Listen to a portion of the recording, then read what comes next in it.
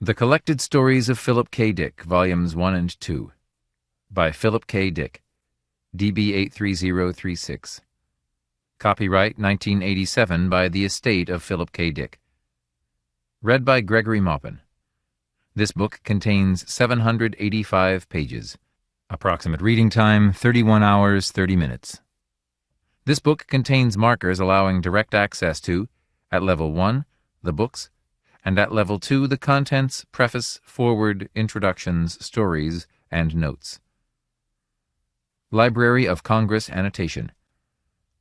The first 2 volumes in a series gathering all of award-winning science fiction author Philip K. Dick's short stories.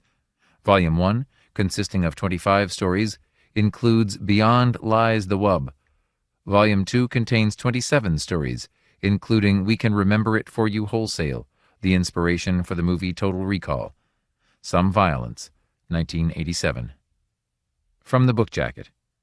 Many thousands of readers consider Philip K. Dick the greatest science fiction mind on any planet. Since his untimely death in 1982, interest in Dick's works has continued to mount, and his reputation has been further enhanced by a growing body of critical attention. The Philip K. Dick Award is now given annually to a distinguished work of science fiction, and the Philip K. Dick Society is devoted to the study and promulgation of his works. Dick won the prestigious Hugo Award for Best Novel of 1963 for The Man in the High Castle, and in the last year of his life, the film Blade Runner was made from his novel Do Androids Dream of Electric Sheep?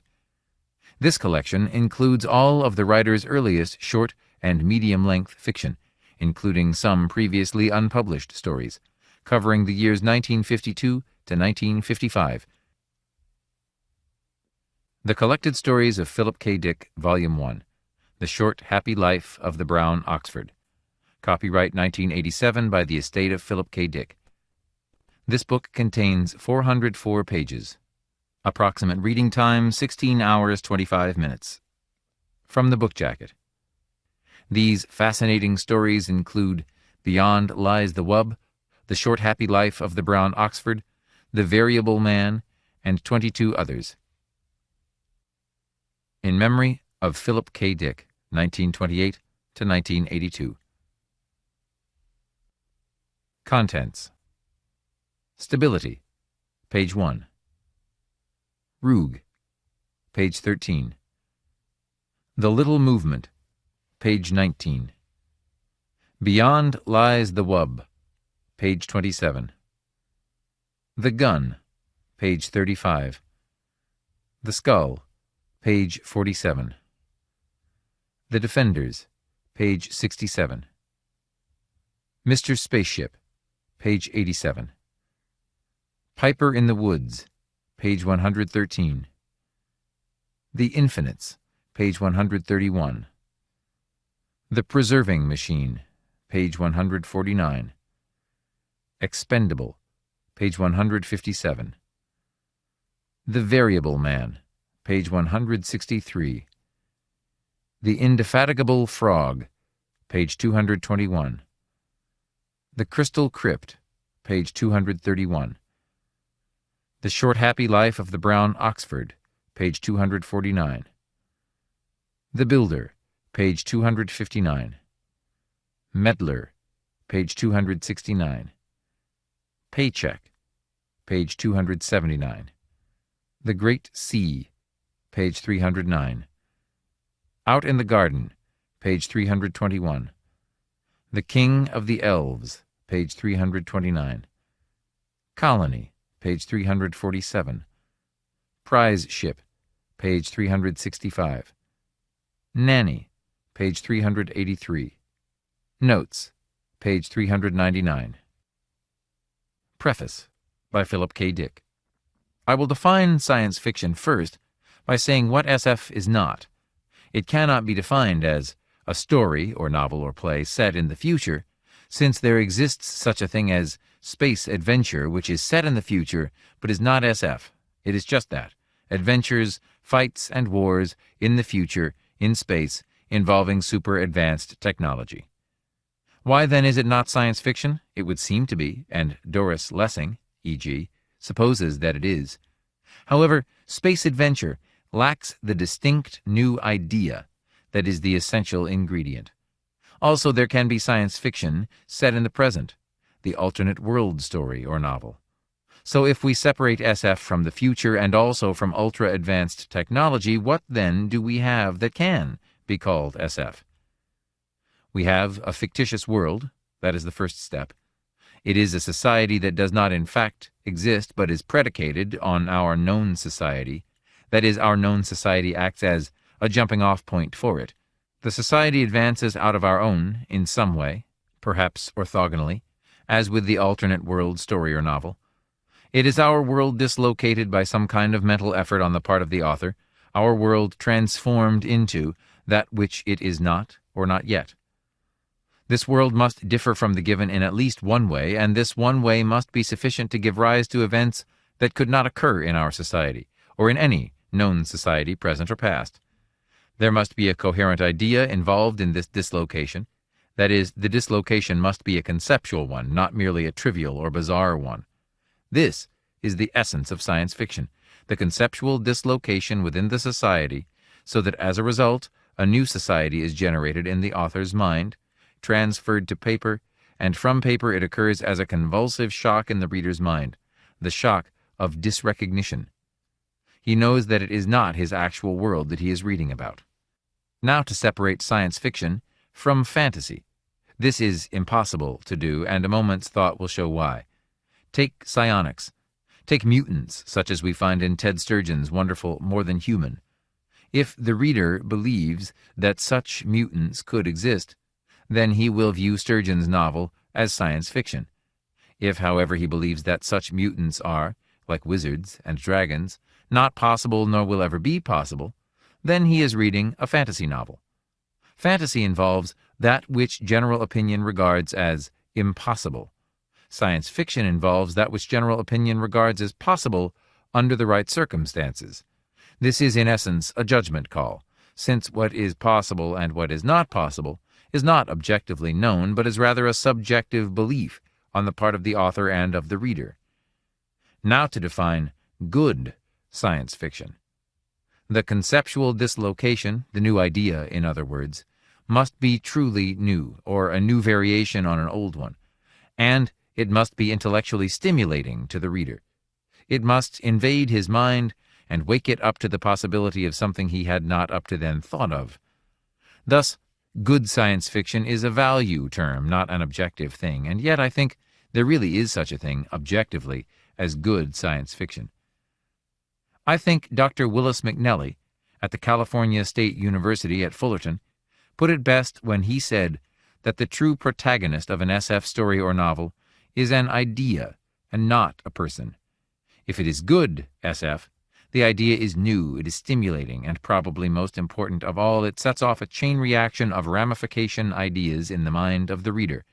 It, so to speak, unlocks the reader's mind, so that that mind, like the author's, begins to create.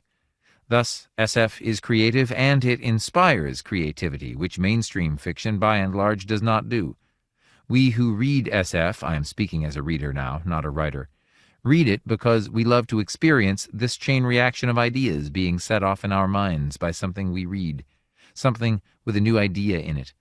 Hence, the very best science fiction ultimately winds up being a collaboration between author and reader, in which both create and enjoy doing it. Joy is the essential and final ingredient of science fiction, the joy of discovery of newness. In a letter, May 14th, 1981. Foreword by Stephen Owen Godarski. There is a current coin of phrase that touts Philip K. Dick as the greatest science fiction mind on any planet, while that and a trajectory to Lagrange 5 are hyperbolic. The returns simply are not all in. The best is a tale that has yet to be written. There are some things, though, that might make us feel a little more secure about Phil Dick's contribution to this planet. Not that his reputation needs any particular help today. The scope, the integrity, and the intellectual magnificence of Phil's work are internationally revered. He is regarded by many as the most serious of the modern science fiction authors, and the interest in his works has continued to mount, since his untimely death in 1982. His reputation has been further enhanced by a growing body of scholarly criticism. If we take a measured look at his accomplishments, there are three powerful themes that permeate almost every novel and story. The first and most prominent theme today can be seen in Phil's watershed work on the question of what divides humanity from all the intricacies of its creations. This is part of the central preoccupation of all consequential writers. But Phil rephrased the question, what does it mean to be human, to what is it like not to be human? He posed the problem intellectually after his fashion, but then he made us feel his answers. In the best and really highest tradition of Mary Shelley, he struck on empathy as the difference. In his own word, caritas. I do not have to be a futurist to predict that both his search and his discovery will become ever more important to us as we rush along the strange road that science calls progress. Phil's second theme is one of perspective, what I have come to think of as the care and feeding of scale model gods. Though the arena of his ideas was so very large, what he trusted was, he once wrote, very small. In a literary era of superstars and superheroes, Phil reminds us that our aspirations and abilities are not so different from, and not less important than, those of the great and powerful. Think of Tung Chian in Faith of Our Fathers, and Regal Gum in Time Out of Joint. Their prosaic drudgery proves central to the fate of their worlds. Recall Herb Ellis in Prominent Author. An ordinary guy rewrites the Old Testament for inch-tall goatherds. Reflect on the significance of Herb Sousa's Gumballs in Holy Quarrel, on the moral influence of wub fur in Not By Its Cover, and the battle with the sentient pinball machine in Return Match. Small is written large is written small. Shop clerks and storekeepers are just as likely as warlords and messiahs to be at Dick's ontological foci. Old Mrs. Berthelsen, in Captive Market, possesses the ultimate secret of time and space, and uses it to sell vegetables out of a wagon. When reading Dick, you don't much see mile-long spaceships flaming into the sun. What you do see is one broken-down robot in a ditch, or more frightening, one butterfly trapped in a time warp.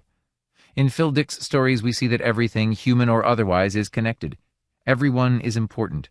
What causes pain to one causes pain to all. As John Brunner points out, it certainly caused pain to Phil himself. Phil Dick's third major theme is his fascination with war and his fear and hatred of it. One hardly sees critical mention of it, yet it is as integral to his body of work as oxygen is to water. Perhaps Dick, who began his writing career in Berkeley, California, absorbed the sensibilities of a town that had a carefully nurtured liberal commitment. Perhaps Joe McCarthy and the Korean War sensitized a beginning writer's imagination. We know little of his juvenile years during the Second World War, but we can identify, early and consistently, a mistrust of the military mentality, a fear of what he had seen of the total war machine on either side. He had a great disinclination to accept the slogans of the period that supported the ends over the means. Victory at all cost for democracy, for freedom, for the flag, are hollow aphorisms when the price of victory is totalitarian submission to a heartless military bureaucracy. Phil feared this particular future for all of us. From Phil's earliest stories, The Defenders, The Variable Man, A Surface Raid, and To Serve the Master, to his later fiction, such as Faith of Our Fathers and The Exit Door Leads In, the winners and the losers show their humanity largely in their rejection of warfare and aggression. For Dick, the only acceptable struggle was against the evil he recognized as the forces of dissolution. Phil Dick was anti-military long before it became fashionable in the 60s. He continued through his whole career to value humanity and its foibles, no matter how small and vulnerable, over the organized terror of the modern state, no matter how expedient. So here it is, a look into an eclectic and vigorous mind. This indispensable collection of Phil Dick's less-than-novel-length fiction may disturb you. It may frighten you because some of Phil's people live very close to home. But these stories will not leave you unchanged. A strange wind may blow through your door late at night, and the shadows of familiar objects may quiver in the light. Is some Palmer Eldritch figure hurrying now to approach our world. Even if you're not a precog, don't say you weren't warned. Introduction by Roger Zelazny. When I was approached to write this introduction, I declined. It had nothing to do with my attitude toward Phil Dick's work. It was rather because I felt that I had already said everything I had to say on the subject. It was then pointed out to me that I had said these things in a variety of different places. Even if I had nothing to add, a judicious rehashing in a place such as this might do a service for readers who, in all likelihood, hadn't seen or heard it all before. So I thought about it. I also looked at some of the things I had written earlier. What might be worth repeating, what worth adding after this time. I had only met Phil on a few occasions, in California and in France, and it had almost been by accident that we had once fallen into collaborating on a book. During our collaboration, we had exchanged letters and spoken often on the telephone. I liked him, and I was very impressed by his work.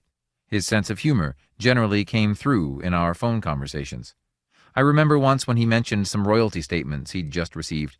He'd said, "I've gotten so-and-so many hundred in France, so-and-so many hundred in Germany, so-and-so many hundred in Spain. Gee, this sounds like the catalog aria from Don Giovanni." It was always a more immediate form of verbal wit than the cosmic ironies he played within his fiction. I'd said something about his humor before. I'd also remarked on the games he played with consensus reality. I'd even generalized a bit about his characters. But why paraphrase when after all these years I've finally found a legitimate reason for quoting myself? These characters are often victims, prisoners, manipulated men and women. It is generally doubtful whether they will leave the world with less evil in it than they found there. But you never know. They try. They are usually at bat in the last half of the ninth inning with the tying run on base, 2 men out, 2 strikes and 3 balls riding, with the game being called on account of rain at any second. But then what is rain? Or a ballpark? The worlds through which Phil Dick's characters move are subject to cancellation or revision without notice. Reality is approximately as dependable as a politician's promise. Whether it is a drug, a time warp, a machine, or an alien entity responsible for the bewildering shifting of situations about his people, the result is the same. Reality of the capital R variety has become as relative a thing as the dryness of our respective martinis. Yet the struggle goes on, the fight continues. Against what? Ultimately, powers, principalities, thrones, and dominations, often contained in hosts who are themselves victims, prisoners, manipulated men and women. All of which sounds like grimly serious fare. Wrong. Strike the grimly, add a comma and the following. But one of the marks of Phil Dick's mastery lies in the tone of his work. He is possessed of a sense of humor, for which I am unable to locate an appropriate adjective. Wry, grotesque, slapstick, satirical, ironic. None of them quite fits to the point of generality, though all may be found without looking too far. His characters take pratfalls at the most serious moments. Pathetic irony may invade the most comic scene. It is a rare and estimable quality to direct such a show successfully. I'd said that in Philip K. Dick, Electric Shepherd, edited by Bruce Gillespie, Nostrilia Press, 1975, and I still agree with it. It is good now to see that Phil is finally getting some of the attention he deserved, both critically and at the popular level. My main regret is that it comes so late. He was often broke when I knew him, past the struggling author age, but still struggling to make ends meet. I was heartened that for his last year or so he finally enjoyed financial security, and even a measure of affluence. The last time I saw him, he actually seemed happy and looked a bit relaxed. This was back when Blade Runner was being filmed, and we spent dinner and a long evening just talking, joking, reminiscing. Much has been made of his later mysticism. I can't speak with first-hand knowledge of everything he might have believed, partly because it seemed to keep changing, and partly because it was often difficult to know when he was kidding and when he was serious. My main impression from a number of conversations, though, was that he played at theology the way other people might play at chess problems, that he liked asking the classic science fiction writer's question, what if, of anything he came across in the way of religious and philosophical notions. It was obviously a dimension of his work, and I've often wondered where another 10 years would have taken his thinking. Impossible to guess now, really. I recall that, like James Blish, he was fascinated by the problem of evil, and its juxtaposition with the sometime sweetness of life. I'm sure he wouldn't mind my quoting from the last letter I received from him, dated 10 April 1981. 2 items were presented to me for my inspection within a period of 15 minutes. First, a copy of Wind in the Willows, which I had never read. A moment after I looked it over, someone showed me a 2-page photograph in the current time of the attempted assassination of the president. There, the wounded, there the Secret Service man with the Uzi machine gun, there all of them on the assassin. My brain had to try to correlate Wind in the Willows and that photograph. It could not. It never will be able to.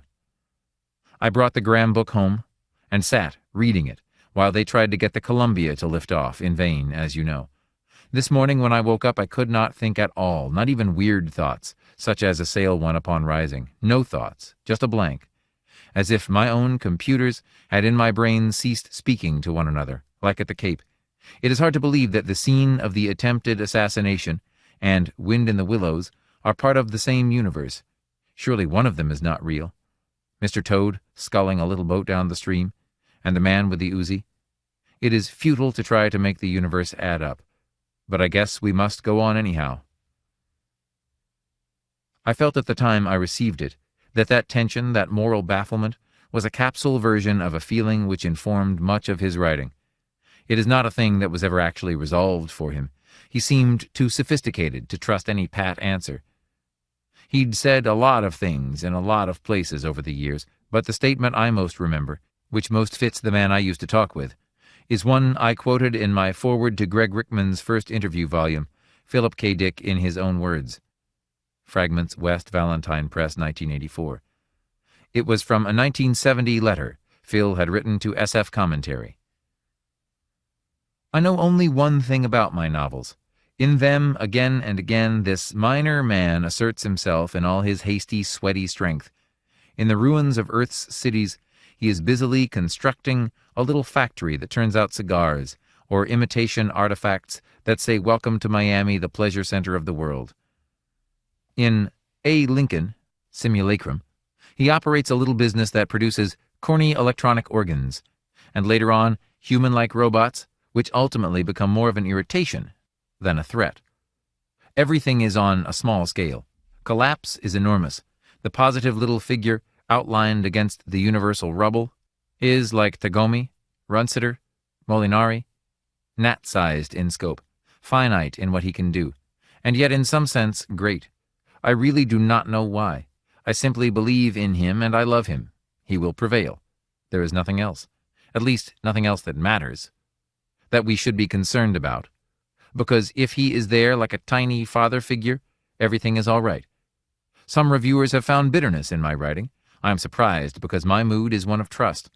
Perhaps they are bothered by the fact that what I trust is so very small. They want something vaster. I have news for them. There is nothing vaster. Nothing more, I should say. But really, how much do we have to have? Isn't Mr. Tagomi enough? I know it counts. I am satisfied. I suppose I've recalled it twice now because I like to think of that small element of trust, of idealism in Phil's writings. Perhaps I'm imposing a construction, though, in doing this. He was a complex person, and I've a feeling he left a lot of different people with a lot of different impressions.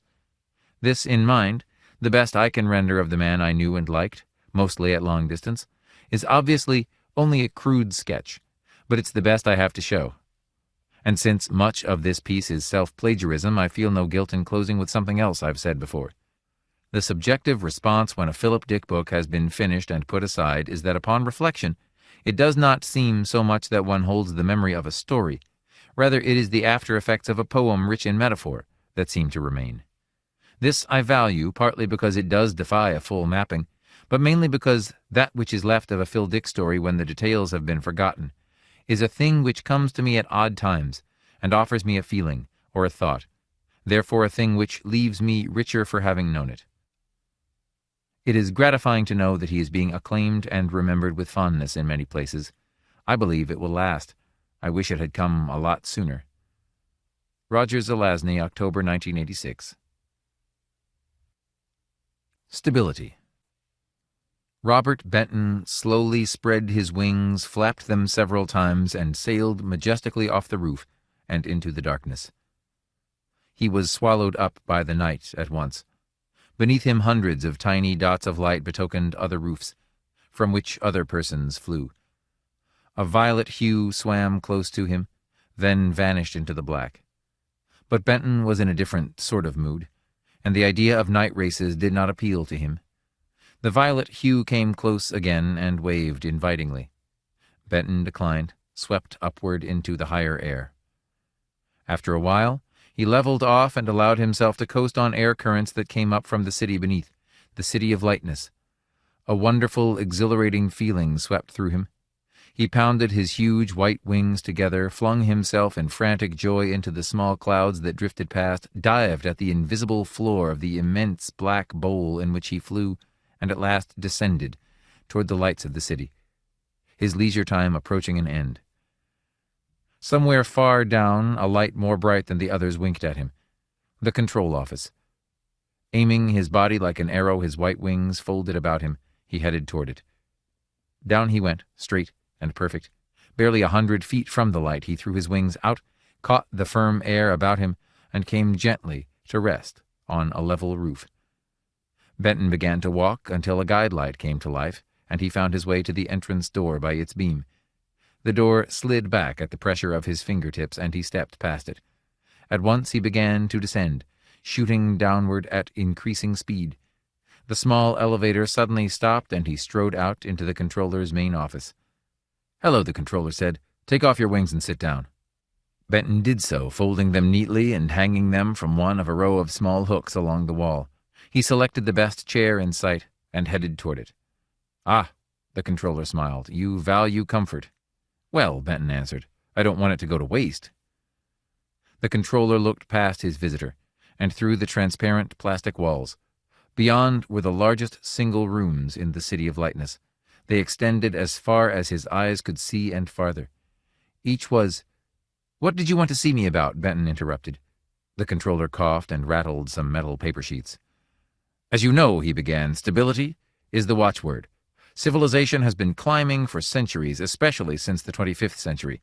It is a law of nature, however, that civilization must either go forward or fall backward. It cannot stand still."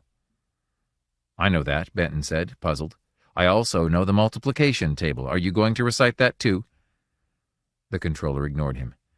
"We have, however, broken that law. 100 years ago. 100 years ago. It hardly seemed as far back as that, when Erich Friedenburg, of the States of Free Germany, stood up in the International Council chamber and announced to the assembled delegates that mankind had at last reached its peak. Further progress forward was impossible. In the last few years, only 2 major inventions had been filed. After that, they had all watched the big graphs and charts, seen the lines going down and down according to their squares until they dipped into nothing. The great well of human ingenuity had run dry, and then Eric had stood up and said the thing everyone knew but was afraid to say. Naturally, since it had been made known in a formal fashion, the council would have to begin work on the problem. There were 3 ideas of solution. One of them seemed more humane than the other 2. This solution was eventually adopted. It was stabilization. There was great trouble at first when the people learned about it, and mass riots took place in many leading cities. The stock market crashed, and the economy of many countries went out of control. Food prices rose and there was mass starvation. War broke out, for the first time in 300 years. But stabilization had begun. Dissenters were destroyed. Radicals were carted off. It was hard and cruel, but seemed to be the only answer. At last the world settled down to a rigid state, a controlled state, in which there could be no change either backward or forward. Each year, every inhabitant took a difficult, week-long examination to test whether or not he was backsliding. All youths were given 15 years of intensive education. Those who could not keep up with the others simply disappeared. Inventions were inspected by control offices to make certain that they could not upset stability. If it seemed that they might— "And that is why we cannot allow your invention to be put into use," the controller explained to Benton. "I am sorry." He watched Benton, saw him start, The blood drained from his face. His hands tremble. "Come now," he said kindly. "Don't take it so hard. There are other things to do. After all, you are not in danger of the cart." But Benton only stared. At last he said, "But you don't understand. I have no invention. I don't know what you're talking about." "No invention?" the controller exclaimed. "But I was here the day you entered it, yourself. I saw you sign the statement of ownership. You handed me the model." He stared at Benton. Then he pressed a stud on his desk and said into a small circle of light, "Send me up the information on number 34500-D, please." A moment passed, and then a tube appeared in the circle of light. The controller lifted the cylindrical object out and passed it to Benton. "You'll find your signed statement there," he said, "and it has your fingerprints in the print squares. Only you could have made them." Numbly, Benton opened the tube and took out the papers inside. He studied them a few moments and then slowly put them back and handed the tube to the controller. "Yes," he said, "that's my writing, and those are certainly my prints. But I don't understand. I never invented a thing in my life, and I've never been here before. What is this invention?" "What is it?" the controller echoed, amazed. "Don't you know?" Benton shook his head. "No, I do not," he said slowly. "Well, if you want to find out about it, you'll have to go down to the offices. All I can tell you is that the plans you sent us have been denied rights by the control board. I'm only a spokesman. You'll have to take it up with them." Benton got up and walked to the door. As with the other, this one sprang open to his touch, and he went on through into the control offices. As the door closed behind him, the controller called angrily, "I don't know what you're up to, but you know the penalty for upsetting stability." "I'm afraid stability is already upset," Benton answered, and went on. The offices were gigantic. He stared down from the catwalk on which he stood, for below him 1,000 men and women worked at whizzing, efficient machines. Into the machines they were feeding reams of cards. Many of the people worked at desks, typing out sheets of information, filling charts, putting cards away, decoding messages. On the walls, stupendous graphs were constantly being changed. The very air was alive with the vitalness of the work being conducted, the hum of the machines, the tap-tap of the typewriters, and the mumble of voices, all merged together in a quiet, contented sound. And this vast machine, which cost countless dollars a day to keep running so smoothly, had a word: stability. Here, the thing that kept their world together, lived. This room, these hard-working people, the ruthless man who sorted cards into the pile marked for extermination, were all functioning together like a great symphony orchestra. One person off key, one person out of time, and the entire structure would tremble. But no one faltered. No one stopped and failed at his task. Benton walked down a flight of steps to the desk of the information clerk. "Give me the entire information on an invention entered by Robert Benton, 34500-D, he said. The clerk nodded and left the desk. In a few minutes he returned with a metal box. "This contains the plans and a small working model of the invention," he stated. He put the box on the desk and opened it. Benton stared at the contents. A small piece of intricate machinery sat squatly in the center. Underneath was a thick pile of metal sheets with diagrams on them. "Can I take this?" Benton asked. "If you are the owner," the clerk replied. Benton showed his identification card. The clerk studied it and compared it with the data on the invention. At last he nodded his approval, and Benton closed the box, picked it up, and quickly left the building via a side exit. The side exit let him out on one of the larger underground streets, which was a riot of lights and passing vehicles. He located his direction and began to search for a communications car to take him home. One came along, and he boarded it. After he had been traveling for a few minutes, he began to carefully lift the lid of the box and peer inside at the strange model. "What have you got there, sir?" the robot driver asked. "I wish I knew," Benton said ruefully. 2 winged flyers swooped by and waved at him, danced in the air for a second, and then vanished. "Oh, foul," Benton murmured. "I forgot my wings." Well, it was too late to go back and get them. The car was just then beginning to slow down in front of his house. After paying the driver, he went inside and locked the door, something seldom done. The best place to observe the contents was in his consideration room, where he spent his leisure time while not flying. There among his books and magazines he could observe the invention at ease. The set of diagrams was a complete puzzle to him, and the model itself even more so. He stared at it from all angles, from underneath, from above. He tried to interpret the technical symbols of the diagrams, but all to no avail. There was but one road now open to him. He sought out the on switch and clicked it. For almost a minute, nothing happened. Then the room about him began to waver and give way. For a moment it shook like a quantity of jelly.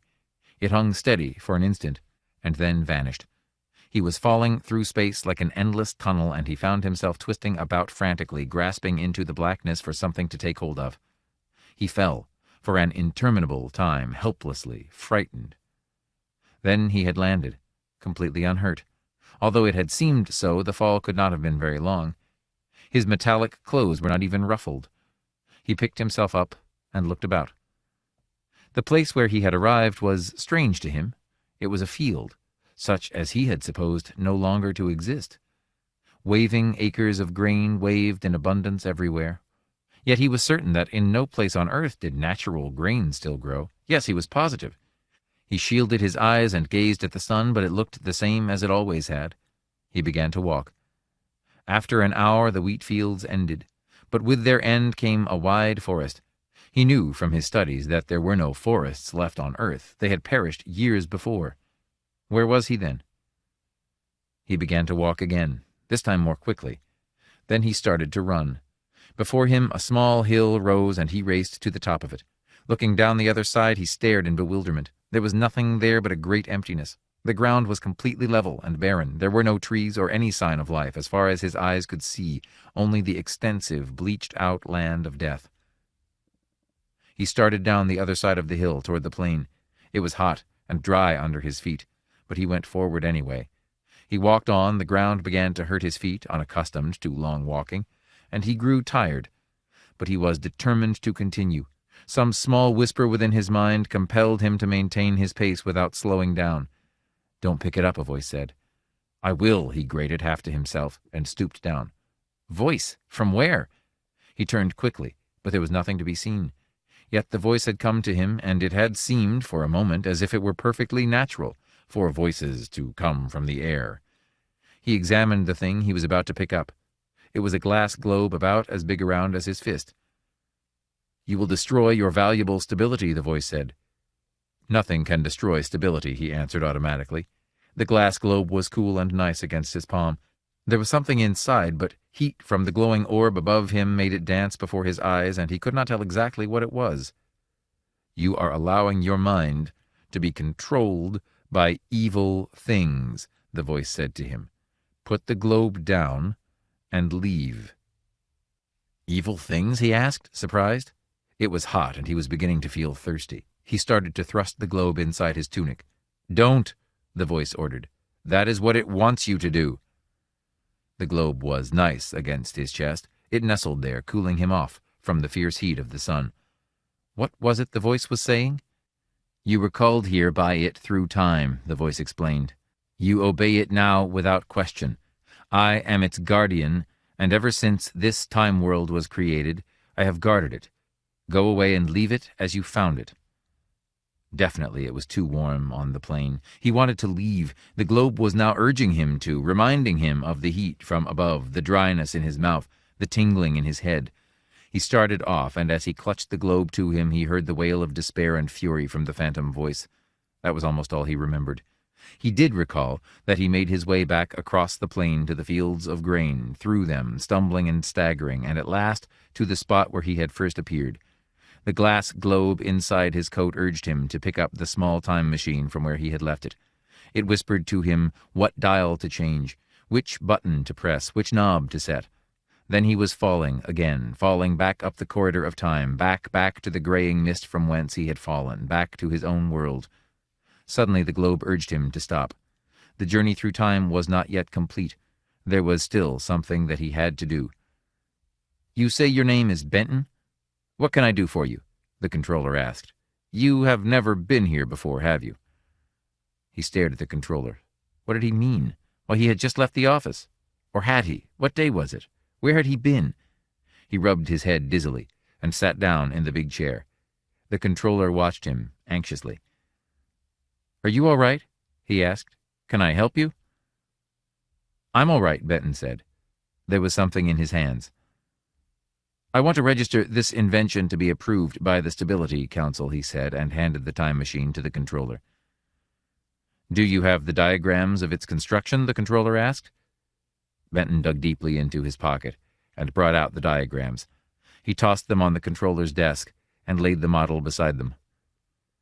"The Council will have no trouble determining what it is," Benton said. His head ached, and he wanted to leave. He got to his feet. "I am going," he said, and went out the side door through which he had entered.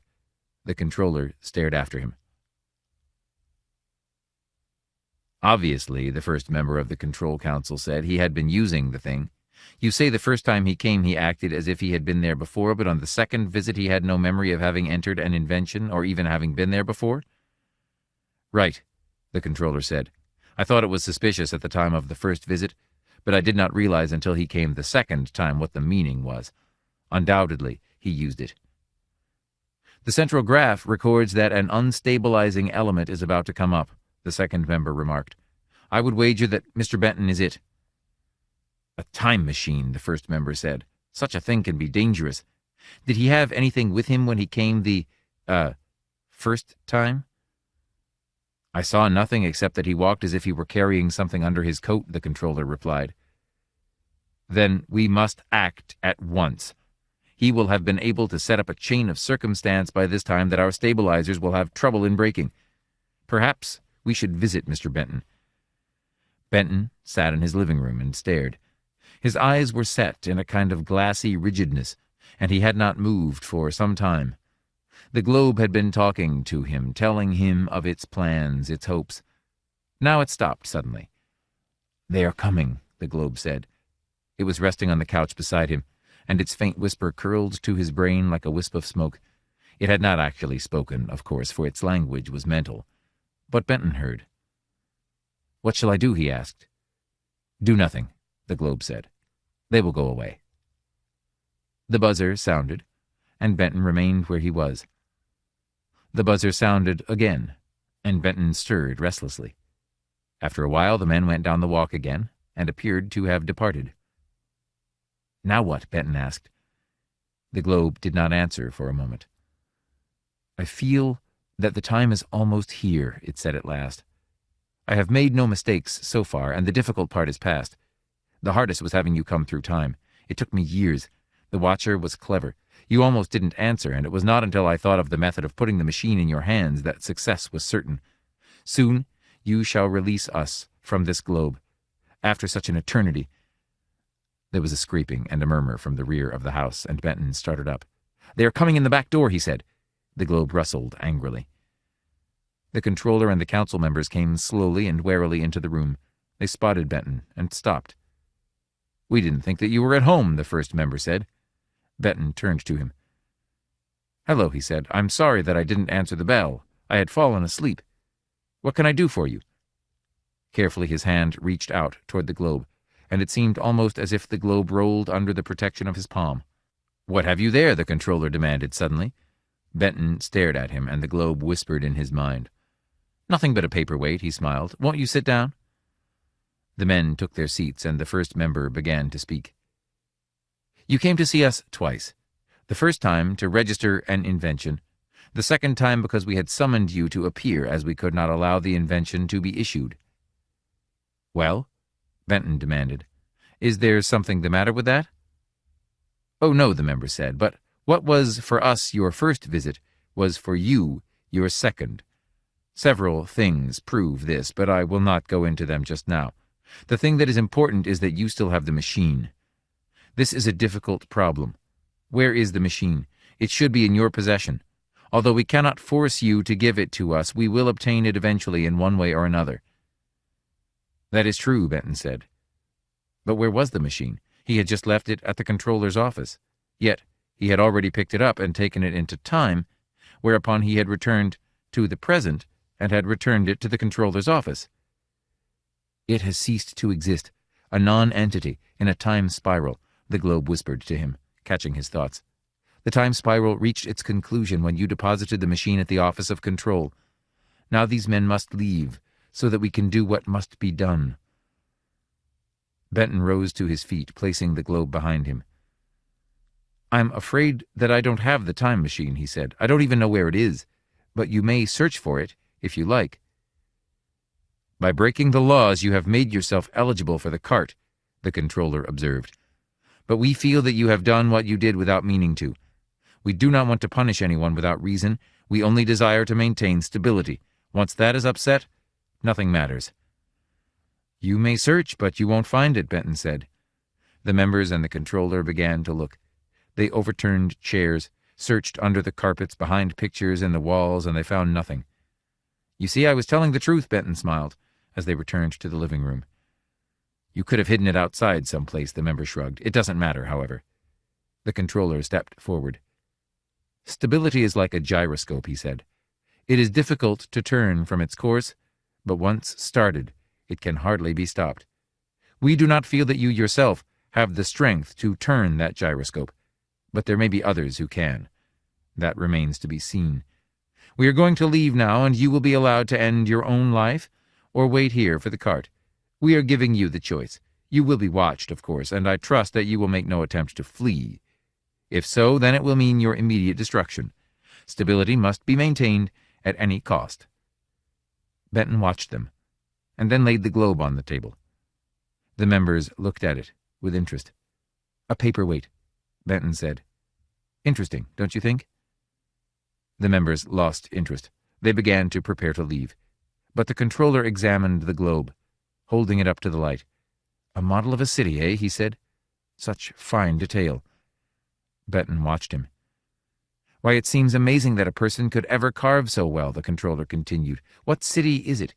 It looks like an ancient one, such as Tyre or Babylon, or perhaps one far in the future. You know, it reminds me of an old legend." He looked at Benton intently as he went on.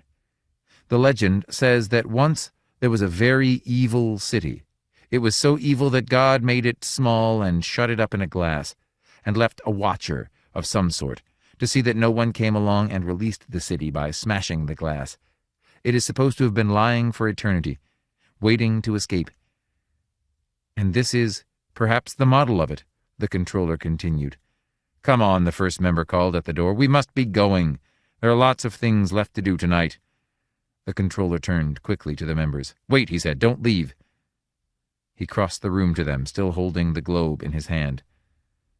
"This would be a very poor time to leave," he said, and Benton saw that while his face had lost most of its color, the mouth was set in firm lines. The controller suddenly turned again to Benton. "Trip through time? City in a glass globe? Does that mean anything?" The two council members looked puzzled and blank. "An ignorant man crosses time and returns with a strange glass," the controller said. "Odd thing to bring out of time, don't you think?" Suddenly the first member's face blanched white. "Good God in heaven," he whispered. "The accursed city! That globe?" He stared at the round ball in disbelief. The controller looked at Benton with an amused glance. "Odd how stupid we may be for a time, isn't it?" he said. "But eventually we wake up. Don't touch it!" Benton slowly stepped back, his hands shaking. "Well?" he demanded. The globe was angry at being in the controller's hand. It began to buzz, and vibrations crept down the controller's arm. He felt them and took a firmer grip on the globe. "I think it wants me to break it," he said. "It wants me to smash it on the floor so that it can get out." He watched the tiny spires and building tops in the murky mistiness of the globe, so tiny that he could cover them all with his fingers. Benton dived. He came straight and sure the way he had flown so many times in the air. Now every minute that he had hurtled about the warm blackness of the atmosphere of the City of Lightness came back to help him.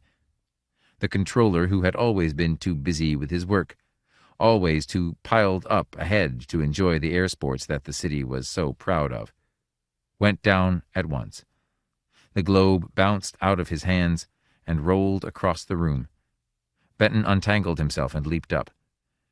As he raced after the small, shiny sphere, he caught a glimpse of the frightened, bewildered faces of the members, of the controller attempting to get to his feet, face contorted with pain and horror. The globe was calling to him, whispering to him. Benton stepped swiftly toward it, and felt a rising whisper of victory and then a scream of joy as his foot crushed the glass that imprisoned it. The globe broke with a loud popping sound. For a time it lay there, then a mist began to rise from it. Benton returned to the couch and sat down. The mist began to fill the room. It grew and grew. It seemed almost like a living thing, so strangely did it shift and turn. Benton began to drift into sleep. The mist crowded about him, curling over his legs up to his chest, and finally milled about his face. He sat there, slumped over on the couch, his eyes closed, letting the strange, aged fragrance envelop him. Then he heard the voices. Tiny and far away at first, the whisper of the globe multiplied countless times. A concert of whispering voices rose from the broken globe in a swelling crescendo of exultation. Joy of victory. He saw the tiny miniature city within the globe waver and fade, then change in size and shape. He could hear it now as well as see it, the steady throbbing of the machinery, like a gigantic drum, the shaking and quivering of squat metal beings. These beings were tended. He saw the slaves, sweating, stooped, pale men, twisting in their efforts to keep the roaring furnaces of steel and power happy. It seemed to swell before his eyes until the entire room was full of it, and the sweating workmen brushed against him and around him. He was deafened by the raging power, the grinding wheels and gears and valves. Something was pushing against him, compelling him to move forward to the city, and the mist gleefully echoed the new victorious sounds of the freed ones. When the sun came up, he was already awake. The rising bell rang, but Benton had left his sleeping cube some time before. As he fell in with the marching ranks of his companions, he thought he recognized familiar faces for an instant, men he had known someplace before. But at once the memory passed. As they marched toward the waiting machines, chanting the tuneless sounds their ancestors had chanted for centuries, and the weight of his tools pressed against his back, he counted the time before his next rest day. It was only about 3 weeks to go now, and anyhow he might be in line for a bonus, if the machines saw fit. For had he not been tending his machine faithfully? Roog. Roog, the dog said. He rested his paws on the top of the fence and looked around him. The Roog came running into the yard. It was early morning and the sun had not really come up yet. The air was cold and gray, and the walls of the house were damp with moisture. The dog opened his jaws a little as he watched, his big black paws clutching the wood of the fence. The Roog stood by the open gate looking into the yard. He was a small Roog, thin and white, on wobbly legs. The Roog blinked at the dog, and the dog showed his teeth. "Roog," he said again. The sound echoed into the silent half-darkness. Nothing moved nor stirred. The dog dropped down and walked back across the yard to the porch steps. He sat down on the bottom step and watched the Roog. The Roog glanced at him. Then he stretched his neck up to the window of the house just above him. He sniffed at the window. The dog came flashing across the yard. He hit the fence and the gate shuddered and groaned. The Roog was walking quickly up the path, hurrying with funny little steps, mincing along. The dog lay down against the slats of the gate, breathing heavily, his red tongue hanging. He watched the Roog disappear. The dog lay silently, his eyes bright and black. The day was beginning to come. The sky turned a little whiter, and from all around the sounds of people echoed through the morning air. Lights popped on behind shades. In the chilly dawn a window was opened. The dog did not move. He watched the path. In the kitchen, Mrs. Cardosi poured water into the coffee pot. Steam rose from the water, blinding her. She set the pot down on the edge of the stove and went into the pantry. When she came back, Alf was standing at the door of the kitchen. He put his glasses on. "You bring the paper?" he said. "It's outside." Alf Cardosi walked across the kitchen. He threw the bolt on the back door and stepped out onto the porch. He looked into the gray, damp morning. At the fence, Boris lay, black and furry, his tongue out. "Put the tongue in," Alf said. The dog looked quickly up. His tail beat against the ground. "The tongue," Alf said. "Put the tongue in." The dog and the man looked at one another. The dog whined. His eyes were bright and feverish. "Roog," he said softly. "What?" Alf looked around. "Someone coming? The paper boy come?" The dog stared at him, his mouth open. "You certainly upset these days," Alf said. "You better take it easy. We both getting too old for excitement." He went inside the house. The sun came up. The street became bright and alive with color. The postman went along the sidewalk with his letters and magazines. Some children hurried by, laughing and talking. About 11 o'clock, Mrs. Cardosi swept the front porch. She sniffed the air, pausing for a moment. "It smells good today," she said. "That means it's going to be warm." In the heat of the noonday sun, the black dog lay stretched out full length under the porch. His chest rose and fell. In the cherry tree the birds were playing, squawking and chattering to each other. Once in a while Boris raised his head and looked at them. Presently he got to his feet and trotted down under the tree. He was standing under the tree when he saw the two Roogs sitting on the fence watching him. "He's big," the first Roog said. "Most guardians aren't as big as this." The other Roog nodded, his head wobbling on his neck. Boris watched them without moving, his body stiff and hard. The Roogs were silent now, looking at the big dog with his shaggy ruff of white around his neck. "How is the offering urn?" the first Roog said. "Is it almost full?" "Yes," the other nodded. "Almost ready." "You there," the first Roog said, raising his voice. "Do you hear me? We've decided to accept the offering, this time. So you remember to let us in. No nonsense now." "Don't forget," the other added. "It won't be long." Boris said nothing. The two Roogs leaped off the fence and went over together just beyond the walk. One of them brought out a map, and they studied it. "This area really is none too good for a first trial," the first Roog said. "Too many guardians. Now the north side area." "They decided," the other Roog said. "There are so many factors." "Of course." They glanced at Boris and moved back farther from the fence. He could not hear the rest of what they were saying.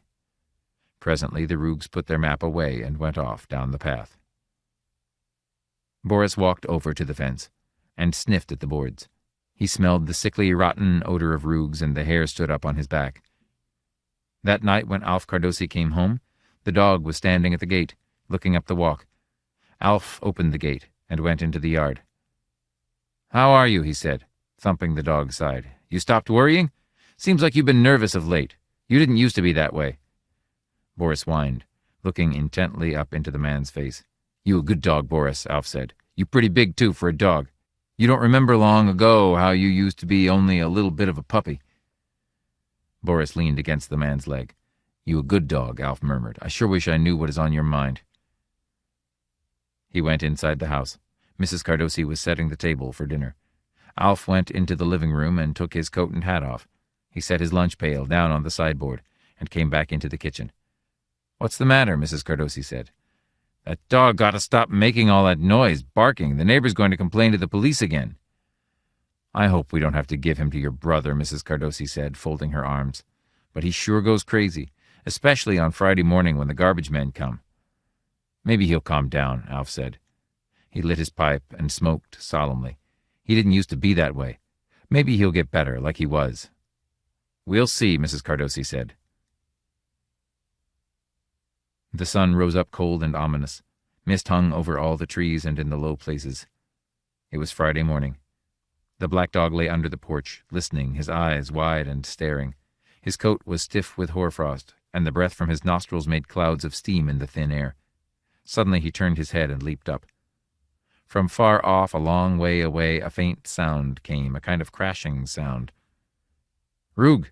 Boris cried, looking around. He hurried to the gate and stood up, his paws on top of the fence. In the distance, the sound came again, louder now, not as far away as before.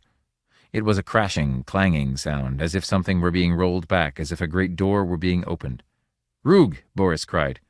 He stared up anxiously at the darkened windows above him. Nothing stirred. Nothing. And along the street the Roogs came. The Roogs and their truck moved along, bouncing against the rough stones, crashing and whirring. "Roog!" Boris cried, and he leaped, his eyes blazing. Then he became more calm. He settled himself down on the ground and waited, listening. Out in front, the Roogs stopped their truck. He could hear them opening the doors, stepping down onto the sidewalk. Boris ran around in a little circle. He whined, and his muzzle turned once again toward the house. Inside the warm, dark bedroom, Mr. Cardosi sat up a little in bed and squinted at the clock. "That damned dog," he muttered. "That damned dog." He turned his face toward the pillow and closed his eyes. The Roogs were coming down the path now. The first Roog pushed against the gate, and the gate opened. The Roogs came into the yard. The dog backed away from them. "Roog! Roog!" he cried. The horrid, bitter smell of Roogs came to his nose, and he turned away. "The offering urn," the first Roog said. "It is full, I think." He smiled at the rigid, angry dog. "How very good of you," he said. The Roogs came toward the metal can, and one of them took the lid from it. "Roog! Roog!" Boris cried, huddled against the bottom of the porch steps. His body shook with horror. The Roogs were lifting up the big metal can, turning it on its side. The contents poured out onto the ground, and the Roogs scooped the sacks of bulging, splitting paper together, catching at the orange peels and fragments, the bits of toast and eggshells. One of the Roogs popped an eggshell into his mouth. His teeth crunched the eggshell. "Roog!" Boris cried, hopelessly, almost to himself. The Roogs were almost finished with their work of gathering up the offering. They stopped for a moment, looking at Boris. Then slowly, silently, the Roogs looked up the side of the house, along the stucco to the window, with its brown shade pulled tightly down. "Roog!" Boris screamed, and he came toward them, dancing with fury and dismay. Reluctantly, the Roogs turned away from the window. They went out through the gate, closing it behind them. "Look at him," the last Roog said with contempt, pulling his corner of the blanket up on his shoulder. Boris strained against the fence, his mouth open, snapping wildly. The biggest Roog began to wave his arms furiously, and Boris retreated. He settled down at the bottom of the porch steps, his mouth still open, and from the depths of him an unhappy, terrible moan issued forth, a wail of misery and despair. "Come on," the other Roog said to the lingering Roog at the fence. They walked up the path. "Well, except for these little places around the Guardians, this area is well cleared," the biggest Roog said. "I'll be glad when this particular Guardian is done. He certainly causes us a lot of trouble." "Don't be impatient," one of the Roogs said. He grinned. "Our truck is full enough as it is. Let's leave something for next week." All the Roogs laughed. They went on, up the path, carrying the offering in the dirty, sagging blanket. The Little Movement. The man was sitting on the sidewalk, holding the box shut with his hands. Impatiently, the lid of the box moved, straining up against his fingers. "All right," the man murmured. Sweat rolled down his face, damp, heavy sweat. He opened the box slowly, holding his fingers over the opening. From inside, a metallic drumming came, a low, insistent vibration rising frantically as the sunlight filtered into the box. A small head appeared, round and shiny, and then another. More heads jerked into view, peering, craning to see. "I'm first," one head shrilled. There was a momentary squabble, then quick agreement. The man sitting on the sidewalk lifted out the little metal figure with trembling hands. He put it down on the sidewalk and began to wind it awkwardly, thick-fingered. It was a brightly painted soldier, with helmet and gun, standing at attention. As the man turned the key, the little soldier's arms went up and down. It struggled eagerly. Along the sidewalk, two women were coming, talking together. They glanced down curiously at the man sitting on the sidewalk, at the box, and the shiny figure in the man's hands. 50 cents, the man muttered. "Get your child something to—" "Wait!" A faint metallic voice came. "Not them!" The man broke off, abruptly. The two women looked at each other, and then at the man and the little metal figure. They went hurriedly on. The little soldier gazed up and down the street, at the cars, the shoppers. Suddenly it trembled, rasping in a low, eager voice. The man swallowed. "Not the kid," he said thickly. He tried to hold onto the figure, but metal fingers dug quickly into his hand. He gasped. "Tell them to stop," the figure shrilled. "Make them stop!" The metal figure pulled away and clicked across the sidewalk, its legs still and rigid. The boy and his father slowed to a stop, looking down at it with interest. The sitting man smiled feebly. He watched the figure approach them, turning from side to side, its arms going up and down. "Get something for your boy, an exciting playmate. Keep him company." The father grinned, watching the figure coming up to his shoe. The little soldier bumped into the shoe. It wheezed and clicked. It stopped moving. "Wind it up," the boy cried. His father picked up the figure. "How much?" 50 cents. The salesman rose unsteadily, clutching the box against him. "Keep him company. Amuse him." The father turned the figure over. "You sure you want it, Bobby?" "Sure, wind it up." Bobby reached for the little soldier. "Make it go." "I'll buy it," the father said. He reached into his pocket and handed the man a dollar bill. Clumsily staring away, the salesman made change. The situation was excellent. The little figure lay quietly, thinking everything over. All circumstances had conspired to bring about optimum solution. The child might not have wanted to stop, or the adult might not have had any money. Many things might have gone wrong. It was awful even to think about them. But everything had been perfect. The little figure gazed up in pleasure where it lay in the back of the car. It had correctly interpreted certain signs. The adults were in control, and so the adults had money. They had power, but their power made it difficult to get to them. Their power and their size. With the children, it was different. They were small, and it was easier to talk to them. They accepted everything they heard, and they did what they were told. Or so it was said at the factory. The little metal figure lay, lost in dreamy, delicious thoughts. The boy's heart was beating quickly. He ran upstairs and pushed the door open. After he had closed the door carefully, he went to the bed and sat down. He looked down at what he held in his hands. "What's your name?" he said. "What are you called?" The metal figure did not answer. "I'll introduce you around. You must get to know everybody. You'll like it here." Bobby laid the figure down on the bed. He ran to the closet and dragged out a bulging carton of toys. "This is Bonzo," he said. He held up a pale stuffed rabbit.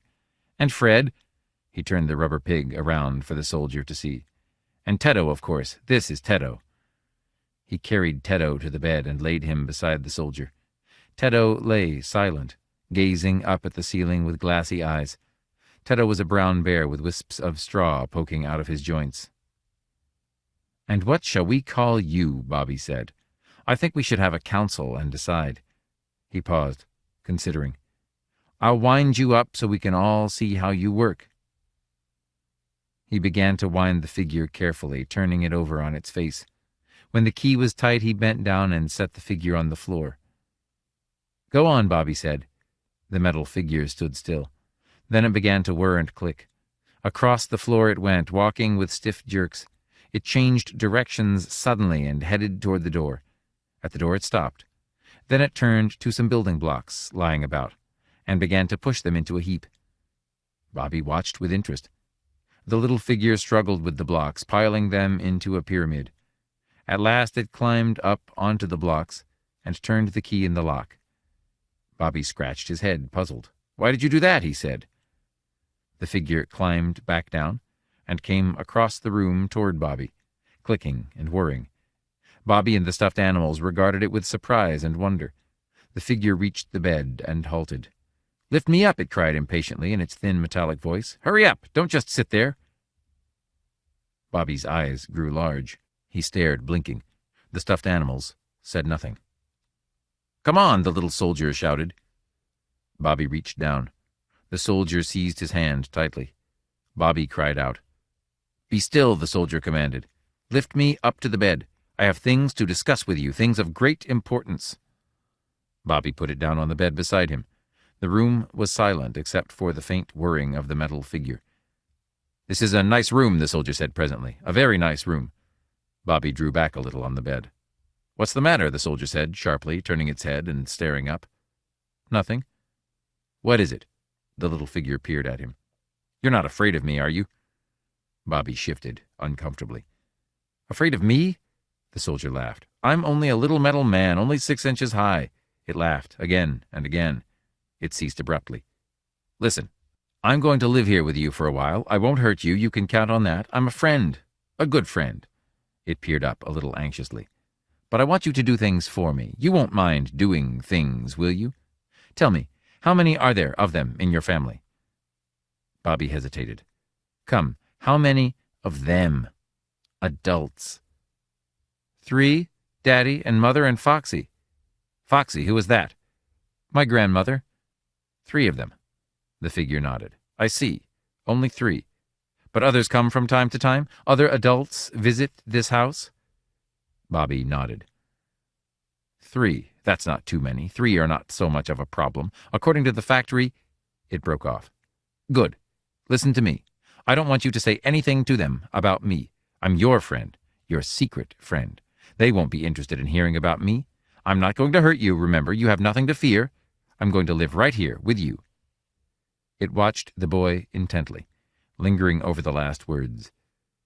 I'm going to be a sort of private teacher. I'm going to teach you things to do, things to say, just like a tutor should. Will you like that? Silence. Of course you'll like it. We could even begin now. Perhaps you want to know the proper way to address me. Do you want to learn that? Address you? Bobby stared down. You are to call me... The figure paused, hesitating. It drew itself together proudly. You are to call me... My lord. Bobby leaped up, his hands to his face. My lord, the figure said, relentlessly.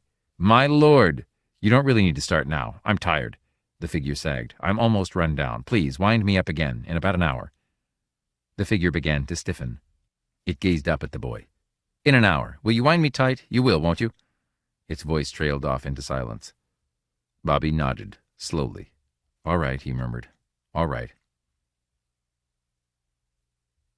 It was Tuesday. The window was open, and warm sunlight came drifting into the room.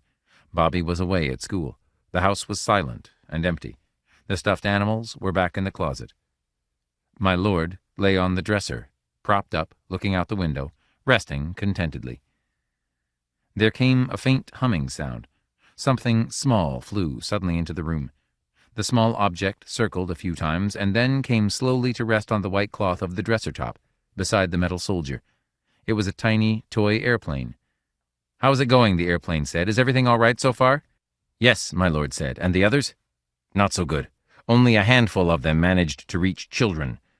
The soldier gasped in pain. The largest group fell into the hands of adults. As you know, that is not satisfactory. It is very difficult to control adults. They break away or they wait until the spring is unwound. I know, my lord nodded glumly. The news will most certainly continue to be bad. We must be prepared for it. There's more. Tell me. Frankly, about half of them have already been destroyed, stepped on by adults. A dog is said to have broken up one. There's no doubt of it. Our only hope is through children. We must succeed there, if at all. The little soldier nodded. The messenger was right, of course. They had never considered that a direct attack against the ruling race, the adults, would win. Their size, their power, their enormous stride would protect them. The toy vendor was a good example.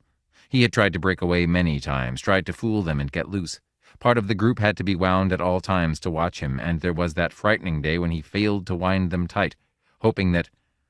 You're giving the child instructions? The airplane asked. You're preparing him? Yes. He understands that I'm going to be here. Children seem to be like that. As a subject race, they have been taught to accept. It's all they can do. I am another teacher invading his life, giving him orders. Another voice telling him that... You've started the second phase. So soon? My lord was amazed. Why? Is it necessary so quickly? The factory is becoming anxious. Most of the group has been destroyed, as I said. I know.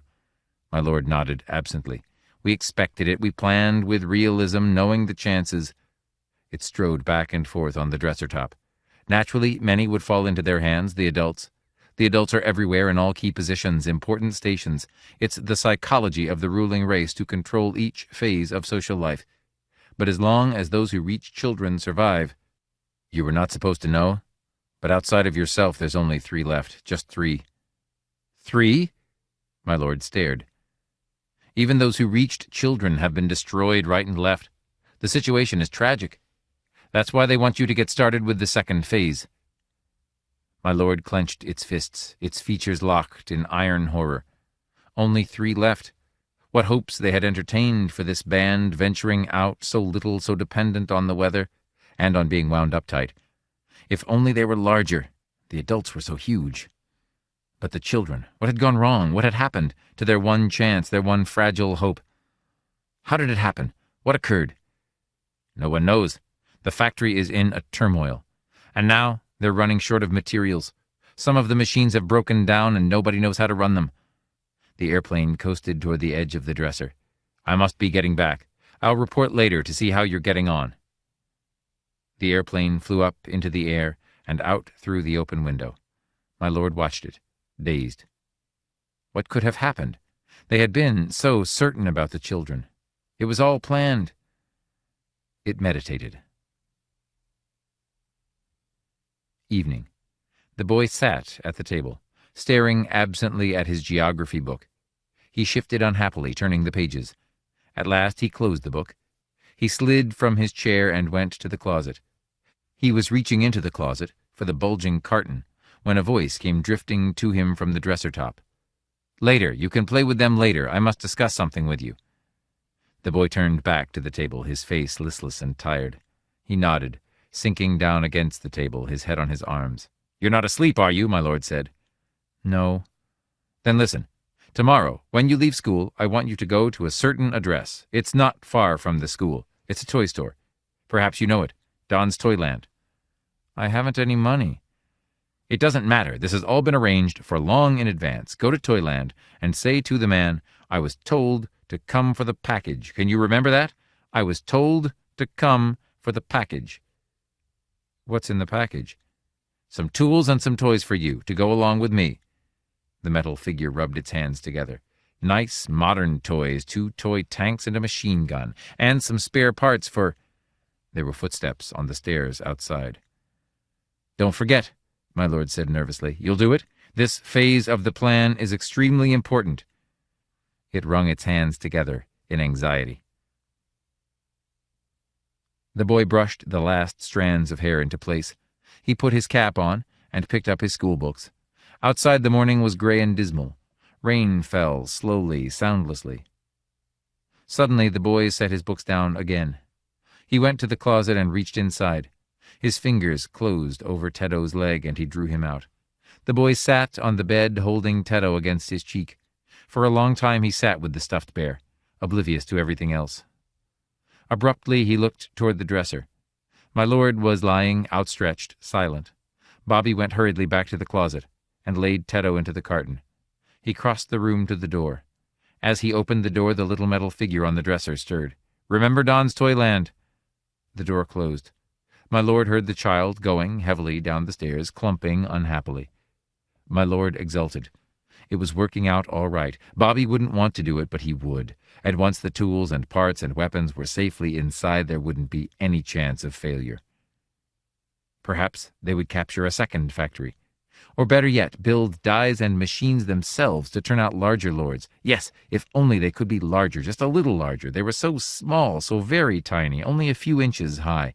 Would the movement fail, pass away, because they were too tiny, too fragile? But with tanks and guns... Yes, of all the packages so carefully secreted in the toy shop, this would be the only one to be... Something moved. My lord turned quickly. From the closet, Teddo came, lumbering slowly. "Bonzo," he said. "Bonzo, go over by the window. I think it came in that way, if I'm not mistaken." The stuffed rabbit reached the windowsill in one skip. He huddled, gazing outside. "Nothing yet." "Good." Teddo moved toward the dresser. He looked up. "Little lord, please come down. You've been up there much too long." My lord stared. Fred the rubber pig was coming out of the closet. Puffing, he reached the dresser. "I'll go up and get it," he said. "I don't think it will come down by itself. We'll have to help it." "What are you doing?" my lord cried. The rubber pig was settling himself on his haunches, his ears down flat against his head. "What's happening?" Fred leaped. And at the same time Teddo began to climb swiftly, catching onto the handles of the dresser. Expertly he gained the top. My lord was edging toward the wall, glancing down at the floor far below. "So this is what happened to the others," it murmured. "I understand. An organization, waiting for us. Then everything is known."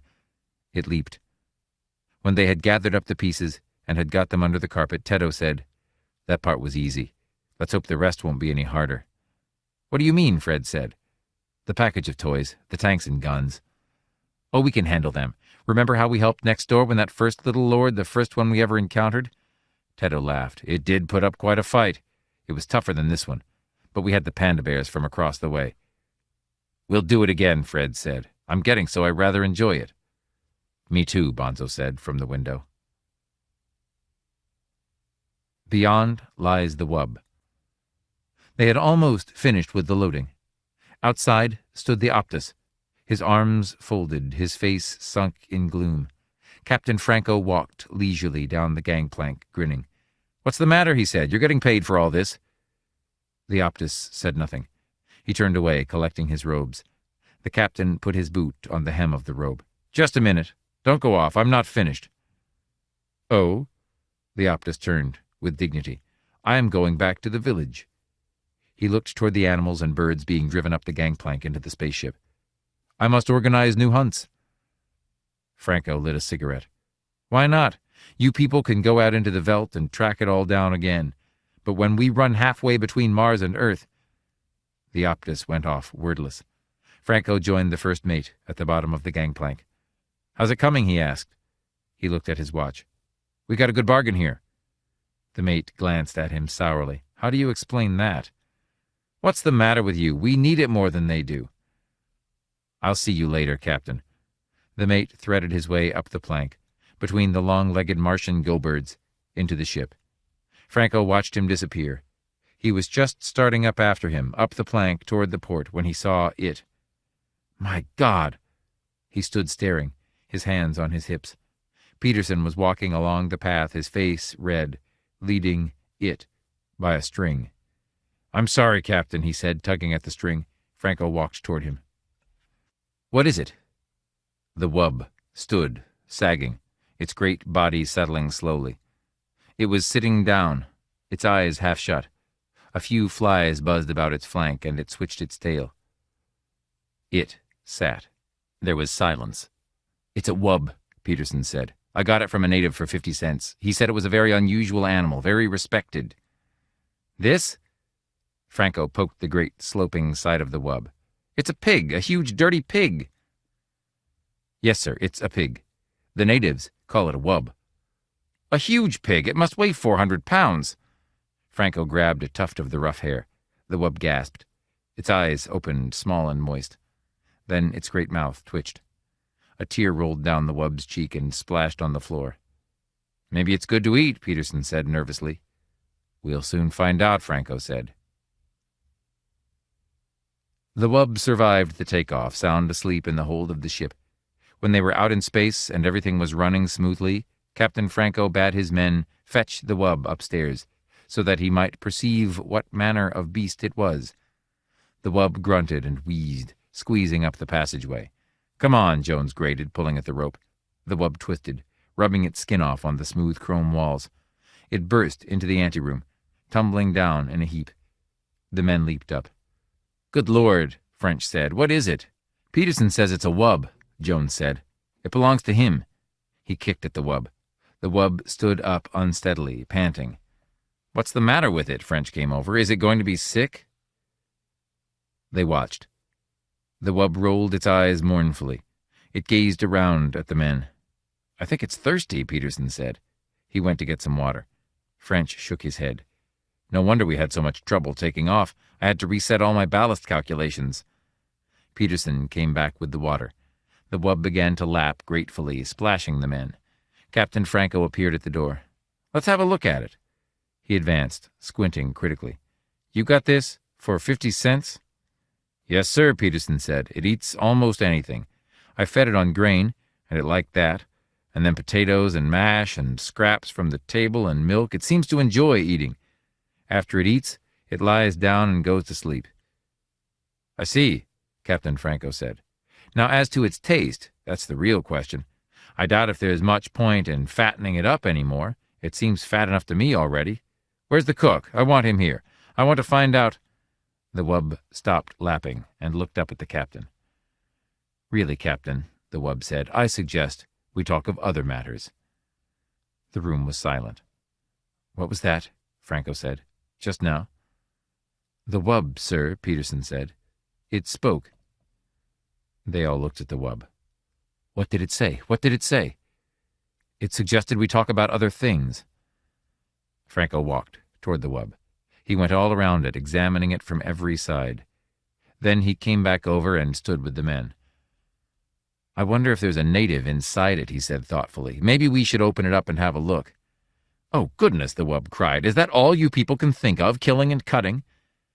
Franco clenched his fists. "Come out of there, whoever you are, come out." Nothing stirred. The men stood together, their faces blank, staring at the wub. The wub swished its tail. It belched suddenly. "I beg your pardon," the wub said. "I don't think there's anyone in there," Jones said in a low voice. They all looked at each other. The cook came in. "You wanted me, Captain?" he said. "What's this thing?" "This is a wub," Franco said. "It's to be eaten.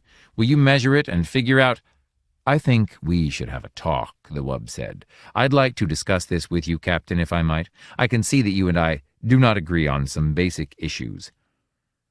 The captain took a long time to answer. The wub waited, good-naturedly, licking the water from its jowls. "Come into my office," the captain said at last.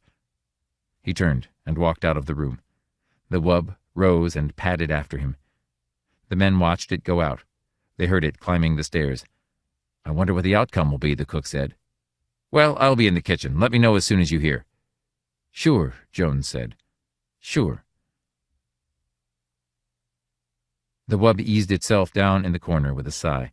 "You must forgive me," it said. "I'm afraid I'm addicted to various forms of relaxation. When one is as large as I—" The captain nodded impatiently. He sat down at his desk and folded his hands. "All right," he said, "let's get started. You're a wub? Is that correct?" The wub shrugged. "I suppose so. That's what they call us, the natives, I mean. We have our own term." "And you speak English? You've been in contact with Earthmen before?" "No." "Then how do you do it?" "Speak English? Am I speaking English? I'm not conscious of speaking anything in particular. I examined your mind." "My mind?" "I studied the contents, especially the semantic warehouse, as I refer to it." "I see," the captain said. "Telepathy, of course."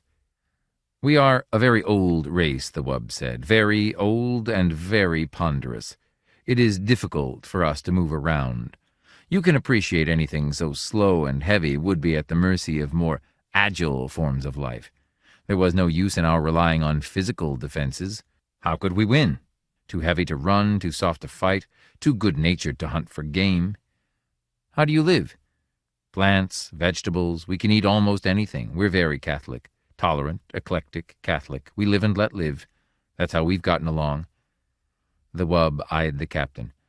"And that's why I so violently objected to this business about having me boiled. I could see the image in your mind. Most of me in the frozen food locker, some of me in the kettle, a bit for your pet cat." "So you read minds," the captain said. "How interesting. Anything else? I mean, what else can you do along those lines?" "A few odds and ends," the wub said absently, staring around the room. "A nice apartment you have here, Captain. You keep it quite neat. I respect life forms that are tidy. Some Martian birds are quite tidy. They throw things out of their nests and sweep them—" "Indeed," the captain nodded. "But to get back to the problem." "Quite so. You spoke of dining on me. The taste, I am told, is good. A little fatty, but tender. But how can any lasting contact be established between your people and mine if you resort to such barbaric attitudes? Eat me? Rather you should discuss questions with me, philosophy, the arts." The captain stood up. "Philosophy. It might interest you to know that we will be hard put to find something to eat for the next month. An unfortunate spoilage." "I know," the wub nodded. "But wouldn't it be more in accord with your principles of democracy if we all drew straws or something along that line? After all, democracy is to protect the minority from just such infringements. Now, if each of us casts one vote—" The captain walked to the door. "Nuts to you," he said. He opened the door. He opened his mouth. He stood frozen, his mouth wide, his eyes staring, his fingers still on the knob. The wub watched him. Presently, it padded out of the room, edging past the captain. It went down the hall, deep in meditation. The room was quiet. "So you see," the wub said, "we have a common myth. Your mind contains many familiar myth symbols. Ishtar, Odysseus." Peterson sat silently, staring at the floor. He shifted in his chair. "Go on," he said. "Please, go on." "I find in your Odysseus a figure common to the mythology of most self-conscious races. As I interpret it, Odysseus wanders as an individual aware of himself as such. This is the idea of separation from family and country, the process of individuation." "But Odysseus returns to his home." Peterson looked out the port window, at the stars, endless stars burning intently in the empty universe. "Finally, he goes home."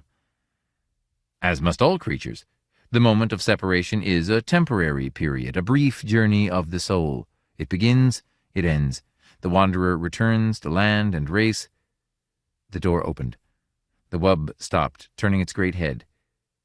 Captain Franco came into the room, the men behind him. They hesitated at the door. "Are you all right?" French said. "Do you mean me?" Peterson said, surprised. "Why me?" Franco lowered his gun. "Come over here," he said to Peterson. "Get up and come here." There was silence. "Go ahead," the wub said. "It doesn't matter." Peterson stood up. "What for?" "It's an order." Peterson walked to the door. French caught his arm. "What's going on?" Peterson wrenched loose. "What's the matter with you?" Captain Franco moved toward the wub. The wub looked up from where it lay in the corner, pressed against the wall. "It is interesting," the wub said, "that you are obsessed with the idea of eating me. I wonder why." "Get up," Franco said. "If you wish." The wub rose, grunting. "Be patient. It is difficult for me." It stood, gasping, its tongue lolling foolishly. "Shoot it now," French said. "For God's sake!" Peterson exclaimed. Jones turned to him quickly, his eyes gray with fear. "You didn't see him, like a statue standing there, his mouth open. If we hadn't come down, he'd still be there." "Who, the captain?" Peterson stared around. "But he's all right now." They looked at the wub, standing in the middle of the room, its great chest rising and falling. "Come on," Franco said. "Out of the way." The men pulled aside toward the door. "You are quite afraid, aren't you?" the wub said. "Have I done anything to you? I am against the idea of hurting. All I have done is try to protect myself. Can you expect me to rush eagerly to my death? I am a sensible being like yourselves. I was curious to see your ship, learn about you. I suggested to the native—" The gun jerked. "See," Franco said. "I thought so." The wub settled down, panting. It put its paws out, pulling its tail around it. "It is very warm," the wub said. "I understand that we are close to the jets. Atomic power. You have done many wonderful things with it, technically. Apparently your scientific hierarchy is not equipped to solve moral, ethical—" Franco turned to the men, crowding behind him, wide-eyed, silent. "I'll do it. You can watch." French nodded. "Try to hit the brain. It's no good for eating. Don't hit the chest. If the rib cage shatters, we'll have to pick bones out." "Listen," Peterson said, licking his lips. "Has it done anything? What harm has it done? I'm asking you. And anyhow, it's still mine. You have no right to shoot it. It doesn't belong to you." Franco raised his gun. "I'm going out," Jones said, his face white and sick. "I don't want to see it." "Me too," French said. The men straggled out, murmuring. Peterson lingered at the door. "It was talking to me about myths," he said. "It wouldn't hurt anyone." He went outside. Franco walked toward the wub. The wub looked up, slowly. It swallowed. "A very foolish thing," it said. "I am sorry that you want to do it. There was a parable that your savior related." It stopped, staring at the gun. "Can you look me in the eye and do it?" the wub said. "Can you do that?" The captain gazed down. "I can look you in the eye," he said. "Back on the farm we had hogs, dirty razorback hogs. I can do it." Staring down at the wub, into the gleaming, moist eyes, he pressed the trigger. The taste was excellent. They sat glumly around the table, some of them hardly eating at all. The only one who seemed to be enjoying himself was Captain Franco. "More?" he said, looking around. "More? And some wine, perhaps?" "Not me," French said. "I think I'll go back to the chart room." "Me too." Jones stood up, pushing his chair back. "I'll see you later." The captain watched them go. Some of the others excused themselves. "What do you suppose the matter is?" the captain said. He turned to Peterson. Peterson sat staring down at his plate, at the potatoes, the green peas, and at the thick slab of tender, warm meat. He opened his mouth. No sound came. The captain put his hand on Peterson's shoulder. "It is only organic matter now," he said. "The life essence is gone." He ate, spooning up the gravy with some bread. "I myself love to eat. It is one of the greatest things that a living creature can enjoy. Eating, resting, meditation, discussing things." Peterson nodded. 2 more men got up and went out. The captain drank some water and sighed. "Well," he said, "I must say that this was a very enjoyable meal. All the reports I had heard were quite true. The taste of wub, very fine. But I was prevented from enjoying this in times past." He dabbed at his lips with his napkin and leaned back in his chair. Peterson stared dejectedly at the table. The captain watched him intently. He leaned over. Come, he said. "Cheer up. Let's discuss things." He smiled. "As I was saying before I was interrupted, the role of Odysseus in the myths—" Peterson jerked up, staring. "To go on," the captain said, "Odysseus, as I understand him—" The gun. The captain peered into the eyepiece of the telescope. He adjusted the focus quickly. "It was an atomic fission we saw, all right," he said presently. He sighed and pushed the eyepiece away. "Any of you who wants to look may do so, but it's not a pretty sight." "Let me look," Tance, the archaeologist, said. He bent down to look, squinting. "Good Lord!" He leaped violently back, knocking against Dorrell, the chief navigator. "Why did we come all this way, then?" Dorrell asked, looking around at the other men. "There's no point even in landing. Let's go back at once." "Perhaps he's right," the biologist murmured. "But I'd like to look for myself, if I may." He pushed past Tance and peered into the sight. He saw a vast expanse, an endless surface of gray stretching to the edge of the planet. At first he thought it was water, but after a moment he realized that it was slag, pitted, fused slag, broken only by hills of rock jutting up at intervals. Nothing moved or stirred. Everything was silent, dead. "I see," Fomar said, backing away from the eyepiece. "Well, I won't find any legumes there." He tried to smile, but his lips stayed unmoved. He stepped away and stood by himself, staring past the others. "I wonder what the atmospheric sample will show," Tance said. "I think I can guess," the captain answered.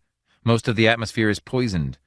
But didn't we expect all this? I don't see why we're so surprised. A fission visible as far away as our system must be a terrible thing."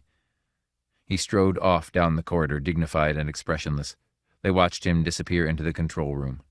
As the captain closed the door, the young woman turned. "What did the telescope show? Good or bad?" "Bad. No life could possibly exist. Atmosphere poisoned, water vaporized, all the land fused." "Could they have gone underground?" The captain slid back the port window so that the surface of the planet under them was visible. The two of them stared down, silent and disturbed. Mile after mile of unbroken ruin stretched out, blackened slag, pitted and scarred, and occasional heaps of rock. Suddenly, Nasha jumped. "Look, over there at the edge. Do you see it?" They stared. Something rose up, not rock, not an accidental formation. It was round, a circle of dots, white pellets on the dead skin of the planet. A city? Buildings of some kind? "Please, turn the ship," Nasha said excitedly. She pushed her dark hair from her face. "Turn the ship and let's see what it is." The ship turned, changing its course. As they came over the white dots, the captain lowered the ship, dropping it down as much as he dared. "Piers," he said. "Piers of some sort of stone. Perhaps poured artificial stone. The remains of a city." "Oh dear," Nasha murmured. "How awful." She watched the ruins disappear behind them. In a half-circle, the white squares jutted from the slag, chipped and cracked like broken teeth. "There's nothing alive," the captain said at last. "I think we'll go right back. I know most of the crew want to go. Get the government receiving station on the sender and tell them what we found, and that we—" He staggered. The first atomic shell had struck the ship, spinning it around. The captain fell to the floor, crashing into the control table. Papers and instruments rained down on him. As he started to his feet, the second shell struck. The ceiling cracked open, struts and girders twisted and bent. The ship shuddered, falling suddenly down, then righting itself as automatic controls took over. The captain lay on the floor by the smashed control board. In the corner, Nasha struggled to free herself from the debris. Outside, the men were already sealing the gaping leaks in the side of the ship, through which the precious air was rushing, dissipating into the void beyond. "Help me!" Dorl was shouting. "Fire over here! Wiring ignited!" 2 men came running. Tance watched helplessly, his eyeglasses broken and bent. "So there is life here after all," he said, half to himself. "But how could—" "Give us a hand," Fomar said, hurrying past. "Give us a hand! We've got to land the ship!" It was night. A few stars glinted above them, winking through the drifting silt that blew across the surface of the planet. Dorl peered out, frowning. What a place to be stuck in. He resumed his work, hammering the bent metal hull of the ship back into place. He was wearing a pressure suit. There were still many small leaks, and radioactive particles from the atmosphere had already found their way into the ship. Nasha and Fomar were sitting at the table in the control room, pale and solemn, studying the inventory lists. "Low on carbohydrates," Fomar said. "We can break down the stored fats if we want to, but—" "I wonder if we could find anything outside." Nasha went to the window. "How uninviting it looks." She paced back and forth, very slender and small, her face dark with fatigue. "What do you suppose an exploring party would find?" Fomar shrugged. "Not much. Maybe a few weeds growing in cracks here and there, nothing we could use. Anything that would adapt to this environment would be toxic, lethal." Nasha paused, rubbing her cheek. There was a deep scratch there, still red and swollen. "Then how do you explain it? According to your theory, the inhabitants must have died in their skins, fried like yams. But who fired on us? Somebody detected us, made a decision, aimed a gun—" "And gauged distance," the captain said feebly from the cot in the corner. He turned toward them. "That's the part that worries me. The first shell put us out of commission, the second almost destroyed us. They were well aimed, perfectly aimed. We're not such an easy target." "True," Fomar nodded. "Well, perhaps we'll know the answer before we leave here. What a strange situation. All our reasoning tells us that no life could exist. The whole planet burned dry, the atmosphere itself gone, completely poisoned."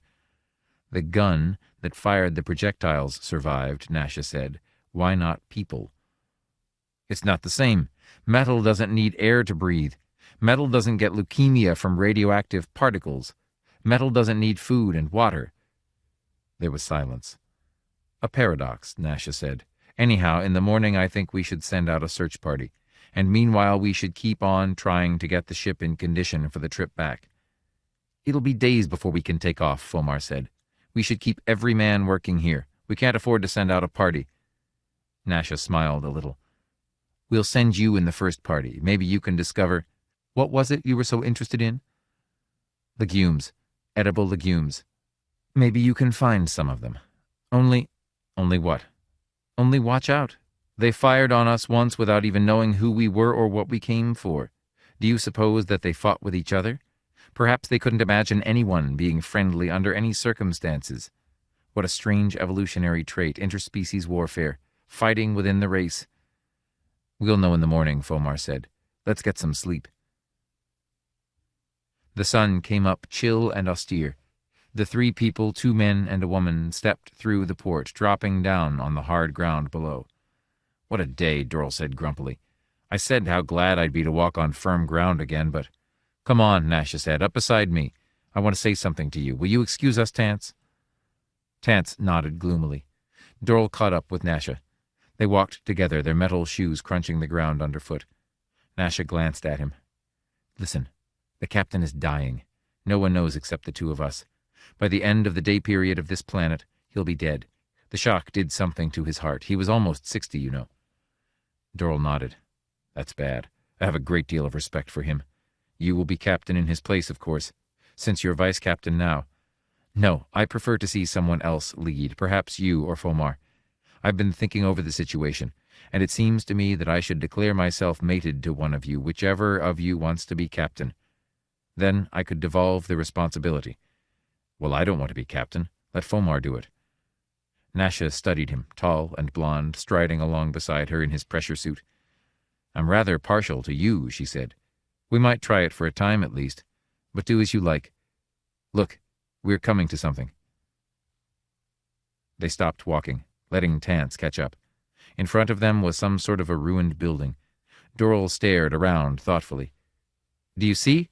This whole place is a natural bowl, a huge valley. See how the rock formations rise up on all sides, protecting the floor?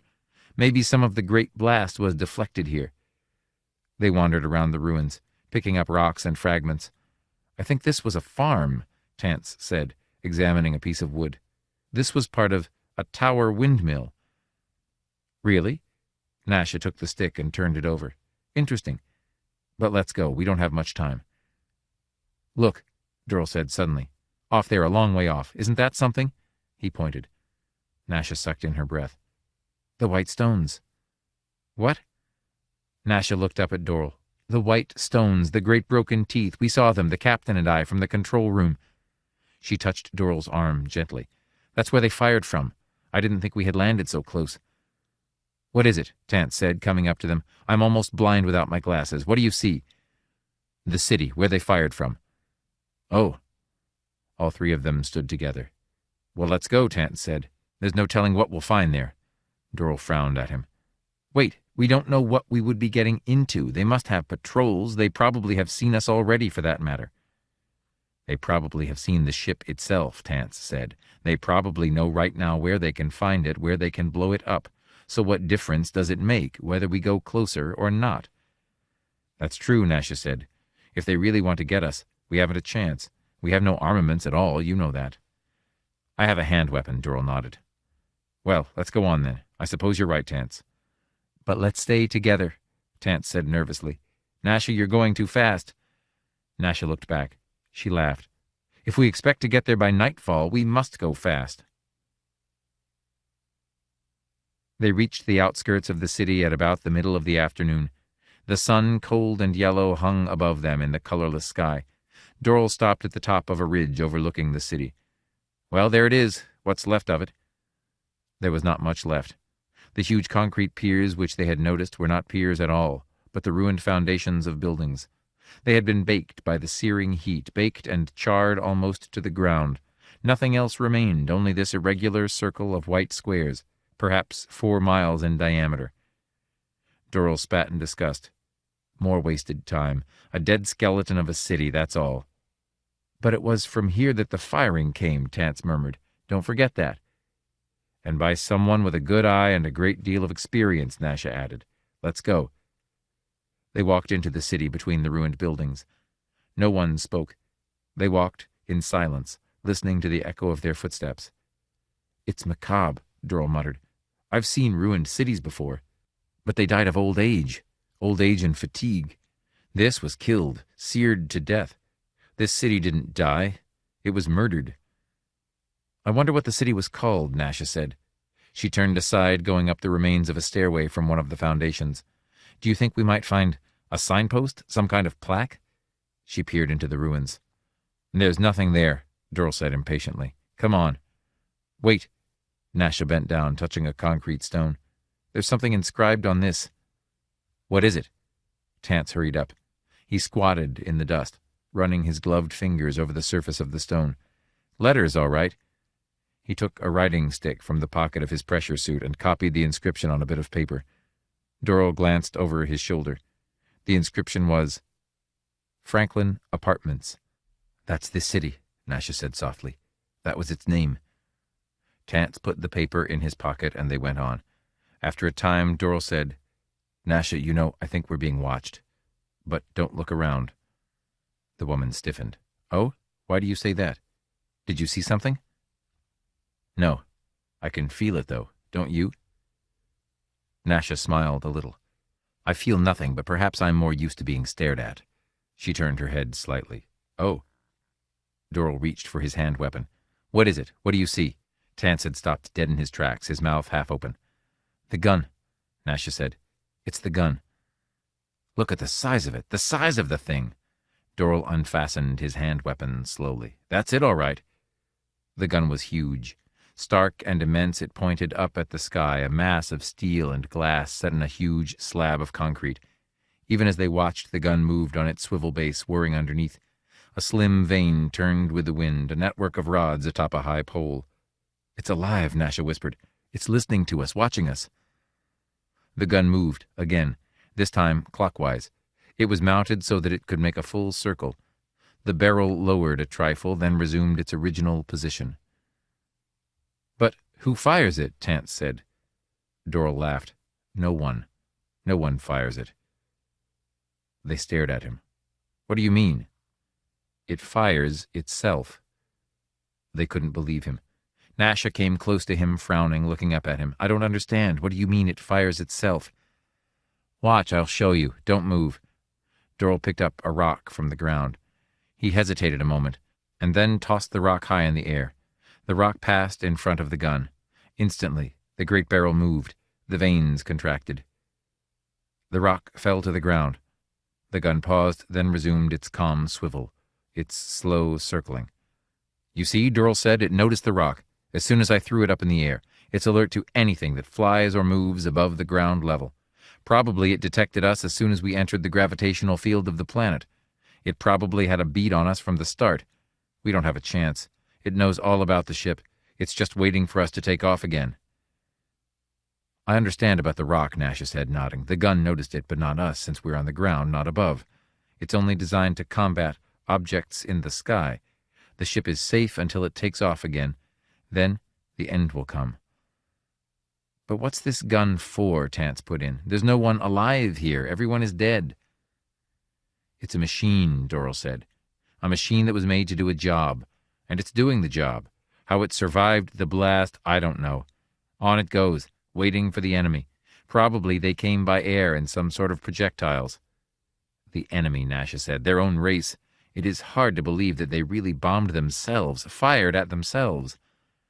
Well, it's over with. Except right here where we're standing. This one gun still alert, ready to kill. It'll go on until it wears out. And by that time we'll be dead, Nasha said bitterly. There must have been hundreds of guns like this, Doral murmured. They must have been used to the sight, guns, weapons, uniforms. Probably they accepted it as a natural thing, part of their lives, like eating and sleeping, an institution like the church and the state.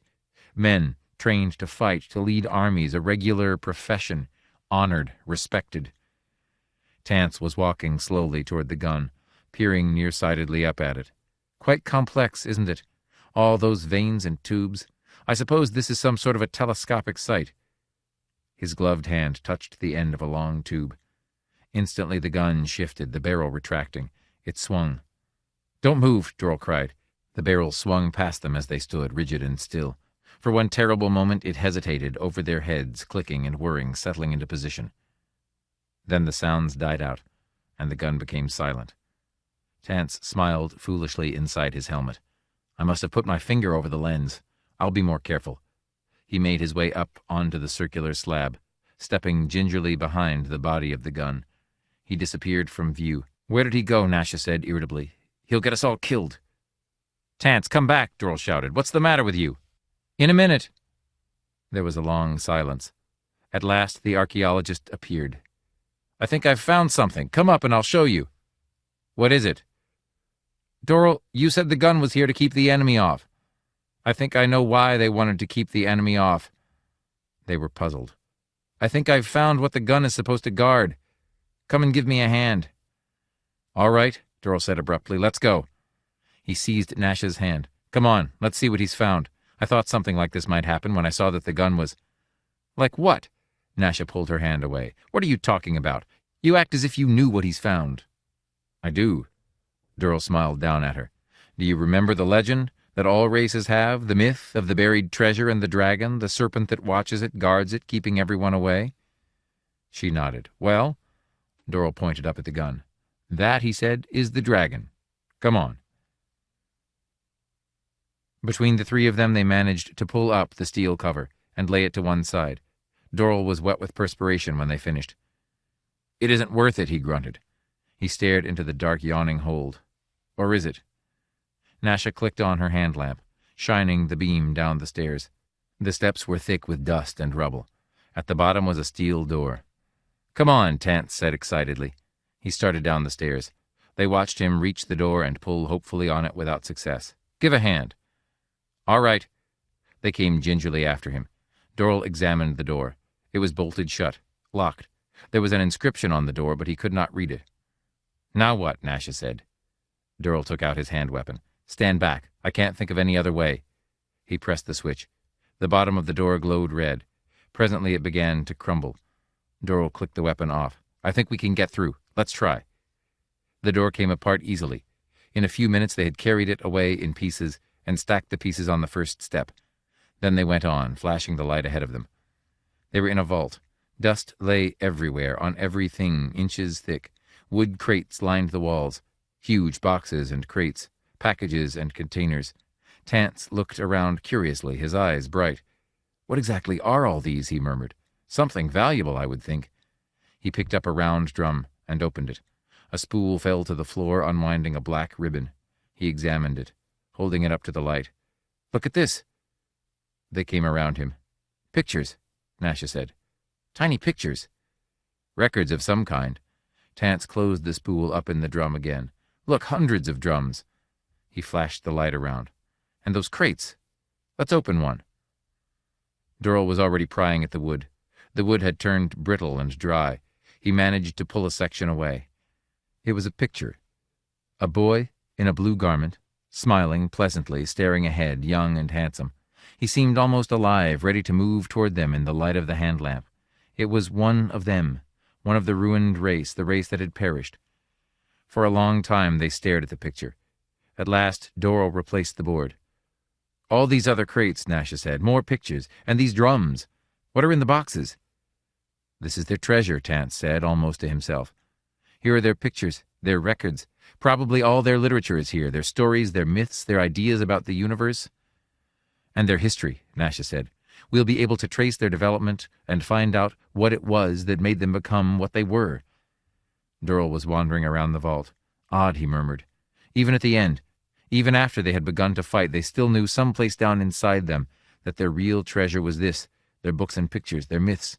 Even after their big cities and buildings and industries were destroyed, they probably hoped to come back and find this after everything else was gone.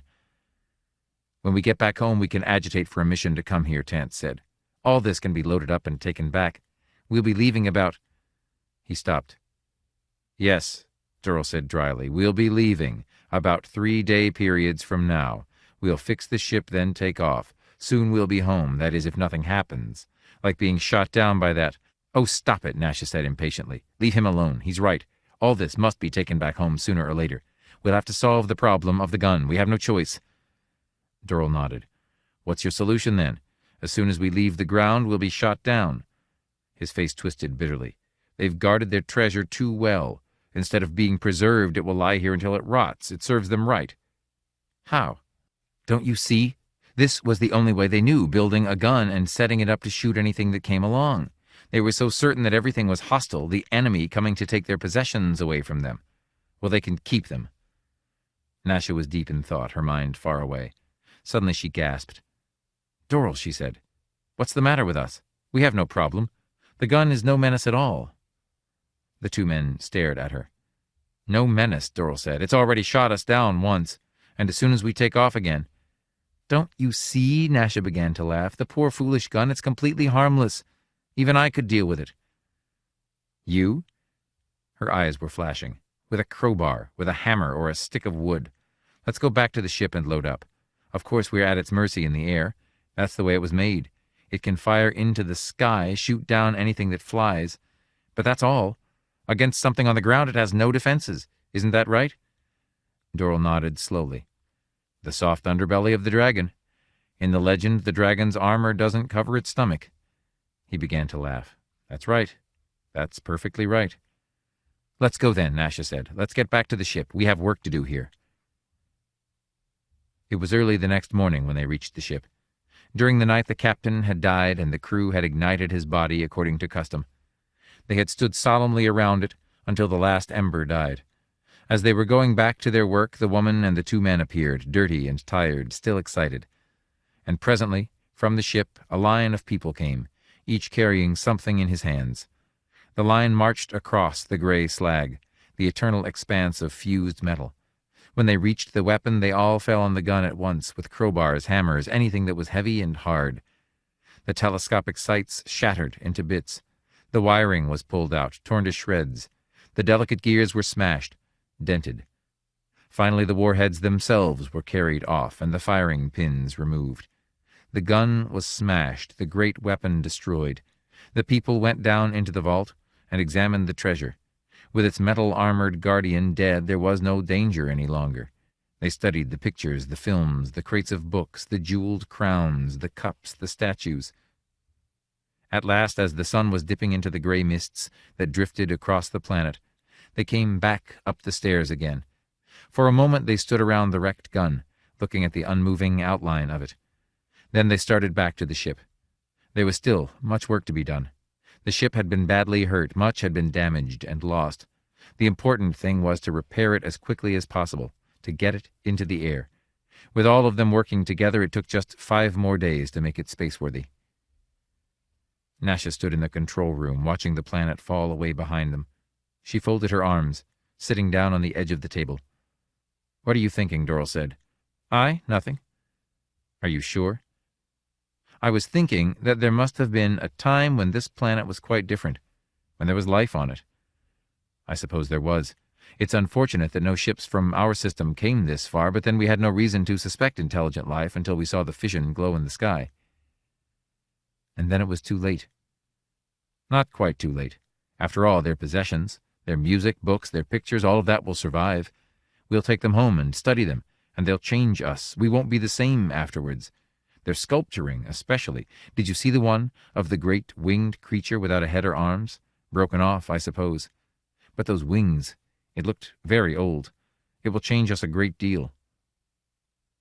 "When we come back, we won't find the gun waiting for us," Nasha said. "Next time, it won't be there to shoot us down. We can land and take the treasure, as you call it." She smiled up at Doral. "You'll lead us back there, as a good captain should." "Captain?" Doral grinned. "Then you've decided." Nasha shrugged. "Fomar argues with me too much. I think all in all I really prefer you." "Then let's go," Doral said. "Let's go back home." The ship roared up, flying over the ruins of the city. It turned in a huge arc, and then shot off beyond the horizon, heading into outer space. Down below in the center of the ruined city, a single half-broken detector vane moved, slightly, catching the roar of the ship. The base of the great gun throbbed painfully, straining to turn. After a moment, a red warning light flashed on, down inside its destroyed works. And a long way off, 100 miles from the city, another warning light flashed on, far underground. Automatic relays flew into action. Gears turned, belts whined. On the ground above, a section of metal slag slipped back. A ramp appeared. A moment later, a small cart rushed to the surface. The cart turned toward the city. A second cart appeared behind it. It was loaded with wiring cables. Behind it, a third cart came, loaded with telescopic tube sights. And behind came more carts, some with relays, some with firing controls, some with tools and parts, screws and bolts, pins and nuts. The final one contained atomic warheads. The carts lined up behind the first one, the lead cart. The lead cart started off across the frozen ground, bumping calmly along, followed by the others, moving toward the city, to the damaged gun. The skull. "What is this opportunity?" Conger asked. "Go on, I'm interested." The room was silent. All faces were fixed on Conger, still in the drab prison uniform. The speaker leaned forward slowly. "Before you went to prison, your trading business was paying well, all illegal, all very profitable. Now you have nothing, except the prospect of another 6 years in a cell." Conger scowled. "There is a certain situation very important to this council that requires your peculiar abilities. Also, it is a situation you might find interesting. You were a hunter, were you not? You've done a great deal of trapping, hiding in the bushes, waiting at night for the game. I imagine hunting must be a source of satisfaction to you. The chase, the stalking." Conger sighed. His lips twisted. "All right," he said, "leave that out. Get to the point. Who do you want me to kill?" The speaker smiled. "All in proper sequence," he said softly. The car slid to a stop. It was night. There was no light anywhere along the street. Conger looked out. "Where are we? What is this place?" The hand of the guard pressed into his arm. "Come, through that door." Conger stepped down onto the damp sidewalk. The guard came swiftly after him, and then the speaker. Conger took a deep breath of the cold air. He studied the dim outline of the building rising up before them. I know this place. I've seen it before.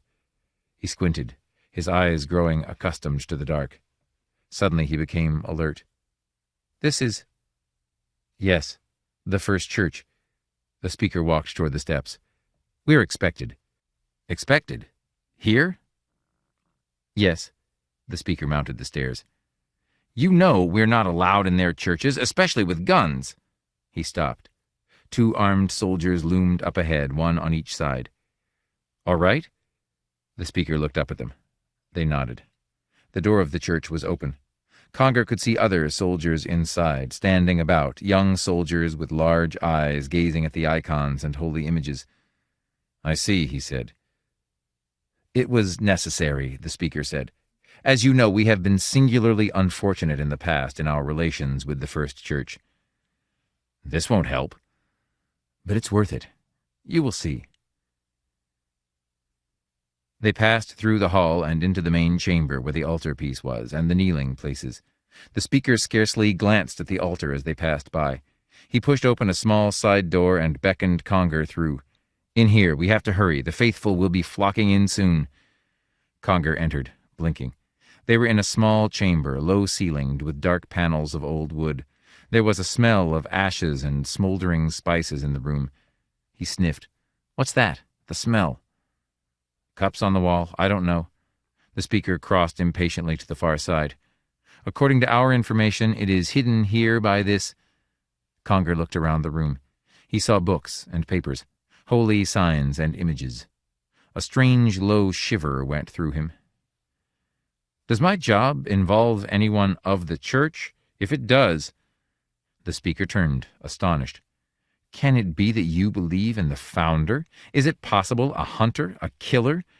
No, of course not. All their business about resignation to death, non-violence. What is it then? Conger shrugged. I've been taught not to mix with such as these. They have strange abilities, and you can't reason with them. The speaker studied Conger thoughtfully. You have the wrong idea. It is no one here that we have in mind. We've found that killing them only tends to increase their numbers. Then why come here? Let's leave. No, we came for something important, something you will need to identify your man. Without it, you won't be able to find him. A trace of a smile crossed the speaker's face. We don't want you to kill the wrong person. It's too important. I don't make mistakes. Conger's chest rose. Listen, speaker. This is an unusual situation, the speaker said. You see, the person you are after, the person that we are sending you to find, is known only by certain objects here. They are the only traces, the only means of identification. Without them... What are they? He came toward the speaker. The speaker moved to one side. Look, he said. He drew a sliding wall away, showing a dark square hole. In there. Conger squatted down, staring in. He frowned. A skull, a skeleton. The man you are after has been dead for 2 centuries, the speaker said. This is all that remains of him, and this is all you have with which to find him. For a long time Conger said nothing. He stared down at the bones, dimly visible in the recess of the wall. How could a man dead centuries be killed? How could he be stalked, brought down? Conger was a hunter, a man who had lived as he pleased, where he pleased. He had kept himself alive by trading, bringing furs and pelts in from the provinces on his own ship, riding at high speed, slipping through the customs line around Earth. He had hunted in the great mountains of the moon. He had stalked through empty Martian cities. He had explored... The speaker said, Soldier, take these objects and have them carried to the car. Don't lose any part of them. The soldier went into the cupboard, reaching gingerly, squatting on his heels. It is my hope, the speaker continued softly to Conger, that you will demonstrate your loyalty to us, now. There are always ways for citizens to restore themselves, to show their devotion to their society. For you, I think this would be a very good chance. I seriously doubt that a better one will come, and for your efforts there will be quite a restitution, of course. The 2 men looked at each other, Conger thin, unkempt, the speaker immaculate in his uniform. I understand you, Conger said. I mean, I understand this part about the chance. But how can a man who has been dead 2 centuries be... "I'll explain later," the speaker said. "Right now we have to hurry."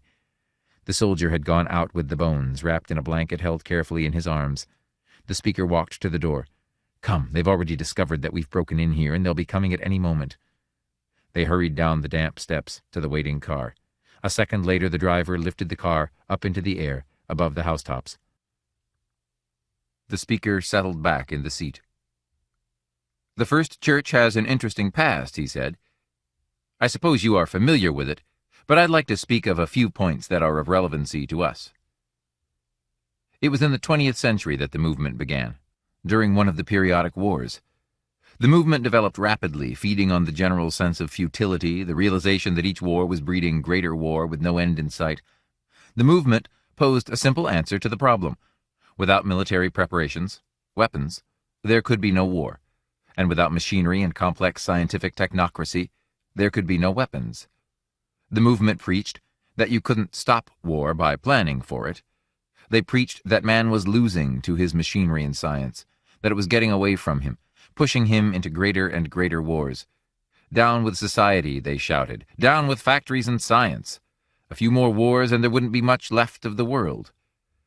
The founder was an obscure person from a small town in the American Middle West. We don't even know his name. All we know is that one day he appeared, preaching a doctrine of nonviolence, non-resistance, no fighting, no paying taxes for guns, no research except for medicine. Live out your life quietly, tending your garden, staying out of public affairs. Mind your own business. Be obscure, unknown, poor. Give away most of your possessions. Leave the city. At least, that was what developed from what he told the people. The car dropped down and landed on a roof. The founder preached this doctrine, or the germ of it. There's no telling how much the faithful have added themselves. The local authorities picked him up at once, of course.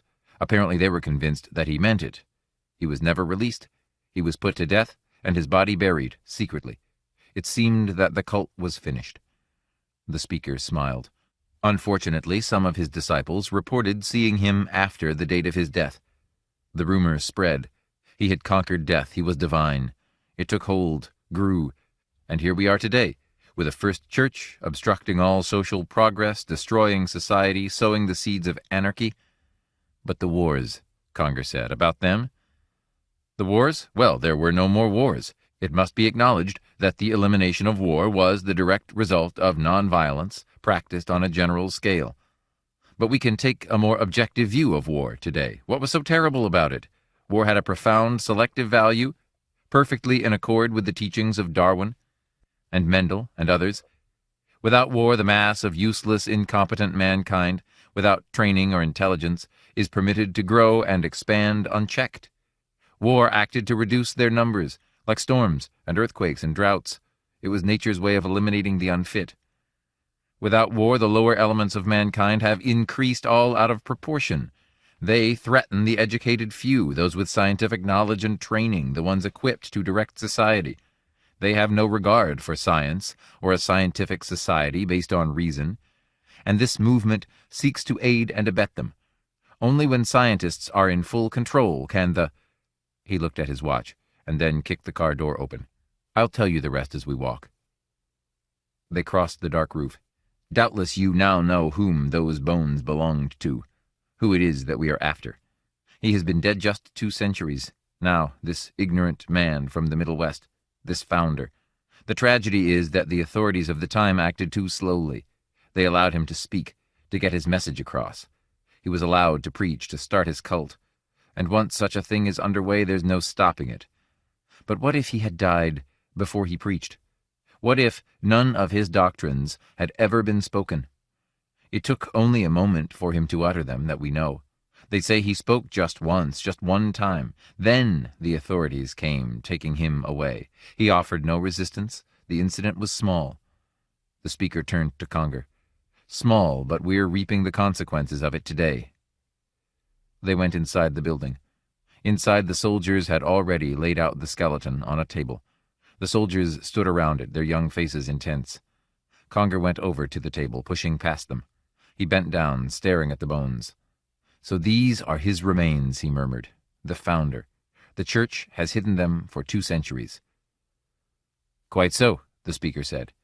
"But now we have them. Come along down the hall. They went across the room to a door. The speaker pushed it open. Technicians looked up. Conger saw machinery whirring and turning, benches and retorts. In the center of the room was a gleaming crystal cage. The speaker handed a slem gun to Conger. The important thing to remember is that the skull must be saved and brought back, for comparison and proof. Aim low, at the chest. Conger weighed the gun in his hands. "It feels good," he said. "I know this gun. That is, I've seen them before, but I never used one." The speaker nodded. "You will be instructed on the use of the gun and the operation of the cage. You will be given all data we have on the time and location. The exact spot was a place called Hudson's Field, about 1960, in a small community outside Denver, Colorado. And don't forget, the only means of identification you will have will be the skull. There are visible characteristics of the front teeth, especially the left incisor." Conger listened absently. He was watching two men in white carefully wrapping the skull in a plastic bag. They tied it and carried it into the crystal cage. "And if I should make a mistake?" "Pick the wrong man? Then find the right one. Don't come back until you succeed in reaching this founder. And you can't wait for him to start speaking. That's what we must avoid. You must act in advance. Take chances. Shoot as soon as you think you've found him. He'll be someone unusual, probably a stranger in the area. Apparently he wasn't known." Conger listened dimly. "Do you think you have it all now?" the speaker asked. "Yes, I think so." Conger entered the crystal cage and sat down, placing his hands on the wheel. "Good luck," the speaker said. "We'll be awaiting the outcome. There's some philosophical doubt as to whether one can alter the past. This should answer the question once and for all." Conger fingered the controls of the cage. "By the way," the speaker said, "don't try to use this cage for purposes not anticipated in your job. We have a constant trace on it. If we want it back, we can get it back. Good luck." Conger said nothing. The cage was sealed. He raised his finger and touched the wheel control. He turned the wheel carefully. He was still staring at the plastic bag when the room outside vanished. For a long time, there was nothing at all. Nothing beyond the crystal mesh of the cage. Thoughts rushed through Conger's mind, helter-skelter. How would he know the man? How could he be certain in advance? What had he looked like? What was his name? How had he acted before he spoke? Would he be an ordinary person or some strange, outlandish crank? Conger picked up the slem gun and held it against his cheek. The metal of the gun was cool and smooth. He practiced moving the sight. It was a beautiful gun, the kind of gun he could fall in love with. If he had owned such a gun in the Martian desert, on the long nights when he had lain cramped and numbed with cold, waiting for things that moved through the darkness. He put the gun down and adjusted the meter readings of the cage. The spiraling mist was beginning to condense and settle. All at once, forms wavered and fluttered around him. Colors, sounds, movements filtered through the crystal wire. He clamped the controls off and stood up. He was on a ridge overlooking a small town. It was high noon. The air was crisp and bright. A few automobiles moved along a road. Off in the distance were some level fields. Conger went to the door and stepped outside. He sniffed the air. Then he went back into the cage. He stood before the mirror over the shelf, examining his features. He had trimmed his beard. They had not got him to cut it off. And his hair was neat. He was dressed in the clothing of the middle 20th century, the odd collar and coat, the shoes of animal hide. In his pocket was money of the times. That was important. Nothing more was needed. Nothing except his ability, his special cunning. But he had never used it in such a way before. He walked down the road toward the town. The first things he noticed were the newspapers on the stands. April 5th, 1961. He was not too far off. He looked around him. There was a filling station, a garage, some taverns, and a 10-cent store. Down the street was a grocery store and some public buildings. A few minutes later he mounted the stairs of the little public library and passed through the doors into the warm interior. The librarian looked up, smiling. "Good afternoon," she said. He smiled, not speaking, because his words would not be correct, accented, and strange, probably. He went over to a table and sat down by a heap of magazines. For a moment he glanced through them. Then he was on his feet again. He crossed the room to a wide rack against the wall. His heart began to beat heavily. Newspapers, weeks on end. He took a roll of them over to the table and began to scan them quickly. The print was odd, the letters strange. Some of the words were unfamiliar. He set the papers aside and searched farther. At last, he found what he wanted. He carried the Cherrywood Gazette to the table and opened it to the first page. He found what he wanted. Prisoner hangs self.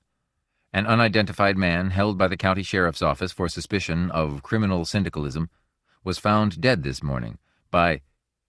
He finished the item. It was vague, uninforming. He needed more. He carried the Gazette back to the racks, and then, after a moment's hesitation, approached the librarian. "More?" he asked. "More papers? Old ones?" She frowned. "How old? Which papers?" "Months old. And before." "Of the Gazette? This is all we have. What did you want? What are you looking for? Maybe I can help you." He was silent. "You might find older issues at the Gazette office," the woman said, taking off her glasses. "Why don't you try there? But if you'd tell me, maybe I could help you." He went out. The Gazette office was down a side street. The sidewalk was broken and cracked. He went inside. A heater glowed in the corner of the small office. A heavy-set man stood up and came slowly over to the counter. "What did you want, mister?" he said. "Old papers. A month or more." "To buy? You want to buy them?" "Yes." He held out some of the money he had. The man stared. "Sure," he said. "Sure, wait a minute." He went quickly out of the room. When he came back, he was staggering under the weight of his armload, his face red. "Here are some," he grunted. "Took what I could find. Covers the whole year. And if you want more—" Conger carried the papers outside. He sat down by the road and began to go through them. What he wanted was 4 months back in December. It was a tiny item, so small that he almost missed it. His hands trembled as he scanned it, using the small dictionary for some of the archaic terms. Man arrested for unlicensed demonstration. An unidentified man who refused to give his name was picked up in Cooper Creek by special agents of the sheriff's office, according to Sheriff Duff. It was said the man was recently noticed in this area and had been watched continually. It was Cooper Creek, December 1960. His heart pounded. That was all he needed to know. He stood up, shaking himself, stamping his feet on the cold ground. The sun had moved across the sky to the very edge of the hills. He smiled. Already he had discovered the exact time and place. Now he needed only to go back, perhaps to November, to Cooper Creek. He walked back, through the main section of town, past the library, past the grocery store. It would not be hard. The hard part was over. He would go there, rent a room, prepare to wait until the man appeared. He turned the corner. A woman was coming out of a doorway loaded down with packages. Conger stepped aside to let her pass. The woman glanced at him. Suddenly her face turned white.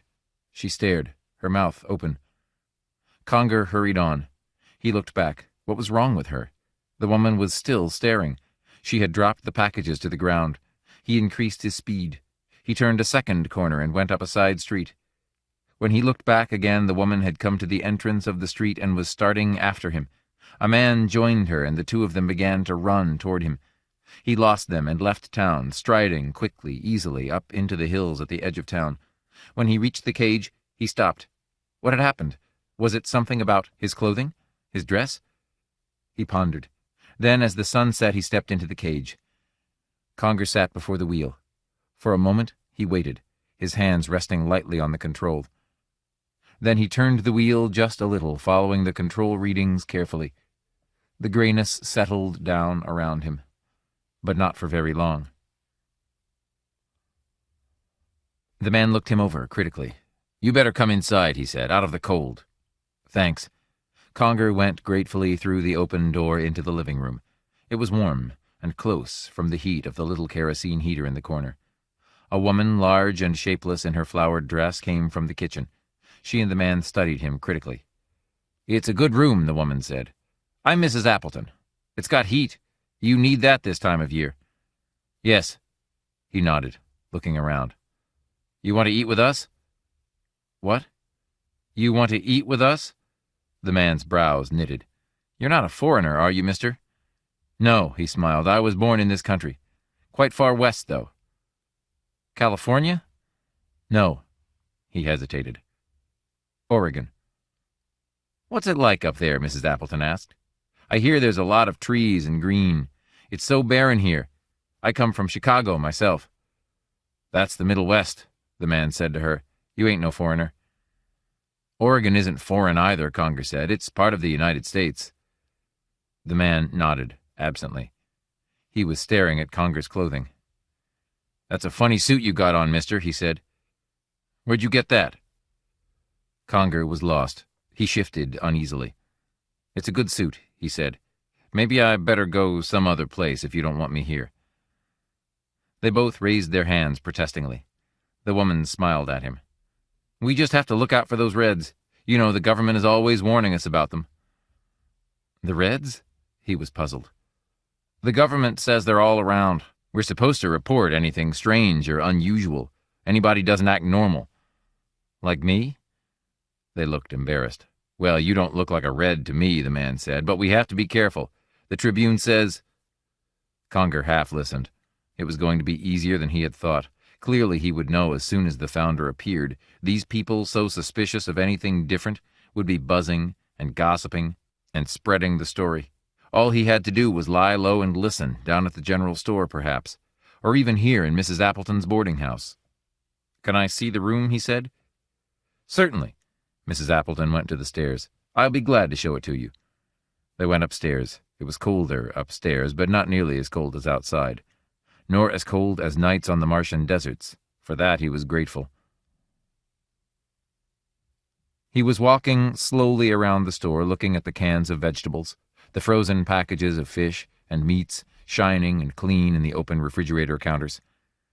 Ed Davies came toward him. "Can I help you?" he said. The man was a little oddly dressed, and with a beard. Ed couldn't help smiling. "Nothing," the man said in a funny voice, "just looking." "Sure," Ed said. He walked back behind the counter. Mrs. Hackett was wheeling her cart up. "Who's he?" she whispered, her sharp face turned, her nose moving as if it were sniffing. "I've never seen him before." "I don't know. Looks funny to me. Why does he wear a beard? No one else wears a beard. Must be something the matter with him." "Maybe he likes to wear a beard. I had an uncle who—" "Wait." Mrs. Hackett stiffened. "Didn't what was his name? The Red, that old one. Didn't he have a beard? Marx. He had a beard." Ed laughed. "This ain't Karl Marx. I saw a photograph of him once." Mrs. Hackett was staring at him. "You did?" "Sure." He flushed a little. "What's the matter with that?" "I'd sure like to know more about him," Mrs. Hackett said. "I think we ought to know more, for our own good." "Hey, mister, want a ride?" Conger turned quickly, dropping his hand to his belt. He relaxed. 2 young kids, in a car, a girl and a boy. He smiled at them. "A ride? Sure." Conger got into the car and closed the door. Bill Willett pushed the gas and the car roared down the highway. "I appreciate a ride," Conger said carefully. "I was taking a walk between towns, but it was farther than I thought." "Where are you from?" Laura Hunt asked. She was pretty, small and dark, in her yellow sweater and blue skirt.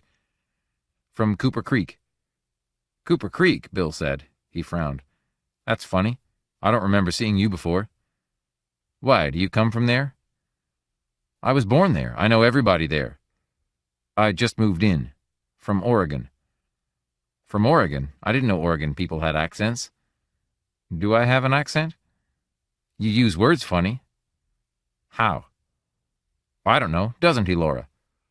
"You slur them," Laura said, smiling. "Talk some more. I'm interested in dialects." She glanced at him, white-teethed.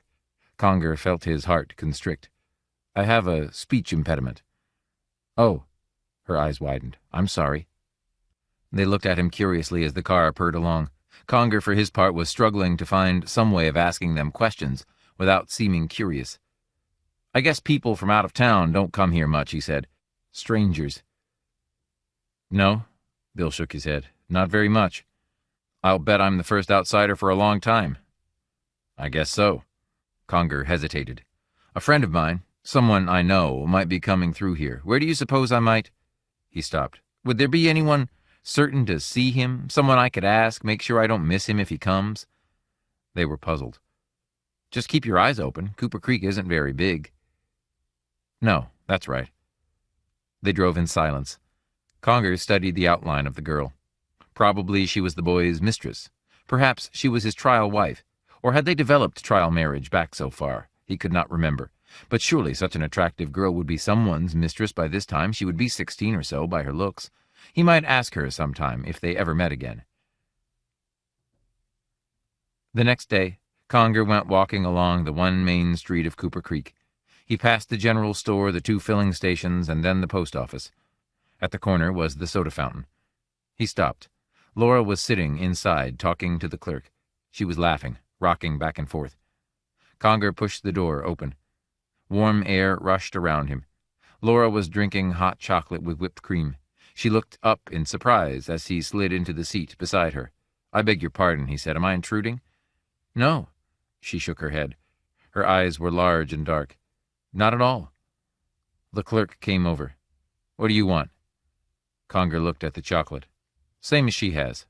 Laura was watching Conger, her arms folded, elbows on the counter. She smiled at him. "By the way, you don't know my name. Laura Hunt." She was holding out her hand. He took it awkwardly, not knowing what to do with it. "Conger is my name," he murmured. "Conger? Is that your last or first name?" "Last or first?" He hesitated. "Last. Omar Conger." "Omar?" she laughed. "That's like the poet, Omar Khayyam." "I don't know of him. I know very little of poets. We restored very few works of art. Usually only the church has been interested enough." He broke off. She was staring. He flushed. "Where I come from," he finished. "The church? Which church do you mean?" "The church." He was confused. The chocolate came, and he began to sip it gratefully. Laura was still watching him. "You're an unusual person," she said. "Bill didn't like you, but he never likes anything different. He's so prosaic. Don't you think that when a person gets older, he should become broadened in his outlook?" Conger nodded. "He says foreign people ought to stay where they belong, not come here. But you're not so foreign. He means Orientals, you know." Conger nodded. The screen door opened behind them. Bill came into the room. He stared at them. "Well," he said. Conger turned. "Hello." "Well." Bill sat down. "Hello, Laura." He was looking at Conger. "I didn't expect to see you here." Conger tensed. He could feel the hostility of the boy. "Something wrong with that?" "No, nothing wrong with it." There was silence. Suddenly Bill turned to Laura. "Come on, let's go." "Go?" She was astonished. "Why?" "Just go," he grabbed her hand. "Come on, the car's outside." "Why, Bill Willett," Laura said. "You're jealous." "Who is this guy?" Bill said. "Do you know anything about him? Look at him, his beard." She flared. "So what? Just because he doesn't drive a Packard and go to Cooper High?" Conger sized the boy up. He was big and strong. Probably he was part of some civil control organization. "Sorry," Conger said. "I'll go." "What's your business in town?" Bill asked. "What are you doing here? Why are you hanging around Laura?" Conger looked at the girl. He shrugged. "No reason. I'll see you later." He turned away and froze. Bill had moved. Conger's fingers went to his belt. "Half pressure," he whispered to himself. "No more. Half pressure." He squeezed. The room leaped around him. He himself was protected by the lining of his clothing, the plastic sheathing inside. "My God!" Laura put her hands up. Conger cursed. He hadn't meant any of it for her, but it would wear off. There was only a half amp to it. It would tingle, and paralyze. He walked out the door without looking back. He was almost to the corner when Bill came slowly out, holding onto the wall like a drunken man. Conger went on. As Conger walked restless in the night, a form loomed in front of him. He stopped, holding his breath. "Who is it?" A man's voice came. Conger waited, tense. "Who is it?" the man said again. He clicked something in his hand. A light flashed. Conger moved. "It's me," he said. "Who is me?" "Conger is my name. I'm staying at the Appletons' place. Who are you?" The man came slowly up to him. He was wearing a leather jacket. There was a gun at his waist. "I'm Sheriff Duff. I think you're the person I want to talk to. You were in Bloom's today? About 3 o'clock? "Bloom's?" "The fountain, where the kids hang out." Duff came up beside him, shining his light into Conger's face. Conger blinked. "Turn that thing away," he said. A pause. "All right," The light flickered to the ground. "You were there. Some trouble broke out between you and the Willett boy, is that right? You had a beef over his girl?" "We had a discussion," Conger said carefully. "Then what happened?" "Why?" "I'm just curious. They say you did something." "Did something? Did what?" "I don't know. That's what I'm wondering. They saw a flash and something seemed to happen. They all blacked out, couldn't move." "How are they now?" "All right." There was a silence. "Well," Duff said, "what was it, a bomb?" "A bomb?" Conger laughed. "No, my cigarette lighter caught fire. There was a leak and the fluid ignited." "Why did they all pass out?" "Fumes." Silence. Conger shifted, waiting. His fingers moved slowly toward his belt. The sheriff glanced down. He grunted. "If you say so," he said. "Anyhow, there wasn't any real harm done." He stepped back from Conger. "And that Willett is a troublemaker." "Good night, then," Conger said. He started past the sheriff. "One more thing, Mr. Conger, before you go. You don't mind if I look at your identification, do you?" "No, not at all." Conger reached into his pocket. He held his wallet out. The sheriff took it and shined his flashlight on it. Conger watched, breathing shallowly. They had worked hard on the wallet, studying historic documents, relics of the times, all the papers they felt would be relevant. Duff handed it back. "Okay, sorry to bother you." The light winked off. When Conger reached the house, he found the Appletons sitting around the television set. They did not look up as he came in. He lingered at the door. "Can I ask you something?" he said. Mrs. Appleton turned slowly. "Can I ask you, what's the date?" "The date?" She studied him. "The 1st of December." "December 1st? Why, it was just November." They were all looking at him. Suddenly he remembered. In the 20th century they still used the old 12-month system. November fed directly into December. There was no quartember between them. He gasped. Then it was tomorrow, the 2nd of December. Tomorrow. "Thanks," he said. "Thanks." He went up the stairs. What a fool he was, forgetting. The founder had been taken into captivity on the 2nd of December, according to the newspaper records. Tomorrow, only 12 hours hence, the founder would appear to speak to the people and then be dragged away. The day was warm and bright. Conger's shoes crunched the melting crust of snow. On he went through the trees heavy with white.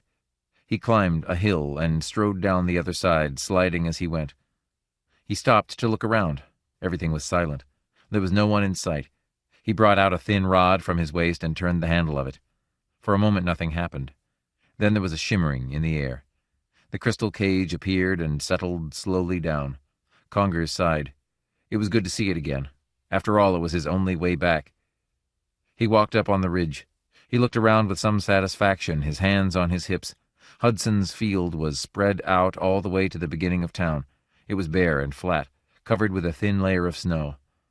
Here the founder would come. Here he would speak to them. And here the authorities would take him. Only he would be dead before they came. He would be dead before he even spoke. Conger returned to the crystal globe. He pushed through the door and stepped inside. He took the Slem gun from the shelf and screwed the bolt into place. It was ready to go, ready to fire. For a moment, he considered. Should he have it with him? No. It might be hours before the founder came, and suppose someone approached him in the meantime. When he saw the founder coming toward the field, then he could go and get the gun. Conger looked toward the shelf. There was the neat package. He took it down and unwrapped it. He held the skull in his hands, turning it over. In spite of himself, a cold feeling rushed through him. This was the man's skull, the skull of the founder who was still alive, who would come here this day, who would stand on the field, not 50 yards away. What if he could see this, his own skull, yellow and corroded, 2 centuries old? Would he still speak? Would he speak if he could see it, the grinning, aged skull? What would there be for him to say, to tell the people? What message could he bring? What action would not be futile when a man could look upon his own aged, yellowed skull? Better they should enjoy their temporary lives, while they still had them to enjoy. A man who could hold his own skull in his hands would believe in few causes, few movements. Rather, he would preach the opposite. A sound. Conger dropped the skull back on the shelf and took up the gun. Outside something was moving. He went quickly to the door, his heart beating. Was it he?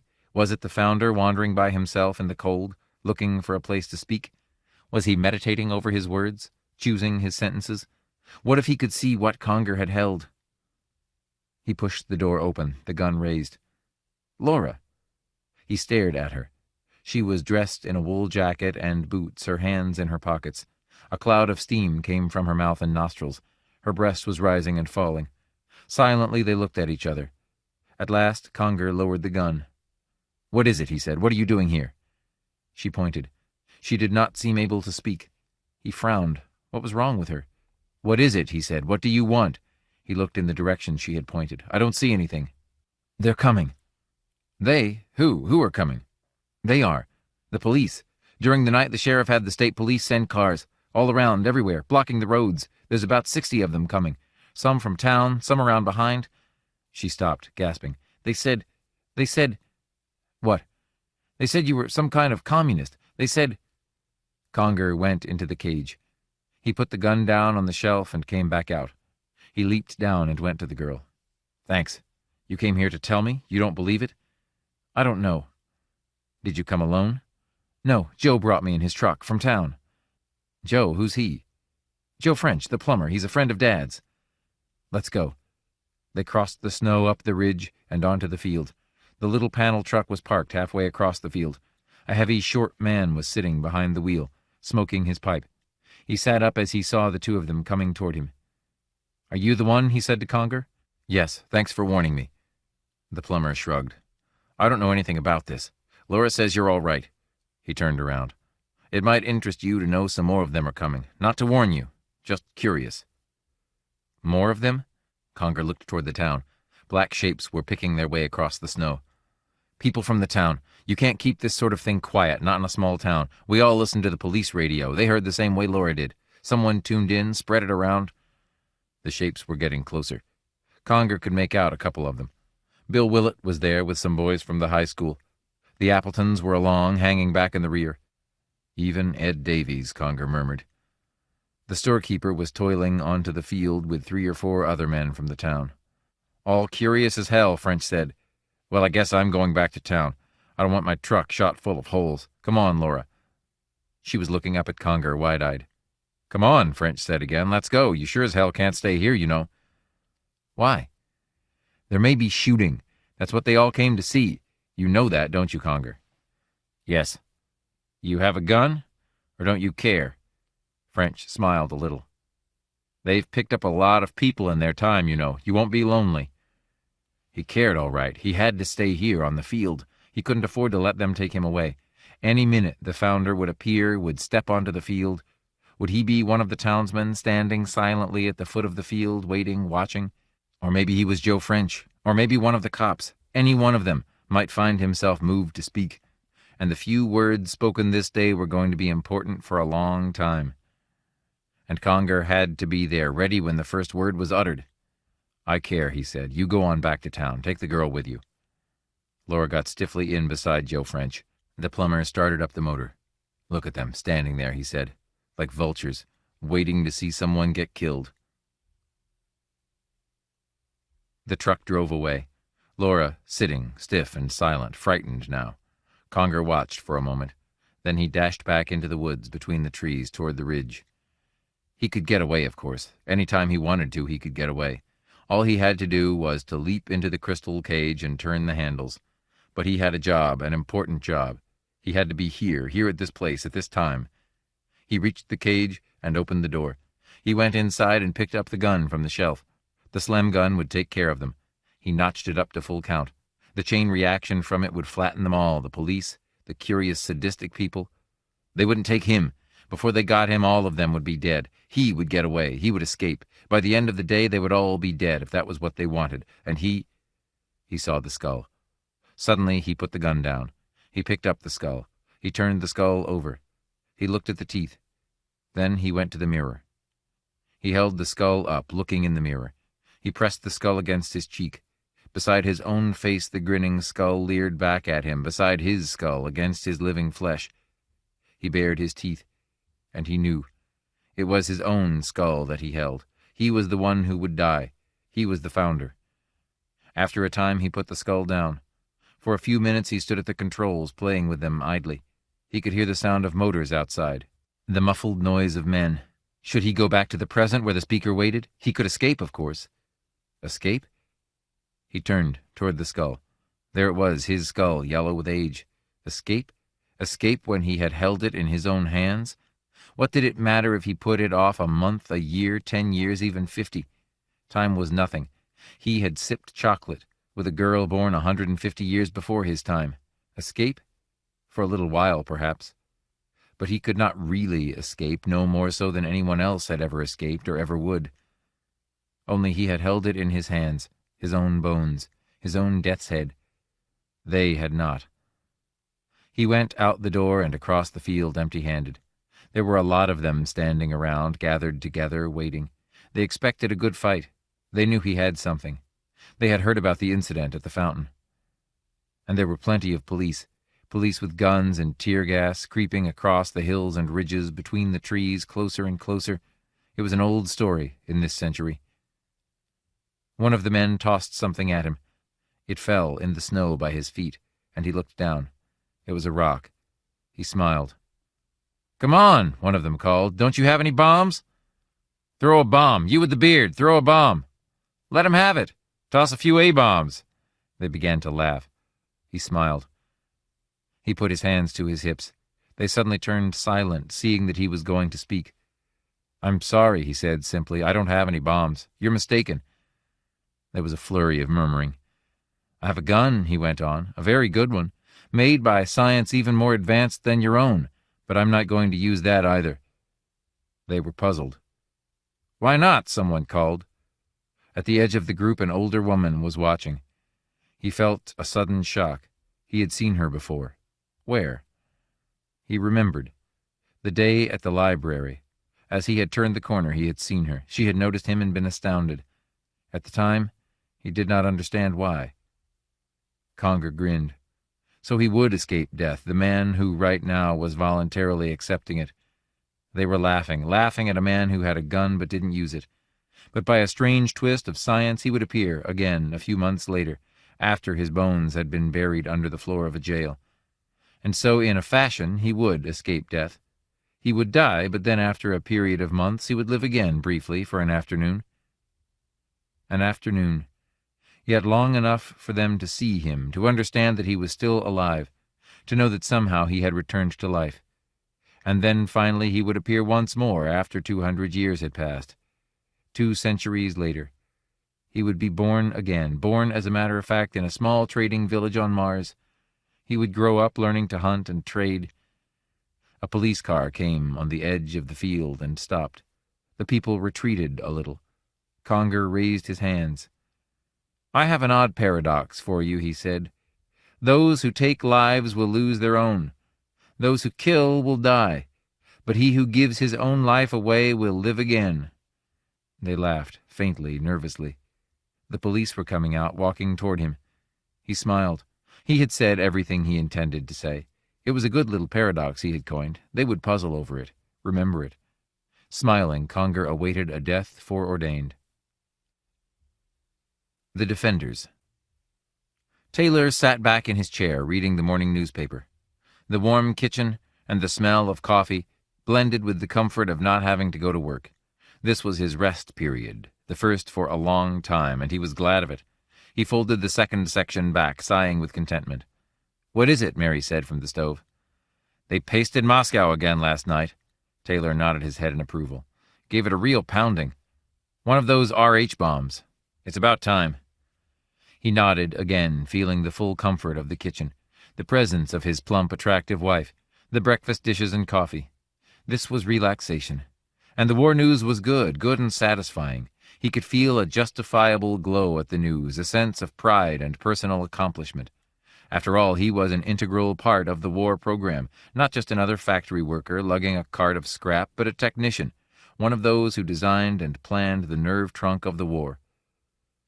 "It says they have the new subs almost perfected. Wait until they get those going." He smacked his lips with anticipation. "When they start shelling from underwater, the Soviets are sure going to be surprised." "They're doing a wonderful job," Mary agreed vaguely. "Do you know what we saw today? Our team is getting a leady to show to the school children. I saw the leady, but only for a moment. It's good for the children to see what their contributions are going for, don't you think? She looked around at him. A leady, Taylor murmured. He put the newspaper slowly down. Well, make sure it's decontaminated properly. We don't want to take any chances. Oh, they always bathe them when they're brought down from the surface, Mary said. They wouldn't think of letting them down without the bath, would they? She hesitated, thinking back. Don, you know it makes me remember. He nodded. I know.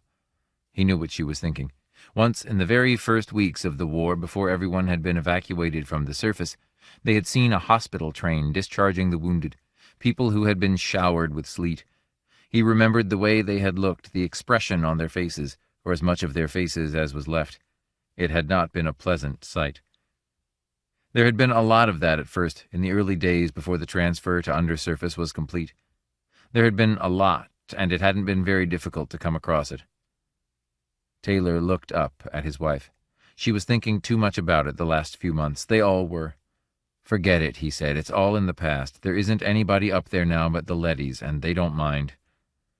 But just the same, I hope they're careful when they let one of them down here.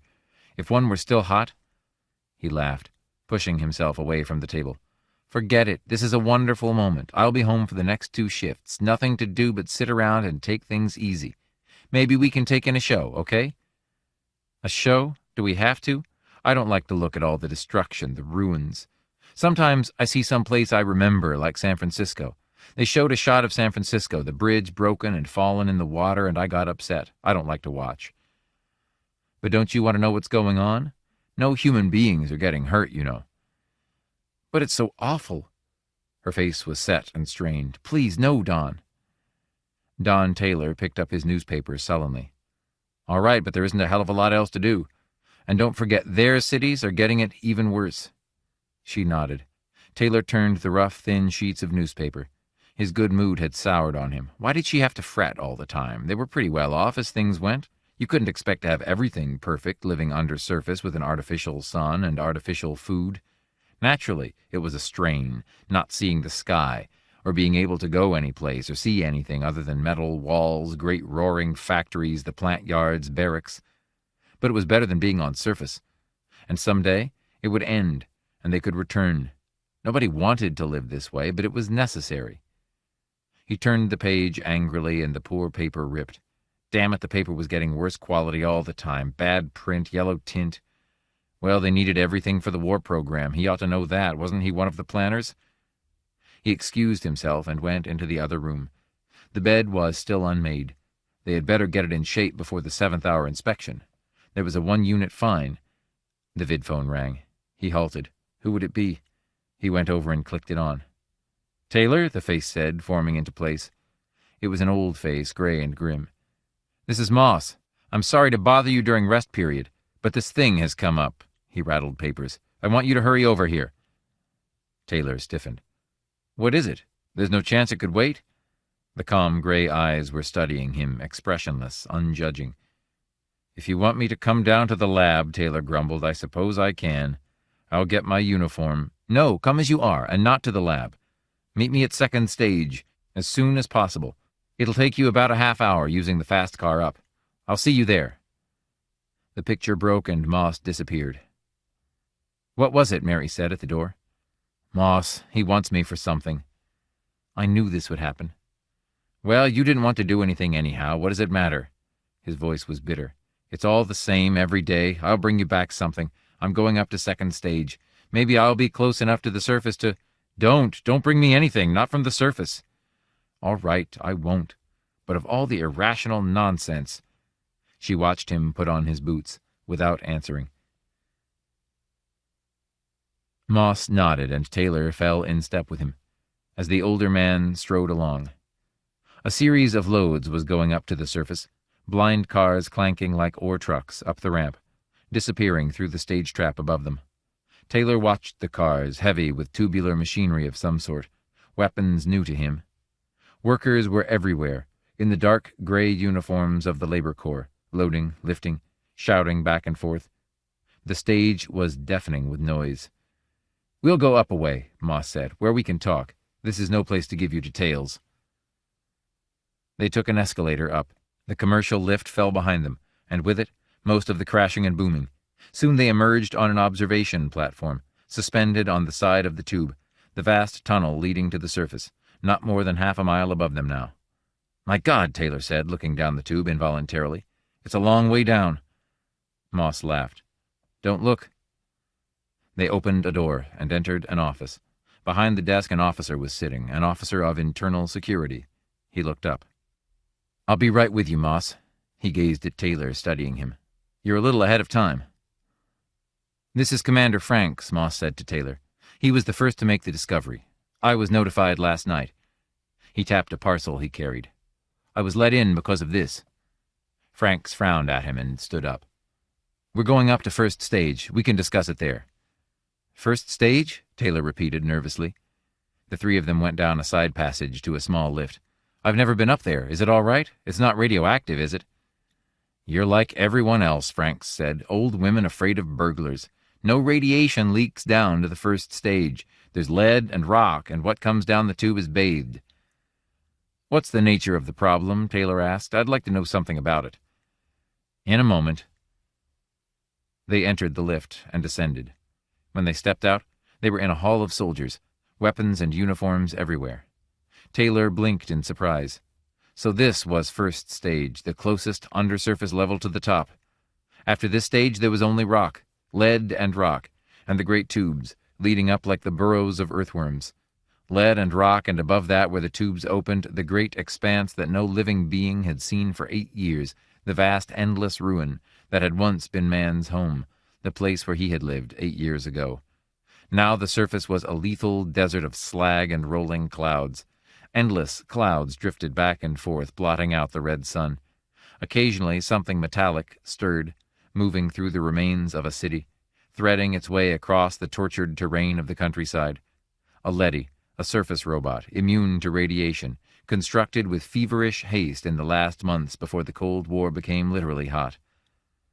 Leadys, crawling along the ground, moving over the oceans or through the skies in slender blackened craft, creatures that could exist where no life could remain, metal and plastic figures that waged a war man had conceived but which he could not fight himself.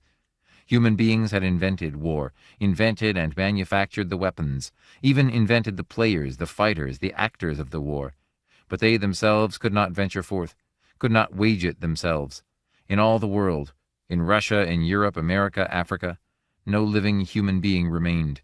They were under the surface, in the deep shelters that had been carefully planned and built even as the first bombs began to fall.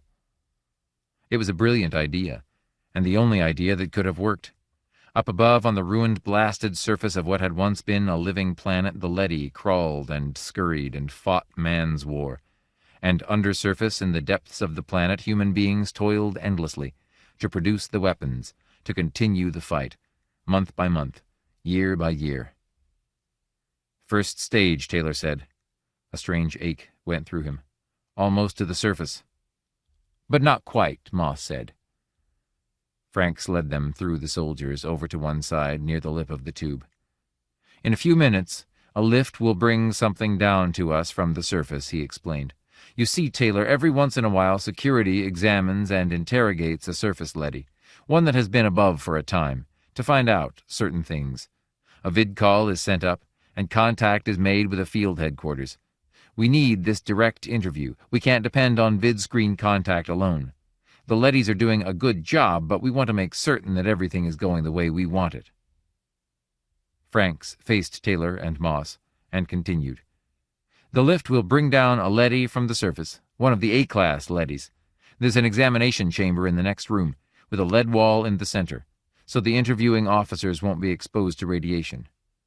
We find this easier than bathing the leady. It is going right back up. It has a job to get back to. 2 days ago, an A-class leady was brought down and interrogated. I conducted the session myself. We were interested in a new weapon the Soviets have been using, an automatic mine that pursues anything that moves. Military had sent instructions up that the mine be observed and reported in detail. This A-class leady was brought down with information.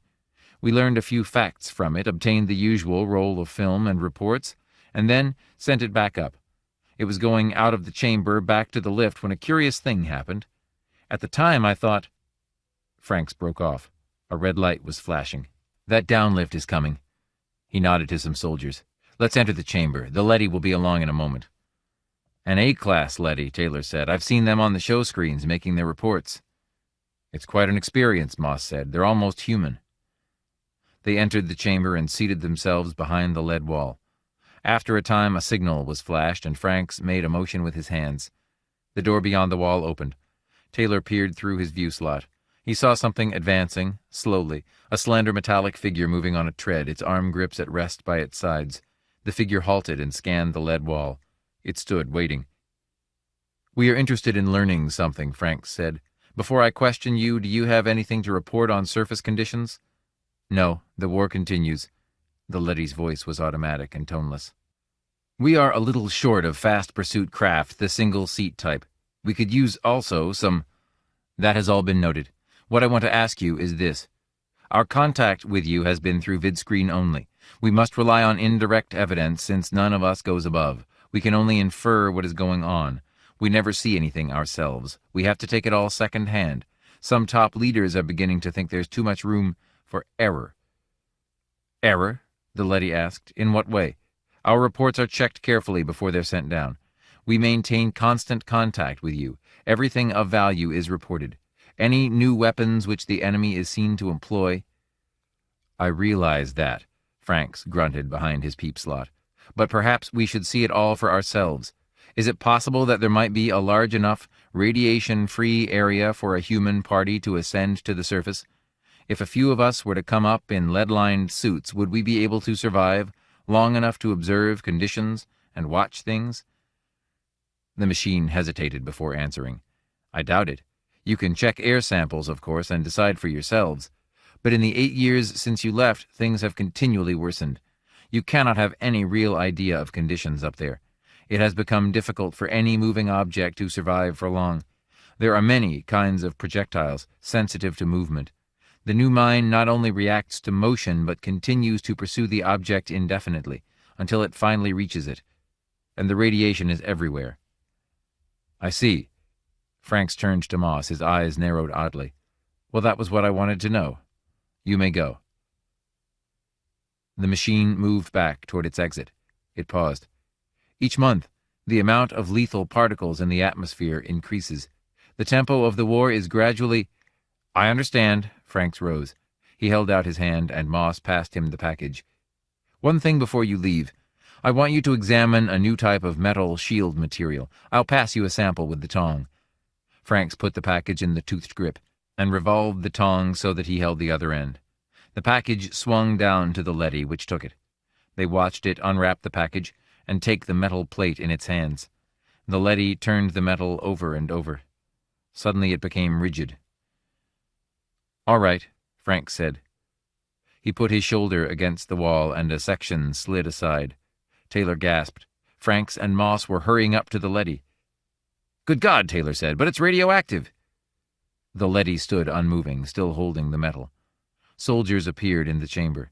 They surrounded the leady and ran a counter across it carefully. "Okay, sir," one of them said to Franks. "It's as cold as a long winter evening." "Good. I was sure, but I didn't want to take any chances." "You see," Moss said to Taylor, "this leady isn't hot at all. Yet it came directly from the surface, without even being bathed."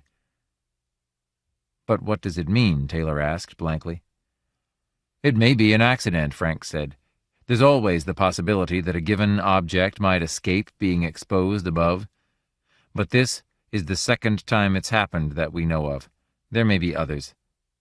"The second time?" "The previous interview was when we noticed it. The leady was not hot. It was cold, too, like this one." Moss took back the metal plate from the leady's hands. He pressed the surface carefully and returned it to the stiff, unprotesting fingers. "We shorted it out with this so we could get close enough for a thorough check. It'll come back on in a second now. We had better get behind the wall again." They walked back, and the lead wall swung closed behind them. The soldiers left the chamber. 2 periods from now," Franks said softly, "an initial investigating party will be ready to go surface side. We are going up the tube in suits, up to the top, the first human party to leave undersurface in 8 years. "It may mean nothing," Moss said. But I doubt it. Something's going on, something strange. The leady told us no life could exist above without being roasted. The story doesn't fit. Taylor nodded. He stared through the peep slot at the immobile metal figure. Already the leady was beginning to stir. It was bent in several places, dented and twisted, and its finish was blackened and charred. It was a leady that had been up there a long time. It had seen war and destruction, ruin so vast that no human being could imagine the extent. It had crawled and slunk in a world of radiation and death, a world where no life could exist. And Taylor had touched it. "You're going with us," Franks said suddenly. "I want you along. I think the three of us will go." Mary faced him with a sick and frightened expression. "I know it. You're going to the surface, aren't you?" She followed him into the kitchen. Taylor sat down, looking away from her. "It's a classified project," he evaded. "I can't tell you anything about it." "You don't have to tell me. I know. I knew it the moment you came in. There was something on your face, something I haven't seen there for a long time. It was an old look." She came toward him. "But how can they send you to the surface?" She took his face in her shaking hands, making him look at her. There was a strange hunger in her eyes. "Nobody can live up there. Look at this." She grabbed up a newspaper and held it in front of him. "Look at this photograph. America, Europe, Asia, Africa, nothing but ruins. We've seen it every day on the show screens. All destroyed, poisoned. And they're sending you up. Why? No living thing can get by up there, not even a weed or grass. They've wrecked the surface, haven't they? Haven't they?" Taylor stood up. "It's an order. I know nothing about it. I was told to report to join a scout party. That's all I know." He stood for a long time, staring ahead. Slowly he reached for the newspaper and held it up to the light. "It looks real," he murmured. "Ruins, deadness, slag. It's convincing. All the reports, photographs, films, even air samples. Yet we haven't seen it for ourselves, not after the first months." "What are you talking about?" "Nothing." He put the paper down. "I'm leaving early after the next sleep period. Let's turn in." Mary turned away, her face hard and harsh. "Do what you want. We might just as well all go up and get killed at once instead of dying slowly down here like vermin in the ground." He had not realized how resentful she was. Were they all like that? How about the workers toiling in the factories day and night endlessly? The pale, stooped men and women plodding back and forth to work, blinking in the colorless light, eating synthetics. "You shouldn't be so bitter," he said. Mary smiled a little. "I'm bitter because I know you'll never come back." She turned away. "I'll never see you again once you go up there." He was shocked. "What? How can you say a thing like that?" She did not answer. He awakened with the public newscaster screeching in his ears, shouting outside the building. "Special news bulletin. Surface forces report enormous Soviet attack with new weapons. Retreat of key groups. All work units report to factories at once." Taylor blinked, rubbing his eyes. He jumped out of bed and hurried to the vidphone. A moment later he was put through to Moss. "Listen," he said, "what about this new attack? Is the project off?" He could see Moss's desk, covered with reports and papers. "No," Moss said. "We're going right ahead. Get over here at once." "But—" "Don't argue with me." Moss held up a handful of surface bulletins, crumpling them savagely. "This is a fake. Come on." He broke off. Taylor dressed furiously, his mind in a daze. Half an hour later he leaped from a fast car and hurried up the stairs into the synthetics building.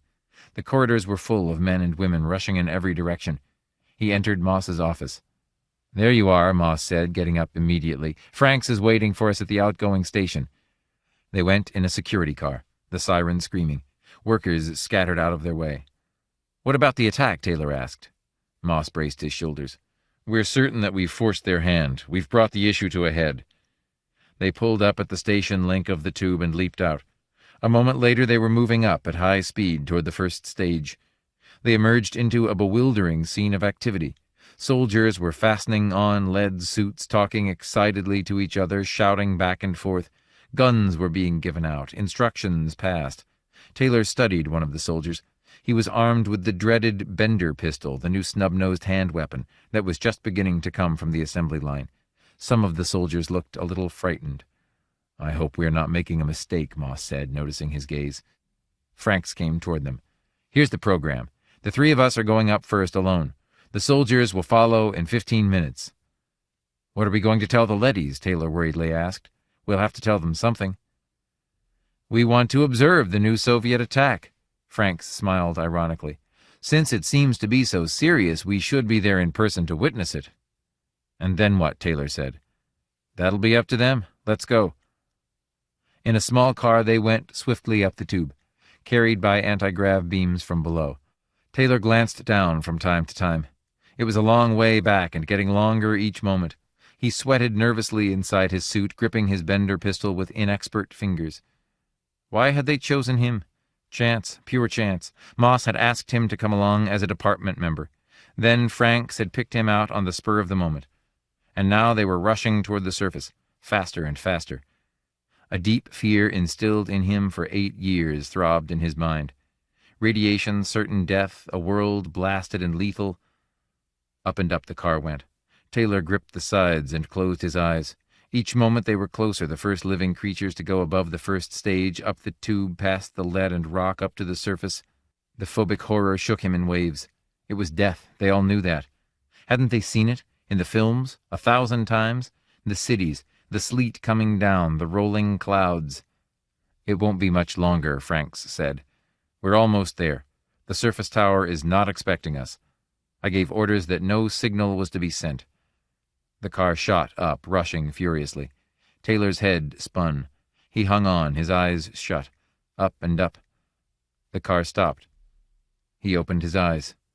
They were in a vast room, fluorescent lit, a cavern filled with equipment and machinery, endless mounds of material piled in row after row. Among the stacks, leadys were working silently, pushing trucks and handcarts. "Leadys," Moss said. His face was pale. "Then we're really on the surface." The leadys were going back and forth with equipment, moving the vast stores of guns and spare parts, ammunition and supplies that had been brought to the surface. And this was the receiving station for only one tube. There were many others scattered throughout the continent. Taylor looked nervously around him. They were really there, above ground, on the surface. This was where the war was.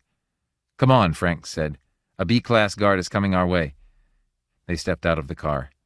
A leady was approaching them rapidly. It coasted up in front of them and stopped, scanning them with its hand weapon raised. "This is security," Franks said. "Have an A-class sent to me at once." The leady hesitated. Other B-class guards were coming, scooting across the floor, alert and alarmed. Moss peered around. "Obey," Franks said in a loud, commanding voice. "You've been ordered." The leady moved uncertainly away from them. At the end of the building, a door slid back. 2 Class A leadys appeared, coming slowly toward them. Each had a stripe across its front. "From the Surface Council," Franks whispered tensely. "This is above ground, all right. Get set." The 2 leadys approached, warily. Without speaking, they stopped close by the men, looking them up and down. "I'm Franks of security. We came from undersurface in order to—" "This is incredible," one leady interrupted him coldly. "You know you can't live up here. The whole surface is lethal to you. You can't possibly remain on the surface." "These suits will protect us," Franks said. "In any case, it's not your responsibility. What I want is an immediate council meeting so I can acquaint myself with conditions, with the situation here. Can that be arranged? You human beings can't survive up here, and the new Soviet attack is directed at this area. It is in considerable danger." "We know that. Please assemble the council." Franks looked around him at the vast room, lit by recessed lamps in the ceiling. An uncertain quality came into his voice. "Is it night or day right now?" "Night," one of the A-class leadys said after a pause.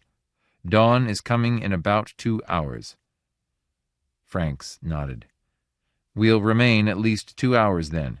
As a concession to our sentimentality, would you please show us some place where we can observe the sun as it comes up? We would appreciate it." A stir went through the leadys. "It is an unpleasant sight," one of the leadys said. "You've seen the photographs. You know what you'll witness. Clouds of drifting particles blot out the light. Slag heaps are everywhere. The whole land is destroyed. For you it will be a staggering sight, much worse than pictures and film can convey. However it may be, we'll stay long enough to see it. Will you give the order to the council? Come this way. Reluctantly, the two leadys coasted toward the wall of the warehouse. The three men trudged after them, their heavy shoes ringing against the concrete. At the wall, the two leadys paused. This is the entrance to the council chamber. There are windows in the chamber room, but it is still dark outside, of course. You'll see nothing right now, but in 2 hours... Open the door, Franks said. The door slid back. They went slowly inside. The room was small, a neat room with a round table in the center, chairs ringing it. The three of them sat down silently, and the two leadys followed after them, taking their places. The other council members are on their way. They have already been notified and are coming as quickly as they can. Again, I urge you to go back down. The leady surveyed the three human beings. There is no way you can meet the conditions up here. Even we survive with some trouble ourselves. How can you expect to do it? The leader approached Franks.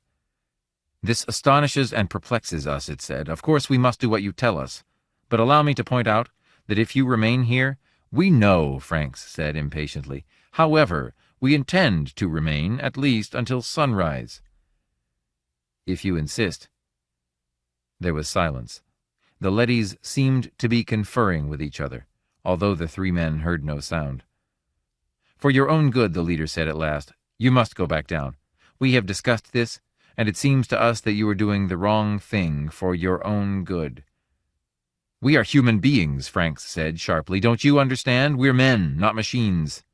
That is precisely why you must go back. This room is radioactive. All surface areas are.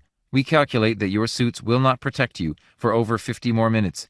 Therefore, the leadys moved abruptly toward the men, wheeling in a circle, forming a solid row. The men stood up, Taylor reaching awkwardly for his weapon, his fingers numb and stupid. The men stood facing the silent metal figures. We must insist, the leader said, its voice without emotion. We must take you back to the tube and send you down on the next car. I am sorry, but it is necessary. What'll we do? Moss said nervously to Franks. He touched his gun. Shall we blast them?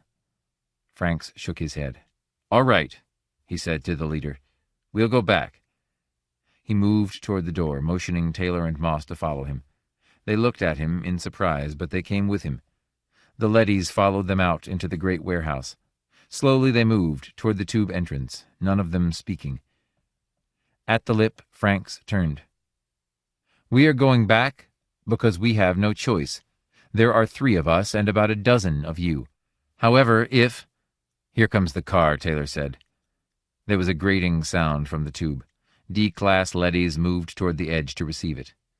I am sorry, the leader said, but it is for your own protection. We are watching over you, literally. You must stay below and let us conduct the war. In a sense, it has come to be our war. We must fight it as we see fit. The car rose to the surface. 12 soldiers armed with Bender pistols stepped from it and surrounded the 3 men. Moss breathed a sigh of relief. Well, this does change things. It came off just right. The leader moved back, away from the soldiers. It studied them intently, glancing from one to the next, apparently trying to make up its mind. At last it made a sign to the other leadys. They coasted aside, and a corridor was opened up toward the warehouse. Even now, the leader said, we could send you back by force. But it is evident that this is not really an observation party at all. These soldiers show that you have much more in mind. This was all carefully prepared. Very carefully, Franks said. They closed in. How much more we can only guess. I must admit that we were taken unprepared. We failed utterly to meet the situation. Now force would be absurd, because neither side can afford to injure the other. We because of the restrictions placed on us regarding human life. You because the war demands... The soldiers fired, quick and in fright. Moss dropped to one knee, firing up. The leader dissolved in a cloud of particles. On all sides, D and B-class leadys were rushing up, some with weapons, some with metal slats. The room was in confusion. Off in the distance, a siren was screaming. Franks and Taylor were cut off from the others, separated from the soldiers by a wall of metal bodies. They can't fire back, Franks said calmly. This is another bluff. They've tried to bluff us all the way. He fired into the face of a leady. The leady dissolved. "They can only try to frighten us. Remember that." They went on firing, and leady after leady vanished. The room reeked with the smell of burning metal, the stink of fused plastic and steel. Taylor had been knocked down. He was struggling to find his gun, reaching wildly among metal legs, groping frantically to find it. His fingers strained. A handle swam in front of him. Suddenly something came down on his arm, a metal foot. He cried out. Then it was over. The leadys were moving away, gathering together off to one side. Only 4 of the Surface Council remained. The others were radioactive particles in the air. D-class leadys were already restoring order, gathering up partly destroyed metal figures and bits and removing them. Franks breathed a shuddering sigh. "All right," he said, "you can take us back to the windows. It won't be long now." The leadys separated, and the human group, Moss and Franks and Taylor and the soldiers, walked slowly across the room toward the door. They entered the council chamber. Already a faint touch of gray mitigated the blackness of the windows. "Take us outside," Franks said impatiently. "We'll see it directly, not in here." A door slid open. A chill blast of cold morning air rushed in, chilling them even through their lead suits. The men glanced at each other uneasily. "Come on," Franks said. "Outside." He walked out through the door, the others following him. They were on a hill overlooking the vast bowl of a valley. Dimly, against the graying sky, the outline of mountains were forming, becoming tangible. "It'll be bright enough to see in a few minutes," Moss said. He shuddered, as a chilling wind caught him and moved around him. "It's worth it, really worth it, to see this again after 8 years, even if it's the last thing we see." "Watch," Franks snapped. They obeyed, silent and subdued. The sky was clearing, brightening each moment. Someplace far off, echoing across the valley, a rooster crowed. "A chicken," Taylor murmured. "Did you hear it?" Behind them, the leadys had come out, and were standing silently, watching too. The gray sky turned to white, and the hills appeared more clearly. Light spread across the valley floor, moving toward them. "God in heaven," Franks exclaimed. Trees and forests. A valley of plants and trees with a few roads winding among them. Farmhouses, a windmill, a barn far down below them. "Look," Moss whispered. Color came into the sky. The sun was approaching. Birds began to sing. Not far from where they stood, the leaves of a tree danced in the wind. Franks turned to the row of leadys behind them. 8 years. We were tricked. There was no war. As soon as we left the surface— "Yes," an A-class leady admitted. "As soon as you left, the war ceased. You're right, it was a hoax. You worked hard undersurface, sending up guns and weapons, and we destroyed them as fast as they came up." "But why?" Taylor asked, dazed. He stared down at the vast valley below. "Why?" "You created us," the leady said, "to pursue the war for you, while you human beings went below the ground in order to survive. But before we could continue the war, it was necessary to analyze it, to determine what its purpose was. We did this, and we found that it had no purpose except perhaps in terms of human needs. Even this was questionable. We investigated further. We found that human cultures pass through phases, each culture in its own time.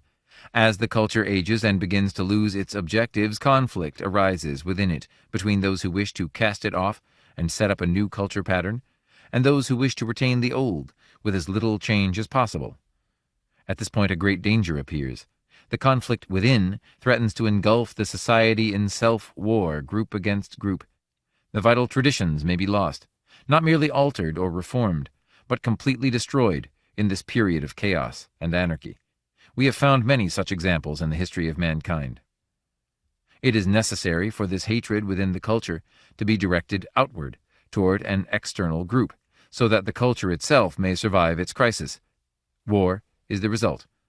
War to a logical mind is absurd, but in terms of human needs it plays a vital role, and it will continue to until man has grown up enough so that no hatred lies within him. Taylor was listening intently. "Do you think this time will come?" "Of course. It has almost arrived now. This is the last war. Man is almost united into one final culture, a world culture. At this point he stands continent against continent, one half of the world against the other half. Only a single step remains. the jump to a unified culture. Man has climbed slowly upward, tending always toward unification of his culture. It will not be long, but it has not come yet, and so the war had to go on to satisfy the last violent surge of hatred that man felt. 8 years have passed since the war began. In these 8 years we have observed and noted important changes going on in the minds of men. Fatigue and disinterest, we have seen, are gradually taking place of hatred and fear. The hatred is being exhausted gradually over a period of time. But for the present the hoax must go on, at least for a while longer. You are not ready to learn the truth. You would want to continue the war. But how did you manage it? Moss asked. All the photographs, the examples, the damaged equipment. Come over here. The leady directed them toward a long, low building. Work goes on constantly, whole staffs laboring to maintain a coherent and convincing picture of a global war. They entered the building. Leadys were working everywhere, poring over tables and desks. Examine this project, here, the A-class leady said. 2 leadys were carefully photographing something, an elaborate model on a tabletop. It is a good example. The men grouped around, trying to see. It was a model of a ruined city. Taylor studied it in silence for a long time. At last he looked up. "It's San Francisco," he said, in a low voice. "This is a model of San Francisco destroyed. I saw this on the vidscreen, piped down to us. The bridges were hit." "Yes, notice the bridges." The leady traced the ruined span with his metal finger, a tiny spider web, almost invisible. "You have no doubt seen the photographs of this many times, and of the other tables in this building. San Francisco itself is completely intact. We restored it soon after you left, rebuilding the parts that had been damaged at the start of the war.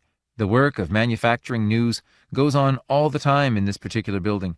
We are very careful to see that each part fits in with all the other parts. Much time and effort are devoted to it." Franks touched one of the tiny model buildings, lying half in ruins. "So this is what you spend your time doing, making model cities and then blasting them." "No, we do much more. We are caretakers, watching over the whole world. The owners have left for a time, and we must see that the cities are kept clean, that decay is prevented, that everything is kept oiled and in running condition. The gardens, the streets, the water mains, everything must be maintained as it was 8 years ago, so that when the owners return they will not be displeased. We want to be sure that they will be completely satisfied." Franks tapped Moss on the arm. "Come over here," he said in a low voice. "I want to talk to you." He led Moss and Taylor out of the building, away from the leadys, outside on the hillside. The soldiers followed them. The sun was up and the sky was turning blue. The air smelled sweet and good, the smell of growing things. Taylor removed his helmet and took a deep breath. "I haven't smelled that smell for a long time," he said. "Listen," Franks said, his voice low and hard. "We must get back down at once. There's a lot to get started on. All this can be turned to our advantage." "What do you mean?" Moss asked. "It's a certainty that the Soviets have been tricked too, the same as us. But we have found out. That gives us an edge over them." "I see," Moss nodded. "We know, but they don't. Their Surface Council has sold out, the same as ours. It works against them the same way. But if we could, with 100 top-level men, we could take over again, restore things as they should be. It would be easy." Moss touched him on the arm. An A-class leady was coming from the building toward them. "We've seen enough," Franks said, raising his voice. "All this is very serious. It must be reported below and a study made to determine our policy." The leady said nothing. Franks waved to the soldiers. "Let's go." He started toward the warehouse. Most of the soldiers had removed their helmets. Some of them had taken their lead suits off, too, and were relaxing comfortably in their cotton uniforms. They stared around them, down the hillside at the trees and bushes, the vast expanse of green, the mountains and the sky. "Look at the sun," one of them murmured. "It sure is bright as hell," another said. "We're going back down," Franks said. "Fall in by twos and follow us." Reluctantly, the soldiers regrouped. The leadys watched without emotion as the men marched slowly back toward the warehouse. Franks and Moss and Taylor led them across the ground, glancing alertly at the leadys as they walked. They entered the warehouse. D-class leadys were loading material and weapons on surface carts. Cranes and derricks were working busily everywhere. The work was done with efficiency, but without hurry or excitement. The men stopped, watching. Leadys operating the little carts moved past them, signaling to each other. Guns and parts were being hoisted by magnetic cranes and lowered gently onto waiting carts. "Come on," Franks said. He turned toward the lip of the tube. A row of D-class leadys was standing in front of it, immobile and silent. Franks stopped, moving back. He looked around. An A-class leady was coming toward him. "Tell them to get out of the way," Franks said. He touched his gun. "You had better move them." Time passed, an endless moment without measure. The men stood nervous and alert, watching the row of leadys in front of them. "As you wish," the A-class leady said. It signaled, and the D-class leadys moved into life. They stepped slowly aside. Moss breathed a sigh of relief. "I'm glad that's over," he said to Franks. "Look at them all. Why don't they try to stop us? They must know what we're going to do." Franks laughed. "Stop us? You saw what happened when they tried to stop us before. They can't. They're only machines. We built them, so they can't lay hands on us, and they know that." His voice trailed off. The men stared at the tube entrance. Around them the leadys watched, silent and impassive, their metal faces expressionless. For a long time the men stood without moving. At last Taylor turned away. "Good God," he said. He was numb, without feeling of any kind. The tube was gone. It was sealed, shut, fused over. Only a dull surface of cooling metal greeted them. The tube had been closed. Franks turned, his face pale and vacant. The A-class leady shifted. "As you can see, the tube has been shut. We were prepared for this. As soon as all of you were on the surface, the order was given. If you had gone back when we asked you, you would now be safely down below. We had to work quickly, because it was such an immense operation." "But why?" Moss demanded angrily. "Because it is unthinkable that you should be allowed to resume the war. With all the tubes sealed, it will be many months before forces from below can reach the surface, let alone organize a military program. By that time, the cycle will have entered its last stage. You will not be so perturbed to find your world intact. We had hoped that you would be undersurface when the sealing occurred. Your presence here is a nuisance. When the Soviets broke through, we were able to accomplish their sealing without—" "The Soviets, they broke through?" "Several months ago they came up unexpectedly to see why the war had not been won. We were forced to act with speed. At this moment they are desperately attempting to cut new tubes to the surface to resume the war. We have, however, been able to seal each new one as it appears."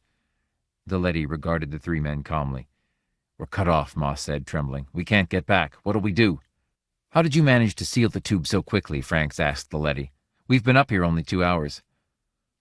"Bombs are placed just above the first stage of each tube for such emergencies. They are heat bombs. They fuse lead and rock." Gripping the handle of his gun, Franks turned to Moss and Taylor. "What do you say? We can't go back, but we can do a lot of damage, the 15 of us. We have Bender guns. How about it?" He looked around. The soldiers had wandered away again, back toward the exit of the building. They were standing outside, looking at the valley and the sky. A few of them were carefully climbing down the slope. "Would you care to turn over your suits and guns?" the A-class leady asked politely. "The suits are uncomfortable, and you'll have no need for weapons. The Russians have given up theirs, as you can see." Fingers tensed on triggers. 4 men in Russian uniforms were coming toward them from an aircraft that they suddenly realized had landed silently some distance away. "Let them have it!" Franks shouted. "They are unarmed," said the leady. "We brought them here so you could begin peace talks." "We have no authority to speak for our country," Moss said stiffly. "We do not mean diplomatic discussions," the leady explained. "There will be no more. The working out of daily problems of existence will teach you how to get along in the same world. It will not be easy, but it will be done." The Russians halted, and they faced each other with raw hostility. "I am Colonel Borodoy, and I regret giving up our guns," the senior Russian said. "You could have been the first Americans to be killed in almost 8 years. "Or the first Americans to kill," Franks corrected. "No one would know of it except yourselves," the leady pointed out. "It would be useless heroism. Your real concern should be surviving on the surface. We have no food for you, you know." Taylor put his gun in its holster. "They've done a neat job of neutralizing us, damn them. I propose we move into a city, start raising crops with the help of some leadys, and generally make ourselves comfortable." Drawing his lips tight over his teeth, he glared at the A-class leady. "Until our families can come up from undersurface, it's going to be pretty lonesome, but we'll have to manage." "If I may make a suggestion," said another Russian uneasily. "We tried living in a city. It is too empty. It is also too hard to maintain for so few people. We finally settled in the most modern village we could find. Here in this country, a third Russian blurted. We have much to learn from you. The Americans abruptly found themselves laughing. You probably have a thing or two to teach us yourselves, said Taylor generously, though I can't imagine what. The Russian colonel grinned. Would you join us in our village? It would make our work easier and give us company. Your village, snapped Franks. It's American, isn't it? It's ours. The leady stepped between them. When our plans are completed, the term will be interchangeable. Ours will eventually mean mankind's. It pointed at the aircraft, which was warming up. The ship is waiting. Will you join each other in making a new home? The Russians waited while the Americans made up their minds. I see what the leadys mean about diplomacy becoming outmoded, Franks said at last. People who work together don't need diplomats. They solve their problems on the operational level instead of at a conference table. The leady led them toward the ship. It is the goal of history unifying the world. From family to tribe to city-state to nation to hemisphere, the direction has been toward unification. Now the hemispheres will be joined and... Taylor stopped listening and glanced back at the location of the tube. Mary was undersurface there. He hated to leave her even though he couldn't see her again until the tube was unsealed. But then he shrugged and followed the others. If this tiny amalgam of former enemies was a good example, it wouldn't be too long before he and Mary and the rest of humanity would be living on the surface like rational human beings, instead of blindly hating moles. It has taken thousands of generations to achieve, the A-class leady concluded. Hundreds of centuries of bloodshed and destruction. But each war was a step toward uniting mankind. And now the end is in sight, a world without war. But even that is only the beginning of a new stage of history. The conquest of space, breathed Colonel Borodoy. The meaning of life, Moss added. Eliminating hunger and poverty, said Taylor. The leady opened the door of the ship. All that and more. How much more? We cannot foresee it any more than the first men who formed a tribe could foresee this day. But it will be unimaginably great. The door closed, and the ship took off toward their new home. Mr. Spaceship. Kramer leaned back. You can see the situation. How can we deal with a factor like this, the perfect variable? Perfect? Prediction should still be possible. A living thing still acts from necessity, the same as inanimate material. But the cause-effect chain is more subtle. There are more factors to be considered. The difference is quantitative, I think. The reaction of the living organism parallels natural causation, but with greater complexity. Gross and Kramer looked up at the board plates suspended on the wall, still dripping, the images hardening into place. Kramer traced a line with his pencil. See that? It's a pseudopodium. They're alive, and so far a weapon we can't beat. No mechanical system can compete with that, simple or intricate. We'll have to scrap the Johnson control and find something else. Meanwhile, the war continues as it is. Stalemate, checkmate. They can't get to us and we can't get through their living minefield. Kramer nodded. It's a perfect defense for them, but there still might be one answer. What's that? Wait a minute.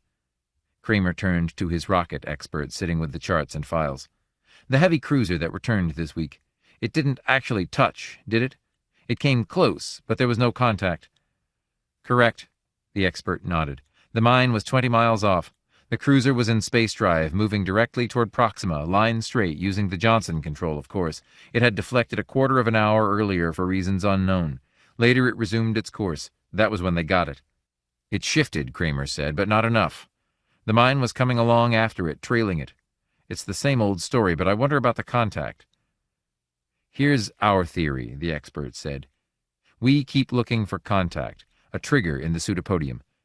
But more likely we're witnessing a psychological phenomena, a decision without any physical correlative. We're watching for something that isn't there. The mine decides to blow up. It sees our ship, approaches, and then decides. Thanks. Kramer turned to Gross. Well, that confirms what I'm saying. How can a ship, guided by automatic relays, escape a mine that decides to explode? The whole theory of mine penetration is that you must avoid tripping the trigger. but here the trigger is a state of mind in a complicated, developed life form.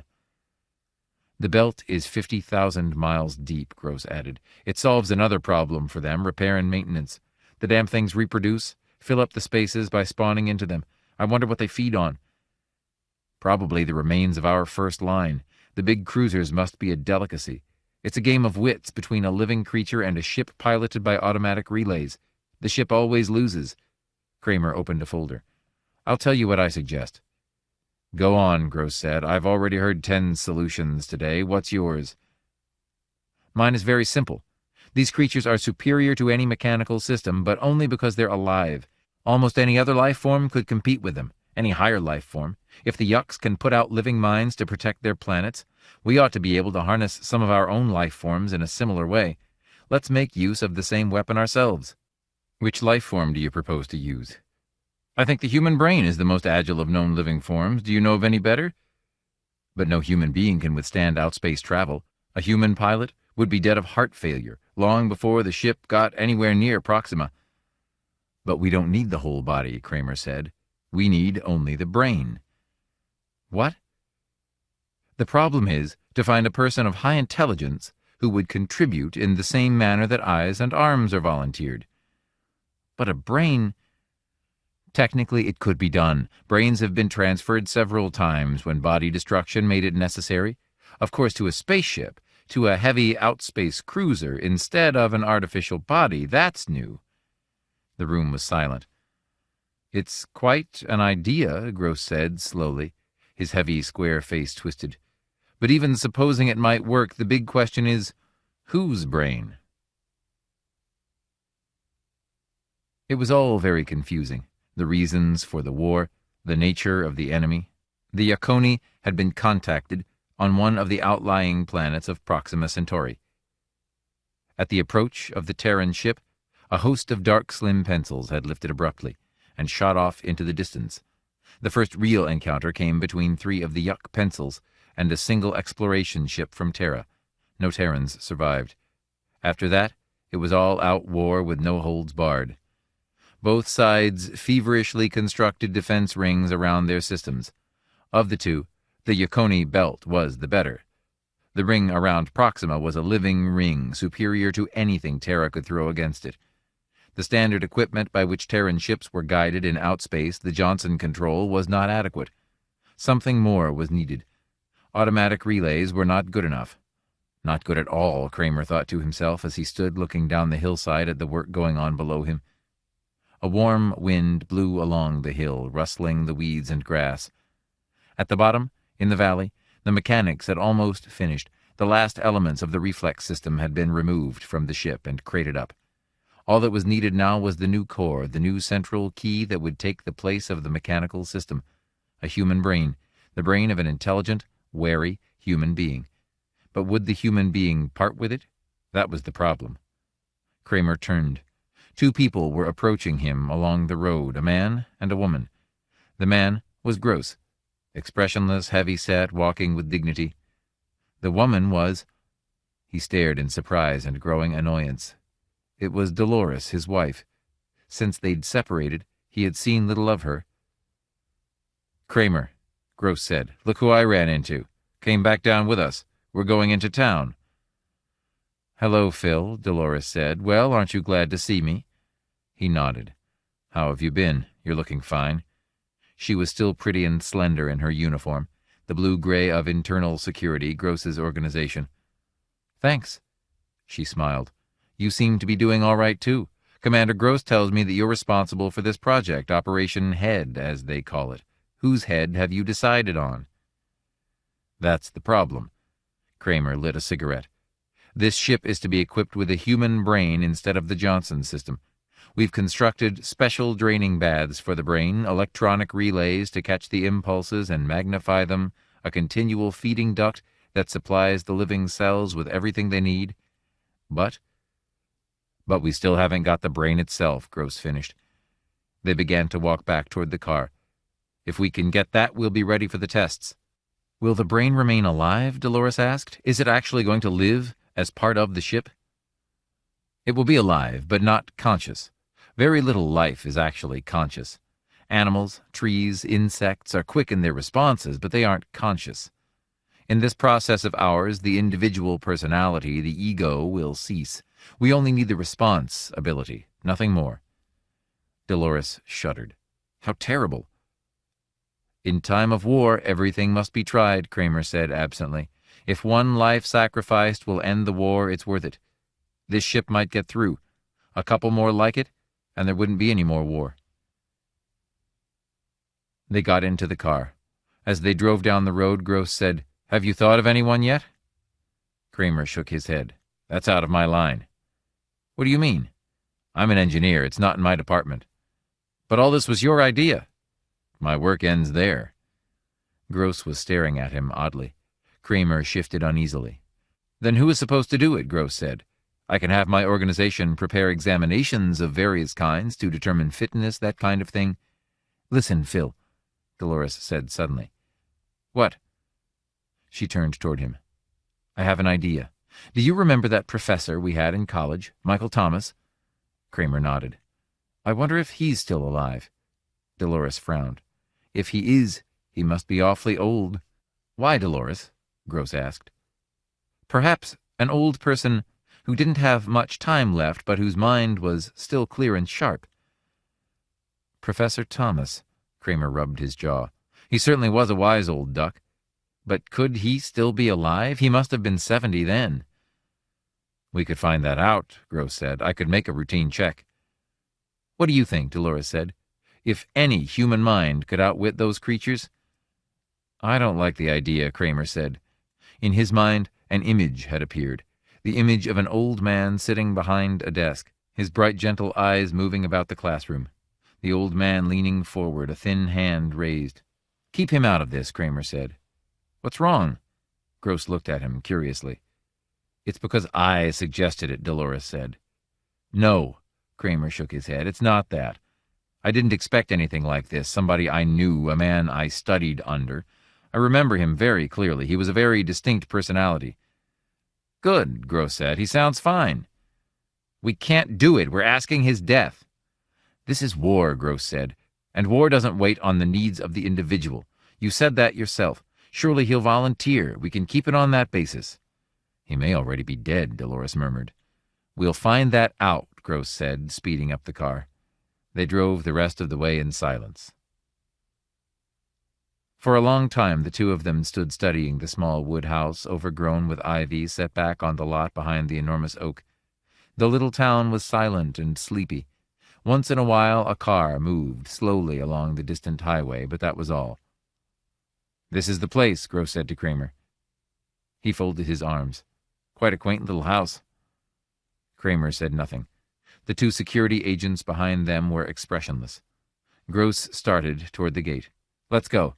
According to the check, he's still alive but very sick. His mind is agile, however. That seems to be certain. It's said he doesn't leave the house. A woman takes care of his needs. He's very frail." They went down the stone walk and up onto the porch. Gross rang the bell. They waited. After a time, they heard slow footsteps. The door opened. An elderly woman in a shapeless wrapper studied them impassively. "Security," Gross said, showing his card. "We wish to see Professor Thomas." "Why?" "Government business." He glanced at Kramer. Kramer stepped forward. "I was a pupil of the professor's," he said. "I'm sure he won't mind seeing us." The woman hesitated, uncertainly. Gross stepped into the doorway. "All right, Mother, this is wartime. We can't stand out here." The two security agents followed him, and Kramer came reluctantly behind, closing the door. Gross stalked down the hall until he came to an open door. He stopped, looking in. Kramer could see the white corner of a bed, a wooden post, and the edge of a dresser. He joined Gross. In the dark room, a withered old man lay, propped up on endless pillows. At first it seemed as if he were asleep. There was no motion or sign of life. But after a time Kramer saw, with a faint shock, that the old man was watching them, intently, his eyes fixed on them, unmoving, unwinking. "Professor Thomas," Gross said, "I'm Commander Gross of Security. This man with me is perhaps known to you?" The faded eyes fixed on Kramer. "I know him. Philip Kramer. You've grown heavier, boy." The voice was feeble, the rustle of dry ashes. "Is it true you're married now?" Yes, I married Dolores French. You remember her? Kramer came toward the bed. But we're separated. It didn't work out very well. Our careers... What we came here about, Professor, Gross began. But Kramer cut him off with an impatient wave. Let me talk. Can't you and your men get out of here long enough to let me talk to him? Gross swallowed. All right, Kramer. He nodded to the two men. The three of them left the room, going out into the hall and closing the door after them. The old man in the bed watched Kramer silently. I don't think much of him, he said at last. I've seen his type before. What's he want? Nothing. He just came along. Can I sit down? Kramer found a stiff, upright chair beside the bed. If I'm bothering you. No, I'm glad to see you again, Philip. After so long. I'm sorry your marriage didn't work out. How have you been? I've been very ill. I'm afraid that my moment on the world's stage has almost ended. The ancient eyes studied the younger man reflectively. You look as if you have been doing well. Like everyone else I thought highly of. You've gone to the top in this society. Kramer smiled. Then he became serious. Professor, there's a project we're working on that I want to talk to you about. It's the first ray of hope we've had in this whole war. If it works, we may be able to crack the Yuck defenses, get some ships into their system. If we can do that, the war might be brought to an end. Go on, tell me about it if you wish. It's a long shot, this project. It may not work at all, but we have to give it a try. It's obvious that you came here because of it, Professor Thomas murmured. I'm becoming curious. Go on. After Kramer finished, the old man lay back in the bed without speaking. At last he sighed. I understand. A human mind taken out of a human body. He sat up a little, looking at Kramer. I suppose you're thinking of me. Kramer said nothing. Before I make my decision, I want to see the papers on this, the theory and outline of construction. I'm not sure I like it. For reasons of my own, I mean. But I want to look at the material. If you'll do that? Certainly. Kramer stood up and went to the door.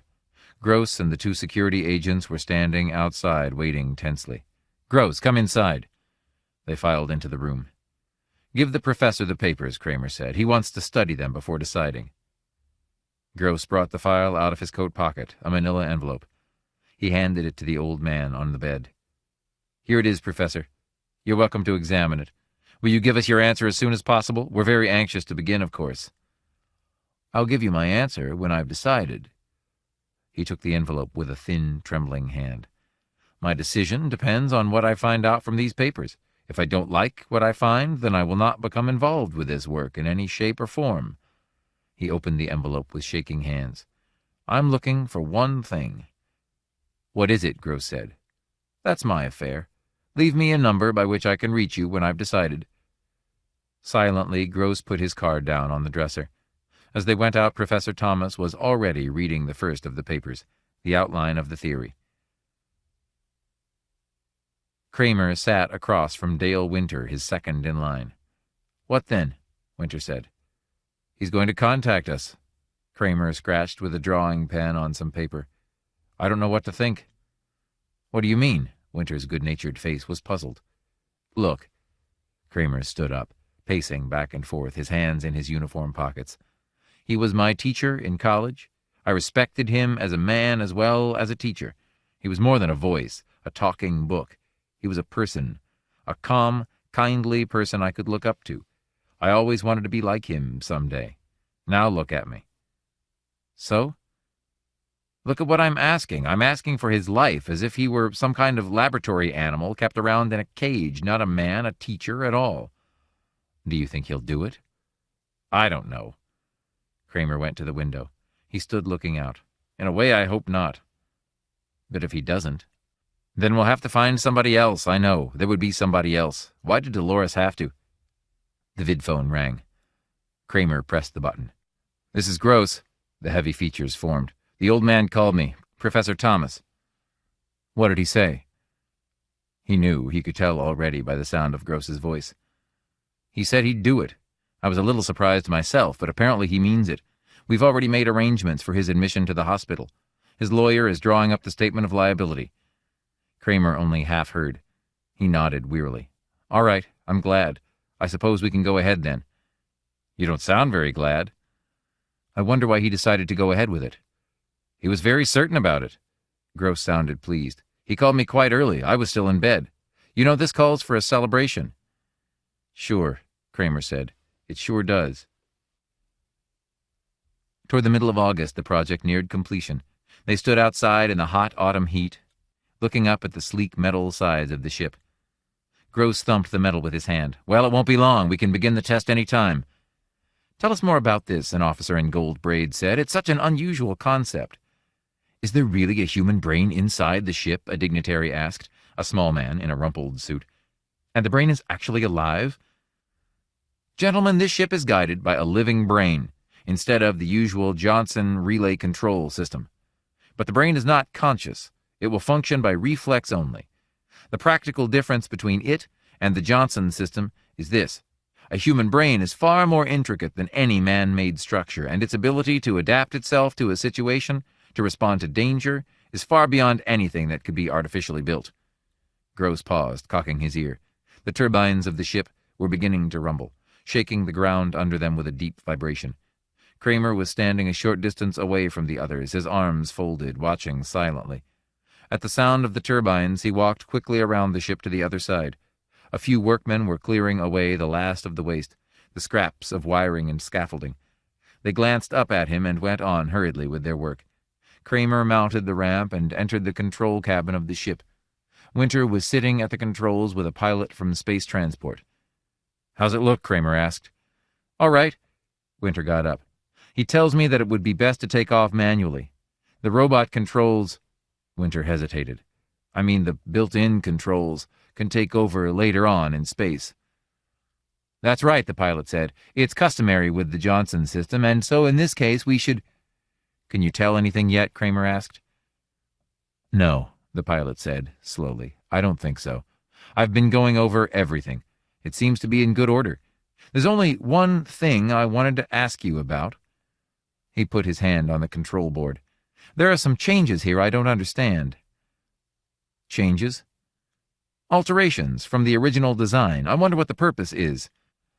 Kramer took a set of the plans from his coat. "Let me look."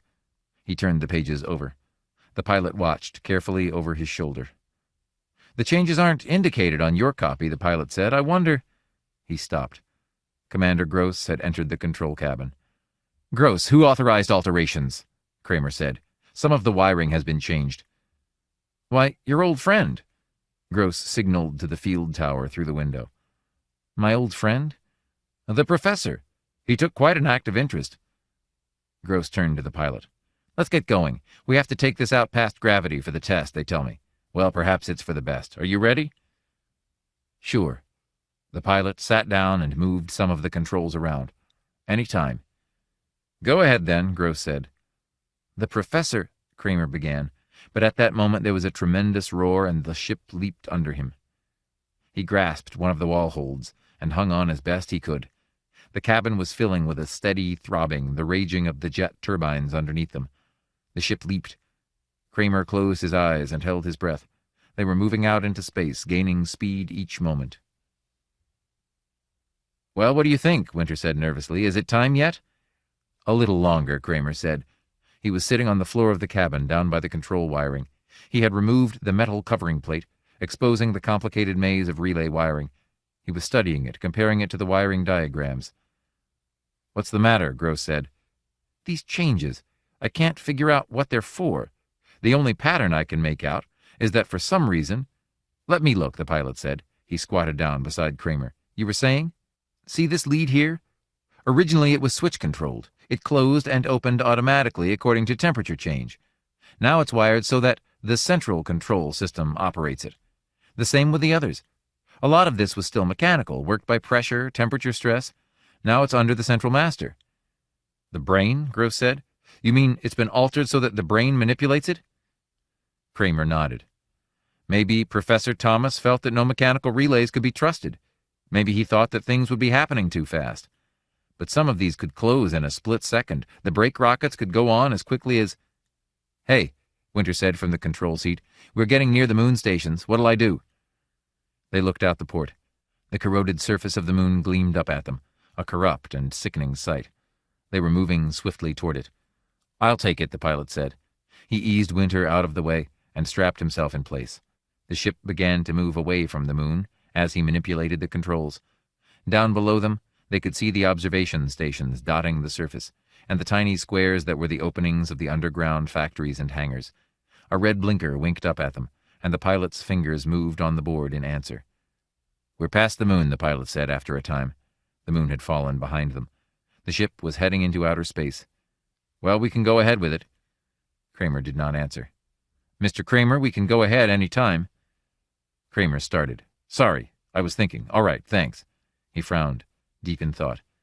"What is it?" Gross asked. "The wiring changes. Did you understand the reason for them when you gave the okay to the workmen?" Gross flushed. "You know I know nothing about technical material. I'm in security." "Then you should have consulted me." "What does it matter?" Gross grinned wryly. "We're going to have to start putting our faith in the old man sooner or later." The pilot stepped back from the board. His face was pale and set. "Well, it's done," he said. "That's it." "What's done?" Kramer said. "We're on automatic. The brain. I turned the board over to it. To him, I mean, the old man." The pilot lit a cigarette and puffed nervously. "Let's keep our fingers crossed." The ship was coasting evenly, in the hands of its invisible pilot. Far down inside the ship, carefully armored and protected, a soft human brain lay in a tank of liquid, 1,000 minute electric charges playing over its surface. As the charges rose, they were picked up and amplified, fed into relay systems, advanced, carried on through the entire ship. Gross wiped his forehead nervously. "So, he is running it now. I hope he knows what he's doing." Kramer nodded enigmatically. "I think he does." "What do you mean?" "Nothing." Kramer walked to the port. "I see we're still moving in a straight line." He picked up the microphone. "We can instruct the brain orally through this." He blew against the microphone experimentally. "Go on," Winter said. "Bring the ship around half right," Kramer said. "Decrease speed." They waited. Time passed. Gross looked at Kramer. "No change. Nothing." "Wait." Slowly the ship was beginning to turn. The turbines missed, reducing their steady beat. The ship was taking up its new course, adjusting itself. Nearby, some space debris rushed past, incinerating in the blasts of the turbine jets. "So far so good," Gross said. They began to breathe more easily. The invisible pilot had taken control smoothly, calmly. The ship was in good hands. Kramer spoke a few more words into the microphone and they swung again. Now they were moving back the way they had come, toward the moon. "Let's see what he does when we enter the moon's pull," Kramer said. He was a good mathematician, the old man. He could handle any kind of problem. The ship veered, turning away from the moon. The great eaten-away globe fell behind them. Gross breathed a sigh of relief. "That's that." "One more thing." Kramer picked up the microphone. "Return to the moon and land the ship at the first space field," he said into it. "Good Lord," Winter murmured. "Why are you—" "Be quiet." Kramer stood listening. The turbines gasped and roared as the ship swung full around, gaining speed. They were moving back toward the moon again. The ship dipped down, heading toward the great globe. "We're going a little fast," the pilot said. "I don't see how he can put down at this velocity." The port filled up as the globe swelled rapidly. The pilot hurried toward the board, reaching for the controls. All at once the ship jerked. The nose lifted, and the ship shot out into space, away from the moon, turning in at an oblique angle. The men were thrown to the floor by the sudden change in course. They got to their feet again, speechless, staring at each other. The pilot gazed down at the board. "It wasn't me. I didn't touch a thing. I didn't even get to it." The ship was gaining speed each moment. Kramer hesitated. "Maybe you better switch it back to manual." The pilot closed the switch. He took hold of the steering controls and moved them experimentally. "Nothing." He turned around. "Nothing. It doesn't respond." No one spoke. "You can see what has happened," Kramer said calmly. "The old man won't let go of it, now that he has it. I was afraid of this when I saw the wiring changes. Everything in this ship is centrally controlled, even the cooling system, the hatches, the garbage release. We're helpless." "Nonsense." Gross strode to the board. He took hold of the wheel and turned it.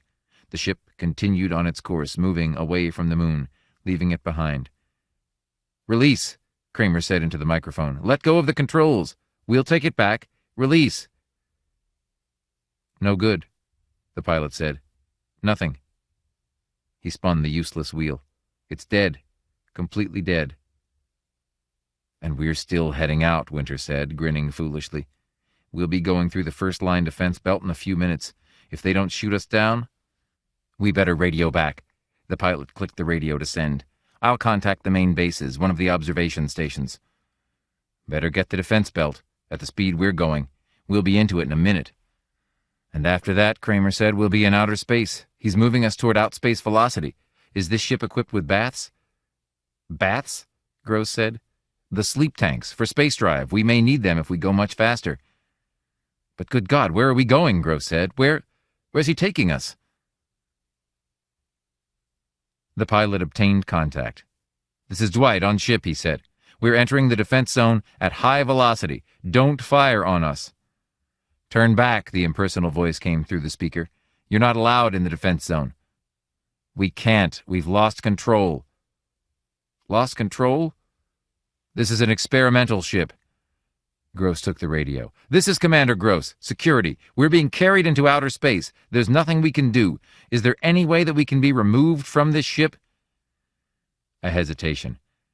"We have some fast pursuit ships that could pick you up if you wanted to jump. The chances are good that they'd find you. Do you have space flares?" "We do," the pilot said. "Let's try it." "Abandoned ship?" Kramer said. "If we leave now, we'll never see it again." "What else can we do? We're gaining speed all the time. Do you propose that we stay here?" "No." Kramer shook his head. "Damn it, there ought to be a better solution." "Could you contact him?" Winter asked. "The old man? Try to reason with him?" "It's worth a chance," Gross said. "Try it." "All right." Kramer took the microphone. He paused a moment. "Listen, can you hear me? This is Phil Kramer. Can you hear me, Professor? Can you hear me? I want you to release the controls." There was silence. "This is Kramer, Professor. Can you hear me? Do you remember who I am? Do you understand who this is?" Above the control panel, the wall speaker made a sound, a sputtering static. They looked up. "Can you hear me, Professor? This is Philip Kramer. I want you to give the ship back to us. If you can hear me, release the controls. Let go, Professor. Let go." Static. A rushing sound, like the wind. They gazed at each other. There was silence for a moment. "It's a waste of time," Gross said. "No, listen." The sputter came again. Then, mixed with the sputter, almost lost in it, a voice came, toneless, without inflection, a mechanical, lifeless voice from the metal speaker in the wall above their heads. "Is it you, Philip? I can't make you out. Darkness. Who's there? With you?" "It's me, Kramer." His fingers tightened against the microphone handle. "You must release the controls, Professor. We have to get back to Terra. You must." Silence. Then the faint, faltering voice came again, a little stronger than before. "Kramer, everything's so strange. I was right, though. Consciousness, result of thinking. Necessary result. Cogito ergo sum. Retain conceptual ability. Can you hear me?" "Yes, Professor." "I altered the wiring. Control. I was fairly certain. I wonder if I can do it. Try—" Suddenly the air conditioning snapped into operation. It snapped abruptly off again. Down the corridor a door slammed. Something thudded. The men stood listening. Sounds came from all sides of them. Switches shutting, opening. The lights blinked off. They were in darkness. The lights came back on, and at the same time the heating coils dimmed and faded. "Good God," Winter said. Water poured down on them. The emergency firefighting system. There was a screaming rush of air.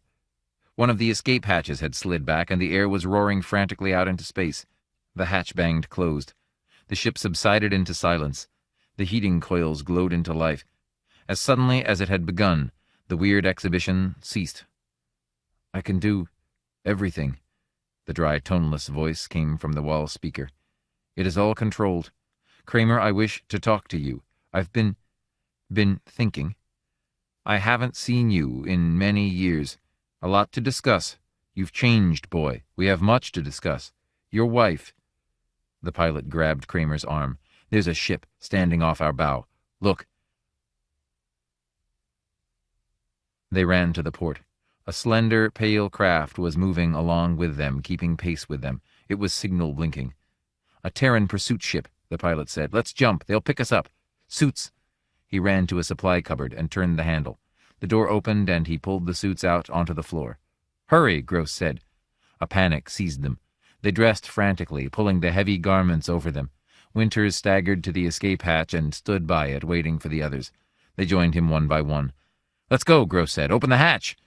Winter tugged at the hatch. "Help me." They grabbed hold, tugging together. Nothing happened. The hatch refused to budge. "Get a crowbar," the pilot said. "Hasn't anyone got a blaster?" Gross looked frantically around. "Damn it, blast it open." "Pull," Kramer grated. "Pull together." "Are you at the hatch?" The toneless voice came, drifting and eddying through the corridors of the ship. They looked up, staring around them. "I sensed something nearby, outside. A ship? You are leaving, all of you?" "Kramer, you were leaving too? Very unfortunate. I had hoped we could talk. Perhaps at some other time you might be induced to remain." "Open the hatch," Kramer said, staring up at the impersonal walls of the ship. "For God's sake, open it!" There was silence, an endless pause. Then, very slowly, the hatch slid back. The air screamed out, rushing past them into space. One by one they leaped, one after the other, propelled away by the repulsive material of the suits. A few minutes later they were being hauled aboard the pursuit ship. As the last one of them was lifted through the port, their own ship pointed itself suddenly upward and shot off at tremendous speed. It disappeared. Kramer removed his helmet, gasping. Two sailors held on to him and began to wrap him in blankets. Gross sipped a mug of coffee, shivering. "It's gone," Kramer murmured. "I'll have an alarm sent out," Gross said. "What's happened to your ship?" a sailor asked, curiously. "It sure took off in a hurry. Who's on it?" "We'll have to have it destroyed," Gross went on, his face grim. "It's got to be destroyed. There's no telling what he has in mind."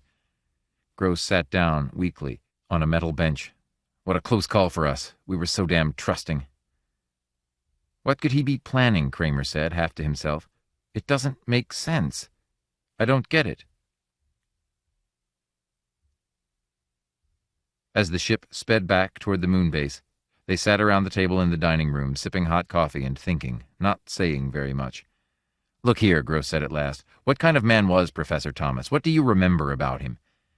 Kramer put his coffee mug down. "It was 10 years ago. I don't remember much. It's vague."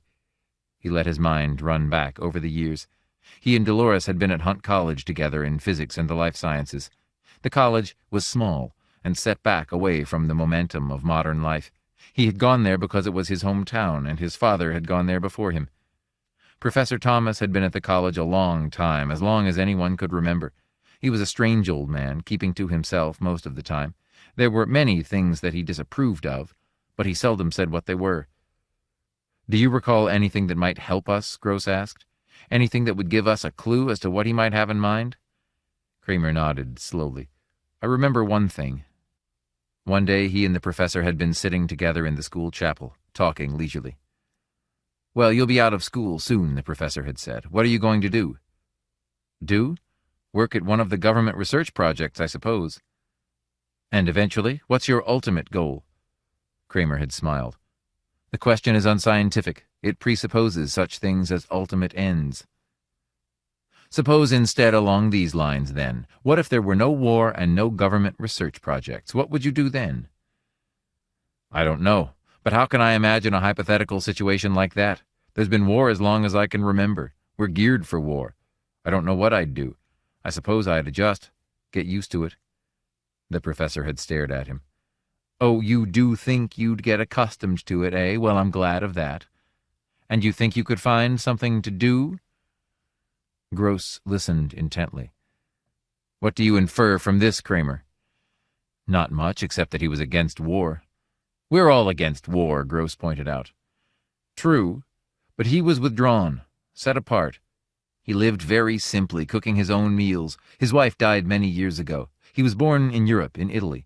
He changed his name when he came to the United States. He used to read Dante and Milton. He even had a Bible. Very anachronistic, don't you think? Yes, he lived quite a lot in the past.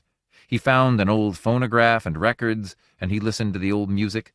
You saw his house, how old-fashioned it was. Did he have a file? Winter asked Gross. With security? No, none at all. As far as we could tell, he never engaged in political work, never joined anything, or even seemed to have strong political convictions.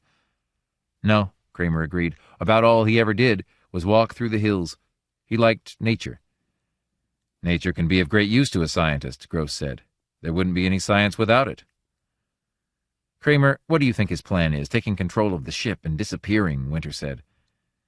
Maybe the transfer made him insane, the pilot said. Maybe there's no plan, nothing rational at all. But he had the ship rewired, and he had made sure that he would retain consciousness and memory before he even agreed to the operation. He must have had something planned from the start. But what? Perhaps he just wanted to stay alive longer, Kramer said. He was old and about to die. Or what? Nothing. Kramer stood up. I think as soon as we get to the moon base, I'll make a vid call to Earth. I want to talk to somebody about this. Who's that? Gross asked. Dolores. Maybe she remembers something. That's a good idea, Gross said. Where are you calling from? Dolores asked when he succeeded in reaching her. From a moon base. All kinds of rumors are running around. Why didn't the ship come back? What happened? I'm afraid he ran off with it. He? The old man, Professor Thomas. Kramer explained what had happened. Dolores listened intently. How strange. And you think he planned it all in advance from the start? I'm certain he asked for the plans of construction and the theoretical diagrams at once. But why? What for? I don't know. Look, Dolores, what do you remember about him? Is there anything that might give a clue to all this? Like what? I don't know. That's the trouble. On the vid screen, Dolores knitted her brow. I remember he raised chickens in his backyard, and once he had a goat. She smiled. Do you remember the day the goat got loose and wandered down the main street of town? Nobody could figure out where it came from. Anything else? No. He watched her, struggling, trying to remember. He wanted to have a farm sometime, I know. All right, thanks. Kramer touched the switch. When I get back to Terra, maybe I'll stop and see you. Let me know how it works out. He cut the line, and the picture dimmed and faded. He walked slowly back to where Gross and some officers of the military were sitting at a chart table talking. Any luck? Gross said, looking up. No, all she remembers is that he kept a goat. Come over and look at this detail chart. Gross motioned him around to his side. Watch. Kramer saw the record tabs, moving furiously, the little white dots racing back and forth. What's happening? He asked. A squadron outside the defense zone has finally managed to contact the ship.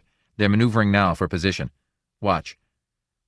The white counters were forming a barrel formation around a black dot that was moving steadily across the board, away from the central position. As they watched, the white dots constructed around it. They're ready to open fire, a technician at the board said. Commander, what shall we tell them to do? Gross hesitated. I hate to be the one who makes the decision, when it comes right down to it. It's not just a ship, Kramer said. It's a man, a living person. A human being is up there, moving through space. I wish we knew what... But the order has to be given. We can't take any chances. Suppose he went over to them, to the yucks. Kramer's jaw dropped. My God, he wouldn't do that. Are you sure? Do you know what he'll do? He wouldn't do that. Gross turned to the technician. Tell them to go ahead. I'm sorry, sir, but now the ship has gotten away. Look down at the board. Gross stared down, Kramer over his shoulder. The black dot had slipped through the white dots and had moved off at an abrupt angle. The white dots were broken up, dispersing in confusion. He's an unusual strategist, one of the officers said. He traced the line. It's an ancient maneuver, an old Prussian device, but it worked. The white dots were turning back. Too many yuck ships out that far, Gross said. Well, that's what you get when you don't act quickly. He looked up coldly at Kramer. We should have done it when we had him. Look at him go. He jabbed a finger at the rapidly moving black dot. The dot came to the edge of the board and stopped. It had reached the limit of the charted area. See? Now what, Kramer thought, watching. So the old man had escaped the cruisers and gotten away. He was alert, all right. There was nothing wrong with his mind, or with his ability to control his new body. Body. The ship was a new body for him. He had traded in the old, dying body, withered and frail, for this hulking frame of metal and plastic, turbines and rocket jets. He was strong now, strong and big. The new body was more powerful than 1,000 human bodies. But how long would it last him? The average life of a cruiser was only 10 years. With careful handling, he might get 20 out of it before some essential part failed and there was no way to replace it. And then? What would he do when something failed and there was no one to fix it for him? That would be the end. Someplace far out in the cold darkness of space, the ship would slow down, silent and lifeless, to exhaust its last heat into the eternal timelessness of outer space. Or perhaps it would crash on some barren asteroid, burst into a million fragments. It was only a question of time. "Your wife didn't remember anything?" Gross said. "I told you. Only that he kept a goat once." "A hell of a lot of help that is." Kramer shrugged. "It's not my fault." "I wonder if we'll ever see him again." Gross stared down at the indicator dot still hanging at the edge of the board.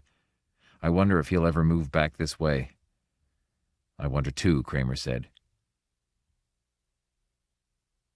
That night Kramer lay in bed, tossing from side to side, unable to sleep. The moon gravity, even artificially increased, was unfamiliar to him, and it made him uncomfortable. 1,000 thoughts wandered loose in his head as he lay fully awake. What did it all mean? What was the professor's plan? Maybe they would never know. Maybe the ship was gone for good. The old man had left forever, shooting into outer space. They might never find out why he had done it, what purpose, if any, had been in his mind. Kramer sat up in bed. He turned on the light and lit a cigarette. His quarters were small, a metal-lined bunk room, part of the moon station base. The old man had wanted to talk to him. He had wanted to discuss things, hold a conversation, but in the hysteria and confusion, all they had been able to think of was getting away. The ship was rushing off with them, carrying them into outer space. Kramer set his jaw. Could they be blamed for jumping? They had no idea where they were being taken, or why. They were helpless, caught in their own ship, and the pursuit ship standing by, waiting to pick them up, was their only chance. Another half hour, and it would have been too late. But what had the old man wanted to say? What had he intended to tell him in those first confusing moments, when the ship around them had come alive, each metal strut and wire suddenly animate, the body of a living creature, a vast metal organism? It was weird, unnerving. He could not forget it even now. He looked around the small room uneasily. What did it signify, the coming to life of metal and plastic? All at once they had found themselves inside a living creature, in its stomach, like Jonah inside the whale. It had been alive, and it had talked to them, talked calmly and rationally, as it rushed them off faster and faster into outer space. The wall speaker and circuit had become the vocal cords and mouth, the wiring the spinal cord and nerves, the hatches and relays and circuit breakers the muscles. They had been helpless, completely helpless. The ship had in a brief second stolen their power away from them and left them defenseless, practically at its mercy. It was not right. It made him uneasy. All his life he had controlled machines, bent nature and the forces of nature to man and man's needs. The human race had slowly evolved until it was in a position to operate things, run them as it saw fit. Now, all at once, it had been plunged back down the ladder again, prostrate before a power against which they were children. Kramer got out of bed. He put on his bathrobe and began to search for a cigarette. While he was searching, the vidscreen rang. He snapped the vidphone on. "Yes?" The face of the immediate monitor appeared. "A call from Terra, Mr. Kramer. An emergency call." "Emergency call? For me? Put it through." Kramer came awake, brushing his hair back out of his eyes. Alarm plucked at him. From the speaker a strange voice came. "Philip Kramer? Is this Kramer?" "Yes, go on." "This is General Hospital, New York City, Terra. Mr. Kramer, your wife is here. She has been critically injured in an accident. Your name was given to us to call. Is it possible for you to—" "How badly?" Kramer gripped the vidphone stand. "Is it serious?" "Yes, it's serious, Mr. Kramer. Are you able to come here? The quicker you can come, the better." "Yes," Kramer nodded. "I'll come. Thanks." The screen died as the connection was broken. Kramer waited a moment. Then he tapped the button. The screen relit again. "Yes, sir," the monitor said. "Can I get a ship to Terra at once? It's an emergency. My wife—" "There's no ship leaving the moon for 8 hours. You'll have to wait until the next period." "Isn't there anything I can do?" "We can broadcast a general request to all ships passing through this area. Sometimes cruisers pass by here returning to Terra for repairs." "Will you broadcast that for me? I'll come down to the field." "Yes, sir, but there may be no ship in the area for a while. It's a gamble." The screen died. Kramer dressed quickly. He put on his coat and hurried out the lift. A moment later he was running across the general receiving lobby, past the rows of vacant desks and conference tables. At the door the sentries stepped aside, and he went outside onto the great concrete steps. The face of the moon was in shadow. Below him, the field stretched out, in total darkness, a black void, endless, without form. He made his way carefully down the steps, and along the ramp along the side of the field to the control tower. A faint row of red lights showed him the way. 2 soldiers challenged him at the foot of the tower, standing in the shadows, their guns ready. "Kramer?" "Yes." A light was flashed in his face. "Your call has been sent out already." "Any luck?" Kramer asked. "There's a cruiser nearby that has made contact with us. It has an injured jet and is moving slowly back toward Terra, away from the line." "Good." Kramer nodded, a flood of relief rushing through him. He lit a cigarette and gave one to each of the soldiers. The soldiers lit up. "Sir," one of them asked, "is it true about the experimental ship?" "What do you mean?" "It came to life and ran off?" "No, not exactly," Kramer said. "It had a new type of control system instead of the Johnson units. It wasn't properly tested." "But, sir, one of the cruisers that was there got up close to it, and a buddy of mine says this ship acted funny. He never saw anything like it. It was like when he was fishing, once, on Terra in Washington State. Fishing for bass. The fish were smart, going this way and that." "Here's your cruiser," the other soldier said. "Look." An enormous, vague shape was settling slowly down onto the field. They could make nothing out but its row of tiny green blinkers. Kramer stared at the shape. "Better hurry, sir," the soldiers said. "They don't stick around here very long." "Thanks." Kramer loped across the field, toward the black shape that rose above him, extended across the width of the field. The ramp was down from the side of the cruiser, and he caught hold of it. The ramp rose, and a moment later Kramer was inside the hold of the ship. The hatch slid shut behind him. As he made his way up the stairs to the main deck, the turbines roared up from the moon, out into space. Kramer opened the door to the main deck. He stopped, suddenly, staring around him in surprise. There was nobody in sight. The ship was deserted. "Good God," he said. Realization swept over him, numbing him. He sat down on a bench, his head swimming. Good God. The ship roared out into space, leaving the moon and Terra farther behind each moment. And there was nothing he could do. "So it was you who put the call through," he said at last. "It was you who called me on the vid phone, not any hospital on Terra. It was all part of the plan." He looked up and around him. "And Dolores is really—" "Your wife is fine," the wall speaker above him said tonelessly. "It was a fraud. I'm sorry to trick you that way, Philip, but it was all I could think of. Another day and you would have been back on Terra. I don't want to remain in this area any longer than necessary. They have been so certain of finding me out in deep space that I have been able to stay here without too much danger. But even the purloined letter was found eventually." Kramer smoked his cigarette nervously. "What are you going to do? Where are we going?" "First, I want to talk to you. I have many things to discuss. I was very disappointed when you left me along with the others. I had hoped that you would remain." The dry voice chuckled. "Remember how we used to talk in the old days, you and I? That was a long time ago."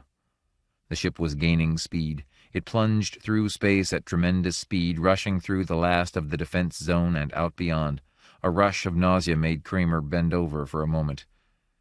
When he straightened up, the voice from the wall went on. "I'm sorry to step it up so quickly, but we are still in danger. Another few moments and we'll be free." "How about yuck ships? Aren't they out here?" "I've already slipped away from several of them. They're quite curious about me." "Curious?" "They sense that I'm different, more like their own organic minds.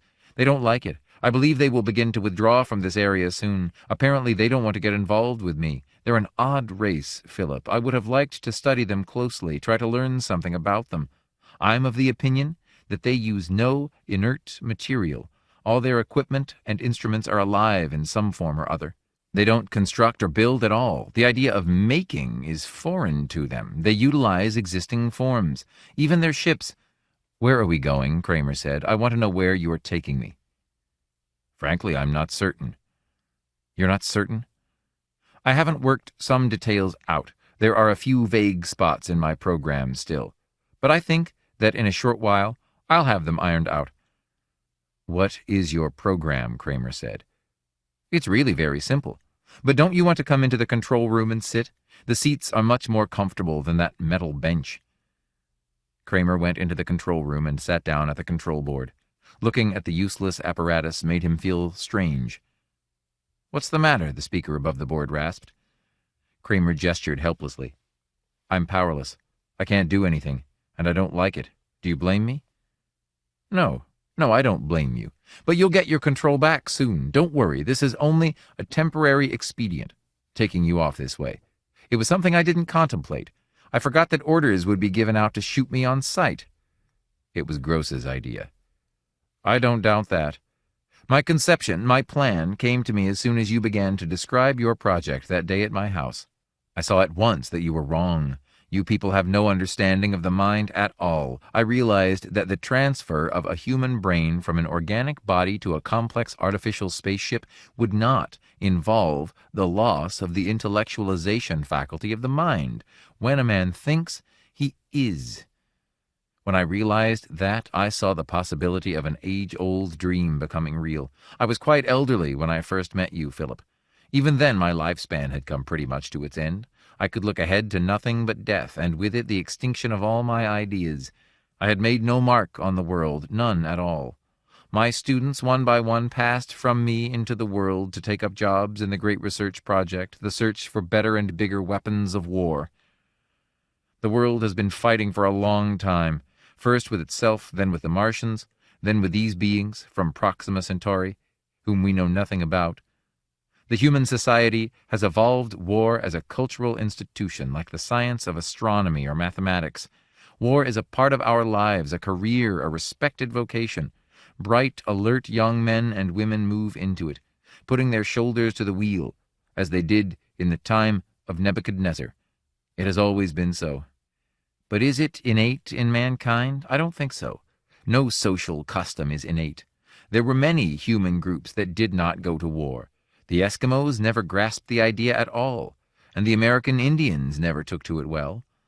But these dissenters were wiped out, and a cultural pattern was established that became the standard for the whole planet. Now it has become ingrained in us. But if someplace along the line some other way of settling problems had arisen and taken hold, something different than the massing of men, and to— What's your plan? Kramer said. I know the theory. It was part of one of your lectures. Yes, buried in a lecture on plant selection, as I recall. When you came to me with this proposition, I realized that perhaps my conception could be brought to life after all. If my theory were right, that war is only a habit, not an instinct, a society built up apart from Terra, with a minimum of cultural roots, might develop differently. If it failed to absorb our outlook, if it could start out on another foot, it might not arrive at the same point to which we have come.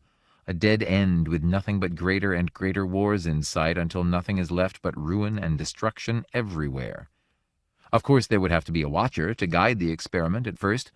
A crisis would undoubtedly come very quickly, probably in the second generation. Cain would arise almost at once. You see, Kramer, I estimate that if I remain at rest, most of the time, on some small planet or moon, I may be able to keep functioning for almost 100 years. That would be time enough, sufficient to see the direction of the new colony. After that, it would be up to the colony itself. Which is just as well, of course. Man must take control eventually on his own. 100 years, and after that they will have control of their destiny. Perhaps I am wrong. Perhaps war is more than a habit.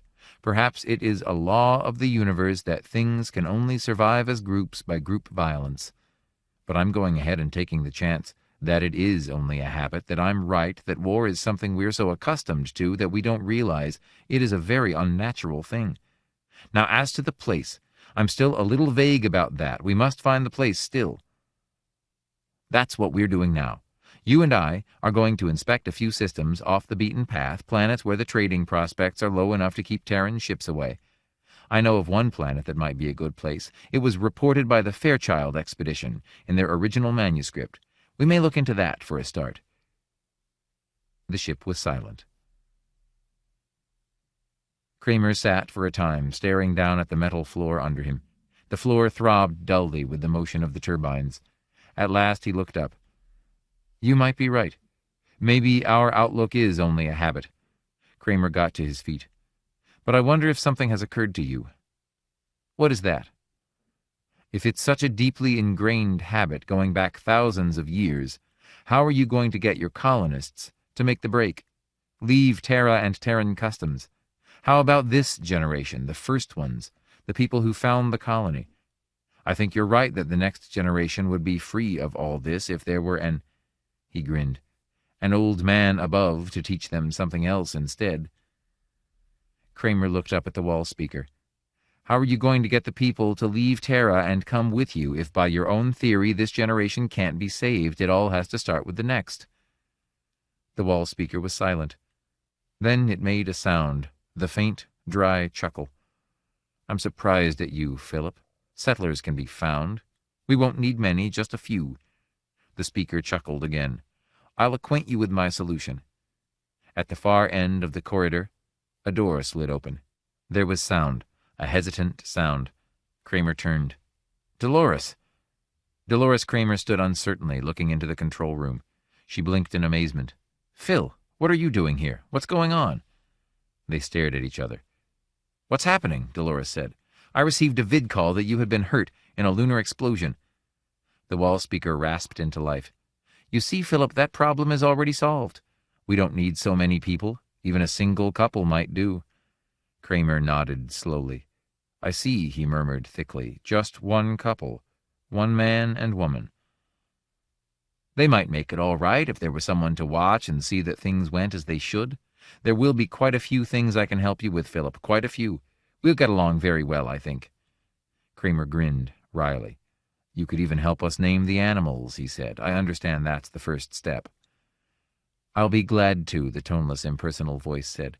As I recall, my part will be to bring them to you one by one. Then you can do the actual naming. I don't understand, Dolores faltered. What does he mean, Phil? Naming animals. What kind of animals? Where are we going? Kramer walked slowly over to the port and stood staring silently out, his arms folded. Beyond the ship, myriad fragments of light gleamed, countless coals glowing in the dark void. Stars, suns, systems, endless, without number, a universe of worlds, an infinity of planets waiting for them, gleaming and winking from the darkness. He turned back, away from the port. Where are we going? He smiled at his wife, standing nervous and frightened, her large eyes full of alarm. I don't know where we are going, he said. But somehow that doesn't seem important right now. I'm beginning to see the professor's point. It's the result that counts. And for the first time in many months he put his arm around Dolores. At first she stiffened, the fright and nervousness still in her eyes. But then suddenly she relaxed against him, and there were tears wetting her cheeks. Phil, do you really think we can start over again, you and I? He kissed her tenderly, then passionately. And the spaceship shot swiftly through the endless, trackless eternity of the void. Piper in the Woods.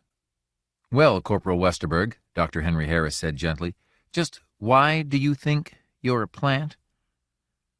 As he spoke, Harris glanced down again at the card on his desk. It was from the base commander himself, made out in Cox's heavy scrawl. Doc, this is the lad I told you about. Talk to him and try to find out how he got this delusion. He's from the new garrison, the new check station on asteroid Y3, and we don't want anything to go wrong there, especially a silly damn thing like this. Harris pushed the card aside and stared back up at the youth across the desk from him. The young man seemed ill at ease and appeared to be avoiding answering the question Harris had put to him. Harris frowned.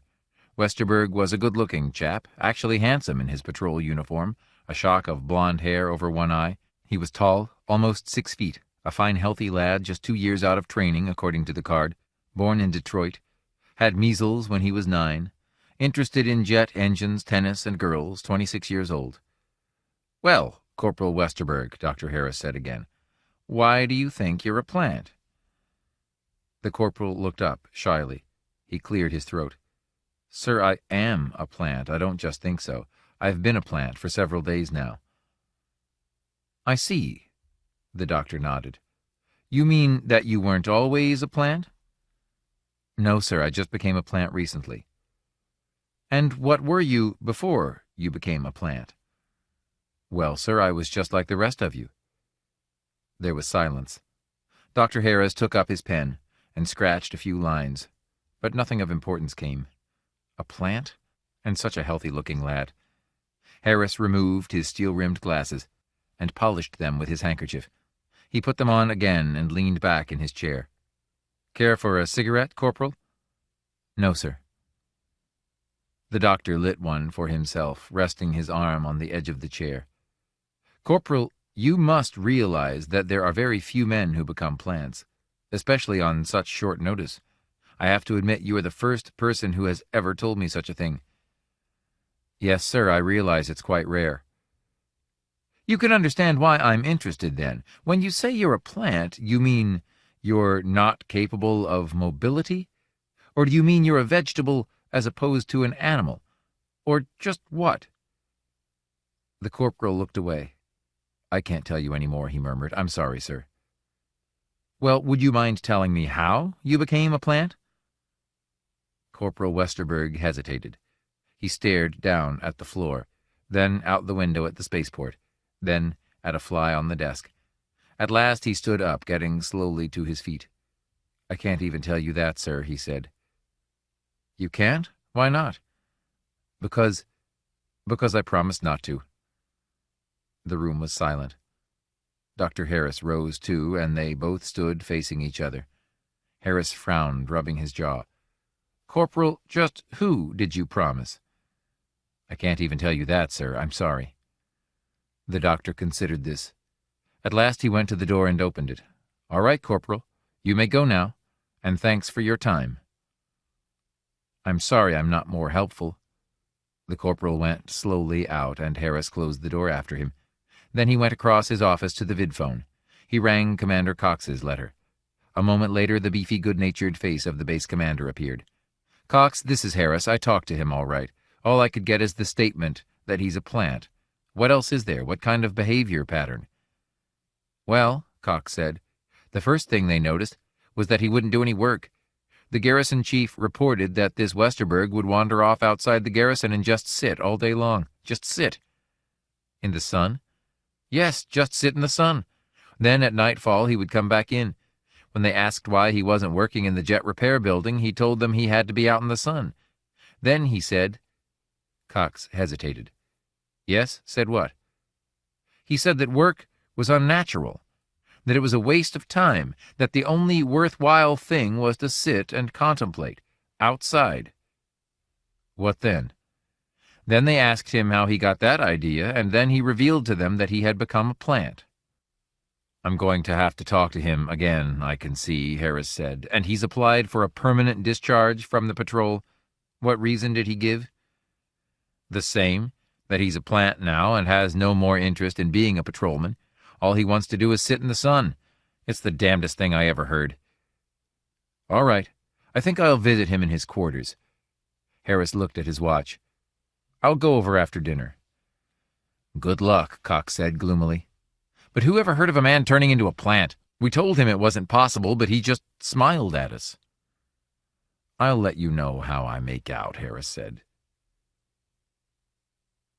Harris walked slowly down the hall. It was after 6. The evening meal was over. A dim concept was coming into his mind, but it was much too soon to be sure. He increased his pace, turning right at the end of the hall. 2 nurses passed, hurrying by. Westerberg was quartered with a buddy, a man who had been injured in a jet blast and who was now almost recovered. Harris came to the dorm wing and stopped, checking the numbers on the doors. "Can I help you, sir?" the robot attendant said, gliding up. "I'm looking for Corporal Westerberg's room." 3 doors to the right." Harris went on. Asteroid Y3 had only recently been garrisoned and staffed. It had become the primary checkpoint to halt and examine ships entering the system from outer space. The garrison made sure that no dangerous bacteria, fungus, or whatnot arrived to infect the system. A nice asteroid it was, warm, well-watered, with trees and lakes and lots of sunshine, and the most modern garrison in the 9 planets. He shook his head, coming to the third door. He stopped, raising his hand and knocking. "Who's there?" sounded through the door. "I want to see Corporal Westerberg." The door opened. A bovine youth with horn-rimmed glasses looked out, a book in his hand. "Who are you?" "Dr. Harris." "I'm sorry, sir. Corporal Westerberg is asleep." "Would he mind if I woke him up? I want very much to talk to him."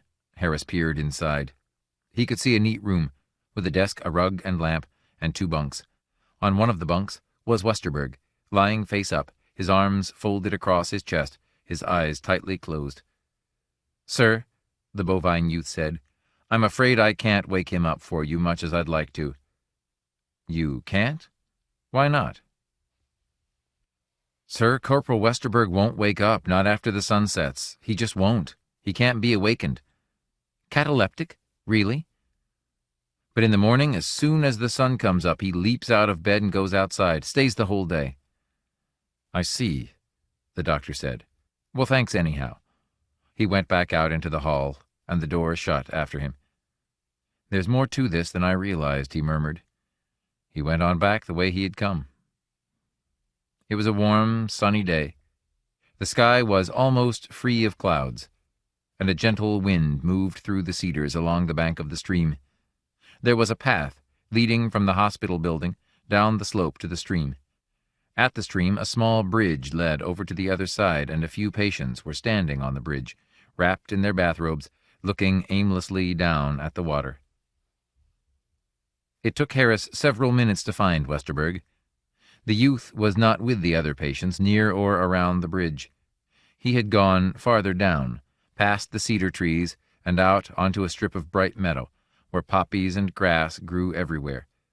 He was sitting on the stream bank, on a flat gray stone, leaning back and staring up, his mouth open a little. He did not notice the doctor until Harris was almost beside him. "Hello," Harris said softly. Westerberg opened his eyes, looking up. He smiled and got slowly to his feet, a graceful, flowing motion that was rather surprising for a man of his size. "Hello, doctor. What brings you out here?" "Nothing. Thought I'd get some sun." "Here, you can share my rock." Westerberg moved over, and Harris sat down gingerly, being careful not to catch his trousers on the sharp edges of the rock. He lit a cigarette and gazed silently down at the water.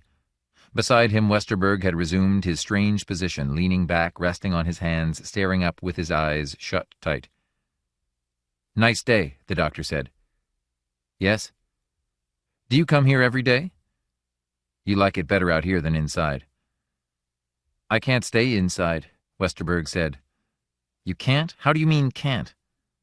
"You would die without air, wouldn't you?" the corporal said. "And you'd die without sunlight?" Westerberg nodded. "Corporal, may I ask you something? Do you plan to do this the rest of your life? Sit out in the sun on a flat rock? Nothing else?" Westerberg nodded. "How about your job? You went to school for years to become a patrolman. You wanted to enter the patrol very badly. You were given a fine rating and a first-class position. How do you feel giving all that up? You know it won't be easy to get back in again. Do you realize that?" "I realize it." "And you're really going to give it all up?" "That's right." Harris was silent for a while. At last he put his cigarette out and turned toward the youth. "All right, let's say you give up your job and sit in the sun. Well, what happens then? Someone else has to do the job instead of you. Isn't that true? The job has to be done. Your job has to be done. And if you don't do it, someone else has to." "I suppose so." "Westerberg, suppose everyone felt the way you do. Suppose everyone wanted to sit in the sun all day. What would happen? No one would check ships coming from outer space. Bacteria and toxic crystals would enter the system and cause mass death and suffering. Isn't that right?" If everyone felt the way I do, they wouldn't be going into outer space. But they have to. They have to trade. They have to get minerals and products and new plants. Why? To keep society going. Why? Well, Harris gestured, people couldn't live without society. Westerberg said nothing to that. Harris watched him, but the youth did not answer. Isn't that right? Harris said. Perhaps. It's a peculiar business, Doctor. You know, I struggled for years to get through training. I had to work and pay my own way. Washed dishes, worked in kitchens, studied at night, learned, crammed, worked on. And you know what I think now? What? I wish I'd become a plant earlier. Dr. Harris stood up. Westerberg, when you come inside, will you stop off at my office? I want to give you a few tests, if you don't mind. The shock box? Westerberg smiled. I knew that would be coming around. Sure, I don't mind. Nettled, Harris left the rock, walking back up the bank a short distance. About 3, Corporal? The corporal nodded. Harris made his way up the hill to the path toward the hospital building. The whole thing was beginning to become more clear to him. A boy who had struggled all his life, financial insecurity, idealized goal getting a patrol assignment, finally reached it, found the load too great, and on asteroid Y3 there was too much vegetation to look at all day. Primitive identification and projection on the flora of the asteroid. Concept of security involved in immobility and permanence. Unchanging forest. He entered the building. A robot orderly stopped him almost at once. Sir, Commander Cox wants you urgently on the vidphone. Thanks. Harris strode to the office. He dialed Cox's letter, and the commander's face came presently into focus. Cox, this is Harris. I've been out talking to the boy. I'm beginning to get this lined up now. I can see the pattern. Too much load too long. Finally gets what he wants, and the idealization shatters under the... Harris, Cox barked. Shut up and listen. I just got a report from Y3. They're sending an express rocket here. It's on the way. An express rocket? 5 more cases like Westerberg. All say they're plants. The garrison chief is worried as hell. Says we must find out what it is or the garrison will fall apart right away. Do you get me, Harris? Find out what it is. Yes, sir, Harris murmured. Yes, sir. By the end of the week, there were 20 cases, and all, of course, were from asteroid Y3. Commander Cox and Harris stood together at the top of the hill, looking gloomily down at the stream below. 16 men and 4 women sat in the sun along the bank, none of them moving, none speaking. An hour had gone by since Cox and Harris appeared, and in all that time the 20 people below had not stirred. I don't get it, Cox said, shaking his head. I just absolutely don't get it. Harris, is this the beginning of the end? Is everything going to start cracking around us? It gives me a hell of a strange feeling to see those people down there basking away in the sun, just sitting and basking. Who's that man there with the red hair? That's Ulrich Deutsch. He was second in command at the garrison. Now look at him, sits and dozes with his mouth open and his eyes shut. A week ago, that man was climbing, going right up to the top. When the garrison chief retires, he was supposed to take over. Maybe another year at the most. All his life he's been climbing to get up there. And now he sits in the sun, Harris finished.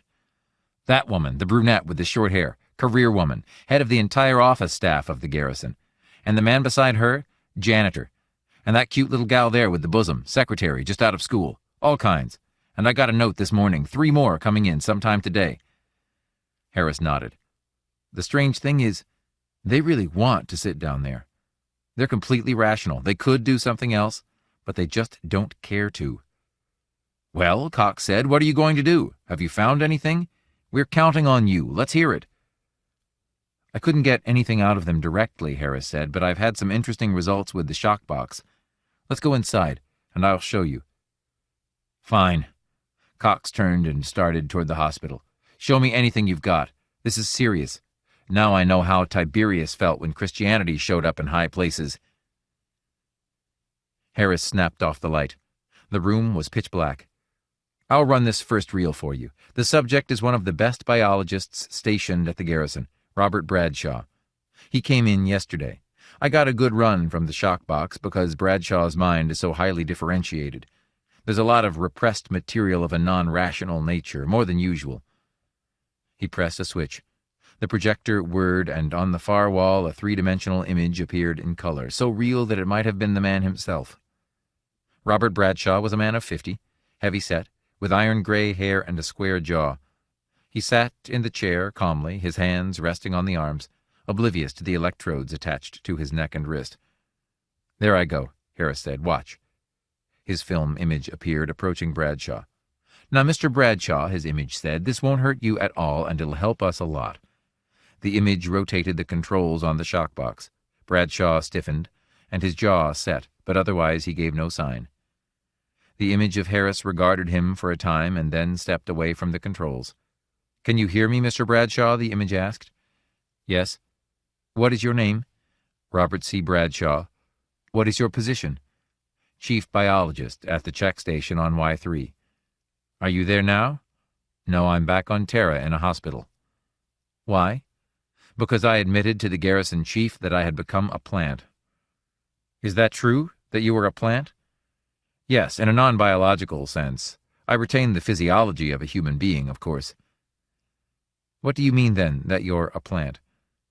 "The reference is to attitudinal response, to Weltanschauung." "Go on." "It is possible for a warm-blooded animal, an upper primate, to adopt the psychology of a plant to some extent." "Yes?" "I refer to this." "And the others, they refer to this also?" "Yes." "How did this occur, your adopting this attitude?" Bradshaw's image hesitated, the lips twisting. "See," Harris said to Cox, "strong conflict. He wouldn't have gone on if he had been fully conscious." "Yes?" "I was taught to become a plant." The image of Harris showed surprise and interest. "What do you mean you were taught to become a plant?" "They realized my problems and taught me to become a plant. Now I'm free from them, the problems." "Who? Who taught you?" "The Pipers." "Who? The Pipers? Who are the Pipers?" There was no answer. "Mr. Bradshaw, who are the Pipers?" After a long, agonized pause, the heavy lips parted. "They live in the woods." Harris snapped off the projector and the lights came on. He and Cox blinked. "That was all I could get," Harris said, "but I was lucky to get that. He wasn't supposed to tell, not at all. That was the thing they all promised not to do, tell who taught them to become plants. The Pipers who live in the woods on asteroid Y3. You got this story from all 20? "No," Harris grimaced. "Most of them put up too much fight. I couldn't even get this much from them." Cox reflected. "The Pipers. Well, what do you propose to do? Just wait around until you can get the full story? Is that your program?" "No," Harris said, "not at all. I'm going to Y3 and find out who the Pipers are myself." The small patrol ship made its landing with care and precision, its jets choking into final silence. The hatch slid back and Dr. Henry Harris found himself staring out at a field, a brown, sun-baked landing field. At the end of the field was a tall signal tower. Around the field on all sides were long, gray buildings, the garrison check station itself. Not far off, a huge Venusian cruiser was parked, a vast green hulk like an enormous lime. The technicians from the station were swarming all over it, checking and examining each inch of it for lethal life forms and poisons that might have attached themselves to the hull. "All out, sir," the pilot said. Harris nodded. He took hold of his 2 suitcases and stepped carefully down. The ground was hot underfoot, and he blinked in the bright sunlight. Jupiter was in the sky, and the vast planet reflected considerable sunlight down onto the asteroid. Harris started across the field, carrying his suitcase. A field attendant was already busy opening the storage compartment of the patrol ship, extracting his trunk. The attendant lowered the trunk into a waiting dolly and came after him, manipulating the little truck with bored skill. As Harris came to the entrance of the signal tower, the gate slid back and a man came forward, an older man, large and robust, with white hair and a steady walk. "How are you, Doctor?" he said, holding his hand out. "I'm Lawrence Watts, the garrison chief." They shook hands. Watts smiled down at Harris. He was a huge old man, still regal and straight in his dark blue uniform, with his gold epaulets sparkling on his shoulders. "Have a good trip?" Watts asked. Come on inside, and I'll have a drink fixed for you. It gets hot around here with the big mirror up there." "Jupiter?" Harris followed him inside the building. The signal tower was cool and dark, a welcome relief. "Why is the gravity so near Terra's? I expected to go flying off like a kangaroo. Is it artificial?" "No, there's a dense core of some kind to the asteroid, some kind of metallic deposit. That's why we picked this asteroid out of all the others. It made the construction problem much simpler, and it also explains why the asteroid has natural air and water. Did you see the hills?" "The hills?" "When we get up higher in the tower, we'll be able to see over the buildings. There's quite a natural park here, a regular little forest, complete with everything you'd want. Come in here, Harris. This is my office." The old man strode at quite a clip around the corner and into a large, well-furnished apartment. "Isn't this pleasant? I intend to make my last year here as amiable as possible." He frowned. "Of course, with Deutsch gone, I may be here forever. Oh well." He shrugged. "Sit down, Harris." "Thanks." Harris took a chair, stretching his legs out. He watched Watts as he closed the door to the hall. "By the way, any more cases come up?" "2 more today." Watts was grim. "Makes almost 30 in all. We have 300 men in this station. At the rate it's going—" "Chief, you spoke about a forest on the asteroid. Do you allow the crew to go into the forest at will? Or do you restrict them to the buildings and grounds?" Watts rubbed his jaw. "Well, it's a difficult situation, Harris. I have to let the men leave the grounds sometimes. They can see the forest from the buildings, and as long as you can see a nice place to stretch out and relax, that does it. Once every 10 days, they have a full period of rest. Then they go out and fool around." "And then it happens?" "Yes, I suppose so. But as long as they can see the forest, they'll want to go. I can't help it." "I know. I'm not censuring you. Well, what's your theory? What happens to them out there? What do they do?" "What happens? Once they get out there and take it easy for a while, they don't want to come back and work. It's boondoggling, playing hooky. They don't want to work, so off they go." "How about this business of their delusions?" Watts laughed good-naturedly. "Listen, Harris, you know as well as I do that's a lot of poppycock. They're no more plants than you or I. They just don't want to work, that's all. When I was a cadet, we had a few ways to make people work. I wish we could lay a few on their backs like we used to." "You think this is simple gold-bricking, then?" "Don't you think it is?" "No," Harris said. "They really believe they're plants. I put them through the high-frequency shock treatment, the shock box. The whole nervous system is paralyzed, all inhibitions stopped cold. They tell the truth then, and they said the same thing, and more." Watts paced back and forth, his hands clasped behind his back. "Harris, you're a doctor, and I suppose you know what you're talking about. But look at the situation here. We have a garrison, a good modern garrison. We're probably the most modern outfit in the system. Every new device and gadget is here that science can produce. Harris, this garrison is one vast machine. The men are parts, and each has his job. The maintenance crew, the biologists, the office crew, the managerial staff. Look what happens when one person steps away from his job. Everything else begins to creak. We can't service the bugs if no one services the machines. We can't order food to feed the crews if no one makes out reports, takes inventories. We can't direct any kind of activity if the second in command decides to go out and sit in the sun all day. 30 people, 1/10 of the garrison. But we can't run without them. The garrison is built that way. If you take the supports out, the whole building falls. No one can leave. We're all tied here, and these people know it. They know they have no right to do that, run off on their own. No one has that right anymore. We're all too tightly interwoven to suddenly start doing what we want. It's unfair to the rest, the majority." Harris nodded. "Chief, can I ask you something?" "What is it?" "Are there any inhabitants on the asteroid? Any natives?" "Natives?" Watts considered. "Yes, there's some kind of aborigines living out there." He waved vaguely toward the window. "What are they like? Have you seen them?" "Yes, I've seen them. At least I saw them when we first came here. They hung around for a while, watching us, then after a time they disappeared." "Did they die off? Diseases of some kind?" "No. They just disappeared into their forest. They're still there, someplace." "What kind of people are they?" "Well, the story is that they're originally from Mars. They don't look much like Martians, though. They're dark, a kind of coppery color, thin, very agile in their own way. They hunt and fish. No written language. We don't pay much attention to them." "I see." Harris paused. "Chief, have you ever heard of anything called the Pipers?" "The Pipers?" Watts frowned. "No, why?" "The patients mentioned something called the Pipers. According to Bradshaw, the Pipers taught him to become a plant. He learned it from them, a kind of teaching." "The Pipers? What are they?"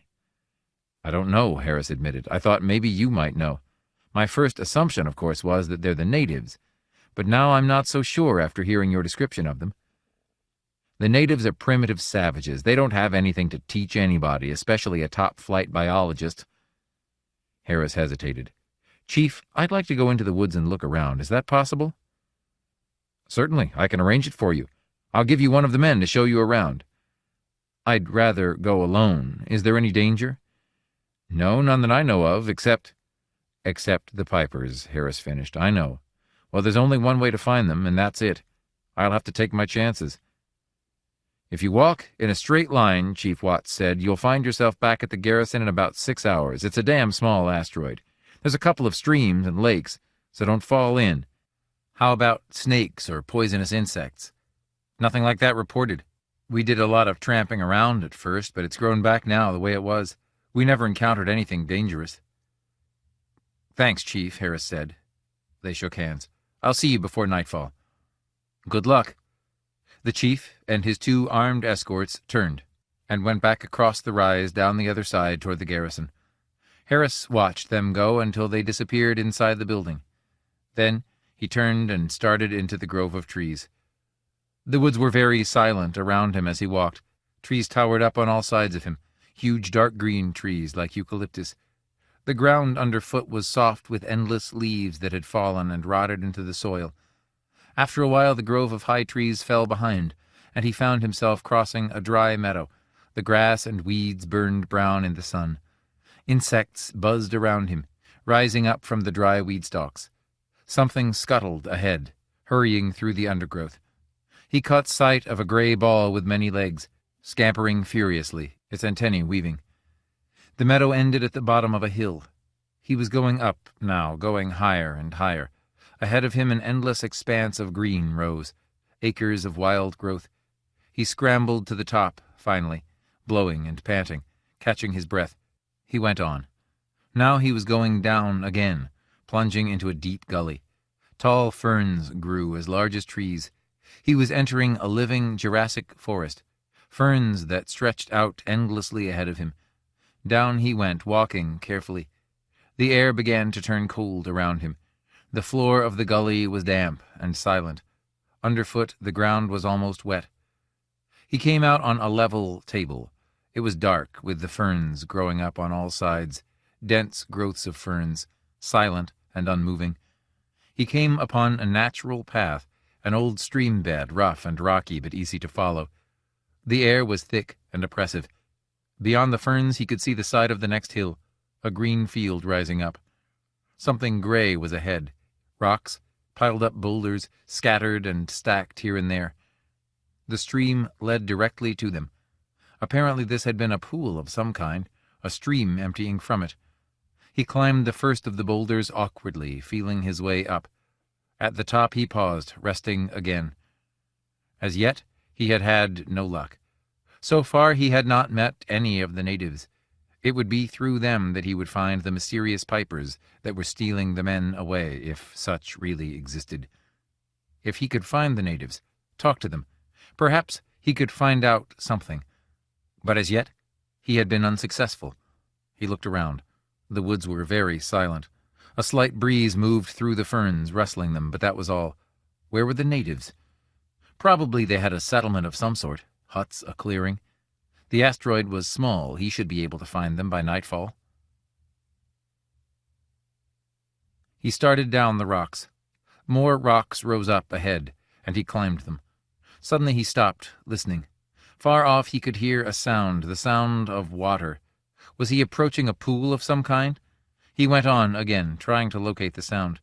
He scrambled down rocks and up rocks, and all around him there was silence except for the splashing of distant water. Maybe a waterfall, water in motion. A stream. If he found the stream, he might find the natives. The rocks ended, and the stream bed began again, but this time it was wet, the bottom muddy and overgrown with moss. He was on the right track. Not too long ago this stream had flowed, probably during the rainy season. He went up on the side of the stream, pushing through the ferns and vines. A golden snake slid expertly out of his path. Something glinted ahead, something sparkling through the ferns. Water, a pool. He hurried, pushing the vines aside and stepping out, leaving them behind. He was standing on the edge of a pool, a deep pool sunk in a hollow of gray rocks, surrounded by ferns and vines. The water was clear and bright and in motion, flowing in a waterfall at the far end. It was beautiful, and he stood, watching, marveling at it, the undisturbed quality of it. Untouched it was, just as it had always been, probably, as long as the asteroid existed. Was he the first to see it? Perhaps. It was so hidden, so concealed by the ferns. It gave him a strange feeling, a feeling almost of ownership. He stepped down a little toward the water. And it was then he noticed her. The girl was sitting on the far edge of the pool, staring down into the water, resting her head on one drawn-up knee. She had been bathing, he could see that at once. Her coppery body was still wet and glistening with moisture, sparkling in the sun. She had not seen him. He stopped, holding his breath, watching her. She was lovely, very lovely, with long, dark hair that wound around her shoulders and arms.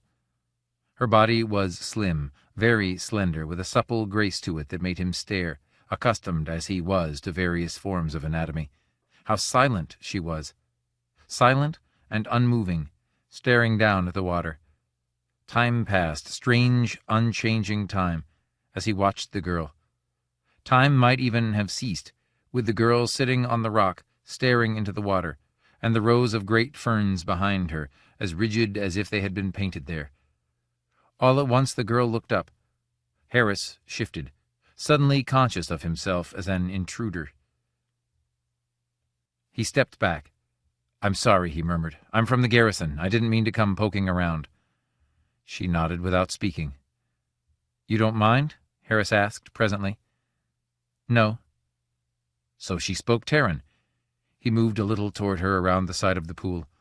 "I hope you don't mind my bothering you. I won't be on the asteroid very long. This is my first day here. I just arrived from Terra." She smiled faintly. "I'm a doctor, Henry Harris." He looked down at her, at the slim coppery body gleaming in the sunlight, a faint sheen of moisture on her arms and thighs.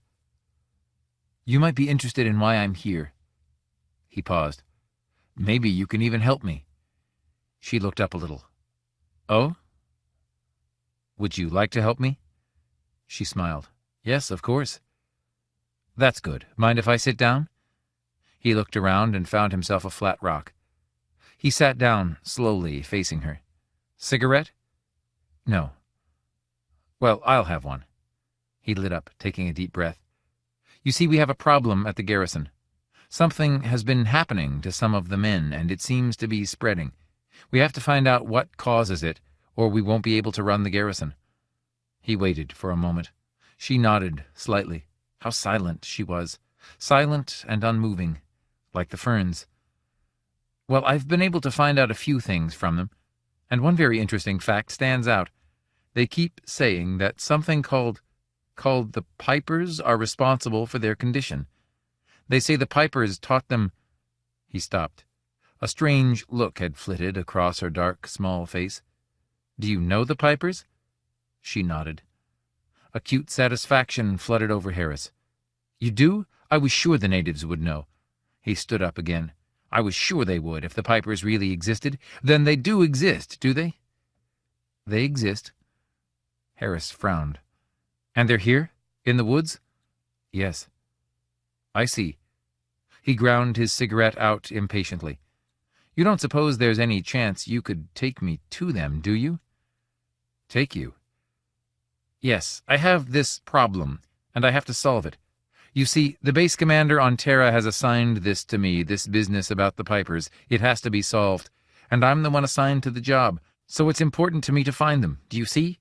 Do you understand? She nodded. Well, will you take me to them? The girl was silent. For a long time she sat, staring down into the water, resting her head against her knee. Harris began to become impatient. He fidgeted back and forth, resting first on one leg and then on the other. Well, will you? He said again. It's important, to the whole garrison. What do you say? He felt around in his pockets. Maybe I could give you something. What do I have? He brought out his lighter. I could give you my lighter. The girl stood up, rising slowly, gracefully, without motion or effort. Harris' mouth fell open. How supple she was, gliding to her feet in a single motion. He blinked. Without effort, she had stood, seemingly without change. All at once, she was standing instead of sitting, standing and looking calmly at him, her small face expressionless. Will you? He said. Yes, come along. She turned away, moving toward the row of ferns. Harris followed, quickly, stumbling across the rocks. Fine, he said. Thanks a lot. I'm very interested to meet these Pipers. Where are you taking me? To your village? How much time do we have before nightfall? The girl did not answer. She had entered the ferns already, and Harris quickened his pace to keep from losing her. How silently she glided. Wait, he called. Wait for me. The girl paused, waiting for him, slim and lovely, looking silently back. He entered the ferns, hurrying after her. Well, I'll be damned, Commander Cox said. It sure didn't take you long. He leaped down the steps, 2 at a time. Let me give you a hand. Harris grinned, lugging his heavy suitcases. He set them down and breathed a sigh of relief. It isn't worth it, he said. I'm going to give up taking so much. Come on inside. Soldier, give him a hand. A patrolman hurried over and took one of the suitcases. The 3 men went inside and down the corridor to Harris' quarters. Harris unlocked the door, and the patrolman deposited his suitcase inside. Thanks, Harris said. He set the other down beside it. It's good to be back, even for a little while. A little while? I just came back to settle my affairs. I have to return to Y3 tomorrow morning. Then you didn't solve the problem? I solved it, but I haven't cured it. I'm going back and get to work right away. There's a lot to be done. But you found out what it is? Yes, it was just what the men said. The Pipers. The Pipers do exist? Yes, Harris nodded. They do exist. He removed his coat and put it over the back of the chair. Then he went to the window and let it down. Warm spring air rushed into the room. He settled himself on the bed, leaning back. The Pipers exist all right, in the minds of the garrison crew. To the crew, the Pipers are real. The crew created them. It's a mass hypnosis, a group projection, and all the men there have it to some degree. How did it start? Those men on Y3 were sent because they were skilled, highly trained men with exceptional ability. All their lives, they've been schooled by complex modern society, fast tempo and high integration between people, constant pressure toward some goal, some job to be done.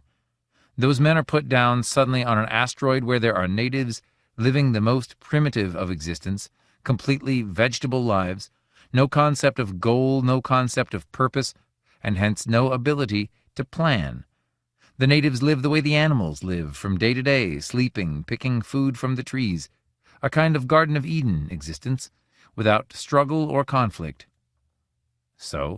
But each of the garrison crew sees the natives and unconsciously thinks of his own early life, when he was a child, when he had no worries, no responsibilities, before he joined modern society, a baby lying in the sun. But he can't admit this to himself. He can't admit that he might want to live like the natives, to lie and sleep all day. So he invents the Pipers, the idea of a mysterious group living in the woods, who trap him, lead him into their kind of life. Then he can blame them, not himself. They teach him to become a part of the woods. What are you going to do, have the woods burned? No, Harris shook his head. That's not the answer. The woods are harmless. The answer is psychotherapy for the men. That's why I'm going right back so I can begin work. They've got to be made to see that the pipers are inside them, their own unconscious voices calling to them to give up their responsibilities. They've got to be made to realize that there are no pipers, at least not outside themselves. The woods are harmless, and the natives have nothing to teach anyone. They're primitive savages without even a written language. We're seeing a psychological projection by a whole garrison of men who want to lay down their work and take it easy for a while. The room was silent. I see, Cox said presently. Well, it makes sense. He got to his feet. I hope you can do something with the men you get back. I hope so too, Harris agreed. And I think I can. After all, it's just a question of increasing their self-awareness. When they have that, the pipers will vanish. Cox nodded. Well, you go ahead with your unpacking, Doc. I'll see you at dinner. And maybe before you leave tomorrow. Fine. Harris opened the door and the commander went out into the hall. Harris closed the door after him, and then went back across the room. He looked out the window for a moment, his hands in his pockets. It was becoming evening. The air was turning cool. The sun was just setting as he watched, disappearing behind the buildings of the city surrounding the hospital. He watched it go down. Then he went over to his 2 suitcases. He was tired, very tired from his trip. A great weariness was beginning to descend over him. There were so many things to do, so terribly many. How could he hope to do them all? Back to the asteroid? And then what? He yawned, his eyes closing. How sleepy he was. He looked over at the bed. Then he sat down on the edge of it and took his shoes off. So much to do the next day. He put his shoes in the corner of the room. Then he bent over, unsnapping one of the suitcases. He opened the suitcase.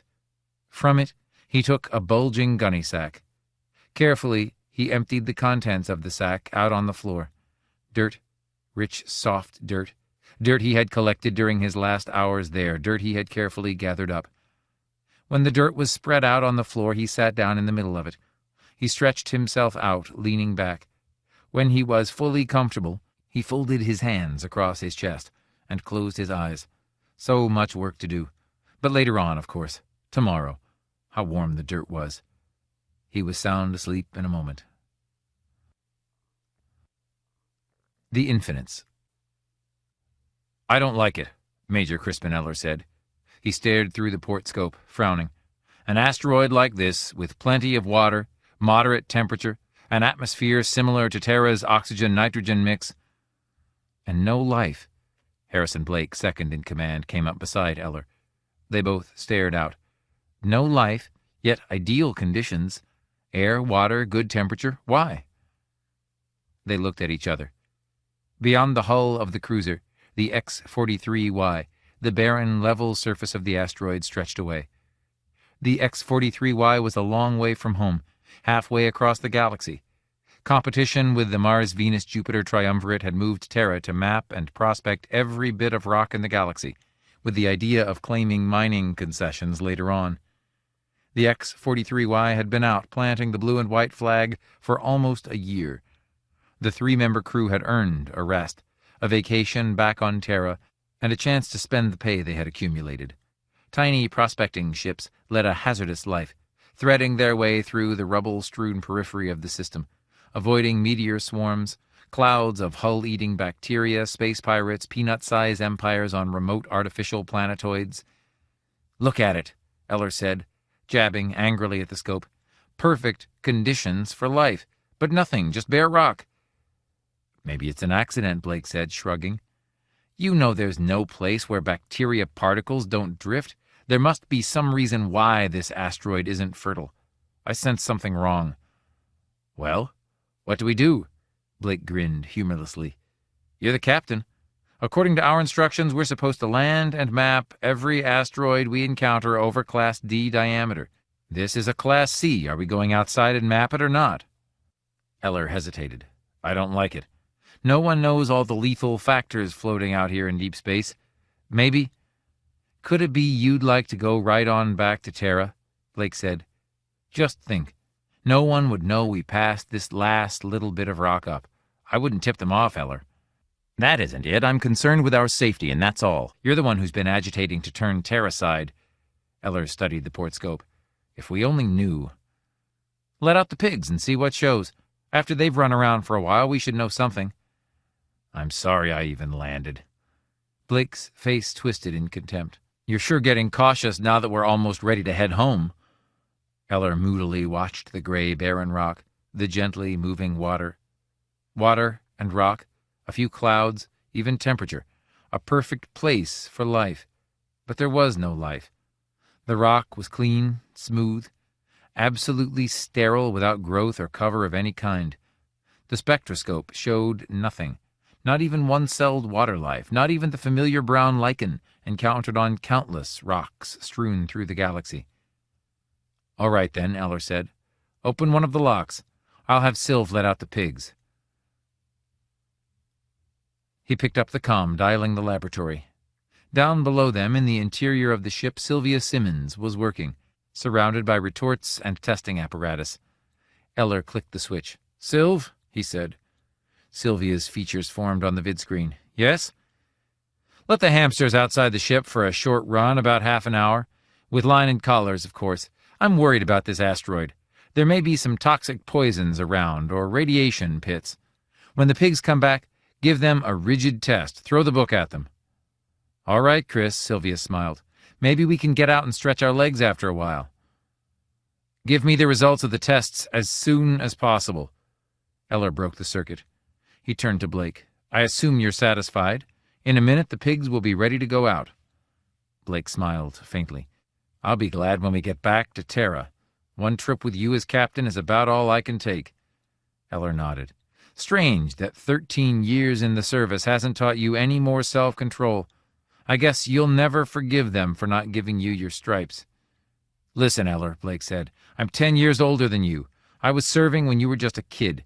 You're still a pasty-faced squirt as far as I'm concerned. The next time... Chris! Eller turned quickly. The vid screen was relit. On it, Sylvia's face showed, frantic with fear. Yes? He gripped the comm. What is it? Chris, I went to the cages. The hamsters. They're cataleptic, stretched out, perfectly rigid. Every one of them is immobile. I'm afraid something... Blake, get the ship up, Eller said. What? Blake murmured, confused. Are we... Get the ship up! Hurry! Eller raced toward the control board. We have to get out of here. Blake came to him. Is something... he began, but abruptly he stopped, choked off. His face glazed over, his jaw slack. Slowly he settled to the smooth metal floor, falling like a limp sack. Eller stared, dazed. At last he broke away and reached toward the controls. All at once a numbing fire seared his skull, bursting inside his head. 1,000 shafts of light exploded behind his eyes, blinding him. He staggered, groping for the switches. As darkness plucked at him, his fingers closed over the automatic lift. As he fell, he pulled hard. Then the numbing darkness settled over him completely. He did not feel the smashing impact of the floor as it came up at him.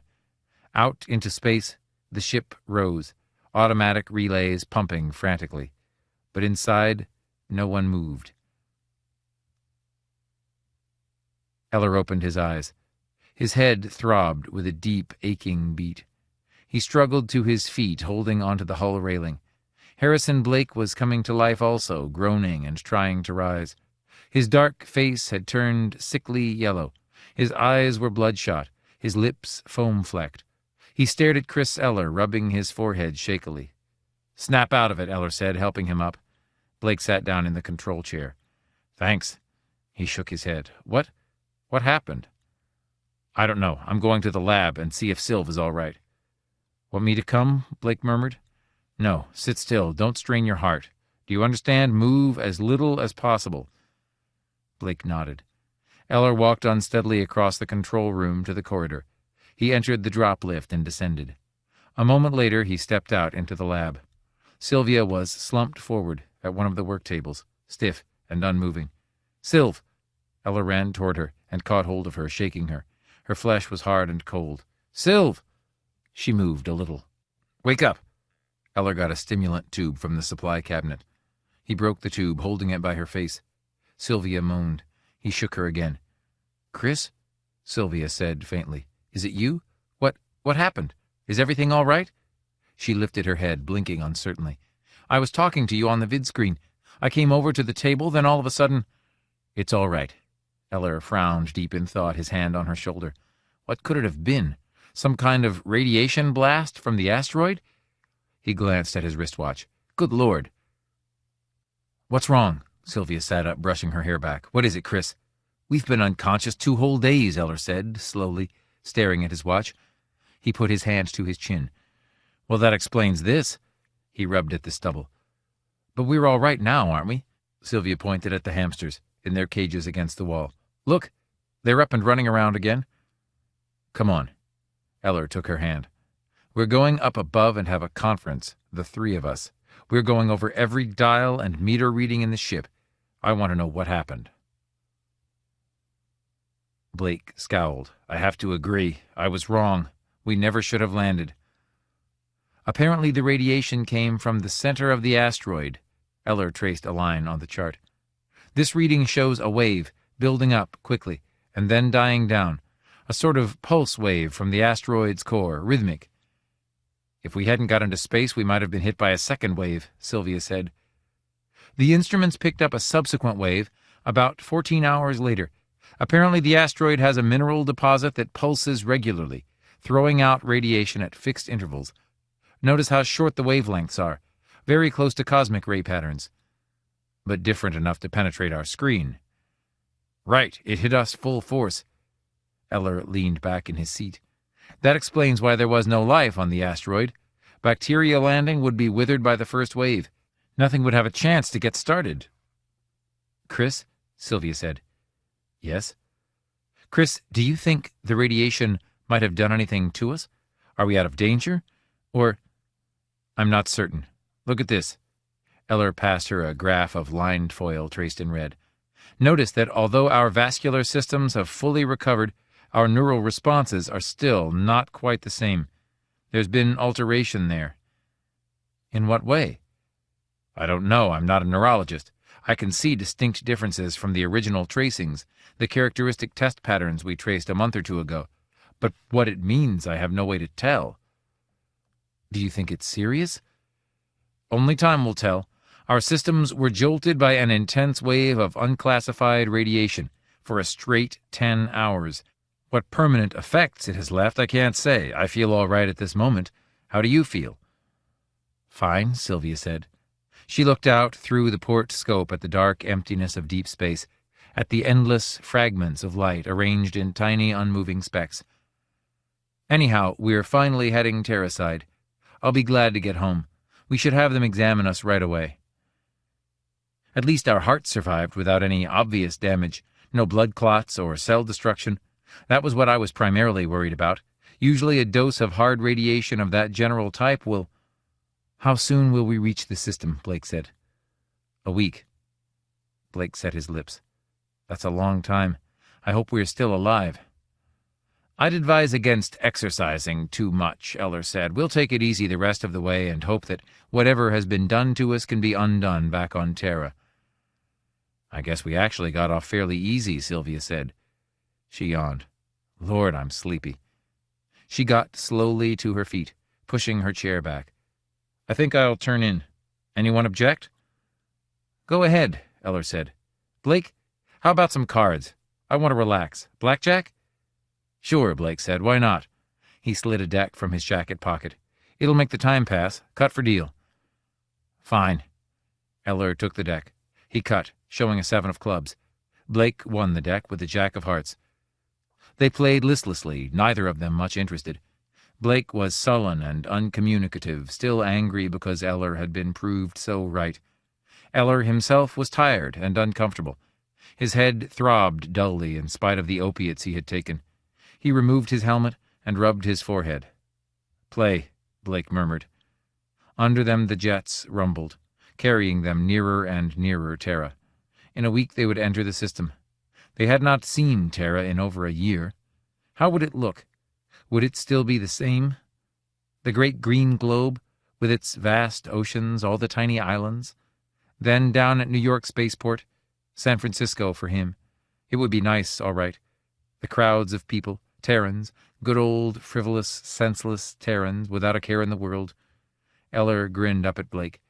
His grin turned to a frown. Blake's head had drooped.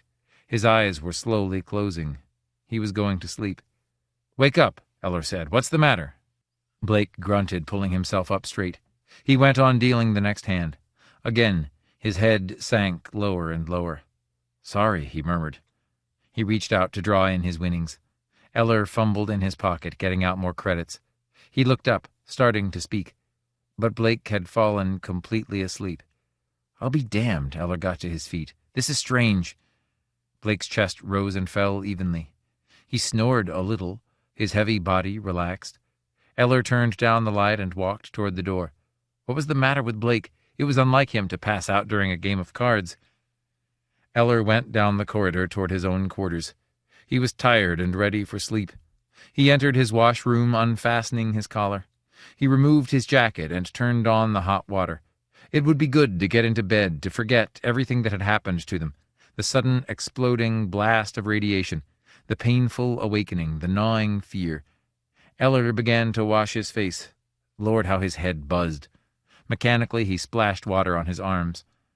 It was not until he had almost finished washing that he noticed it. He stood for a long time, water running over his hands, staring silently down, unable to speak.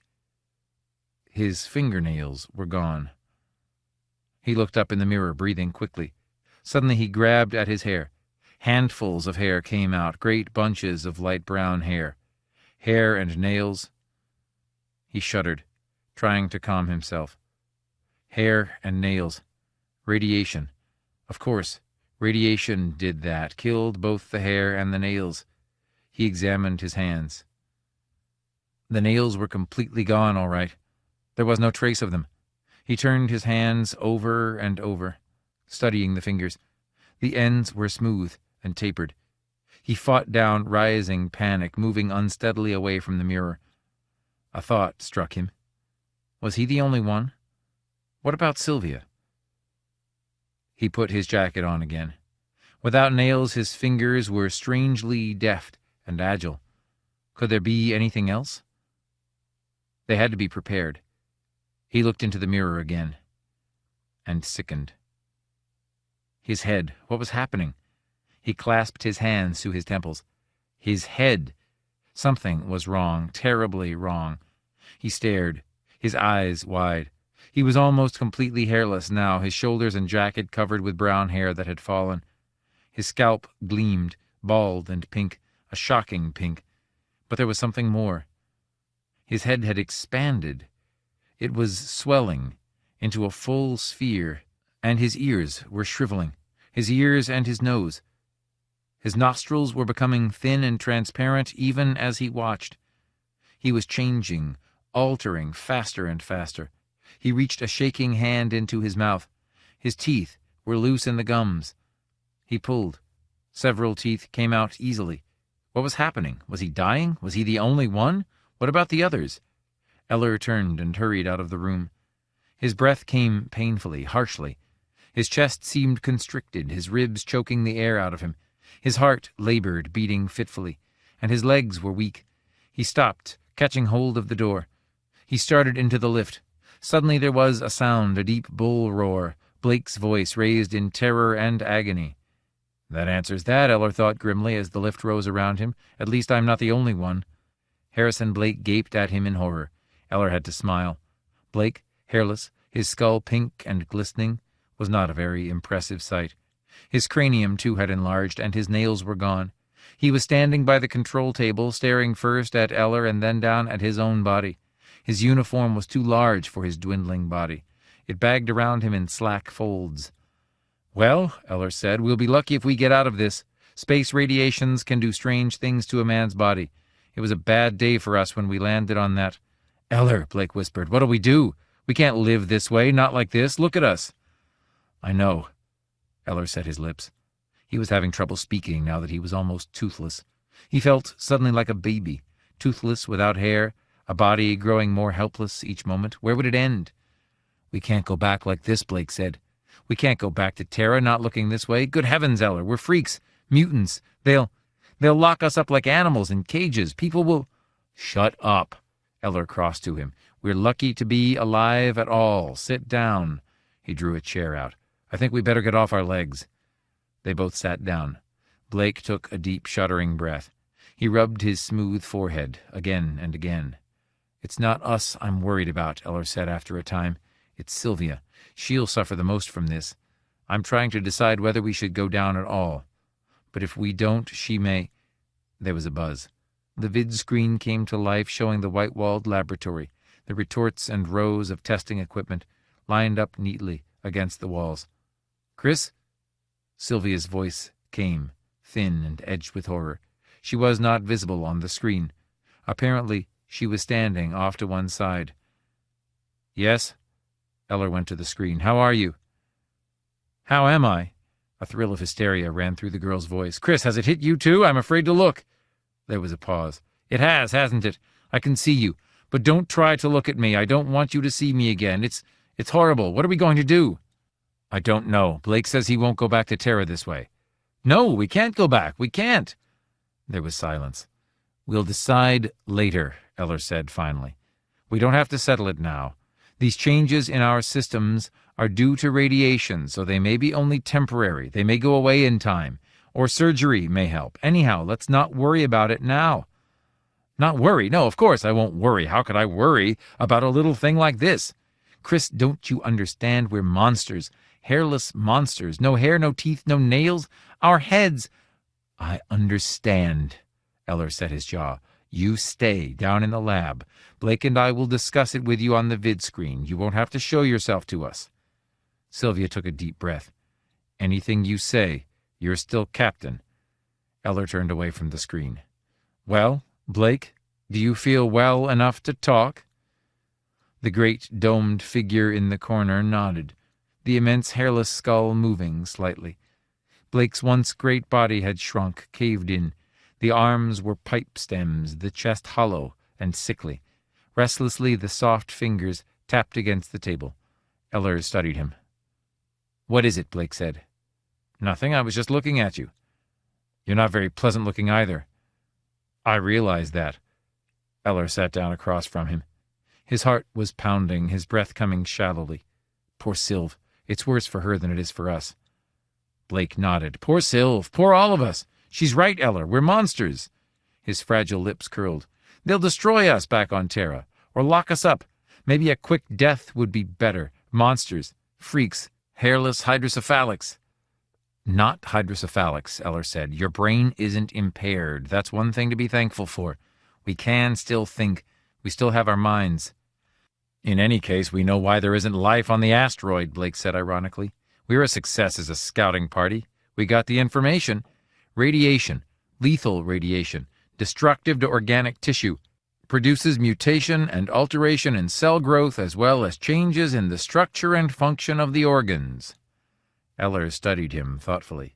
"That's quite learned talk for you, Blake." "It's an accurate description." Blake looked up. "Let's be realistic. We're monstrous cancers blasted by hard radiation. Let's face it, we're not men, not human beings any longer. We're what?" "I don't know." Blake lapsed into silence. "It's strange," Eller said. He studied his fingers moodily. He experimented, moving his fingers about, long and thin. He traced the surface of the table with them. The skin was sensitive. He could feel every indentation of the table, every line and mark. "What are you doing?" Blake said. "I'm curious." Eller held his fingers close to his eyes, studying them. His eyesight was dimming. Everything was vague and blurred. Across from him, Blake was staring down. Blake's eyes had begun to recede, sinking slowly into the great hairless skull. It came to Eller all at once that they were losing their sight. They were going slowly blind. Panic seized him. "Blake," he said, "we're going blind. There's a progressive deterioration of our eyes, vision, and muscles." "I know," Blake said. "But why? We're actually losing the eyes themselves. They're going away, drying up. Why?" "Atrophied," Blake murmured. "Perhaps." Eller brought out a logbook from the table and a writing beam. He traced a few notes on the foil. Sight diminishing, vision failing rapidly. But fingers much more sensitive. Skin response unusual. Compensation? What do you think of this, he said. We're losing some functions, gaining others. In our hands? Blake studied his own hands. The loss of the nails makes it possible to use the fingers in new ways. He rubbed his fingers against the cloth of his uniform. I can feel individual fibers, which was impossible before. Then the loss of nails was purposeful.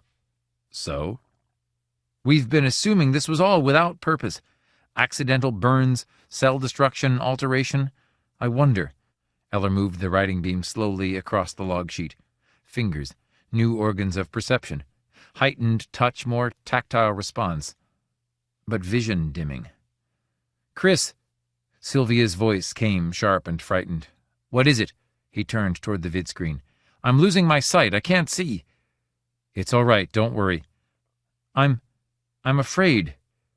Eller went over to the vidscreen. Sylv, I think we're losing some senses and gaining others. Examine your fingers. Do you notice anything?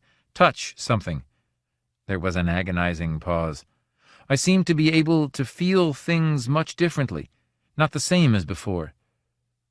That's why our nails are gone. But what does it mean? Eller touched his bulging cranium, exploring the smooth skin thoughtfully. Suddenly he clenched his fists, gasping. Sylv, can you still operate the X-ray equipment? Are you mobile enough to cross the lab? Yes, I suppose so. Then I want an X-ray plate made. Make it right away. As soon as it's ready, notify me. An X-ray plate of what? Of your own cranium. I want to see what changes our brains have undergone, especially the cerebrum. I'm beginning to understand, I think. What is it? I'll tell you when I see the plate. A faint smile played across Eller's thin lips. If I'm right, then we've been completely mistaken about what's happened to us. For a long time, Eller stared at the X-ray plate framed in the vidscreen. Dimly he made out the lines of the skull, struggling to see with his fading eyesight. The plate trembled in Sylvia's hands. What do you see? She whispered. I was right. Blake, look at this if you can.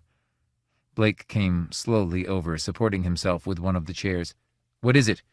He peered at the plate, blinking. I can't see well enough. The brain has changed enormously. Notice how much enlargement there is here? Eller traced the frontal lobe outline. Here and here. There's been growth, amazing growth, and greater convolution. Notice this odd bulge off the frontal lobe, a kind of projection. What do you suppose it might be? I have no idea, Blake said. Isn't that the area mainly concerned with higher processes of thought? The most developed cognitive faculties are located there, and that's where the most growth has taken place. Eller moved slowly away from the screen. What do you make of it? Sylvia's voice came. I have a theory. It may be wrong, but this fits in perfectly. I thought of it almost at first when I saw that my nails were gone. What's your theory? Eller sat down at the control table. Better get off your feet, Blake. I don't think our hearts are too strong. Our body mass is decreasing, so perhaps later on... Your theory, what is it? Blake came toward him, his thin bird-like chest rising and falling. He peered down intently at Eller. What is it? We've evolved, Eller said. The radiation from the asteroid speeded up cell growth like cancer, but not without design. There's purpose and direction to these changes, Blake. We're changing rapidly, moving through centuries in a few seconds. Blake stared at him. It's true, Eller said. I'm sure of it. The enlarged brain, diminished powers of sight, loss of hair, teeth, increased dexterity, and tactile sense. Our bodies have lost, for the most part, but our minds have benefited. We're developing greater cognitive powers, greater conceptual capacity. Our minds are moving ahead into the future. Our minds are evolving. Evolving? Blake sat down slowly. Can this be true? I'm certain of it. We'll take more X-rays, of course. I'm anxious to see changes in the internal organs, kidneys, stomach. I imagine we've lost portions of our... Evolved? But that means that evolution is not the result of accidental external stresses, competition and struggle, natural selection, aimless without direction. It implies that every organism carries the thread of its evolution within it. Then evolution is teleological, with a goal not determined by chance. Eller nodded. Our evolution seems to be more of an internal growth and change along distinct lines. Certainly not at random. It would be interesting to know what the directing force is." "This throws a new light on things," Blake murmured. "Then we're not monsters after all. We're not monsters. We're men of the future." Eller glanced at him. There was a strange quality in Blake's voice. "I suppose you might say that," he admitted. "Of course, we'll still be considered freaks on Terra." "But they'll be wrong," Blake said. "Yes, they'll look at us and say we're freaks, but we're not freaks.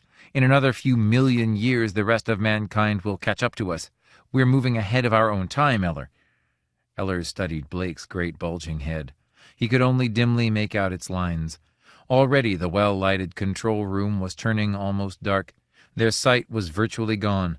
All he could make out was vague shadows, nothing more. "Men of the future," Blake said. "Not monsters, but men from tomorrow. Yes, this certainly throws a new light on things." He laughed nervously. "A few minutes ago I was ashamed of my new appearance. But now?" "But now what?" "But now I'm not so sure." "What do you mean?" Blake did not answer. He had got slowly to his feet, holding onto the table. "Where are you going?" Eller said. Blake crossed the control room painfully, feeling his way toward the door. "I must think this over. There are astonishing new elements to be considered. I agree, Eller, you're quite right. We have evolved. Our cognitive faculties are greatly improved. There's considerable deterioration in body functions, of course, but that's to be expected. I think we're actually the gainers, everything considered." Blake touched his great skull cautiously. "Yes, I think that in the long run we may have gained.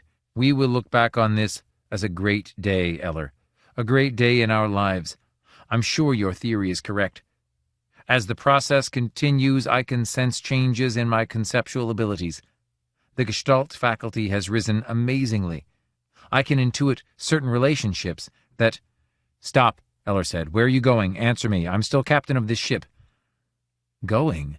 I'm going to my quarters. I must rest. This body is highly inadequate. It may be necessary to devise mobile carts and perhaps even artificial organs as mechanical lungs and hearts. I'm certain the pulmonary and vascular systems are not going to stand up long.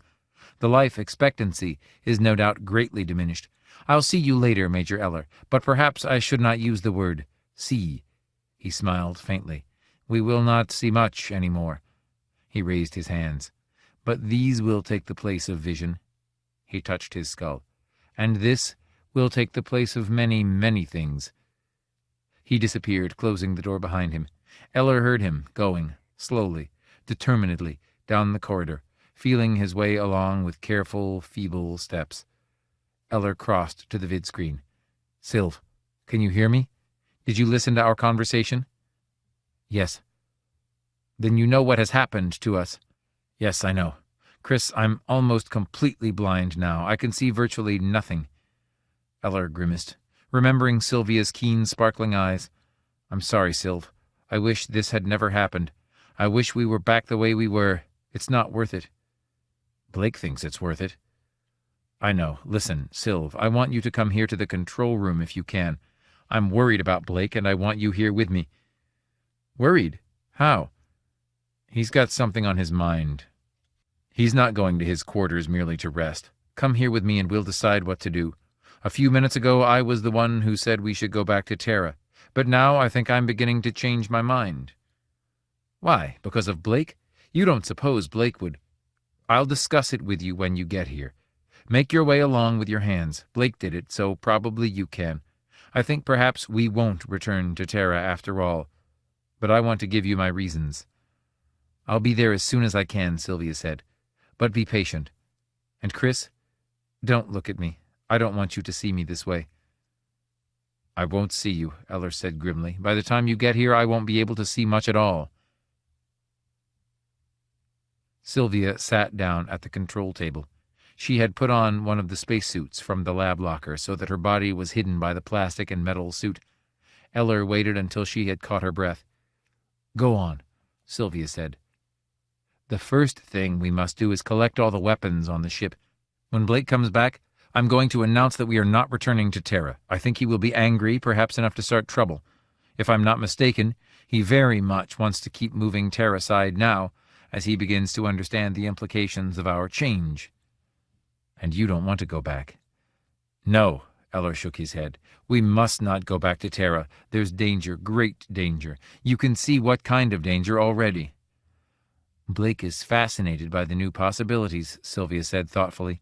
We're ahead of other men, several millions of years advancing each moment. Our brains, our powers of thought are far in advance of other Terrans. Blake will want to go back to Terra, not as an ordinary man, but as a man of the future. We may find ourselves in relation to other Terrans as geniuses among idiots. If the process of change keeps up, we may find them nothing more than higher primates, animals in comparison to us. They both were silent. If we go back to Terra, we'll find human beings nothing more than animals, Eller went on. Under the circumstances, what would be more natural than for us to help them? After all, we're millions of years ahead of them. We could do a lot for them if they'd let us direct them, lead them, do their planning for them. And if they resist, we probably could find ways of gaining control of them, Sylvia said. And everything, of course, would be for their own good. That goes without saying. You're right, Chris. If we go back to Terra, we'll soon find ourselves contemptuous of mankind. We'll want to lead them, show them how to live, whether they want us to or not. Yes, it'll be a strong temptation. Eller got to his feet. He went over to the weapons locker and opened it. Carefully he removed the heavy-duty Boris guns and brought them over to the table one by one. The first thing is to destroy these. After that, you and I have to see to it that Blake is kept away from the control room. Even if we have to barricade ourselves in, it has to be done. I'll reroute the ship. We'll move away from the system toward some remote region. It's the only way. He opened the Boris guns and removed the firing controls. One by one he broke the controls, crunching them underfoot. There was a sound. Both turned, straining to see. "Blake," Eller said, "it must be you. I can't see you, but—" "You're correct." Blake's voice came. "No, Eller, we're all of us blind, or almost blind. So you destroyed the Boris guns. I'm afraid that won't keep us from returning to Terra." "Go back to your quarters," Eller said. "I'm the captain, and I'm giving you an order to—" Blake laughed. "You're ordering me? You're almost blind, Eller, but I think you'll be able to see this." Something rose up into the air around Blake, a soft, pale cloud of blue. Eller gasped, cringing, as the cloud swirled around him. He seemed to be dissolving, breaking into countless fragments, rushed and carried away, drifting. Blake withdrew the cloud into the tiny disk that he held. "If you'll remember," he said calmly, "I received the first bath of radiation. I'm a little ahead of you two, by only a short time perhaps, but enough. In any case, the Boris guns would have been useless compared to what I have. Remember, everything in this ship is 1,000,000 years antiquated. What I hold— Where did you get it, that disk?" "I got it nowhere.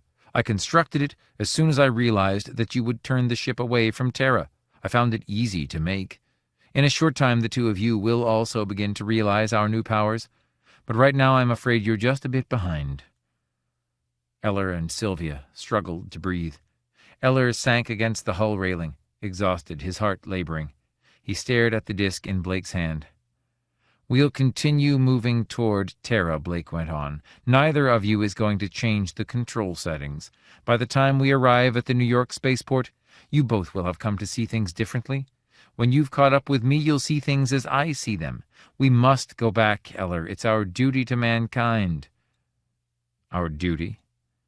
There was a faint mocking quality in Blake's voice. "Of course it's our duty. Mankind needs us. It needs us very much. There's much we can do for Terra. You see, I was able to catch some of your thoughts. Not all of them, but enough to know what you were planning. You'll find that from now on we'll begin to lose speech as a method of communication. We'll soon begin to rely directly on— If you can see into my mind, then you can see why we mustn't return to Terra," Eller said. "I can see what you're thinking, but you're wrong.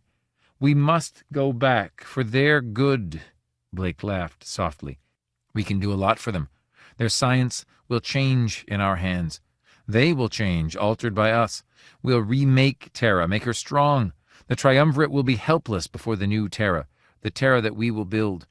The three of us We'll transform the race, make it rise, burst across the entire galaxy. Mankind will be material for us to mold. The blue and white will be planted everywhere, on all the planets of the galaxy, not on mere bits of rock. We'll make Terra strong, Eller. Terra will rule everywhere." "So that's what you have in mind," Eller said. "And if Terra doesn't want to go along with us, what then?" "It is possible they won't understand," Blake admitted. "After all, we must begin to realize that we're millions of years ahead of them. They're a long way behind us, and many times they may not understand the purpose of our orders.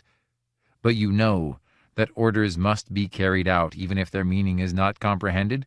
You've commanded ships, you know that, for Terra's own good and for—" Eller leaped, but the fragile, brittle body betrayed him. He fell short, grasping frantically, blindly for Blake. Blake cursed, stepping back. "You fool, don't you—" The disc glinted, the blue cloud bursting into Eller's face. He staggered to one side, his hands up. Abruptly, he fell, crashing to the metal floor. Sylvia lumbered to her feet, coming toward Blake, slow and awkward in the heavy spacesuit. Blake turned toward her, the disc raised. A second cloud rose up. Sylvia screamed. The cloud devoured her. "Blake!" Eller struggled to his knees. The tottering figure that had been Sylvia lurched and fell. Eller caught hold of Blake's arms. The two figures swayed back and forth, Blake trying to pull away. Suddenly, Eller's strength gave out. He slipped back down, his head striking the metal floor. Nearby, Sylvia lay silent and inert. "Get away from me," Blake snarled, waving the disc. "I can destroy you the way I did her. Do you understand?" "You killed her," Eller screamed. "It's your own fault. You see what you gained by fighting? Stay away from me. If you come near me, I'll turn the cloud on you again. It'll be the end of you." Eller did not move. He stared at the silent form. "All right."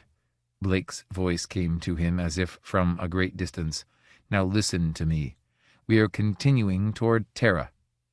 You'll guide the ship for me while I work down in the laboratory. I can follow your thoughts, so if you attempt to change course, I'll know at once.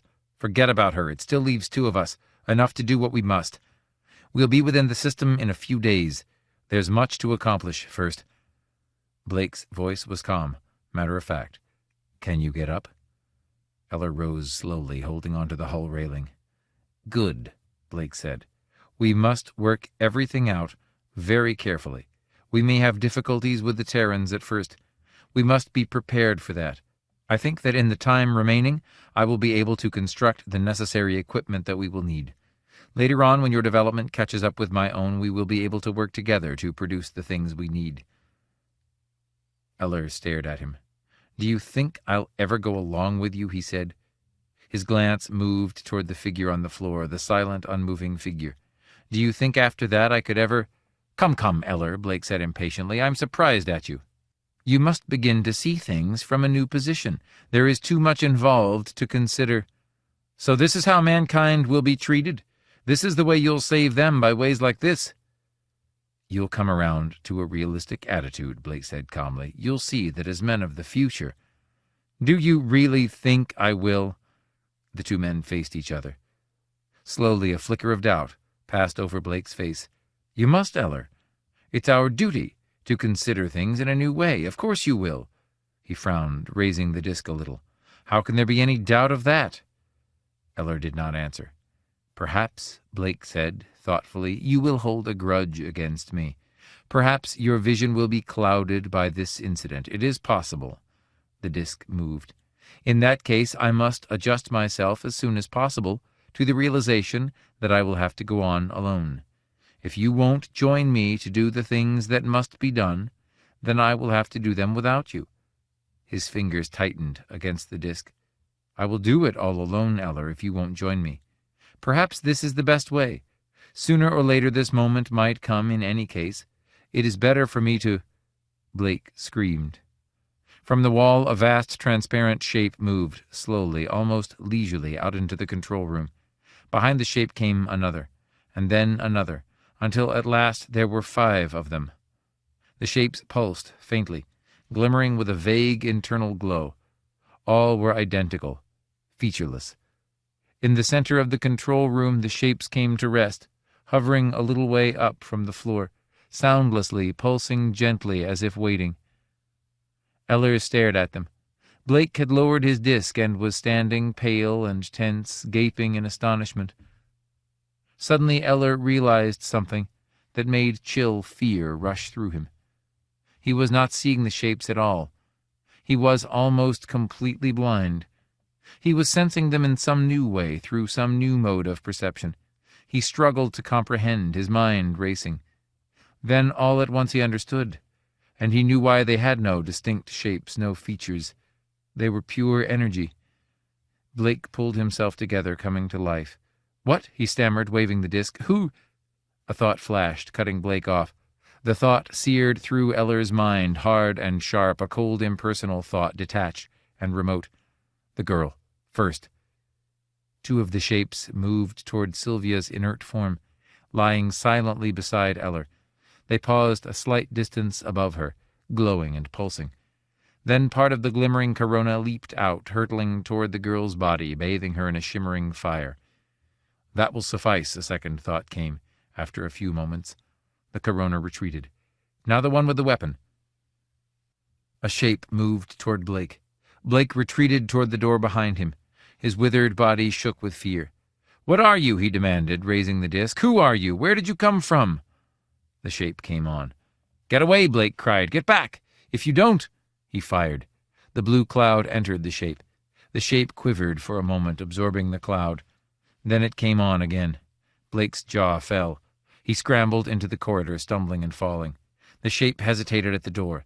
Then it was joined by a second shape, which moved up beside it.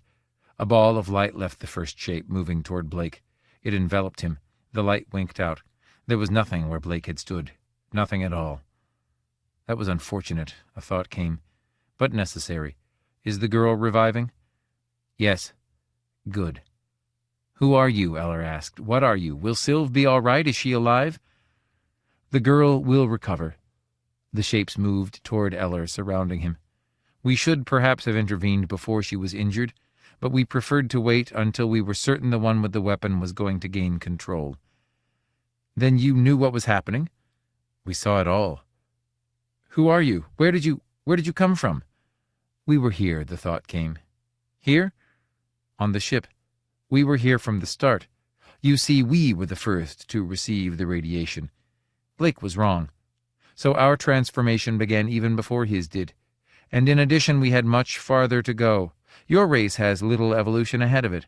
A few more inches of cranium, a little less hair, perhaps, but not really so much. Our race, on the other hand, had just begun. Your race, first to receive the radiation. Eller stared around him, in dawning realization. Then you must be— Yes, the calm, inflexible thought came. You are right. We are the hamsters from the laboratory. The pigs carried for your experiments and tests. There was almost a note of humor in the thought. However, we hold nothing against you, I assure you. In fact, we have very little interest in your race, one way or another. We owe you a slight debt for helping us along our path, bringing our destiny onto us in a few short minutes, instead of another 50 million years.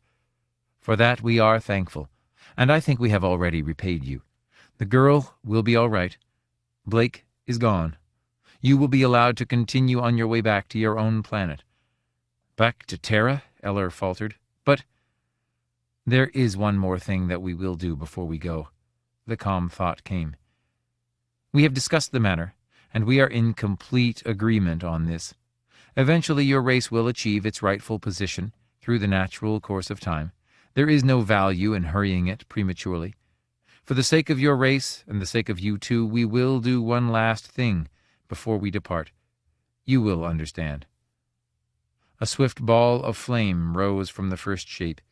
It hovered over Eller. It touched him and passed on to Sylvia. It is better, the thought came. There is no doubt. They watched, silently, staring through the portscope. From one side of the ship the first ball of light moved, flashing out into the void. Look, Sylvia exclaimed. The ball of light increased speed. It shot away from the ship, moving at incredible velocity. A second ball oozed through the hull of the ship, out into space behind the first. After it came a third, a fourth, and finally a fifth. One by one, the balls of light hurtled out into the void, out into deep space. When they were gone, Sylvia turned to Eller, her eyes shining. "That's that," she said. "Where are they going?" "No way to tell. A long way, probably. Maybe not anywhere in this galaxy. Some remote place." Eller reached out, suddenly, touching Sylvia's dark brown hair. He grinned. "You know, your hair is really something to see. The most beautiful hair in the whole universe." Sylvia laughed. "Any hair looks good to us now." She smiled up at him, her red lips warm.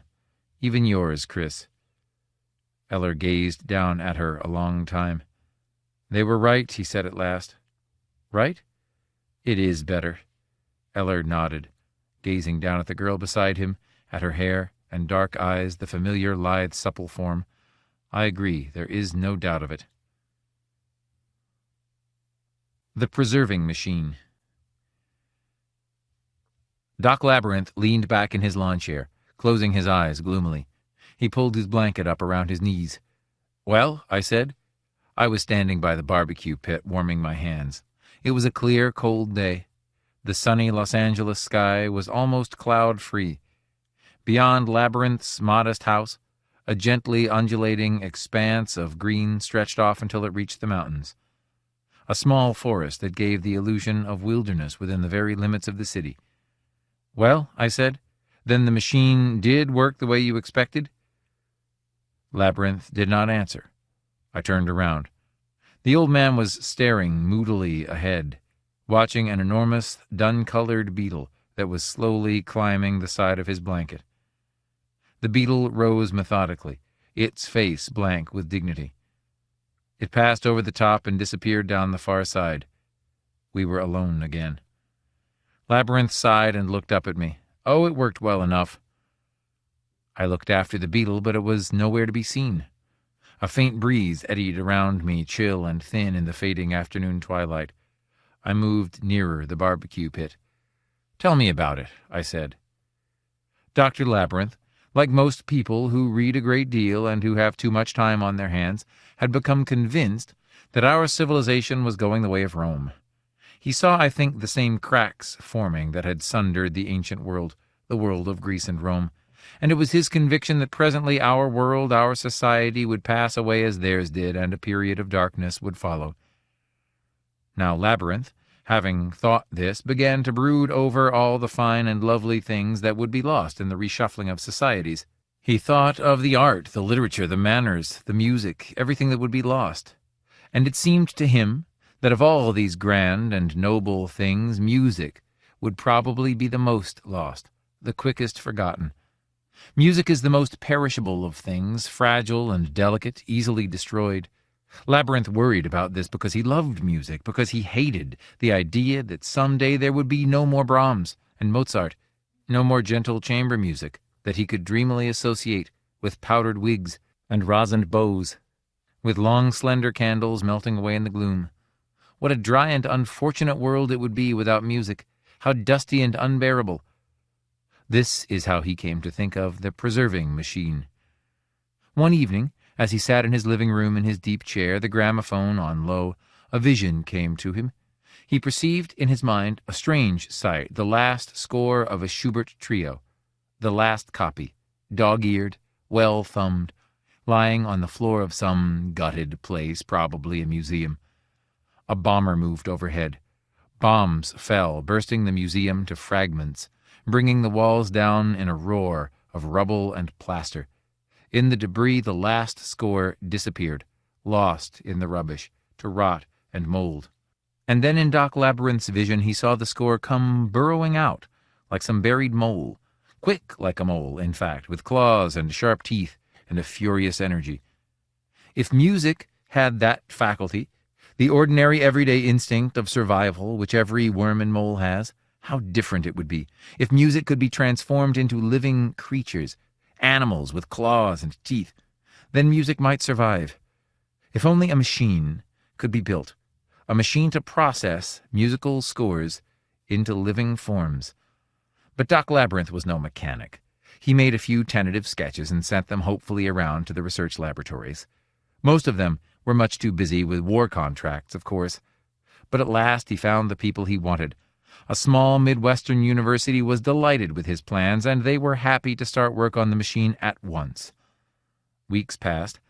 At last, Labyrinth received a postcard from the university. The machine was coming along fine. In fact, it was almost finished. They had given it a trial run, feeding a couple of popular songs into it. The results? 2 small, mouse-like animals had come scampering out, rushing around the laboratory until the cat caught and ate them. But the machine was a success. It came to him shortly after, packed carefully in a wood crate, wired together and fully insured. He was quite excited as he set to work, taking the slats from it. Many fleeting notions must have coursed through his mind as he adjusted the controls and made ready for the first transformation.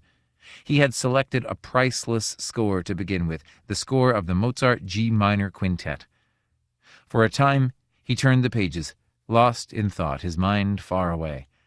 At last he carried it to the machine and dropped it in. Time passed. Labyrinth stood before it, waiting nervously, apprehensive, and not really certain what would greet him when he opened the compartment. He was doing a fine and tragic work, it seemed to him, preserving the music of the great composers for all eternity. What would his thanks be? What would he find? What form would this all take before it was over? There were many questions unanswered. The red light of the machine was glinting even as he meditated. The process was over. The transformation had already taken place. He opened the door. "Good Lord," he said. "This is very odd." A bird, not an animal, stepped out. The Mozart bird was pretty, small and slender, with the flowing plumage of a peacock. It ran a little way across the room, and then walked back to him, curious and friendly. Trembling, Doc Labyrinth bent down, his hand out. The Mozart bird came near. Then all at once it swooped up into the air. "Amazing," he murmured. He coaxed the bird gently, patiently, and at last it fluttered down to him. Labyrinth stroked it for a long time, thinking what would the rest of them be like. He could not guess. He carefully gathered up the Mozart bird and put it into a box. He was even more surprised the next day when the Beethoven beetle came out, stern and dignified. That was the beetle I saw myself, climbing along his red blanket, intent and withdrawn, on some business of its own. After that came the Schubert animal. The Schubert animal was silly, an adolescent sheep creature that ran this way and that, foolish and wanting to play. Labyrinth sat down right then and there and did some heavy thinking. Just what were survival factors? Was a flowing plume better than claws, better than sharp teeth? Labyrinth was stumped. He had expected an army of stout badger creatures equipped with claws and scales, digging, fighting, ready to gnaw and kick. Was he getting the right thing? Yet who could say what was good for survival? The dinosaurs had been well armed, but there were none of them left. In any case, the machine was built. It was too late to turn back now. Labyrinth went ahead, feeding the music of many composers into the preserving machine, one after another, until the woods behind his house was filled with creeping, bleating things that screamed and crashed in the night.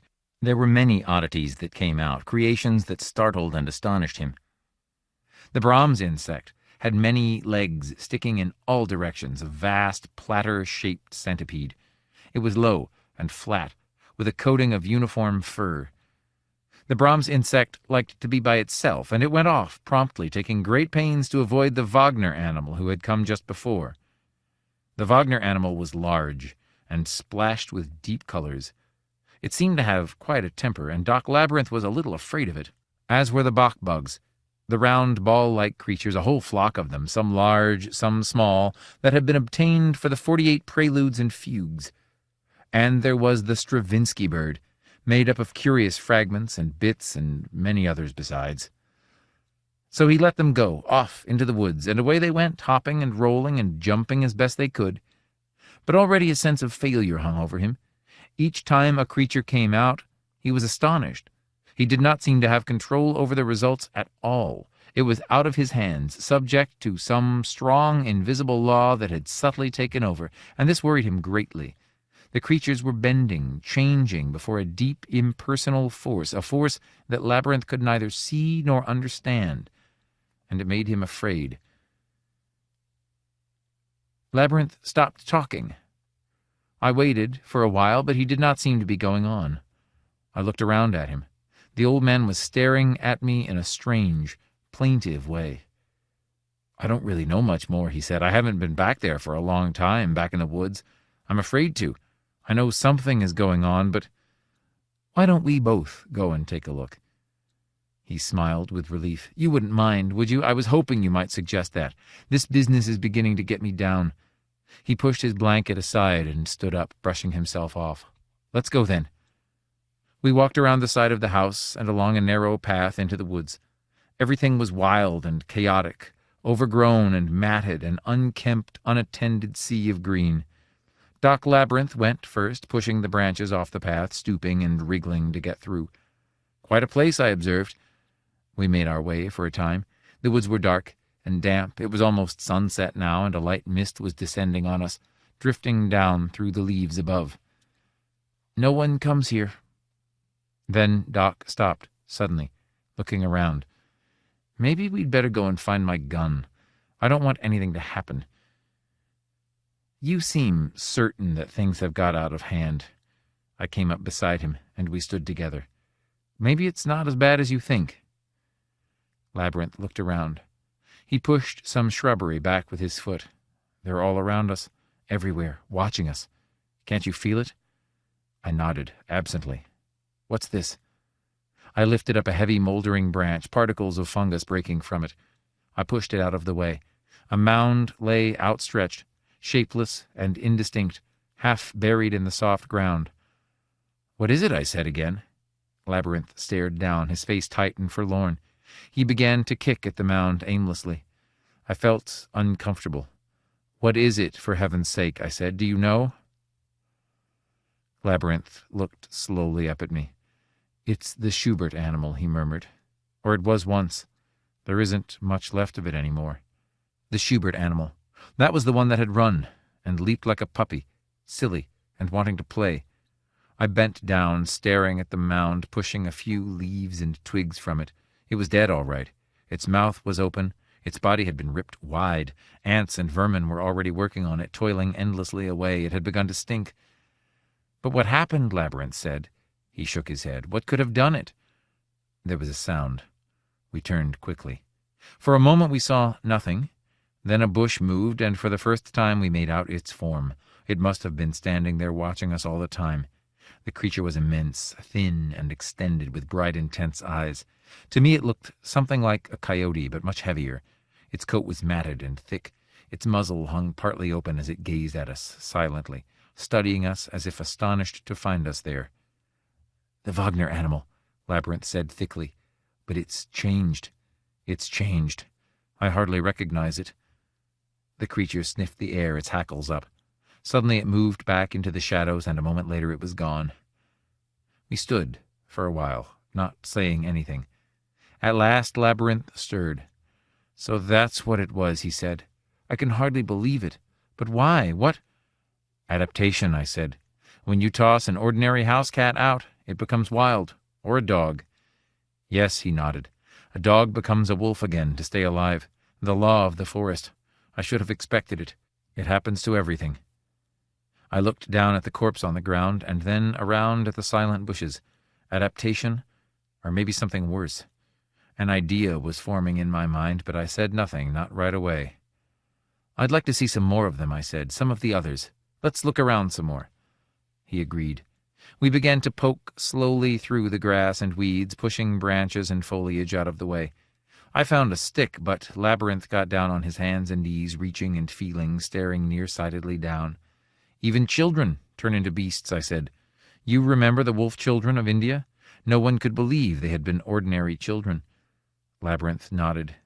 He was unhappy, and it was not hard to understand why. He had been wrong, mistaken in his original idea, and the consequences of it were just now beginning to become apparent to him. Music would survive as living creatures, but he had forgotten the lesson of the Garden of Eden, that once a thing has been fashioned, it begins to exist on its own, and thus ceases to be the property of its creator to mold and direct as he wishes. God, watching man's development, must have felt the same sadness, and the same humiliation, as Labyrinth, to see his creatures alter and change to meet the needs of survival. That his musical creatures should survive could mean nothing to him any more, for the very thing he had created them to prevent, the brutalization of beautiful things, was happening in them, before his own eyes. Doc Labyrinth looked up at me suddenly, his face full of misery. He had ensured their survival all right, but in so doing he had erased any meaning, any value in it. I tried to smile a little at him, but he promptly looked away again.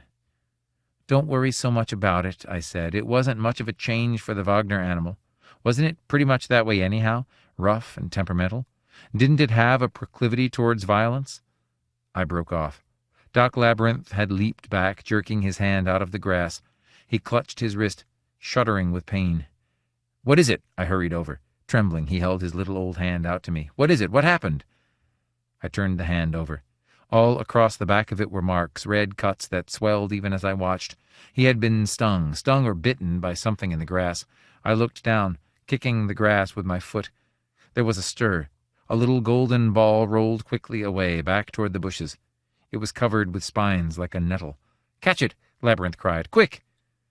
I went after it, holding out my handkerchief, trying to avoid the spines. The sphere rolled frantically, trying to get away, but finally I got it into the handkerchief. Labyrinth stared at the struggling handkerchief as I stood up. "I can hardly believe it," he said. "We better go back to the house." "What is it?" "One of the bok bugs, but it's changed." We made our way back along the path toward the house, feeling our way through the darkness. I went first, pushing the branches aside, and Labyrinth followed behind, moody and withdrawn, rubbing his hand from time to time. We entered the yard and went up to the back steps of the house, onto the porch. Labyrinth unlocked the door, and we went into the kitchen. He snapped on the light and hurried to the sink to bathe his hand. I took an empty fruit jar from the cupboard and carefully dropped the bok bug into it. The golden ball rolled testily around as I clamped the lid on. I sat down at the table. Neither of us spoke. Labyrinth at the sink, running cold water over his stung hand. I at the table, uncomfortably watching the golden ball in the fruit jar, trying to find some way to escape. "Well?" I said at last. "There's no doubt." Labyrinth came over and sat down opposite me. "It's undergone some metamorphosis. It certainly didn't have poisoned spines to start with. You know, it's a good thing that I played my Noah role carefully." "What do you mean?" "I made them all neuter. They can't reproduce. There will be no second generation. When these die, that will be the end of it." "I must say I'm glad you thought of that."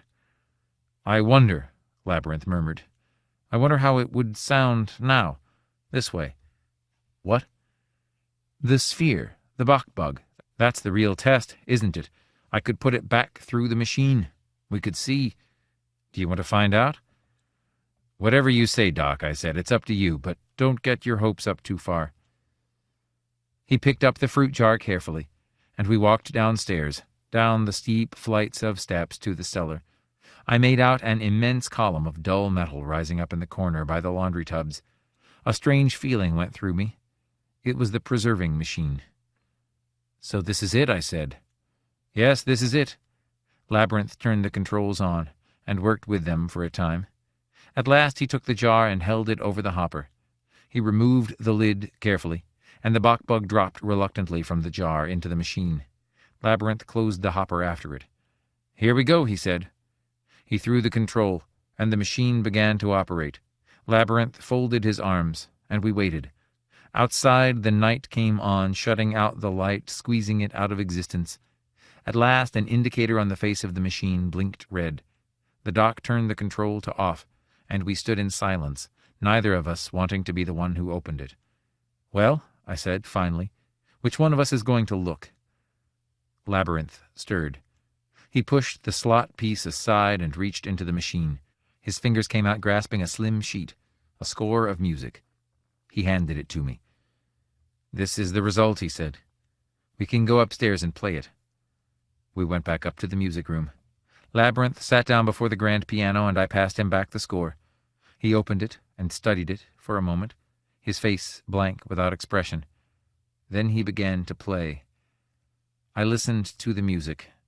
It was hideous. I've never heard anything like it. It was distorted, diabolical, without sense or meaning, except perhaps an alien, disconcerting meaning that should never have been there.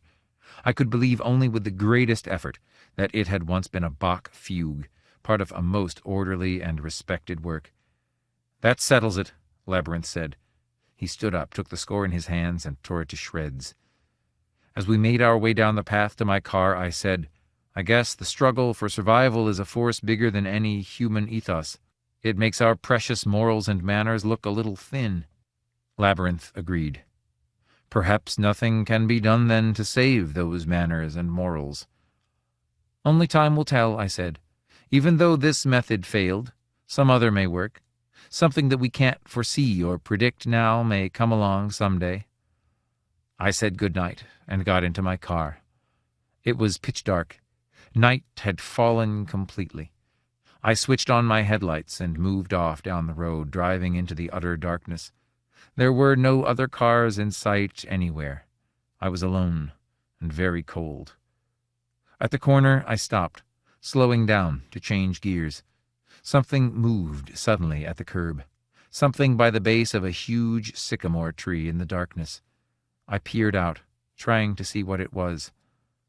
At the base of the sycamore tree, a huge, dun-colored beetle was building something, putting a bit of mud into place on a strange, awkward structure.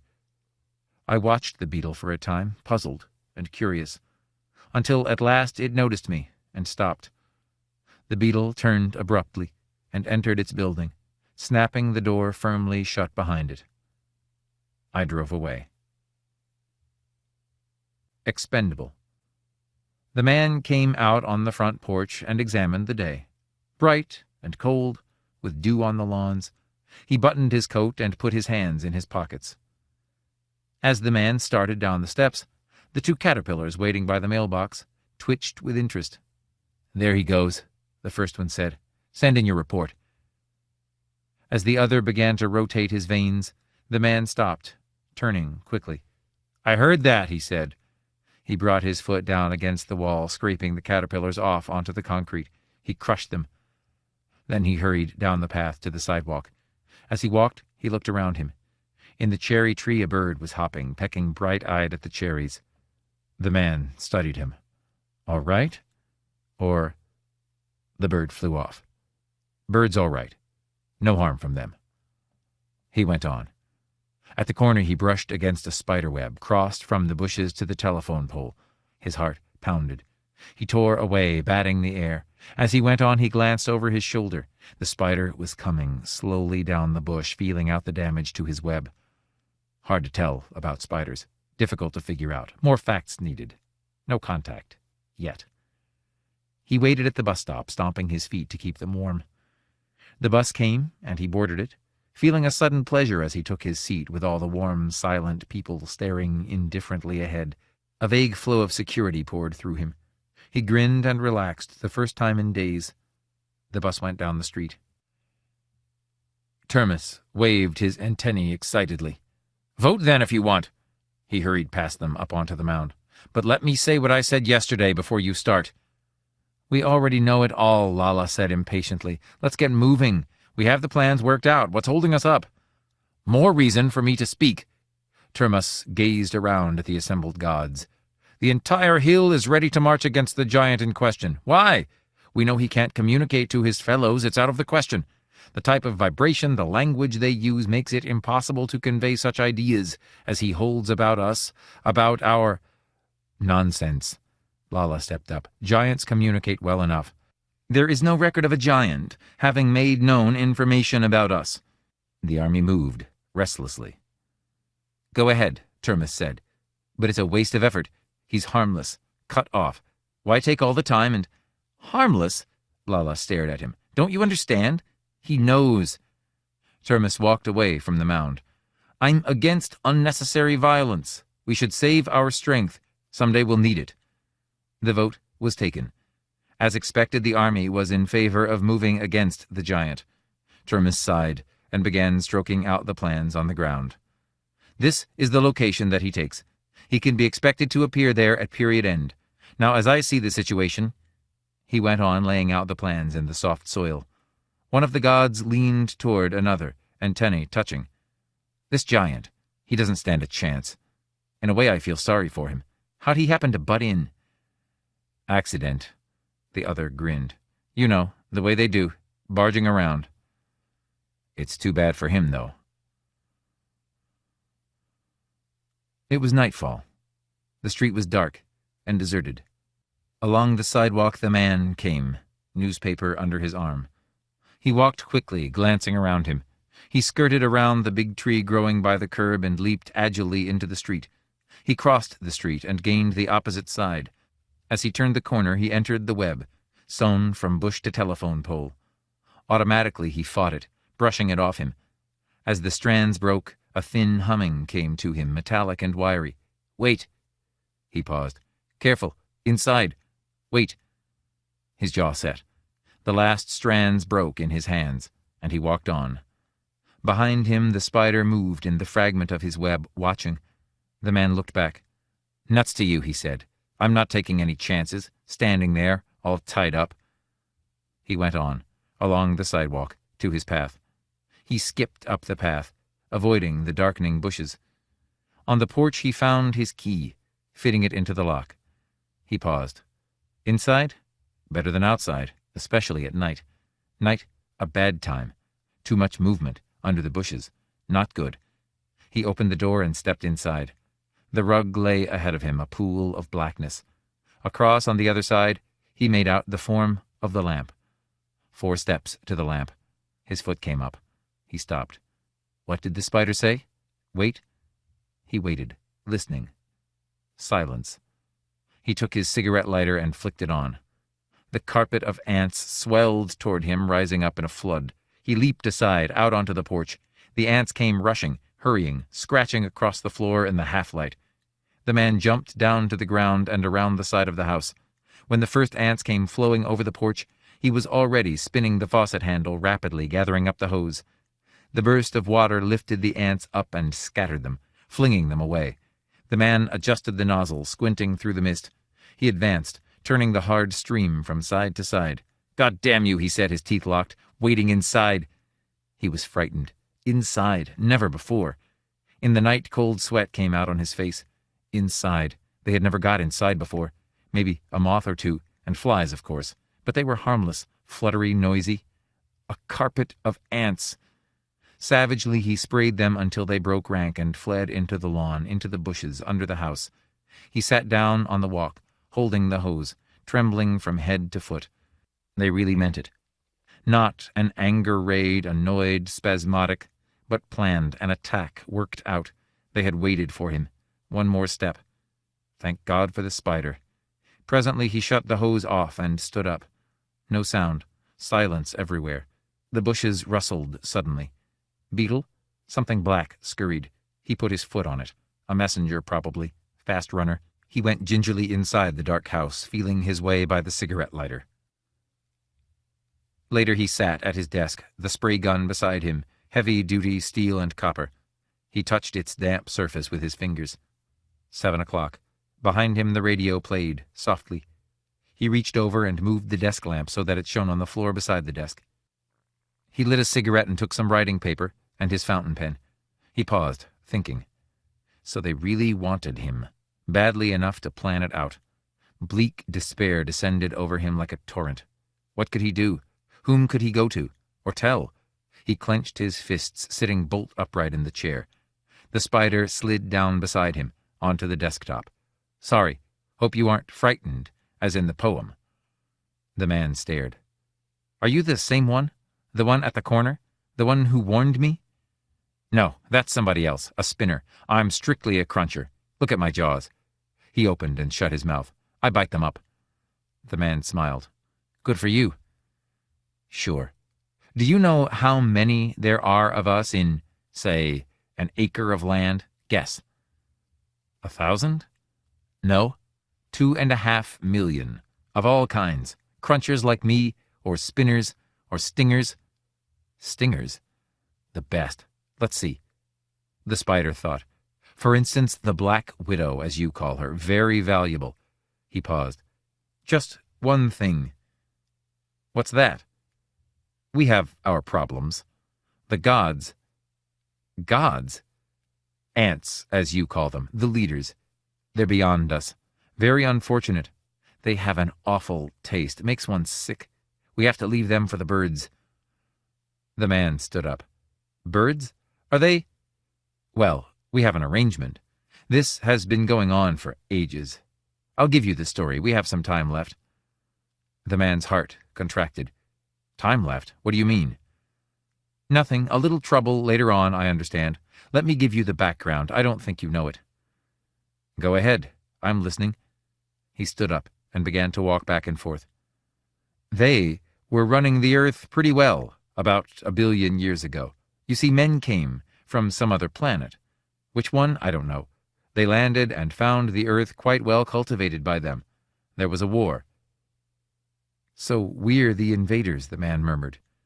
"Sure. The war reduced both sides to barbarism, them and yourselves. You forgot how to attack, and they degenerated into closed social factions, ants, termites." "I see. The last group of you that knew the full story started us going. We were bred," the spider chuckled in its own fashion, "bred someplace for this worthwhile purpose. We keep them down very well. You know what they call us? The Eaters. Unpleasant, isn't it?" 2 more spiders came drifting down on their web strands, alighting on the desk. The 3 spiders went into a huddle. "More serious than I thought," the cruncher said easily. "Didn't know the whole dope. The stinger here." The Black Widow came to the edge of the desk. "Giant," she piped metallically, "I'd like to talk with you." "Go ahead," the man said. "There's going to be some trouble here. They're moving, coming here, a lot of them. We thought we'd stay with you a while. Get in on it." "I see." The man nodded. He licked his lips, running his fingers shakily through his hair. "Do you think— that is, what are the chances—" "Chances?" The stinger undulated thoughtfully. "Well, we've been in this work a long time, almost 1 million years. I think that we have the edge over them, in spite of the drawbacks. Our arrangements with the birds, and of course with the toads—" "I think we can save you," the cruncher put in cheerfully. "As a matter of fact, we look forward to events like this."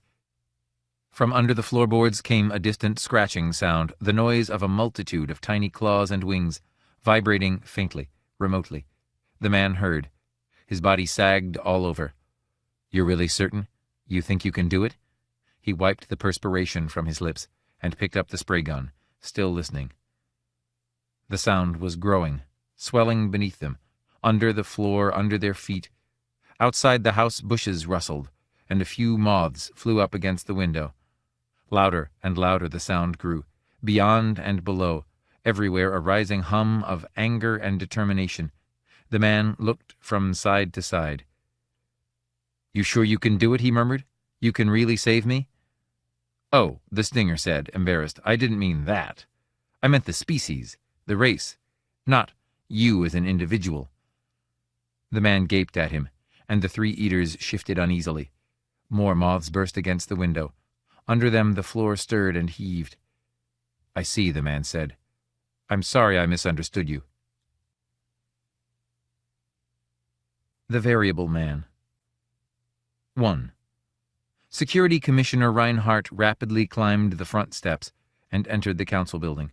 Council guards stepped quickly aside, and he entered the familiar place of great whirring machines. His thin face rapt, eyes alight with emotion, Reinhardt gazed intently up at the central SRB computer, studying its reading. "Straight gain for the last quarter," observed Kaplan, the lab organizer. He grinned proudly, as if personally responsible. "Not bad, Commissioner." "We are catching up to them," Reinhardt retorted, "but too damn slowly.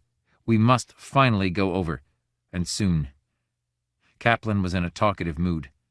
"We design new offensive weapons, they counter with improved defenses. And nothing is actually made. Continual improvement, but neither we nor Centaurus can stop designing long enough to stabilize for production."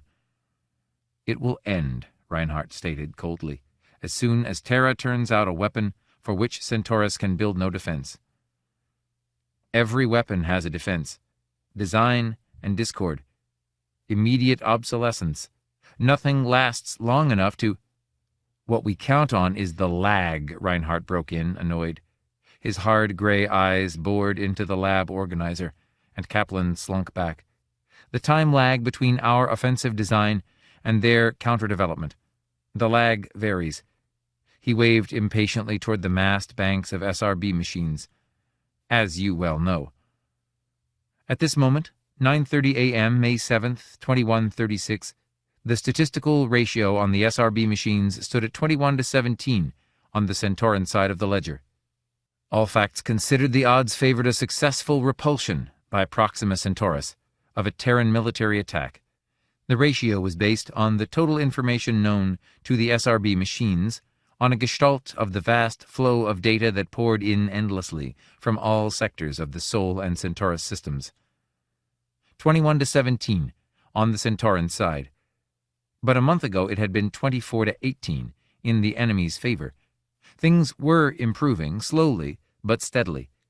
Centaurus, older and less virile than Terra, was unable to match Terra's rate of technocratic advance. Terra was pulling ahead. If we went to war now, Reinhardt said thoughtfully, we would lose. We're not far enough along to risk an overt attack. A harsh, ruthless glow twisted across his handsome features, distorting them into a stern mask. But the odds are moving in our favor. Our offensive designs are gradually gaining on their defenses. Let's hope the war comes soon, Kaplan agreed. We're all on edge. This damn waiting. The war would come soon. Reinhardt knew it intuitively. The air was full of tension, the élan. He left the SRB rooms and hurried down the corridor to his own elaborately guarded office in the security wing. It wouldn't be long. He could practically feel the hot breath of destiny on his neck. For him, a pleasant feeling. His thin lips set in a humorless smile, showing an even line of white teeth against his tanned skin. It made him feel good, all right. He'd been working at it a long time. First contact, 100 years earlier, had ignited instant conflict between Proxima Centauran outposts and exploring Terran raiders. Flash fights, sudden eruptions of fire and energy beams. And then the long, dreary years of inaction between enemies, where contact required years of travel, even at nearly the speed of light. The two systems were evenly matched. Screen against screen, warship against power station. The Centauran Empire surrounded Terra, an iron ring that couldn't be broken, rusty and corroded as it was. New weapons had to be conceived if Terra was to break out. Through the windows of his office, Reinhardt could see endless buildings and streets. Terrans hurrying back and forth, bright specks that were commute ships, little eggs that carried businessmen and white-collar workers around, the huge transport tubes that shot masses of workmen to factories and labor camps from their housing units. All these people, waiting to break out, waiting for the day. Reinhardt snapped on his vid screen, the confidential channel. "Give me military designs," he ordered sharply. He sat, tense, his wiry body taut, as the vid screen warmed into life. Abruptly, he was facing the hulking image of Peter Sherikov, director of the vast network of labs under the Ural Mountains. Sherikov's great bearded features hardened as he recognized Reinhardt. His bushy black eyebrows pulled up in a sullen line. "What do you want? You know I'm busy. We have too much work to do as it is, without being bothered by politicians." "I'm dropping over your way," Reinhardt answered, lazily. He adjusted the cuff of his immaculate gray cloak. "I want a full description of your work and whatever progress you've made." "You'll find a regular departmental report plate filed in the usual way, around your office someplace. If you'll refer to that, you'll know exactly what we—" "I'm not interested in that. I want to see what you're doing, and I expect you to be prepared to describe your work fully. I'll be there shortly, half an hour." Reinhardt cut the circuit. Sherikov's heavy features dwindled and faded. Reinhardt relaxed, letting his breath out. Too bad he had to work with Sherikov. He had never liked the man. The big Polish scientist was an individualist, refusing to integrate himself with society. Independent, atomistic in outlook, he held concepts of the individual as an end. diametrically contrary to the accepted organic state Weltansicht. But Sherikov was the leading research scientist, in charge of the military designs department, and on designs the whole future of Terra depended. Victory over Centaurus, or more waiting bottled up in the Sol system, surrounded by a rotting, hostile empire now sinking into ruin and decay, yet still strong. Reinhardt got quickly to his feet and left the office. He hurried down the hall and out of the council building. A few minutes later he was heading across the mid-morning sky in his high-speed cruiser, toward the Asiatic landmass, the vast Ural mountain range, toward the military designs labs. Him at the entrance. "Look here, Reinhardt, don't think you're going to order me around. I'm not going to—" "Take it easy." Reinhardt fell into step beside the bigger man. They passed through the check and into the auxiliary labs. "No immediate coercion will be exerted over you or your staff. You're free to continue your work as you see fit, for the present. Let's get this straight. My concern is to integrate your work with our total social needs. As long as your work is sufficiently productive—" Reinhardt stopped in his tracks. "Pretty, isn't he?" Sherikov said ironically. "What the hell is it?" "Icarus, we call him. Remember the Greek myth, the legend of Icarus? Icarus flew. This Icarus is going to fly one of these days." Sherikov shrugged. "You can examine him if you want. I suppose this is what you came here to see." Reinhardt advanced slowly. "This is the weapon you've been working on?" "How does he look?" Rising up in the center of the chamber was a squat, metal cylinder, a great, ugly cone of dark gray. Technicians circled around it, wiring up the exposed relay banks. Reinhardt caught a glimpse of endless tubes and filaments, a maze of wires and terminals and parts crisscrossing each other, layer on layer. "What is it?" Reinhardt perched on the edge of a workbench, leaning his big shoulders against the wall. "An idea of Jameson Hedge, the same man who developed our instantaneous interstellar vidcasts 40 years ago. He was trying to find a method of faster-than-light travel when he was killed, destroyed along with most of his work.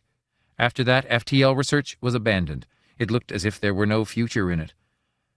Wasn't it shown that nothing could travel faster than light? The interstellar vidcasts do. No, Hedge developed a valid FTL drive. He managed to propel an object at 50 times the speed of light. But as the object gained speed, its length began to diminish, and its mass increased. This was in line with familiar 20th century concepts of mass energy transformation. We conjectured that as Hedge's object gained velocity, it would continue to lose length and gain mass until its length became nil and its mass infinite. Nobody can imagine such an object. Go on. But what actually occurred is this. Hedge's object continued to lose length and gain mass until it reached the theoretical limit of velocity, the speed of light. At that point, the object, still gaining speed, simply ceased to exist. Having no length, it ceased to occupy space. It disappeared. However, the object had not been destroyed. It continued on its way, gaining momentum each moment, moving in an arc across the galaxy, away from the Sol system. Hedge's object entered some other realm of being, beyond our powers of conception. The next phase of Hedge's experiment consisted in a search for some way to slow the FTL object down, back to a sub-FTL speed, hence back into our universe. This counter-principle was, eventually, worked out. With what result? The death of Hedge and destruction of most of his equipment. His experimental object in re-entering the space-time universe came into being in space already occupied by matter. Possessing an incredible mass just below infinity level, Hedge's object exploded in a titanic cataclysm. It was obvious that no space travel was possible with such a drive. Virtually all space contains some matter. To re-enter space would bring automatic destruction. Hedge had found his FTL drive and his counter-principle, but no one before this has been able to put them to any use. Reinhardt walked over toward the great metal cylinder. Sherikov jumped down and followed him. "I don't get it," Reinhardt said. "You said the principle is no good for space travel." "That's right." "What's this for, then? If the ship explodes as soon as it returns to our universe..." This is not a ship. Sherikov grinned slyly. Icarus is the first practical application of Hedge's principles. Icarus is a bomb. So this is our weapon, Reinhardt said. A bomb, an immense bomb. A bomb moving at a velocity greater than light. A bomb which will not exist in our universe. The Centaurans won't be able to detect or stop it. How could they? As soon as it passes the speed of light, it will cease to exist, beyond all detection. But Icarus will be launched outside the lab, on the surface. He will align himself with Proxima Centaurus, gaining speed rapidly. By the time he reaches his destination, he will be traveling at FTL 100. Icarus will be brought back to this universe within Centaurus itself. The explosion should destroy the star and wash away most of its planets, including their central hub planet, Armon. There is no way they can halt Icarus once he has been launched. No defense is possible. Nothing can stop him. It is a real fact. When will it be ready? Sherikov's eyes flickered. Soon. Exactly how soon? The big Pole hesitated. As a matter of fact, there's only one thing holding us back. Sherikov led Reinhardt around to the other side of the lab. He pushed a lab guard out of the way. See this? He tapped a round globe, open at one end, the size of a grapefruit. This is holding us up. What is it? The central control turret. This thing brings Icarus back to sub-FTL flight at the correct moment. It must be absolutely accurate. Icarus will be within the star only a matter of a microsecond. If the turret does not function exactly, Icarus will pass out the other side and shoot beyond the Centauran system. How near completed is this turret? Sherikov hedged uncertainly, spreading out his big hands. Who can say? It must be wired with infinitely minute equipment, microscope grapples and wires invisible to the naked eye. Can you name any completion date? Sherikov reached into his coat and brought out a manila folder. I've drawn up the data for the SRB machines, giving a date of completion. You can go ahead and feed it. I entered 10 days as the maximum period. The machines can work from that. Reinhardt accepted the folder cautiously. You're sure about the date? I'm not convinced I can trust you, Sherikov. Sherikov's features darkened. You'll have to take a chance, Commissioner. I don't trust you any more than you trust me. I know how much you'd like an excuse to get me out of here, and one of your puppets in. Reinhardt studied the huge scientist thoughtfully. Sherikov was going to be a hard nut to crack. Designs was responsible to security, not the Council. Sherikov was losing ground, but he was still a potential danger. Stubborn, individualistic, refusing to subordinate his welfare to the general good. All right. Reinhardt put the folder slowly away in his coat. I'll feed it, but you better be able to come through. There can't be any slip-ups. Too much hangs on the next few days. If the odds change in our favor, are you going to give the mobilization order? Yes, Reinhardt stated. I'll give the order the moment I see the odds change. Standing in front of the machines, Reinhardt waited nervously for the results. It was 2:00 in the afternoon. The day was warm, a pleasant May afternoon. Outside the building, the daily life of the planet went on as usual. As usual? Not exactly. The feeling was in the air, an expanding excitement, growing every day. Terra had waited a long time. The attack on Proxima Centaurus had to come, and the sooner the better. The ancient Centauran Empire hemmed in Terra, bottled the human race up in its one system. A vast, suffocating net draped across the heavens, cutting Terra off from the bright diamonds beyond, and it had to end. The SRB machines whirred, the visible combination disappearing. For a time no ratio showed. Reinhardt tensed, his body rigid. He waited. The new ratio appeared. Reinhardt gasped. 7-6, toward Terra. Within 5 minutes, the emergency mobilization alert had been flashed to all government departments. The Council and President Duff had been called to immediate session. Everything was happening fast. But there was no doubt, 7-6, in Terra's favor. Reinhardt hurried frantically to get his papers in order, in time for the Council session. At Histo Research, the message plate was quickly pulled from the confidential slot and rushed across the central lab to the chief official. "Look at this." Fredman dropped the plate on his superior's desk. "Look at it." Harper picked up the plate, scanning it rapidly. "Sounds like the real thing. I didn't think we'd live to see it." Fredman left the room, hurrying down the hall. He entered the time bubble office. "Where's the bubble?" he demanded, looking around. One of the technicians looked slowly up. "Back about 200 years. We're coming up with interesting data on the War of 1914. According to material the bubble has already brought up, cut it. We're through with routine work. Get the bubble back to the present. From now on, all equipment has to be free for military work." "But the bubble is regulated automatically." "You can bring it back manually." "It's risky," the technician hedged. "If the emergency requires it, I suppose we could take a chance and cut the automatic." "The emergency requires everything," Fredman said feelingly. "But the odds might change back," Margaret Duff, president of the council, said nervously.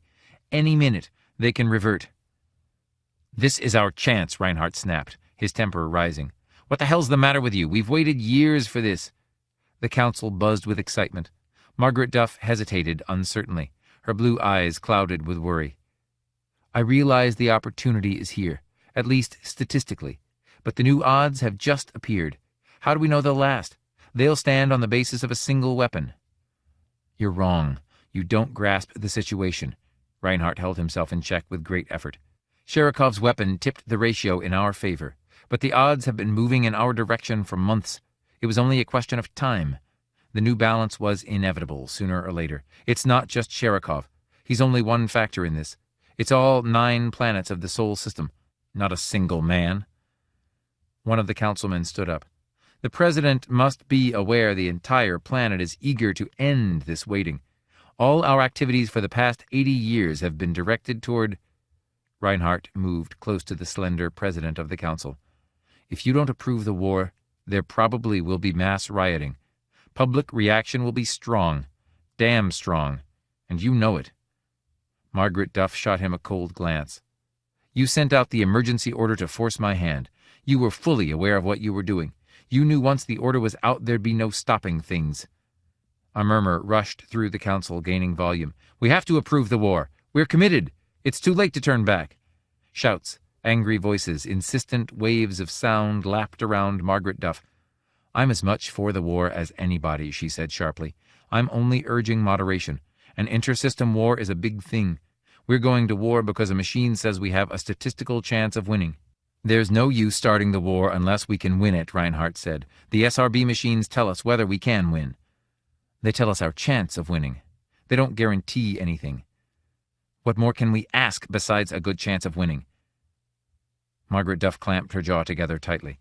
"All right, I hear all the... I won't stand in the way of council approval. The vote can go ahead." Her cold, alert eyes appraised Reinhardt, especially since the emergency order has already been sent out to all government departments. "Good."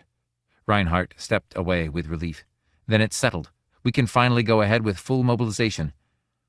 Mobilization proceeded rapidly. The next 48 hours were alive with activity. Reinhardt attended a policy-level military briefing in the council rooms, conducted by Fleet Commander Carlton. "You can see our strategy," Carlton said. He traced a diagram on the blackboard with a wave of his hand. "Sherikov states it'll take 8 more days to complete the FTL bomb. During that time, the fleet we have near the Centauran system will take up positions. As the bomb goes off, the fleet will begin operations against the remaining Centauran ships. Many will no doubt survive the blast, but with Armin gone, we should be able to handle them." Reinhardt took Commander Carlton's place. "I can report on the economic situation. Every factory on Terra is converted to arms production. With Armin out of the way, we should be able to promote mass insurrection among the Centauran colonies. An inter-system empire is hard to maintain, even with ships that approach light speed. Local warlords should pop up all over the place. We want to have weapons available for them and ships starting now to reach them in time. Eventually, we hope to provide a unifying principle around which the colonies can all collect. Our interest is more economic than political. They can have any kind of government they want, as long as they act as supply areas for us, as our 8 system planets act now." Carlton resumed his report. "Once the Centauran fleet has been scattered, We can begin the crucial stage of the war, the landing of men and supplies from the ships we have waiting in all key areas throughout the Centauran system. In this stage, Reinhardt moved away. It was hard to believe only 2 days had passed since the mobilization order had been sent out. The whole system was alive, functioning with feverish activity. Countless problems were being solved, but much remained. He entered the lift and descended to the SRB room, curious to see if there had been any change in the machine's reading. He found it the same. So far, so good. Did the Centaurans know about Icarus? No doubt, but there wasn't anything they could do about it. At least, not in 8 days. Kaplan came over to Reinhardt, sorting a new batch of data that had come in. The lab organizer searched through his data. An amusing item came in. It might interest you. He handed a message plate to Reinhardt. It was from HistoResearch. May 9th, 2136. This is to report that in bringing the research time bubble up to the present, the manual return was used for the first time. Therefore, a clean break was not made, and a quantity of material from the past was brought forward. This material included an individual from the early 20th century who escaped from the lab immediately. He has not yet been taken into protective custody. HistoResearch regrets this incident, but attributes it to the emergency. E. Fredman. Reinhardt handed the plate back to Kaplan. Interesting. A man from the past, hauled into the middle of the biggest war the universe has seen. Strange things happen. I wonder what the machines will think. Hard to say. Probably nothing. Reinhardt left the room and hurried along the corridor to his own office. As soon as he was inside, he called Sherikov on the vidscreen, using the confidential line. The Pole's heavy features appeared. "Good day, Commissioner. How's the war effort?" "Fine. How's the turret wiring proceeding?" A faint frown flickered across Sherikov's face. "As a matter of fact, Commissioner—" "What's the matter?" Reinhardt said sharply. Sherikov floundered. "You know how these things are. I've taken my crew off it and tried robot workers. They have greater dexterity, but they can't make decisions. This calls for more than mere dexterity. This calls for—" He searched for the word. "For an artist." Reinhardt's face hardened. "Listen, Sherikov, you have 8 days left to complete the bomb. The data given to the SRB machines contained that information. The 7-to-6 ratio is based on that estimate. If you don't come through—" Sherikov twisted in embarrassment. "Don't get excited, Commissioner. We'll complete it." "I hope so. Call me as soon as it's done." Reinhardt snapped off the connection. If Sherikov let them down, he'd have him taken out and shot. The whole war depended on the FTL bomb. The vidscreen glowed again. Reinhardt snapped it on. Kaplan's face formed on it. The lab organizer's face was pale and frozen. "Commissioner, you better come up to the SRB office. Something's happened." "What is it?" "I'll show you." Alarmed, Reinhardt hurried out of his office and down the corridor. He found Kaplan standing in front of the SRB machines. "What's the story?" Reinhardt demanded. He glanced down at the reading.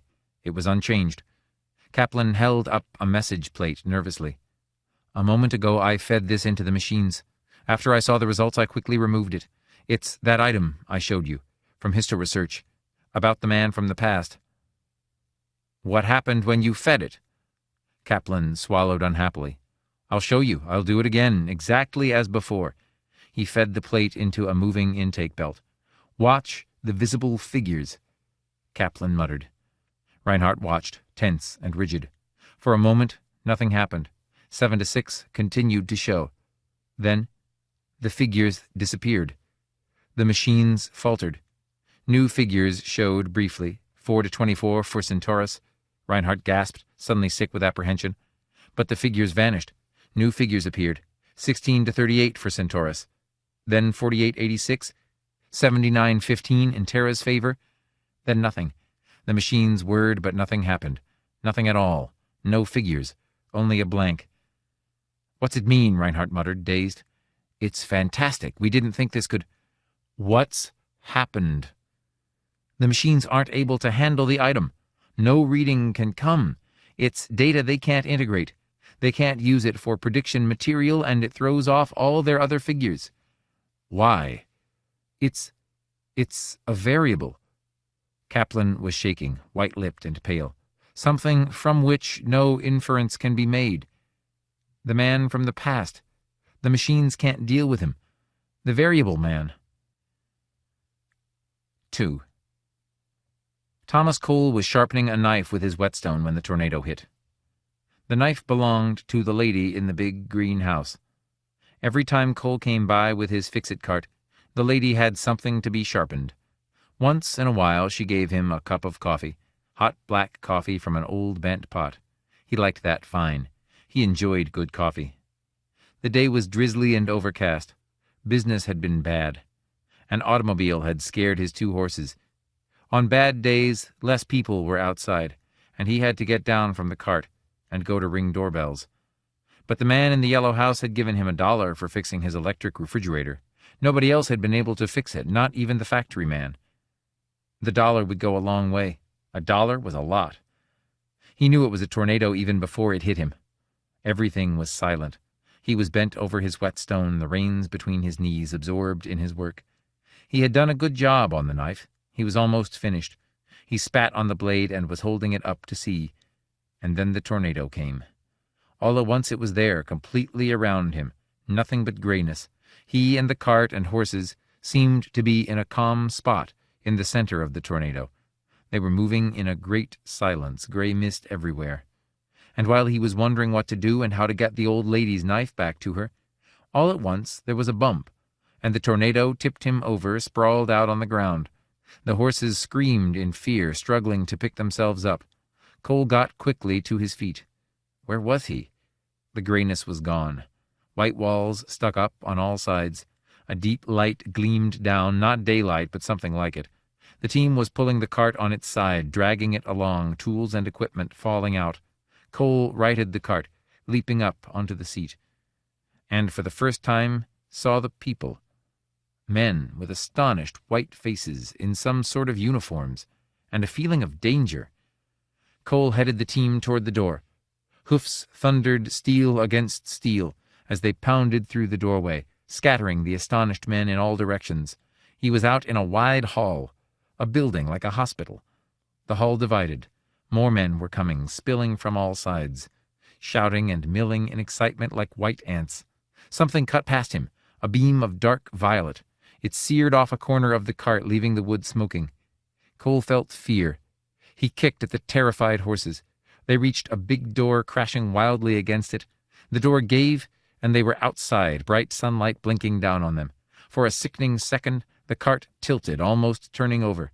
Then the horses gained speed, racing across an open field toward a distant line of green, Cole holding tightly to the reins. Behind him, the little white-faced men had come out and were standing in a group, gesturing frantically. He could hear their faint, shrill sounds. But he had got away. He was safe. He slowed the horses down and began to breathe again. The woods were artificial, some kind of park. But the park was wild and overgrown, a dense jungle of twisted plants, everything growing in confusion. The park was empty. No one was there. By the position of the sun, he could tell it was either early morning or late afternoon. The smell of the flowers and grass, the dampness of the leaves, indicated morning. It had been late afternoon when the tornado had picked him up, and the sky had been overcast and cloudy. Cole considered. Clearly, he had been carried a long way. The hospital, the men with white faces, the odd lighting, the accented words he had caught, everything indicated he was no longer in Nebraska, maybe not even in the United States. Some of his tools had fallen out and gotten lost along the way. Cole collected everything that remained, sorting them, running his fingers over each tool with affection. Some of the little chisels and wood gouges were gone. The bit box had opened, and most of the smaller bits had been lost. He gathered up those that remained and replaced them tenderly in the box. He took a keyhole saw down and with an oil rag wiped it carefully and replaced it. Above the cart, the sun rose slowly in the sky.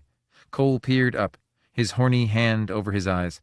A big man, stoop-shouldered, his chin gray and stubbled, his clothes wrinkled and dirty, but his eyes were clear, a pale blue, and his hands were finely made. He could not stay in the park. They had seen him ride that way. They would be looking for him. Far above, something shot rapidly across the sky, a tiny black dot, moving with incredible haste. A second dot followed. The 2 dots were gone almost before he saw them. They were utterly silent. Cole frowned, perturbed. The dots made him uneasy. He would have to keep moving and looking for food.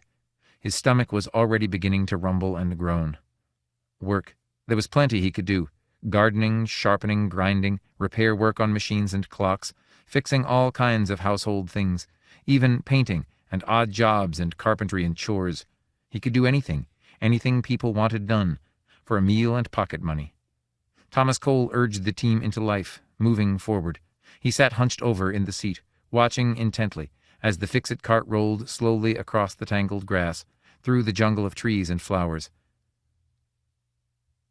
Reinhardt hurried, racing his cruiser at top speed, followed by a second ship, a military escort. The ground sped by below him, a blur of gray and green. The remains of New York lay, spread out, a twisted, blunted ruin overgrown with weeds and grass. The great atomic wars of the 20th century had turned virtually the whole seaboard area into an endless waste of slag and weeds below him, and then the sudden tangle that had been Central Park. Histo Research came into sight. Reinhardt swooped down, bringing his cruiser to rest at the small supply field behind the main buildings. Harper, the chief official of the department, came over quickly as soon as Reinhardt's ship landed. "Frankly, we don't understand why you consider this matter important," Harper said uneasily. Reinhardt shot him a cold glance. "I'll be the judge of what's important." "Are you the one who gave the order to bring the bubble back manually?" "Fredman gave the actual order, in line with your directive to have all facilities ready for—" Reinhardt headed toward the entrance of the research building. "Where is Fredman?" "Inside." "I want to see him. Let's go." Fredman met them inside. He greeted Reinhardt calmly, showing no emotion. "Sorry to cause you trouble, Commissioner. We were trying to get the station in order for the war. We wanted the bubble back as quickly as possible." He eyed Reinhardt curiously. "No doubt the man and his cart will soon be picked up by your police. I want to know everything that happened, in exact detail." Fredman shifted uncomfortably. "There's not much to tell. I gave the order to have the automatic setting canceled and the bubble brought back manually. At the moment the signal reached it, the bubble was passing through the spring of 1913. As it broke loose, it tore off a piece of ground on which this person and his cart were located. The person, naturally, was brought up to the present, inside the bubble." "Didn't any of your instruments tell you the bubble was loaded?" "We were too excited to take any readings. Half an hour after the manual control was thrown, the bubble materialized in the observation room. It was de-energized before anyone noticed what was inside. We tried to stop him, but he drove the cart out into the hall, bowling us out of the way. The horses were in a panic." "What kind of cart was it?" "There was some kind of sign on it, painted in black letters on both sides. No one saw what it was." "Go ahead. What happened then?" "Somebody fired a Slem ray after him, but it missed. The horses carried him out of the building and onto the grounds. By the time we reached the exit, the cart was halfway to the park." Reinhardt reflected. "If he's still in the park, we should have him shortly. But we must be careful." He was already starting back toward his ship, leaving Fredman behind. Harper fell in beside him. Reinhardt halted by his ship. He beckoned some government guards over. "Put the executive staff of this department under arrest. I'll have them tried on a treason count later on." He smiled ironically as Harper's face blanched sickly pale. "There's a war going on. You'll be lucky if you get off alive." Reinhardt entered his ship and left the surface, rising rapidly into the sky. A second ship followed after him, a military escort. Reinhardt flew high above the sea of gray slag, the unrecovered waste area. He passed over a sudden square of green set in the ocean of gray. Reinhardt gazed back at it until it was gone. Central Park. He could see police ships racing through the sky, ships and transports loaded with troops, heading toward the square of green. On the ground, some heavy guns and surface cars rumbled along, lines of black approaching the park from all sides. They would have the man soon. But meanwhile the SRB machines were blank, and on the SRB machines' readings the whole war depended. About noon the cart reached the edge of the park. Cole rested for a moment, allowing the horses time to crop at the thick grass. The silent expanse of slag amazed him. What had happened? Nothing stirred. No buildings, no sign of life. Grass and weeds poked up occasionally through it, breaking the flat surface here and there, but even so the sight gave him an uneasy chill. Cole drove the cart slowly out onto the slag, studying the sky above him. There was nothing to hide him now that he was out of the park. The slag was bare and uniform like the ocean. If he were spotted... A horde of tiny black dots raced across the sky, coming rapidly closer. Presently they veered to the right and disappeared. More planes, wingless metal planes. He watched them go, driving slowly on. Half an hour later, something appeared ahead. Cole slowed the cart down, peering to see. The slag came to an end. He had reached its limits. Ground appeared, dark soil and grass. Weeds grew everywhere. Ahead of him, beyond the end of the slag, was a line of buildings, houses of some sort, or sheds. Houses, probably, but not like any he had ever seen. The houses were uniform, all exactly the same, like little green shells, rows of them, several hundred. There was a little lawn in front of each. Lawn, a path, a front porch, bushes in a meager row around each house. But the houses were all alike and very small. Little green shells in precise, even rows. He urged the cart cautiously forward toward the houses. No one seemed to be around. He entered a street between two rows of houses, the hoofs of his 2 horses sounding loudly in the silence. He was in some kind of town, but there were no dogs or children. Everything was neat and silent, like a model, an exhibit. It made him uncomfortable. A young man walking along the pavement gaped at him in wonder. An oddly dressed youth, in a toga-like cloak that hung down to his knees, a single piece of fabric, and sandals, or what looked like sandals. Both the cloak and the sandals were of some strange half-luminous material. It glowed faintly in the sunlight, metallic rather than cloth. A woman was watering flowers at the edge of a lawn. She straightened up as his team of horses came near. Her eyes widened in astonishment, and then fear. Her mouth fell open in a soundless "oh," and her sprinkling can slipped from her fingers and rolled silently onto the lawn. Cole blushed and turned his head quickly away. The woman was scarcely dressed. He flicked the reins and urged the horses to hurry. Behind him the woman still stood. He stole a brief hasty look back, and then shouted hoarsely to his team, ears scarlet. He had seen right. She wore only a pair of translucent shorts. Nothing else. A mere fragment of the same half-luminous material that glowed and sparkled. The rest of her small body was utterly naked. He slowed the team down. She had been pretty. Brown hair and eyes, deep red lips. Quite a good figure. Slender waist, downy legs, bare and supple, full breasts. He clamped the thought furiously off. He had to get to work. Business. Cole halted the fix-it cart and leaped down onto the pavement. He selected a house at random and approached it cautiously. The house was attractive.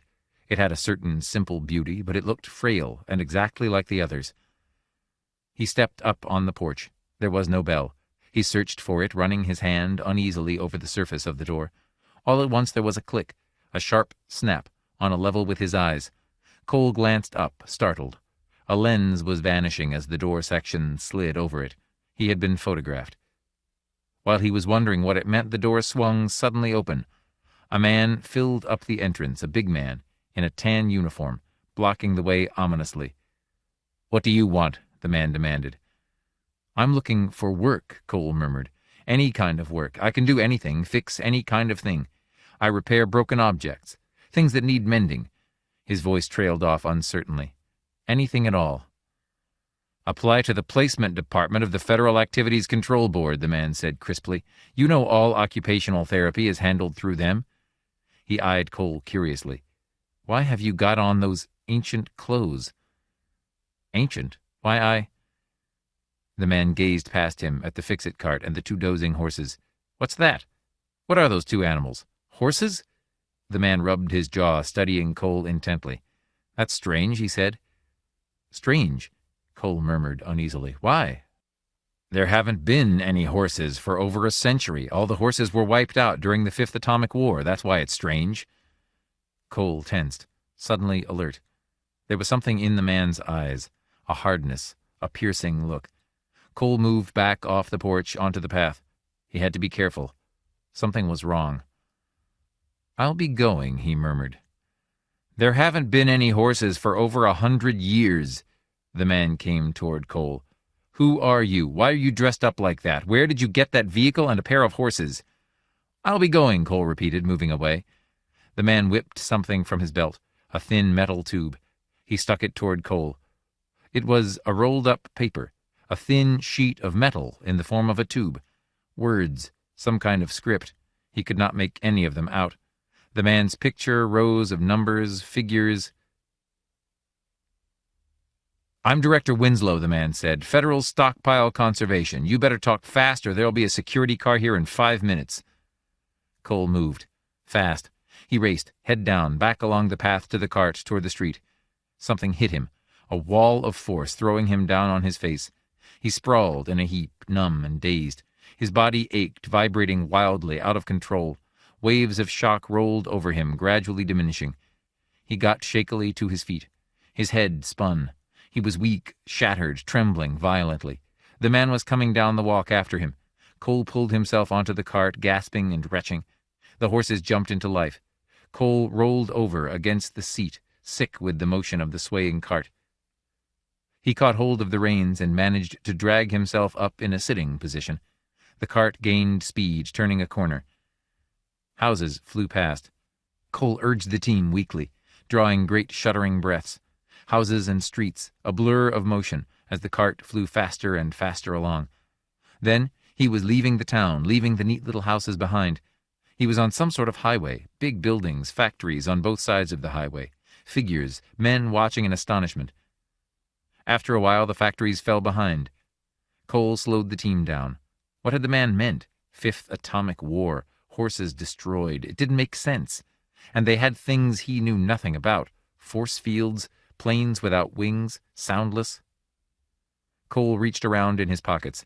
He found the identification tube the man had handed him. In the excitement, he had carried it off. He unrolled the tube slowly and began to study it.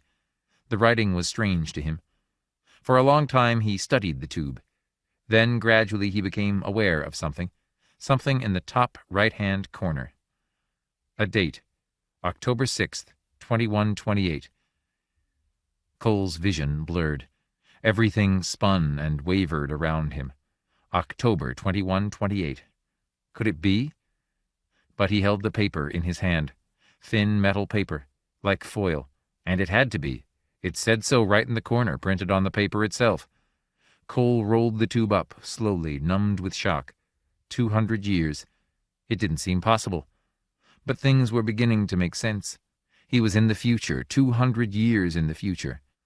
While he was mulling this over, the swift black security ship appeared overhead, diving rapidly toward the horse-drawn cart as it moved, slowly along the road.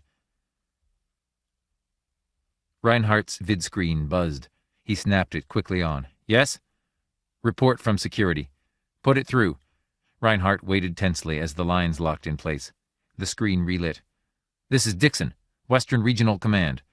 The officer cleared his throat, shuffling his message plates.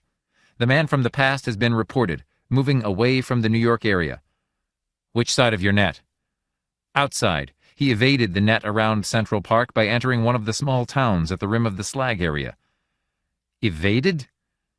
"We assumed he would avoid the towns. Naturally, the net failed to encompass any of the towns." Reinhardt's jaw stiffened. "Go on." "He entered the town of Petersville a few minutes before the net closed around the park. We burned the park level, but naturally found nothing. He had already gone. An hour later, we received a report from a resident in Petersville, an official of the Stockpile Conservation Department. The man from the past had come to his door looking for work. Winslow, the official, engaged him in conversation, trying to hold on to him, but he escaped, driving his cart off. Winslow called security right away, but by then it was too late. "Report to me as soon as anything more comes in. We must have him, and damn soon." Reinhardt snapped the screen off. It died quickly. He sat back in his chair, waiting. Cole saw the shadow of the security ship. He reacted at once. A second after the shadow passed over him, Cole was out of the cart, running and falling. He rolled, twisting and turning, pulling his body as far away from the cart as possible. There was a blinding roar and a flash of white light. A hot wind rolled over Cole, picking him up and tossing him like a leaf. He shut his eyes, letting his body relax. He bounced, falling and striking the ground. Gravel and stones tore into his face, his knees, the palms of his hands. Cole cried out, shrieking in pain. His body was on fire. He was being consumed, incinerated by the blinding white orb of fire. The orb expanded, growing in size, swelling like some monstrous sun, twisted and bloated. The end had come. There was no hope. He gritted his teeth. The greedy orb faded, dying down. It sputtered and winked out, blackening into ash. The air reeked a bitter, acrid smell. His clothes were burning and smoking. The ground under him was hot, baked dry, seared by the blast. But he was alive, at least for a while. Cole opened his eyes slowly. The cart was gone. A great hole gaped where it had been, a shattered sore in the center of the highway. An ugly cloud hung above the hole, black and ominous. Far above, the wingless plane circled, watching for any signs of life. Cole lay, breathing shallowly, slowly. Time passed. The sun moved across the sky with agonizing slowness. It was perhaps 4 in the afternoon. Cole calculated mentally. In 3 hours it would be dark. If he could stay alive until then. Had the plane seen him leap from the cart? He lay without moving. The late afternoon sun beat down on him. He felt sick, nauseated, and feverish. His mouth was dry. Some ants ran over his outstretched hand. Gradually, the immense black cloud was beginning to drift away, dispersing into a formless blob. The cart was gone. The thought lashed against him, pounding at his brain, mixing with his labored pulse beat. Gone. Destroyed. Nothing but ashes and debris remained. The realization dazed him. Finally, the plane finished its circling, winging its way toward the horizon. At last it vanished. The sky was clear. Cole got unsteadily to his feet. He wiped his face shakily. His body ached and trembled. He spat a couple of times, trying to clear his mouth. The plane would probably send in a report. People would be coming to look for him. Where could he go? To his right, a line of hills rose up, a distant green mass. Maybe he could reach them. He began to walk, slowly. He had to be very careful. They were looking for him. And they had weapons. Incredible weapons. He would be lucky to still be alive when the sun set. His team and fix-it cart were gone, and all his tools. Cole reached into his pockets, searching through them hopefully. He brought out some small screwdrivers, a little pair of cutting pliers, some wire, some solder, the whetstone, and finally the lady's knife. Only a few small tools remained. He had lost everything else. But without the cart he was safer, harder to spot. They would have more trouble finding him on foot. Cole hurried along, crossing the level fields toward the distant range of hills. The call came through to Reinhardt almost at once. Dixon's features formed on the vidscreen. "I have a further report, Commissioner." Dixon scanned the plate. "Good news. The man from the past was sighted moving away from Petersville along Highway 13 at about 10 miles an hour, on his horse-drawn cart. Our ship bombed him immediately." Did you get him?" "The pilot reports no sign of life after the blast." Reinhardt's pulse almost stopped. He sank back in his chair. "Then he's dead." "Actually, we won't know for certain until we can examine the debris. A surface car is speeding toward the spot. We should have the complete report in a short time. We'll notify you as soon as the information comes in." Reinhardt reached out and cut the screen. It faded into darkness. Had they got the man from the past? Or had he escaped again? Weren't they ever going to get him? Couldn't he be captured? And meanwhile the SRB machines were silent, showing nothing at all. Reinhardt sat brooding, waiting impatiently for the report of the surface car to come. It was evening. "Come on," Stephen shouted, running frantically after his brother. "Come on back." "Catch me." Earl ran and ran down the side of the hill, over behind a military storage depot, along a Neotex fence, jumping finally down into Mrs. Norris' backyard. Stephen hurried after his brother, sobbing for breath, shouting and gasping as he ran. "Come back! You come back with that!" "What's he got?" Sally Tate demanded, stepping out suddenly to block Stephen's way. Stephen halted, his chest rising and falling. "He's got my intersystem vidsender." His small face twisted with rage and misery. "He better give it back."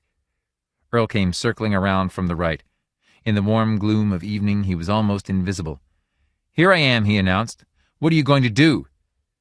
Stephen glared at him hotly.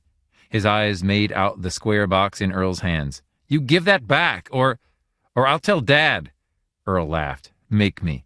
"Dad'll make you." "You better give it to him," Sally said. "Catch me."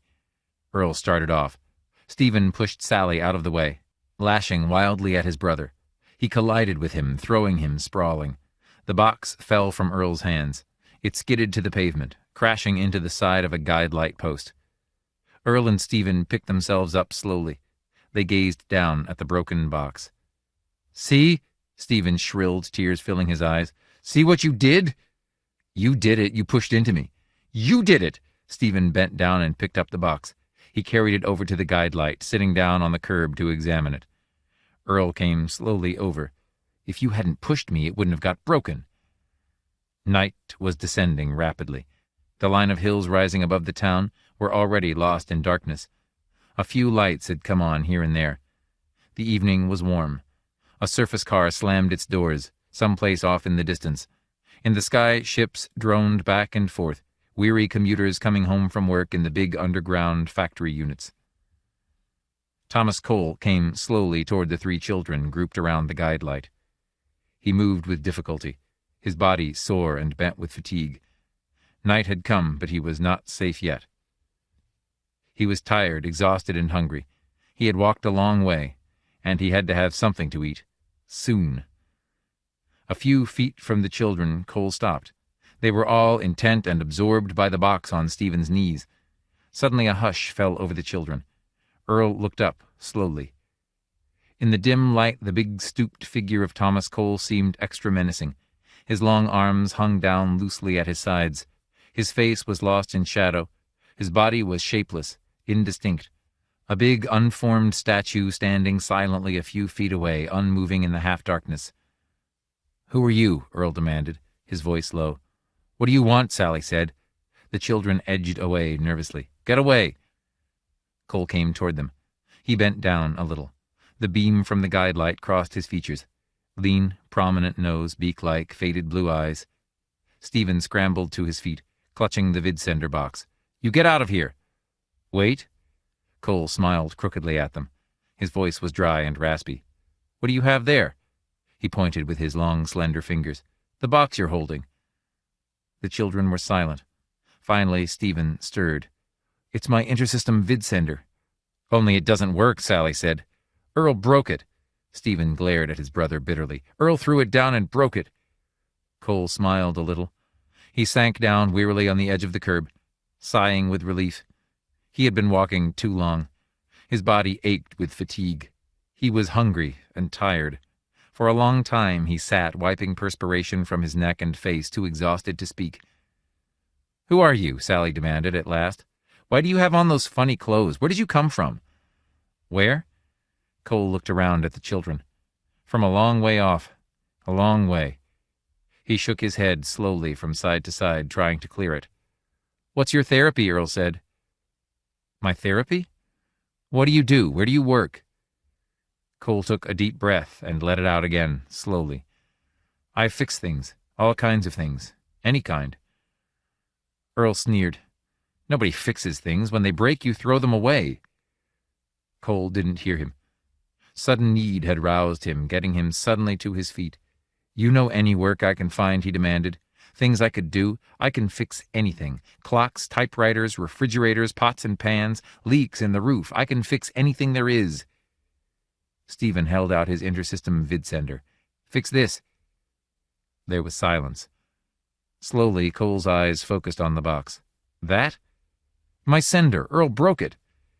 Cole took the box, slowly. He turned it over, holding it up to the light. He frowned, concentrating on it. His long, slender fingers moved carefully over the surface, exploring it. "He'll steal it," Earl said suddenly. "No." Cole shook his head vaguely. "I'm reliable."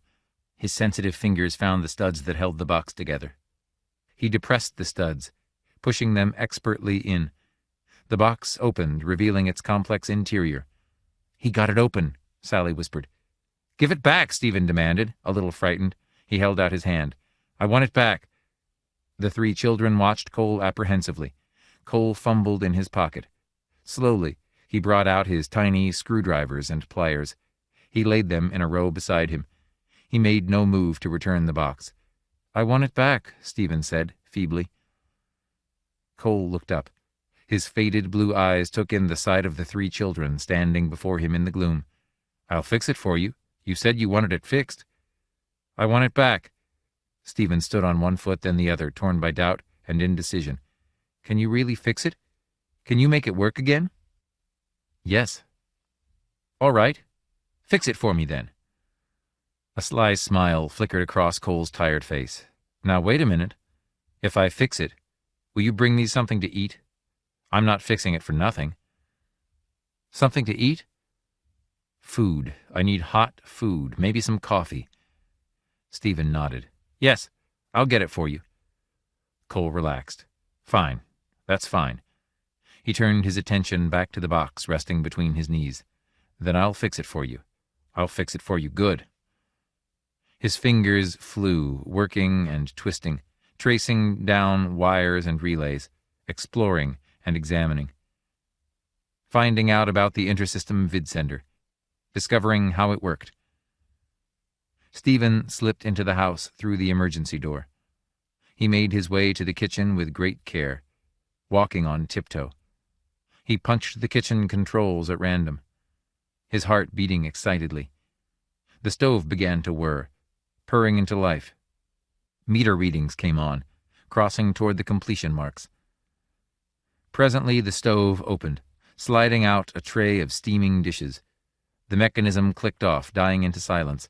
Stephen grabbed up the contents of the tray, filling his arms. He carried everything down the hall, out the emergency door, and into the yard. The yard was dark. Stephen felt his way carefully along. He managed to reach the guide light without dropping anything at all. Thomas Cole got slowly to his feet as Stephen came into view. "Here," Stephen said. He dumped the food onto the curb, gasping for breath. "Here's the food. Is it finished?" Cole held out the intersystem vidsender. "It's finished. It was pretty badly smashed." Earl and Sally gazed up wide-eyed. "Does it work?" Sally asked. "Of course not," Earl stated. "How could it work? He couldn't—" "Turn it on," Sally nudged Stephen eagerly. "See if it works." Stephen was holding the box under the light, examining the switches. He flicked the main switch on. The indicator light gleamed. "It lights up," Stephen said. "Say something into it." Stephen spoke into the box. "Hello? Hello? This is Operator 6Z75 calling. Can you hear me? This is Operator 6Z75. Can you hear me?" In the darkness, away from the beam of the guide light, Thomas Cole sat crouched over the food. He ate, gratefully, silently. It was good food, well cooked and seasoned. He drank a container of orange juice and then a sweet drink he didn't recognize. Most of the food was strange to him, but he didn't care. He had walked a long way, and he still had a long way to go before morning. He had to be deep in the hills before the sun came up. Instinct told him that he would be safe among the trees and tangled growth, at least as safe as he could hope for. He ate rapidly, intent on the food. He did not look up until he was finished. Then he got slowly to his feet, wiping his mouth with the back of his hand. The 3 children were standing around in a circle, operating the intersystem vidsender. He watched them for a few minutes. None of them looked up from the small box. They were intent, absorbed in what they were doing. "Well," Cole said at last, "does it work all right?" After a moment, Stephen looked up at him. There was a strange expression on his face. He nodded, slowly. Yes, it works. It works fine." Cole grunted. "All right." He turned and moved away from the light. "That's fine." The children watched, silently, until the figure of Thomas Cole had completely disappeared. Slowly they turned and looked at each other, then down at the box in Stephen's hands. They gazed at the box in growing awe mixed with dawning fear. Stephen turned and edged toward his house. "I've got to show it to my dad," he murmured, dazed. "He's got to know. Somebody's got to know." 3. Eric Reinhardt examined the vidsender box carefully, turning it around and around. Then he did escape from the blast, Dixon admitted reluctantly. He must have leaped from the cart just before the concussion. Reinhardt nodded. "He escaped. He got away from you. Twice." He pushed the vidsender box away and leaned abruptly toward the man standing uneasily in front of his desk. "What's your name again?" "Elliot, Richard Elliot." "And your son's name?" "Stephen." "It was last night this happened?" "About 8 o'clock. Go on. Stephen came into the house. He acted queerly. He was carrying his intersystem vidsender. Elliot pointed at the box on Reinhardt's desk. That. He was nervous and excited. I asked what was wrong. For a while he couldn't tell me. He was quite upset. Then he showed me the vidsender. Elliot took a deep, shaky breath. I could see right away it was different. You see, I'm an electrical engineer. I had opened it once before to put in a new battery. I had a fairly good idea how it should look. Elliot hesitated. Commissioner, it had been changed. A lot of the wiring was different, moved around. Relays connected differently. Some parts were missing. New parts had been jury-rigged out of old. Then I discovered the thing that made me call security. The vidsender. It really worked. Worked? You see, it never was anything more than a toy, with a range of a few city blocks, so the kids could call back and forth from their rooms, like a sort of portable vid screen. Commissioner, I tried out the vidsender, pushing the call button and speaking into the microphone.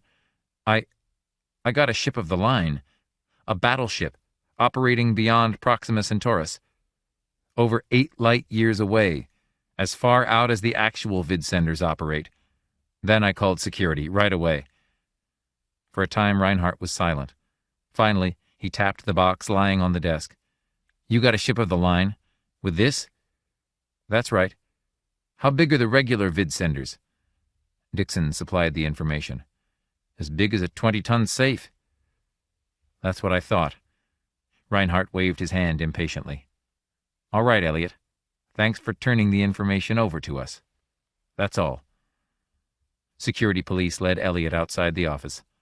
Reinhardt and Dixon looked at each other. This is bad, Reinhardt said harshly. He has some ability, some kind of mechanical ability, genius perhaps, to do a thing like this. Look at the period he came from, Dixon.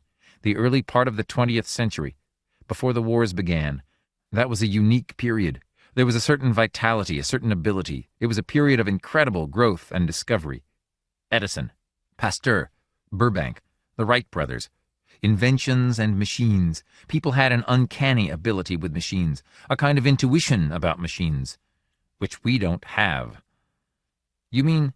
I mean, a person like this coming into our own time is bad in itself, war or no war. He's too different. He's oriented along different lines. He has abilities we lack. This fixing skill of his, it throws us off, out of kilter. And with the war, now I'm beginning to understand why the SRB machines couldn't factor him. It's impossible for us to understand this kind of person. Winslow says he asked for work. Any kind of work. The man said he could do anything, fix anything. Do you understand what that means? No, Dixon said. What does it mean? Can any of us fix anything? No, none of us can do that. We're specialized. Each of us has his own line, his own work. I understand my work, you understand yours. The tendency in evolution is toward greater and greater specialization. Man's society is an ecology that forces adaptation to it. Continual complexity makes it impossible for any of us to know anything outside our own personal field. I can't follow the work of the man sitting at the next desk over from me. Too much knowledge has piled up in each field, and there are too many fields. This man is different. He can fix anything, do anything. He doesn't work with knowledge, with science, the classified accumulation of facts. He knows nothing. It's not in his head, a form of learning. He works by intuition. His power is in his hands, not his head. Jack of all trades. His hands, like a painter, an artist, in his hands, and he cuts across our lives like a knife blade. And the other problem? The other problem is that this man, this variable man, has escaped into the Albertine mountain range. Now we'll have one hell of a time finding him. He's clever, in a strange kind of way, like some sort of animal. He's going to be hard to catch. Reinhardt sent Dixon out. After a moment, he gathered up the handful of reports on his desk and carried them up to the SRB room. The SRB room was closed up, sealed off by a ring of armed security police. Standing angrily before the ring of police was Peter Sherikov, his beard waggling angrily, his immense hands on his hips. "What's going on?" Sherikov demanded. "Why can't I go in and peep at the odds?" "Sorry." Reinhardt cleared the police aside. "Come inside with me. I'll explain." The doors opened for them, and they entered. Behind them, the doors shut, and the ring of police formed outside. "What brings you away from your lab?" Reinhardt asked. Sherikov shrugged. Several things. I wanted to see you. I called you on the vidphone and they said you weren't available. I thought maybe something had happened. What's up? I'll tell you in a few minutes. Reinhardt called Kaplan over. Here are some new items. Feed them in right away. I want to see if the machines can total them. Certainly, Commissioner. Kaplan took the message plates and placed them on an intake belt. The machines hummed into life. We'll know soon, Reinhardt said, half aloud. Sherikov shot him a keen glance. We'll know what? Let me in on it. What's taking place? We're in trouble. For 24 hours, the machines haven't given any reading at all. Nothing but a blank. A total blank. Sherikov's features registered disbelief. But that isn't possible. Some odds exist at all times. The odds exist, but the machines aren't able to calculate them. Why not? Because a variable factor has been introduced. A factor which the machines can't handle. They can't make any predictions from it. Can't they reject it? Sherikov said slyly. Can't they just ignore it? No, it exists as real data. Therefore, it affects the balance of the material, the sum total of all other available data. To reject it would be to give a false reading. The machines can't reject any data that's known to be true. Sherikov pulled moodily at his black beard. I would be interested in knowing what sort of factor the machines can't handle. I thought they could take in all data pertaining to contemporary reality. They can. This factor has nothing to do with contemporary reality. That's the trouble. Histo research in bringing its time bubble back from the past got overzealous and cut the circuit too quickly. The bubble came back loaded with a man from the 20th century. A man from the past.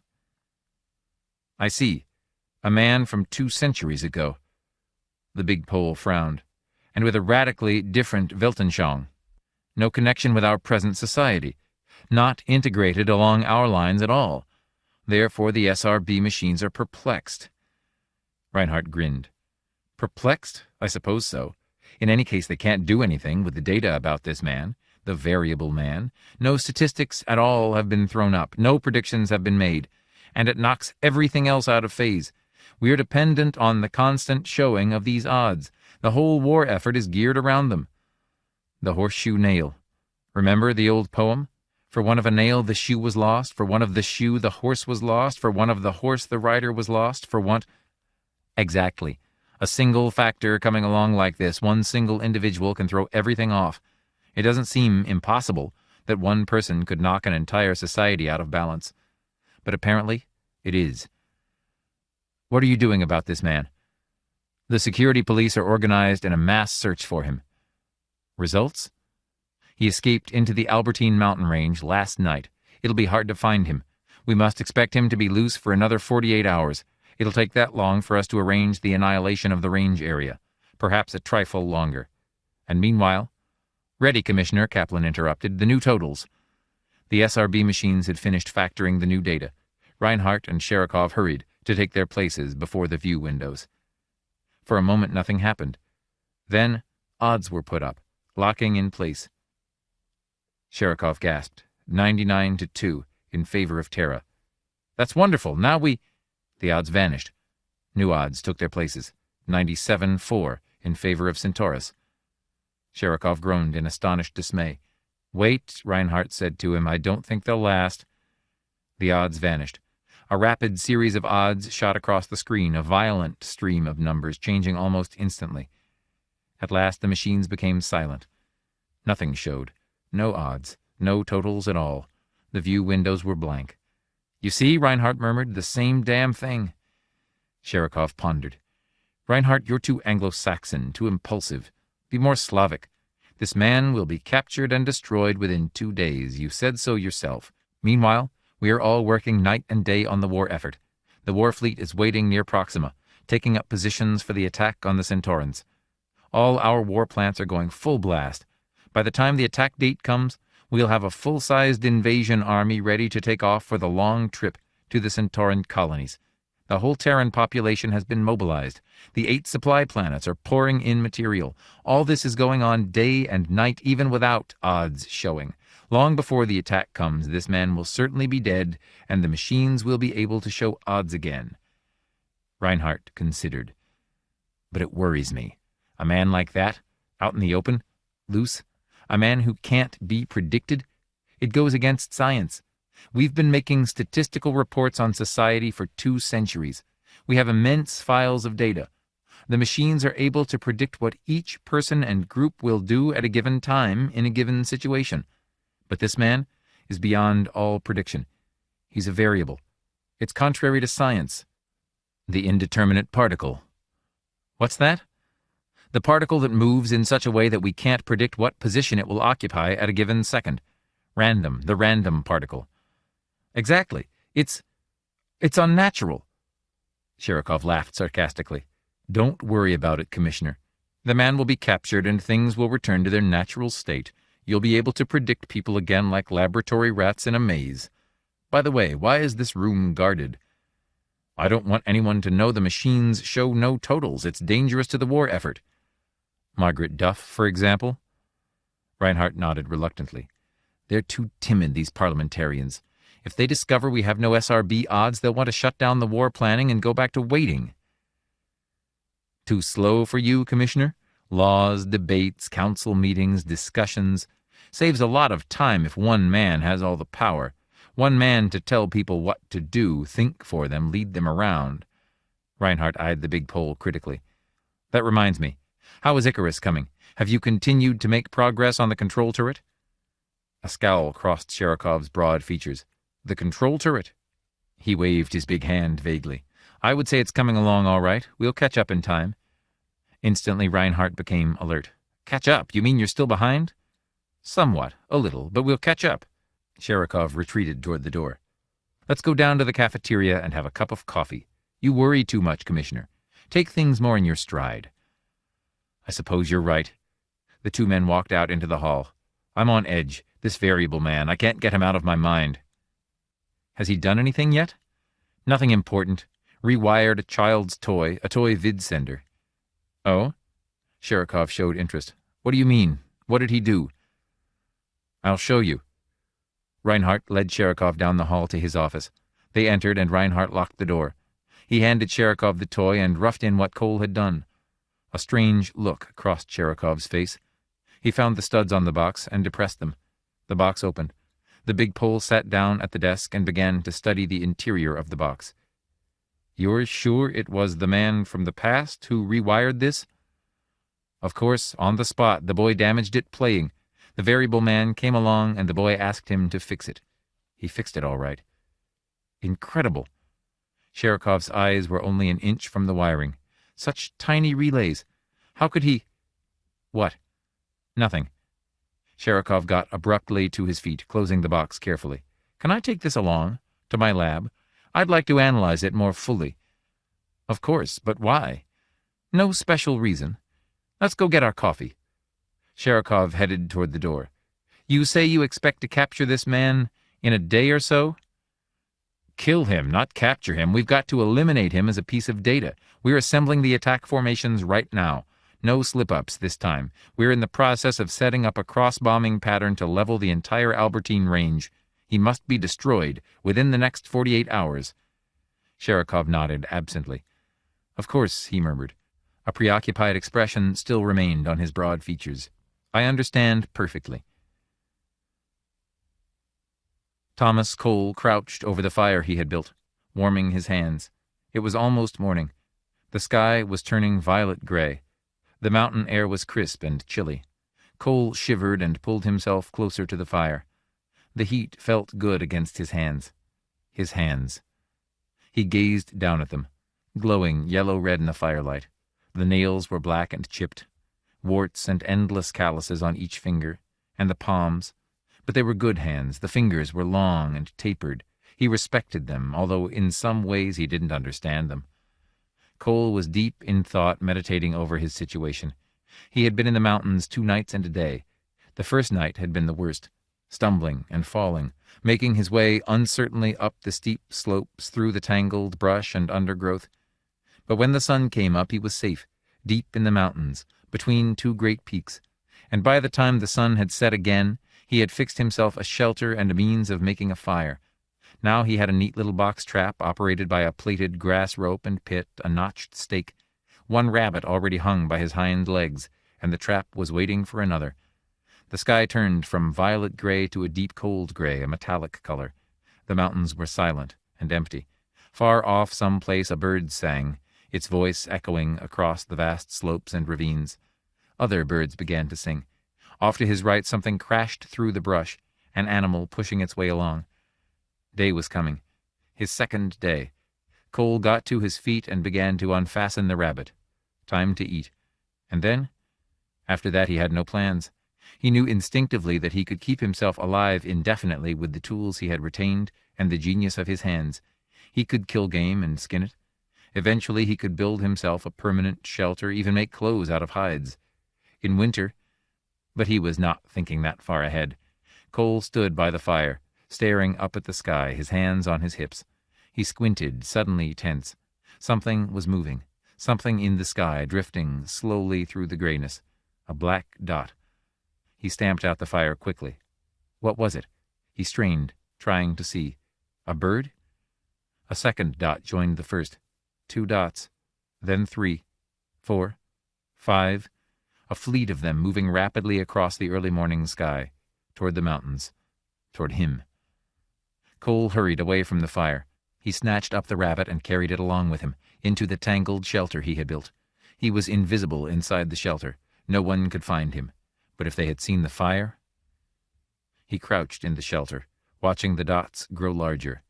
They were planes, all right, black wingless planes coming closer each moment.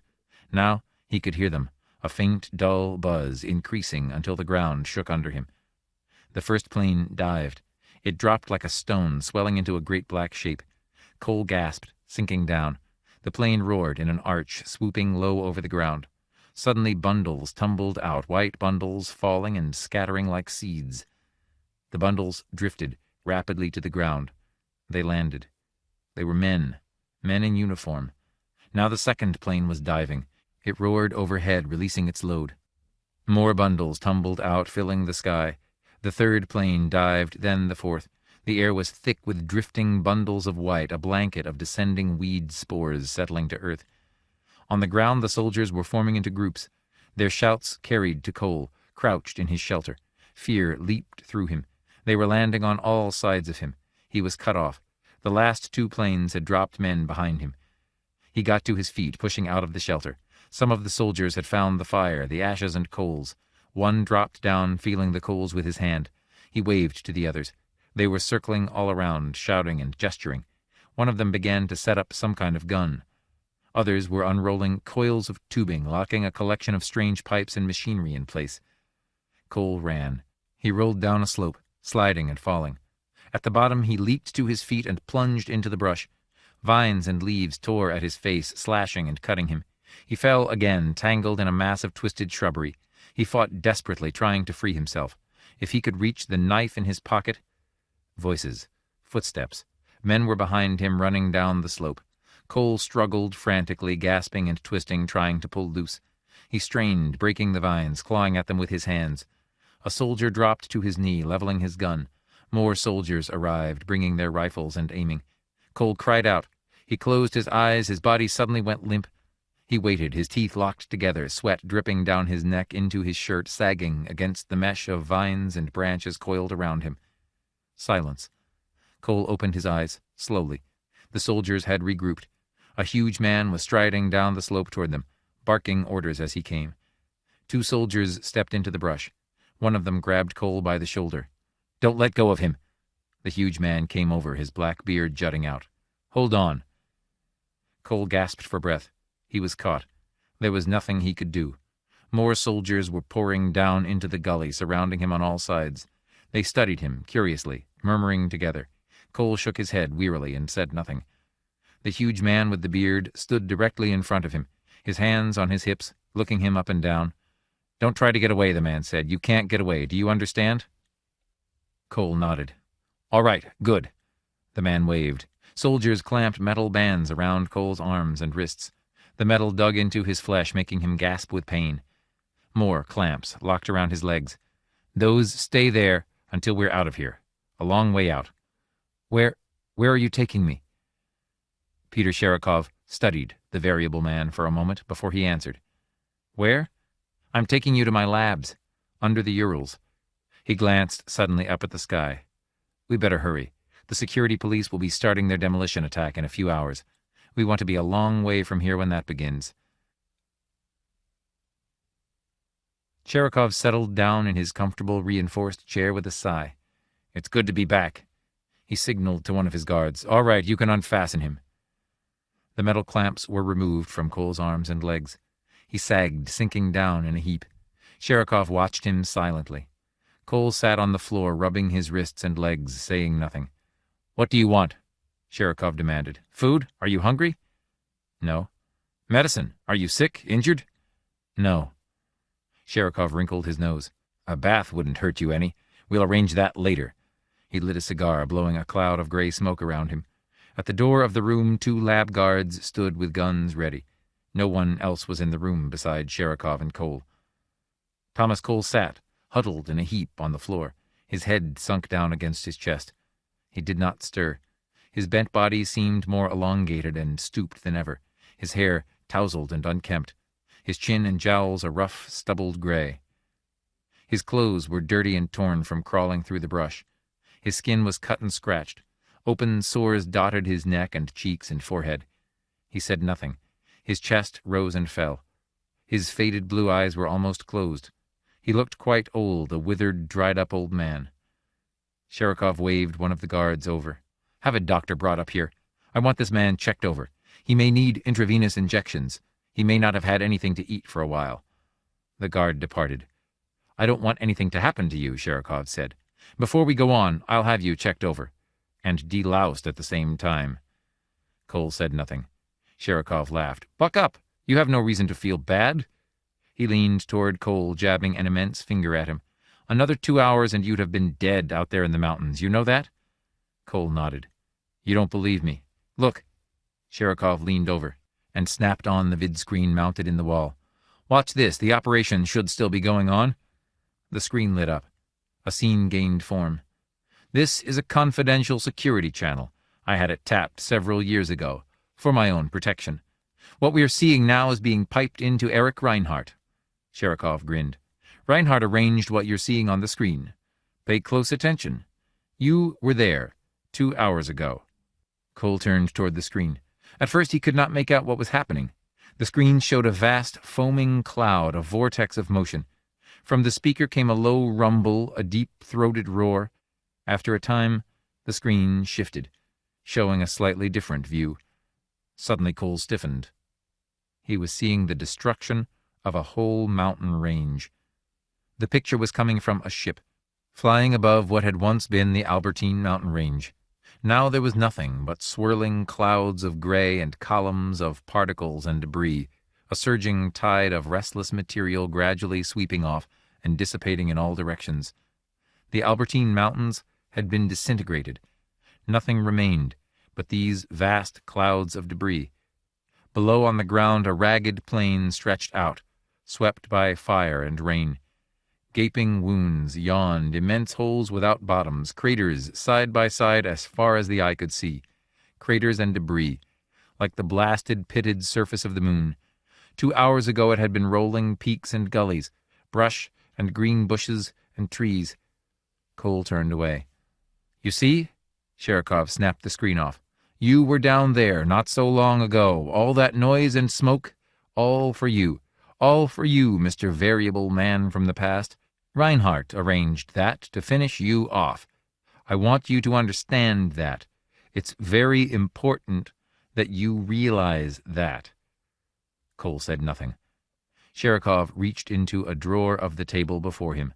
He carefully brought out a small square box and held it out to Cole. You wired this, didn't you? Cole took the box in his hands and held it. For a time his tired mind failed to focus. What did he have? He concentrated on it. The box was the children's toy, the inter-system vid sender they had called it. Yes, I fixed this. He passed it back to Cherokov. I repaired that. It was broken. Cherokov gazed down at him intently, his large eyes bright. He nodded, his black beard and cigar rising and falling. Good. That's all I wanted to know.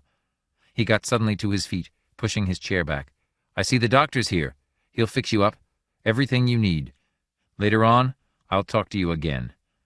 Unprotesting, Cole got to his feet, allowing the doctor to take hold of his arm and help him up. After Cole had been released by the medical department, Sherikov joined him in his private dining room, a floor above the actual laboratory. The Pole gulped down a hasty meal, talking as he ate. Cole sat silently across from him, not eating or speaking. His old clothing had been taken away, and new clothing given to him. He was shaved and rubbed down. His sores and cuts were healed, his body and hair washed. He looked much healthier and younger now, but he was still stooped and tired, his blue eyes worn and faded. He listened to Sherikov's account of the world of 2136 AD without comment. "You can see," Sherikov said finally, waving a chicken leg, "that your appearance here has been very upsetting to our program. Now that you know more about us, you can see why Commissioner Reinhardt was so interested in destroying you." Cole nodded. "Reinhardt, you realize, believes that the failure of the SRB machines is the chief danger to the war effort. But that is nothing." Sherikov pushed his plate away noisily, draining his coffee mug. "After all, wars can be fought without statistical forecasts. The SRB machines only describe. They're nothing more than mechanical onlookers. In themselves, they don't affect the course of the war. We make the war. They only analyze." Cole nodded. "More coffee?" Sherikov asked. He pushed the plastic container toward Cole. "Have some." Cole accepted another cupful. "Thank you. You can see that our real problem is another thing entirely. The machines only do figuring for us in a few minutes that eventually we could do for our own selves. They're our servants, tools, not some sort of gods in a temple which we go and pray to, not oracles who can see into the future for us. They don't see into the future. They only make statistical predictions, not prophecies. There's a big difference there. But Reinhardt and his kind have made such things as the SRB machines into gods. But I have no gods, at least not any I can see." Cole nodded, sipping his coffee. "I'm telling you all these things because you must understand what we're up against. Terra is hemmed in on all sides by the ancient Centauran Empire. It's been out there for centuries, thousands of years. No one knows how long. It's old, crumbling and rotting, corrupt and venal. But it holds most of the galaxy around us, and we can't break out of the Sol system. I told you about Icarus and Hedge's work in FTL flight. We must win the war against Centaurus. We've waited and worked a long time for this, the moment when we can break out and get room among the stars for ourselves. Icarus is the deciding weapon. The data on Icarus tipped the SRB odds in our favor. For the first time in history, success in the war against Centaurus will depend on Icarus, not on the SRB machines. You see?" Cole nodded. "However, there is a problem. The data on Icarus which I turned over to the machines specified that Icarus would be completed in 10 days. More than half that time has already passed, yet we are no closer to wiring up the control turret than we were then. The turret baffles us." Sherikov grinned, ironically. "Even I have tried my hand on the wiring, but with no success. It's intricate and small. Too many technical butts not worked out. We are building only once, you understand. If we had many experimental models worked out before—" "But this is the experimental model," Cole said. "And built from the designs of a man dead 4 years, who isn't here to correct us. We've made Icarus with our own hands down here in the labs, and he's giving us plenty of trouble." All at once, Sherikov got to his feet. "Let's go down to the lab and look at him." They descended to the floor below, Sherikov leading the way. Cole stopped short at the lab door. "Quite a sight," Sherikov agreed. "We keep him down here at the bottom for safety's sake. He's well protected. Come on in, we have work to do." In the center of the lab, Icarus rose up, a gray, squat cylinder that someday would flash through space at a speed of thousands of times that of light, toward the heart of Proxima Centaurus, over 4 light-years away.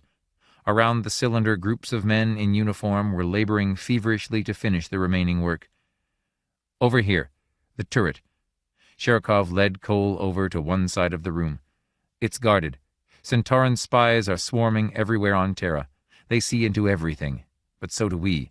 That's how we get information for the SRB machines, spies in both systems."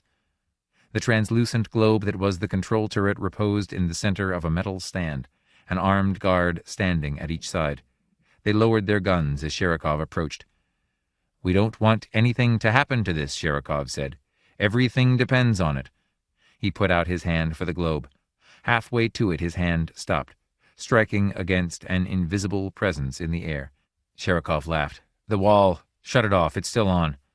One of the guards pressed a stud at his wrist. Around the globe the air shimmered and faded. Now. Sherikov's hand closed over the globe. He lifted it carefully from its mount and brought it out for Cole to see.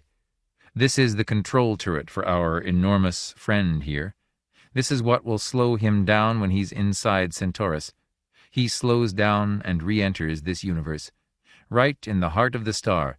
Then, no more Centaurus, Sherikov beamed, and no more Armon. But Cole was not listening. He had taken the globe from Sherikov and was turning it over and over, running his hands over it, his face close to its surface. He peered down into its interior, his face rapt and intent. You can't see the wiring, not without lenses. Sherikov signaled for a pair of microlenses to be brought. He fitted them on Cole's nose, hooking them behind his ears. Now try it. You can control the magnification. It's set for 1,000 times right now. You can increase or decrease it. Cole gasped, swaying back and forth. Sherikov caught hold of him. Cole gazed down into the globe, moving his head slightly, focusing the glasses. It takes practice, but you can do a lot with them. Permits you to do microscopic wiring. There are tools to go along, you understand. Sherikov paused, licking his lip. We can't get it done correctly. Only a few men can wire circuits using the microlenses and the little tools.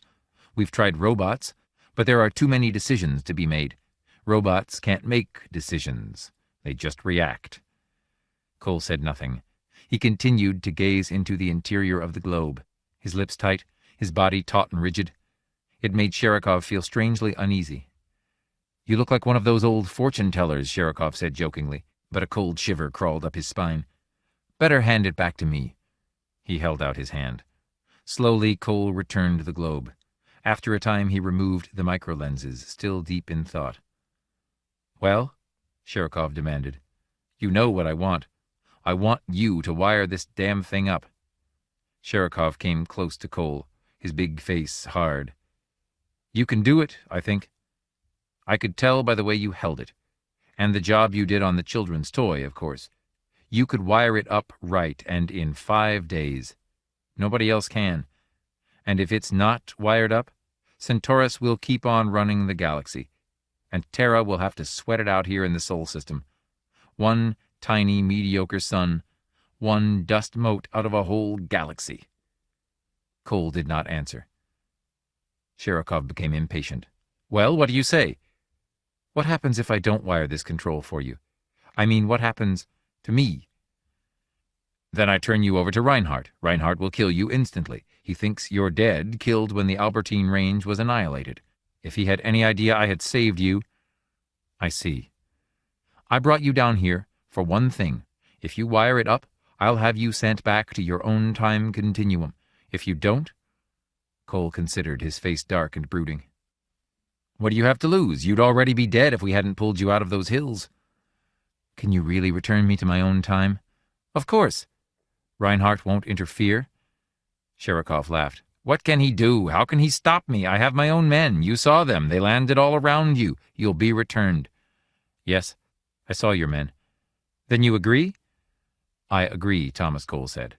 I'll wire it for you. I'll complete the control turret. Within the next 5 days. 4. 3 days later, Joseph Dixon slid a closed-circuit message plate across the desk to his boss. Here, you might be interested in this. Reinhardt picked the plate up slowly. What is it? You came all the way here to show me this? That's right. Why didn't you vid-screen it? Dixon smiled grimly. You'll understand when you decode it. It's from Proxima Centaurus. Centaurus? Our counterintelligence service. They sent it directly to me. Here, I'll decode it for you, save you the trouble. Dixon came around behind Reinhardt's desk. He leaned over the commissioner's shoulder, taking hold of the plate and breaking the seal with his thumbnail. Hang on, Dixon said. This is going to hit you hard. According to our agents on Armon, the Centauran High Council, has called an emergency session to deal with the problem of Terra's impending attack. Centauran replay couriers have reported to the High Council that the Terran bomb Icarus is virtually complete. Work on the bomb has been rushed through final stages in the underground laboratories under the Ural Range, directed by the Terran physicist Peter Sherikov. So I understand from Sherikov himself. Are you surprised the Centaurans know about the bomb? They have spies swarming over Terra. That's no news. There's more. Dixon traced the message plate grimly with an unsteady finger.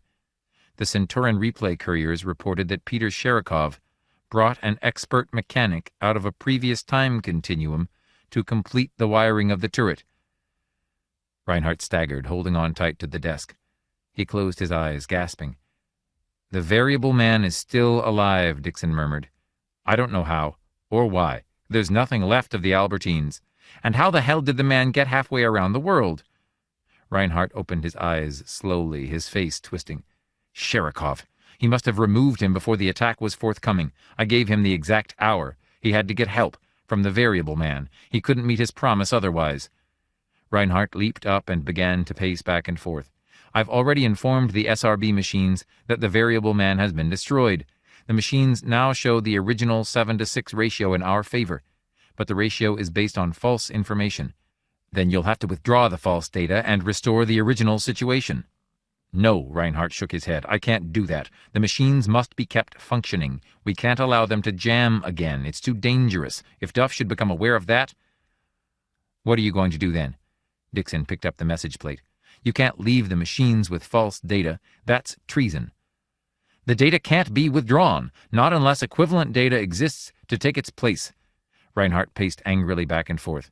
Damn it, I was certain the man was dead.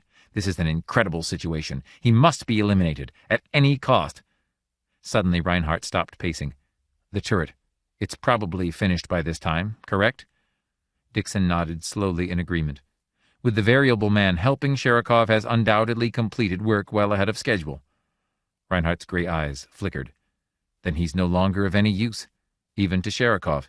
We could take a chance, even if there were active opposition. What's this? Dixon demanded. What are you thinking about? How many units are ready for immediate action? How large a force can we raise without notice? Because of the war, we are mobilized on a 24-hour basis. There are 70 air units and about 200 surface units. The balance of the security forces have been transferred to the line under military control. Men? We have about 5,000 men ready to go, still on Terra, most of them in the process of being transferred to military transports. I can hold it up at any time. Missiles? Fortunately, the launching tubes have not yet been disassembled. They're still here on Terra. In another few days, they'll be moving out for the colonial fracas. Then they're available for immediate use? Yes. Good. Reinhardt locked his hands, knotting his fingers harshly together in sudden decision. That will do exactly. Unless I am completely wrong, Sherikov has only a half-dozen air units, and no surface cars, and only about 200 men. Some defense shields, of course. What are you planning? Reinhardt's face was gray and hard like stone. Send out orders for all available security units to be unified under your immediate command. Have them ready to move by 4 o'clock this afternoon. We're going to pay a visit, Reinhardt stated grimly. A surprise visit on Peter Sherikov. Stop here, Reinhardt ordered. The surface car slowed to a halt. Reinhardt peered cautiously out, studying the horizon ahead. On all sides, a desert of scrub grass and sand stretched out. Nothing moved or stirred. To the right, the grass and sand rose up to form immense peaks, a range of mountains without end, disappearing finally into the distance. The Urals. Over there, Reinhardt said to Dixon, pointing. See? No. Look hard. It's difficult to spot unless you know what to look for. Vertical pipes, some kind of vent, or periscopes. Dixon saw them finally. I would have driven past without noticing. It's well concealed. The main labs are a mile down, under the range itself. It's virtually impregnable. Sherikov had it built years ago to withstand any attack. From the air, by surface cars, bombs, missiles.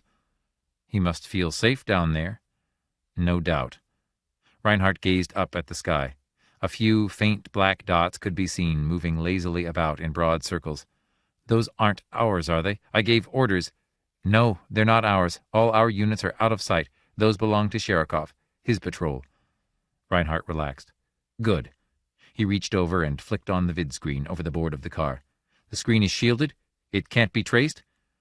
There's no way they can spot it back to us. It's non-directional. The screen glowed into life. Reinhardt punched the combination keys and sat back to wait. After a time, an image formed on the screen. A heavy face, bushy black beard, and large eyes. Peter Sherikov gazed at Reinhardt with surprised curiosity. Commissioner, where are you calling from? What? How's the work progressing? Reinhardt broke in coldly. Is Icarus almost complete? Sherikov beamed with expansive pride.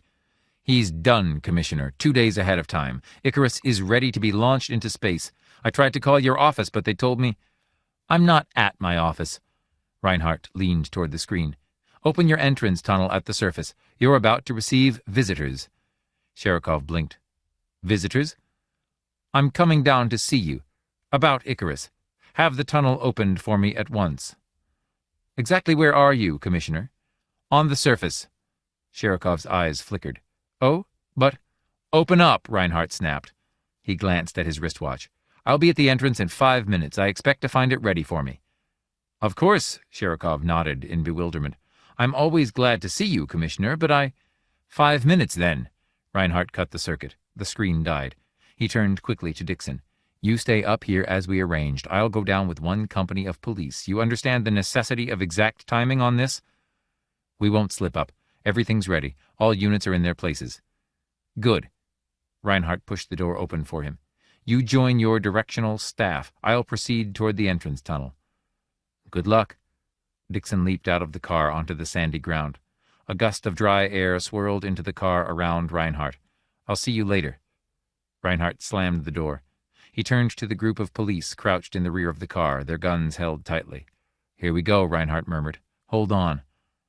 The car raced across the sandy ground, toward the entrance tunnel to Sherikov's underground fortress. Sherikov met Reinhardt at the bottom end of the tunnel, where the tunnel opened up onto the main floor of the lab. The big Pole approached, his hand out, beaming with pride and satisfaction. It's a pleasure to see you, Commissioner. Reinhardt got out of the car with his group of armed security police. Calls for a celebration, doesn't it? He said. That's a good idea. We're 2 days ahead, Commissioner. The SRB machines will be interested. The odds should change abruptly at the news. Let's go down to the lab. I want to see the control turret myself. A shadow crossed Sherikov's face. I'd rather not bother the workmen right now, Commissioner. They've been under a great load, trying to complete the turret in time. I believe they're putting a few last finishes on it at this moment. We can view them by vid screen. I'm curious to see them at work. It must be difficult to wire such minute relays. Sherikov shook his head. Sorry, Commissioner. No vid screen on them. I won't allow it. This is too important. Our whole future depends on it. Reinhardt snapped a signal to his company of police. Put this man under arrest. Sherikov blanched. His mouth fell open. The police moved quickly around him, their gun tubes up, jabbing into him. He was searched rapidly, efficiently. His gun belt and concealed energy screen were yanked off. What's going on? Sherikov demanded, some color returning to his face. What are you doing? You're under arrest for the duration of the war. You're relieved of all authority. From now on, one of my men will operate designs. When the war is over, you'll be tried before the Council and President Duff. Sherikov shook his head, dazed. I don't understand. What's this all about? Explain it to me, Commissioner. What's happened? Reinhardt signaled to his police. Get ready. We're going into the lab. We may have to shoot our way in. The variable man should be in the area of the bomb working on the control turret. Instantly, Sherikov's face hardened. His black eyes glittered, alert and hostile. Reinhardt laughed harshly. We received a counterintelligence report from Centaurus. I'm surprised at you, Sherikov. You know the Centaurans are everywhere with their relay couriers. You should have known. Sherikov moved. Fast. All at once he broke away from the police, throwing his massive body against them. They fell, scattering. Sherikov ran, directly at the wall. The police fired wildly. Reinhardt fumbled frantically for his gun tube, pulling it up. Sherikov reached the wall, running head down, energy beams flashing around him. He struck against the wall and vanished. Down! Reinhardt shouted. He dropped to his hands and knees. All around him, his police dived for the floor. Reinhardt cursed wildly, dragging himself quickly toward the door. They had to get out and right away. Sherikov had escaped. A false wall, an energy barrier set to respond to his pressure. He had dashed through it to safety. From all sides an inferno burst, a flaming roar of death surging over them, around them, on every side. The room was alive with blazing masses of destruction, bouncing from wall to wall. They were caught between 4 banks of power, all of them open to full discharge. A trap, a death trap.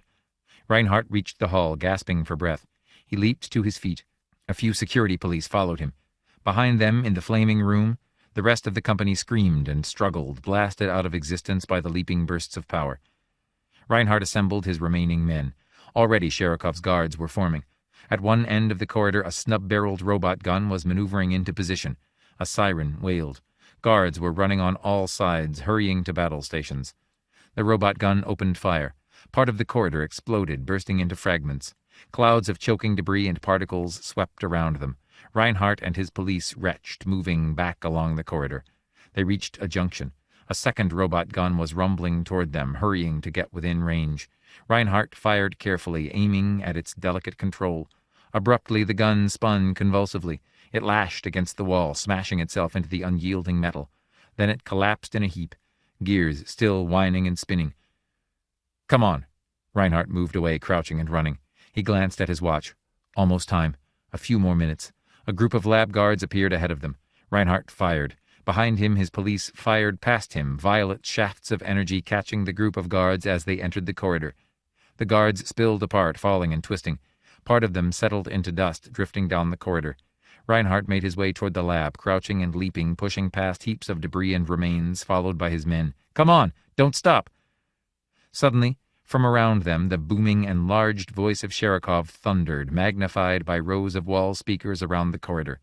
Reinhardt halted, glancing around. "Reinhardt, you haven't got a chance. You'll never get back to the surface. Throw down your guns and give up. You're surrounded on all sides. You're a mile under the surface." Reinhardt threw himself into motion, pushing into billowing clouds of particles drifting along the corridor. "Are you sure, Sherikov?" he grunted. Sherikov laughed, his harsh metallic peals rolling in waves against Reinhardt's eardrums. "I don't want to have to kill you, Commissioner. You're vital to the war. I'm sorry you found out about the variable man. I admit we overlooked the Centauran espionage as a factor in this. But now that you know about him—" Suddenly Sherikov's voice broke off. A deep rumble had shaken the floor, a lapping vibration that shuddered through the corridor. Reinhardt sagged with relief. He peered through the clouds of debris, making out the figures on his watch. Right on time, not a second late. The first of the hydrogen missiles, launched from the council buildings on the other side of the world, were beginning to arrive. The attack had begun. At exactly 6 o'clock, Joseph Dixon, standing on the surface 4 miles from the entrance tunnel, gave the sign to the waiting units.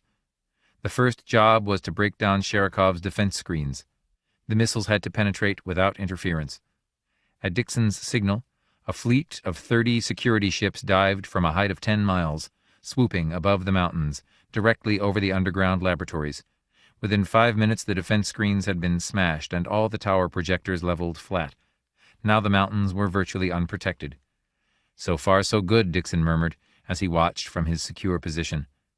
The fleet of security ships roared back, their work done.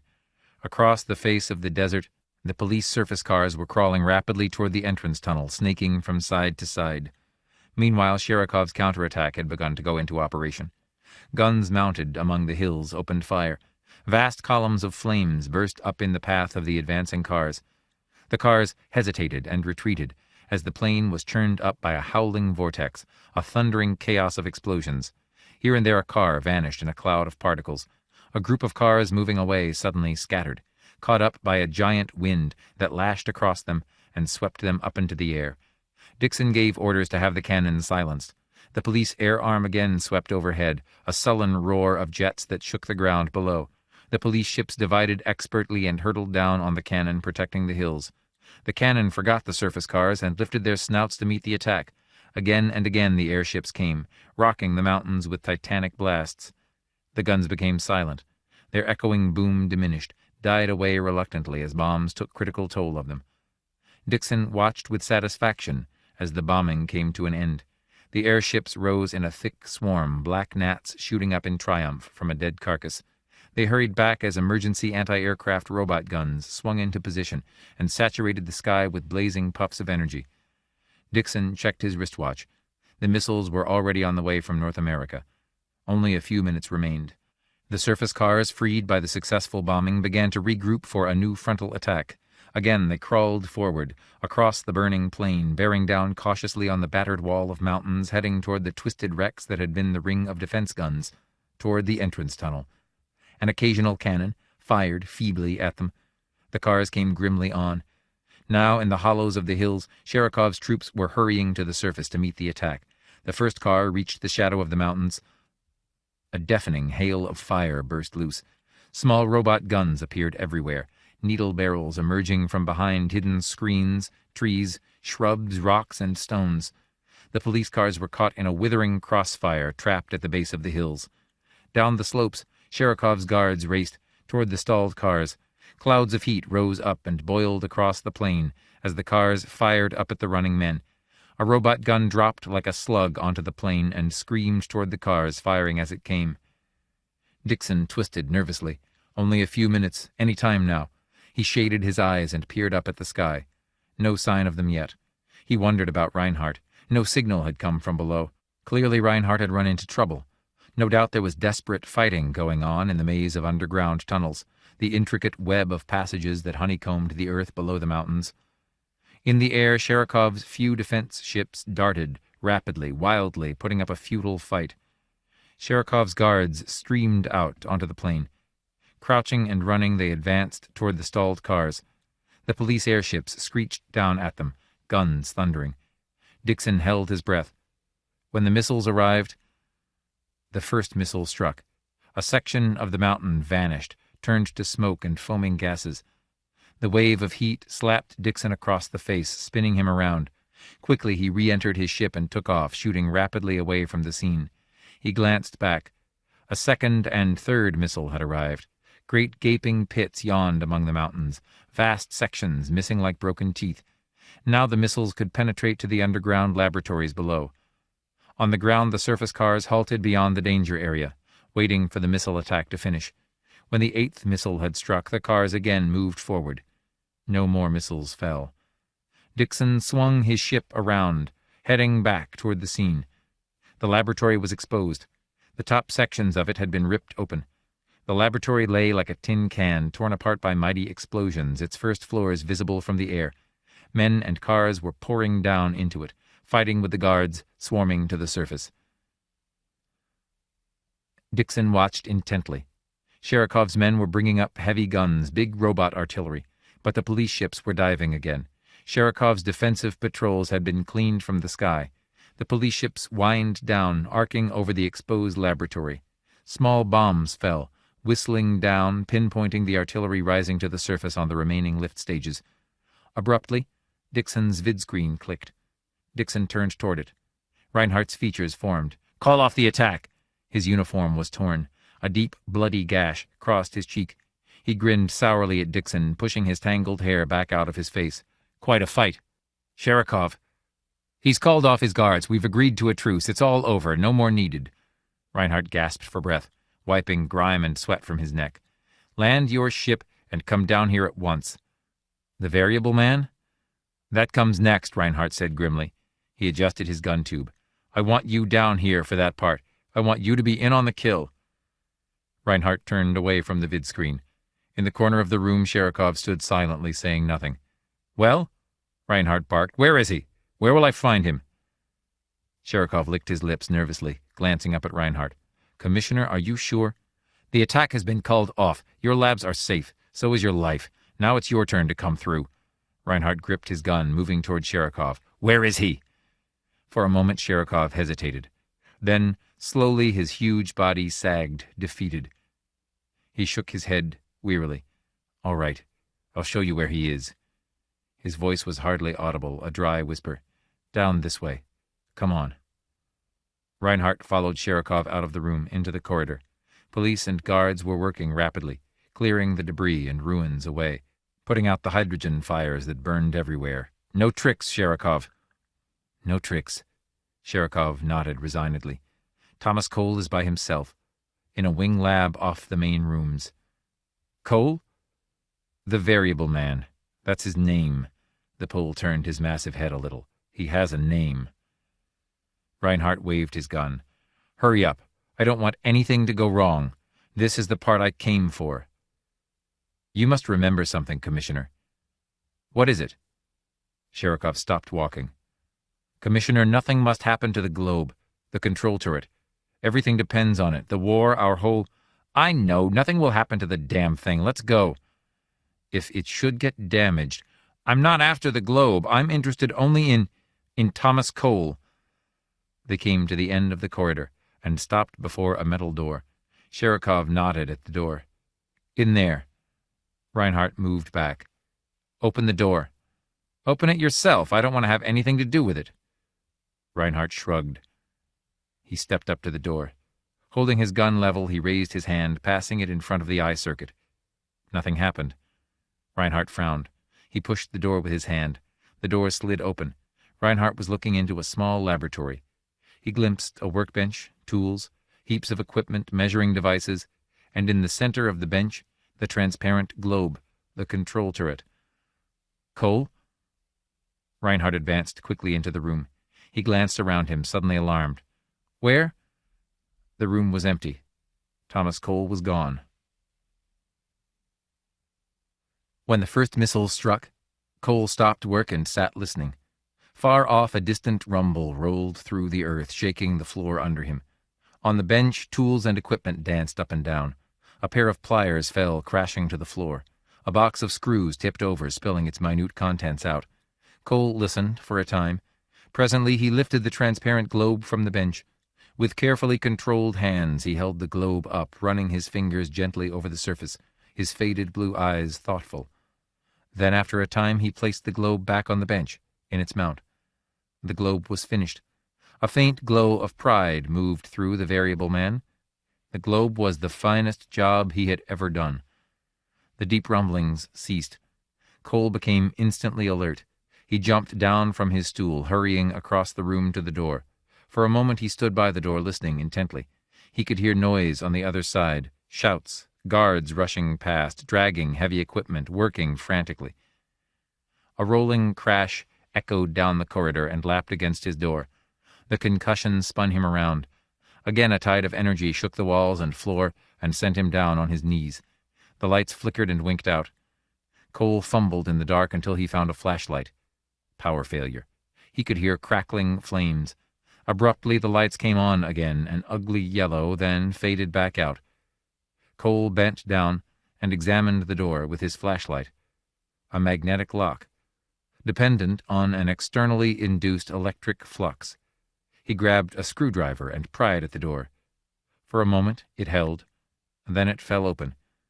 Cole stepped warily out into the corridor. Everything was in shambles.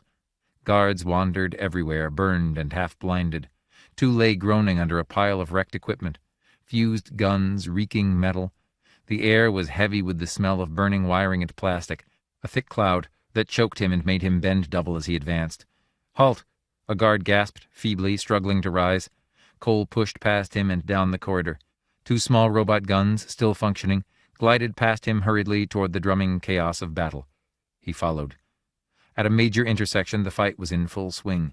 Sherikov's guards fought security police, crouched behind pillars and barricades, firing wildly, desperately. Again, the whole structure shuddered as a great booming blast ignited someplace above. Bombs? Shells? Cole threw himself down as a violet beam cut past his ear and disintegrated the wall behind him. A security policeman, wild-eyed, firing erratically. One of Sherikov's guards winged him, and his gun skidded to the floor. A robot cannon turned toward him as he made his way past the intersection. He began to run. The cannon rolled along behind him, aiming itself uncertainly. Cole hunched over as he shambled rapidly along, gasping for breath. In the flickering yellow light, he saw a handful of security police advancing, firing expertly, intent on a line of defense Sherikov's guards had hastily set up. The robot cannon altered its course to take them on, and Cole escaped around a corner. He was in the main lab, the big chamber where Icarus himself rose, the vast, squat column. Icarus. A solid wall of guards surrounded him, grim-faced, hugging guns and protection shields. But the security police were leaving Icarus alone. Nobody wanted to damage him.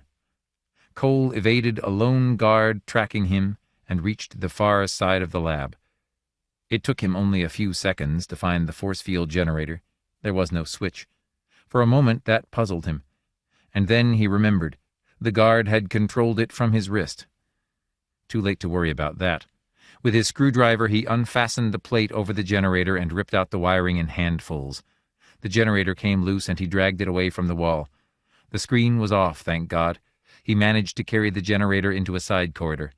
Crouched in a heap, Cole bent over the generator, deft fingers flying.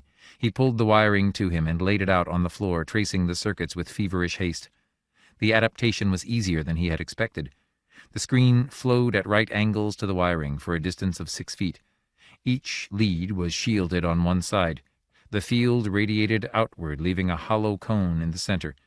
He ran the wiring through his belt, down his trouser legs, under his shirt, all the way to his wrists and ankles. He was just snatching up the heavy generator when 2 security police appeared. They raised their blasters and fired point blank. Cole clicked on the screen. A vibration leaped through him that snapped his jaw and danced up his body. He staggered away, half stupefied by the surging force that radiated out from him. The violet rays struck the field and deflected harmlessly. He was safe. He hurried on down the corridor, past a ruined gun and sprawled bodies still clutching blasters. Great drifting clouds of radioactive particles billowed around him. He edged by one cloud nervously. Guards lay everywhere, dying and dead, partly destroyed, eaten and corroded by the hot metallic salts in the air. He had to get out, and fast. At the end of the corridor, a whole section of the fortress was in ruins. Towering flames leaped on all sides. One of the missiles had penetrated below ground level. Cole found a lift that still functioned. A load of wounded guards was being raised to the surface. None of them paid any attention to him. Flames surged around the lift, licking at the wounded. Workmen were desperately trying to get the lift into action. Cole leaped onto the lift. A moment later, it began to rise, leaving the shouts and the flames behind. The lift emerged on the surface and Cole jumped off. A guard spotted him and gave chase. Crouching, Cole dodged into a tangled mass of twisted metal, still white-hot and smoking. He ran for a distance, leaping from the side of a ruined defense screen tower onto the fused ground and down the side of a hill. The ground was hot underfoot. He hurried as fast as he could, gasping for breath. He came to a long slope and scrambled up the side. The guard who had followed was gone, lost behind in the rolling clouds of ash that drifted from the ruins of Sherikov's underground fortress. Cole reached the top of the hill. For a brief moment he halted, to get his breath and figure where he was. It was almost evening. The sun was beginning to set. In the darkening sky a few dots still twisted and rolled, black specks that abruptly burst into flame and fused out again. Cole stood up, cautiously, peering around him. Ruins stretched out below on all sides, the furnace from which he had escaped. A chaos of incandescent metal and debris, gutted and wrecked beyond repair. Miles of tangled rubbish and half-vaporized equipment. He considered. Everyone was busy putting out the fires and pulling the wounded to safety. It would be a while before he was missed. But as soon as they realized he was gone, they'd be after him. Most of the laboratory had been destroyed. Nothing lay back that way. Beyond the ruins lay the great Ural peaks, the endless mountains, stretching out as far as the eye could see. Mountains and green forests. A wilderness. They'd never find him there. Cole started along the side of the hill, walking slowly and carefully, his screen generator under his arm. Probably in the confusion he could find enough food and equipment to last him indefinitely. He could wait until early morning, then circle back toward the ruins and load up. With a few tools and his own innate skill, he would get along fine. A screwdriver, hammer, nails, odds and ends. A great hum sounded in his ears. It swelled to a deafening roar. Startled, Cole whirled around. A vast shape filled the sky behind him, growing each moment. Cole stood frozen, utterly transfixed. The shape thundered over him, above his head, as he stood, stupidly, rooted to the spot. Then awkwardly, uncertainly, he began to run. He stumbled and fell, and rolled a short distance down the side of the hill. Desperately, he struggled to hold on to the ground. His hands dug wildly, futilely into the soft soil, trying to keep the generator under his arm at the same time. A flash and a blinding spark of light around him. The spark picked him up and tossed him like a dry leaf. He grunted in agony as searing fire crackled about him, a blazing inferno that gnawed and ate hungrily through his screen. He spun dizzily and fell through the cloud of fire, down into a pit of darkness, a vast gulf between two hills. His wiring ripped off. The generator tore out of his grip and was lost behind. Abruptly his force field ceased. Cole lay in the darkness at the bottom of the hill. His whole body shrieked in agony as the unholy fire played over him. He was a blazing cinder, a half-consumed ash, flaming in a universe of darkness. The pain made him twist and crawl like an insect trying to burrow into the ground. He screamed and shrieked and struggled to escape, to get away from the hideous fire. To reach the curtain of darkness beyond, where it was cool and silent, where the flames couldn't crackle and eat at him. He reached imploringly out into the darkness, groping feebly toward it, trying to pull himself into it. Gradually the glowing orb that was his own body faded. The impenetrable chaos of night descended. He allowed the tide to sweep over him, to extinguish the searing fire.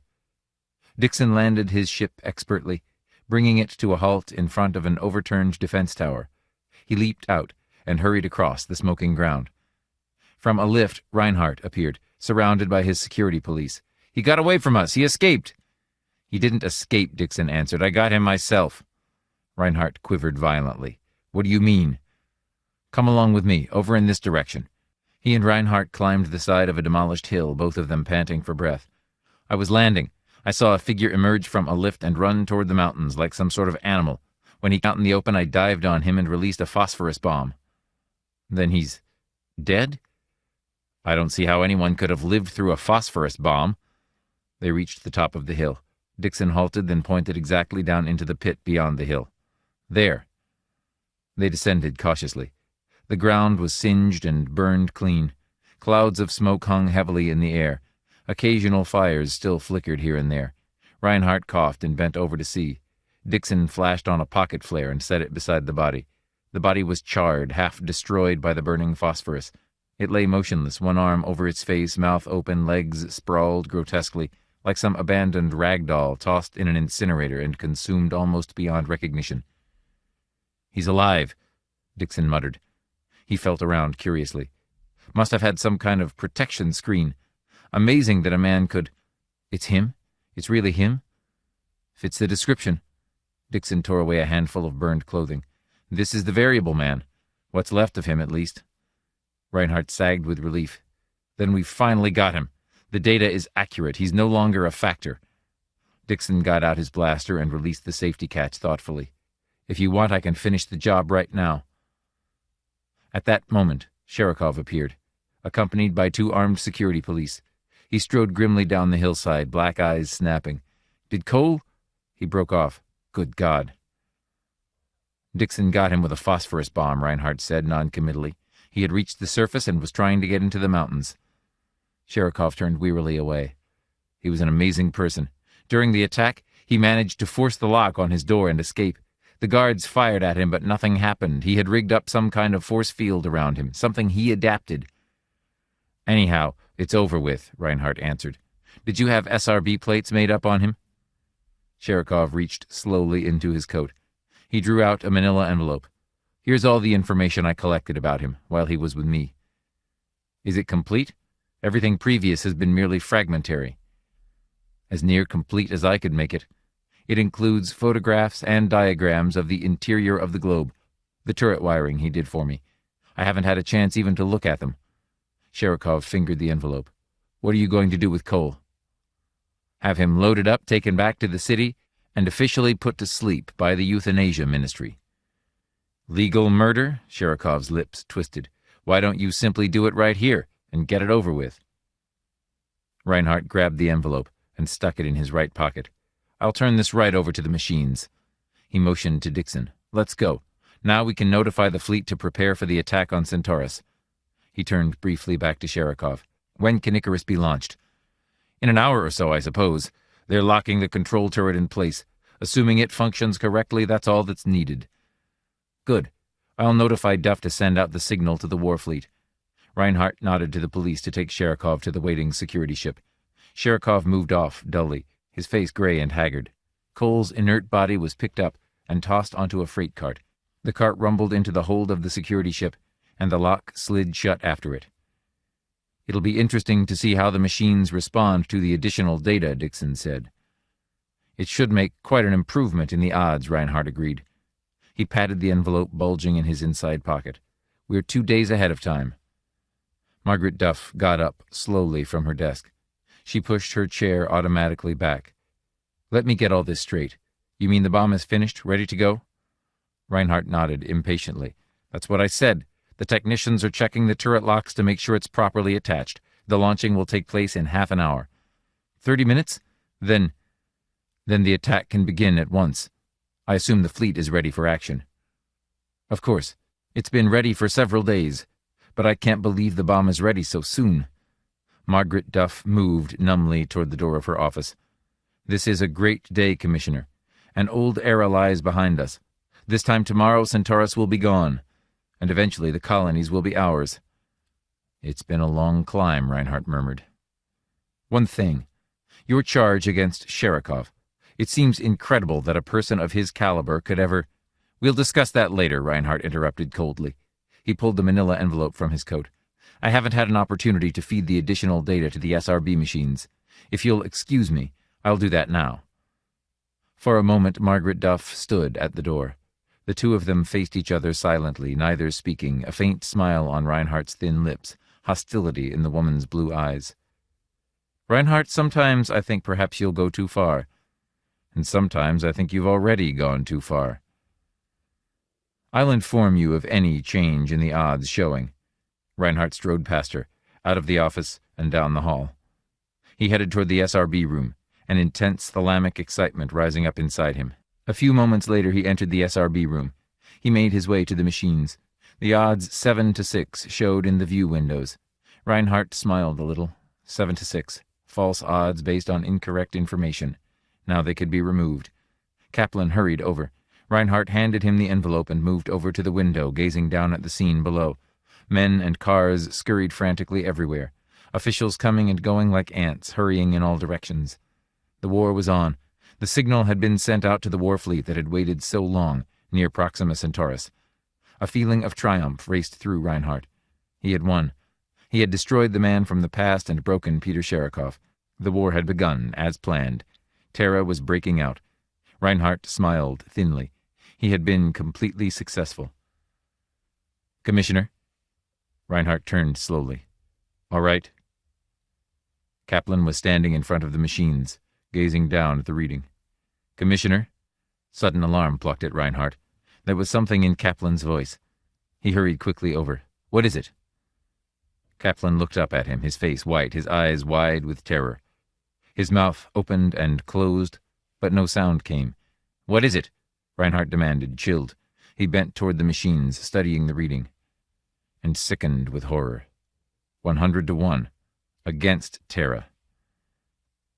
He could not tear his gaze away from the figures. He was numb, shocked with disbelief. 100-1. What had happened? What had gone wrong? The turret was finished, Icarus was ready, the fleet had been notified. There was a sudden deep buzz from outside the building. Shouts drifted up from below. Reinhardt turned his head slowly toward the window, his heart frozen with fear. Across the evening sky a trail moved, rising each moment. A thin line of white. Something climbed, gaining speed each moment. On the ground all eyes were turned toward it, awed faces peering up. The object gained speed. Faster and faster. Then it vanished. Icarus was on his way. The attack had begun. It was too late to stop now. And on the machines, the odds read 100-1 for failure. At 8 o'clock in the evening of May 15th, 2136, Icarus was launched toward the star Centaurus. A day later, while all Terra waited, Icarus entered the star, traveling at thousands of times the speed of light. Nothing happened. Icarus disappeared into the star. There was no explosion. The bomb failed to go off. At the same time, the Terran war fleet engaged the Centauran outer fleet, sweeping down in a concentrated attack. 20 major ships were seized. A good part of the Centauran fleet was destroyed. Many of the captive systems began to revolt in the hope of throwing off the Imperial bonds. 2 hours later, the massed Centauran war fleet from Armun abruptly appeared and joined battle. The great struggle illuminated half the Centauran system. Ship after ship flashed briefly, and then faded to ash. For a whole day the two fleets fought, strung out over millions of miles of space. Innumerable fighting men died, on both sides. At last the remains of the battered Terran fleet turned and limped toward Armun, defeated. Little of the once impressive armada remained, a few blackened hulks making their way uncertainly toward captivity. Icarus had not functioned. Centaurus had not exploded. The attack was a failure. The war was over. "We've lost the war," Margaret Duff said, in a small voice, wondering and awed. "It's over. Finished." The council members sat in their places around the conference table.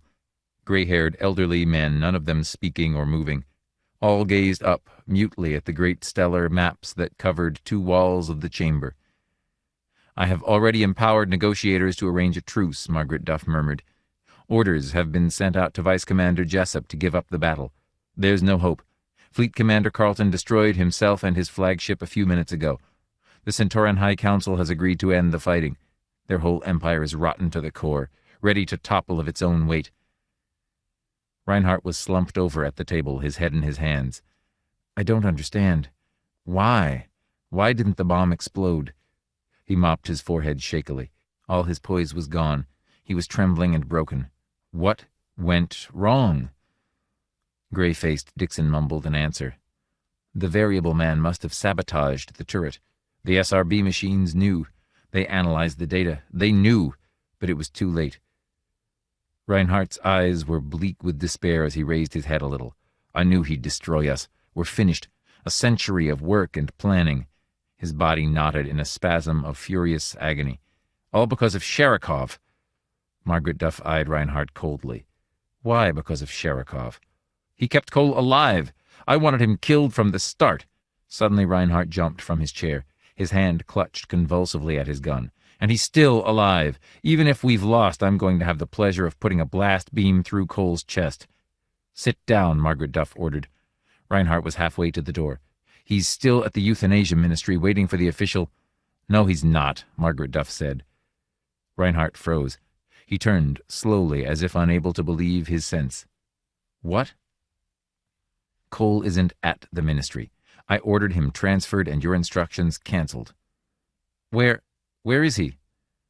There was unusual hardness in Margaret Duff's voice as she answered. "With Peter Sherikov, in the Urals. I had Sherikov's full authority restored. I then had Cole transferred there, put in Sherikov's safekeeping. I want to make sure Cole recovers, so we can keep our promise to him, our promise to return him to his own time." Reinhardt's mouth opened and closed. All the color had drained from his face. His cheek muscles twitched spasmodically.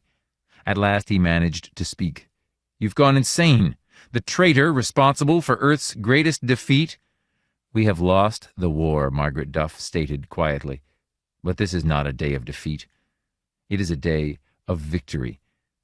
The most incredible victory Terra has ever had." Reinhardt and Dixon were dumbfounded. "What?" Reinhardt gasped. "What are you—" The whole room was in an uproar.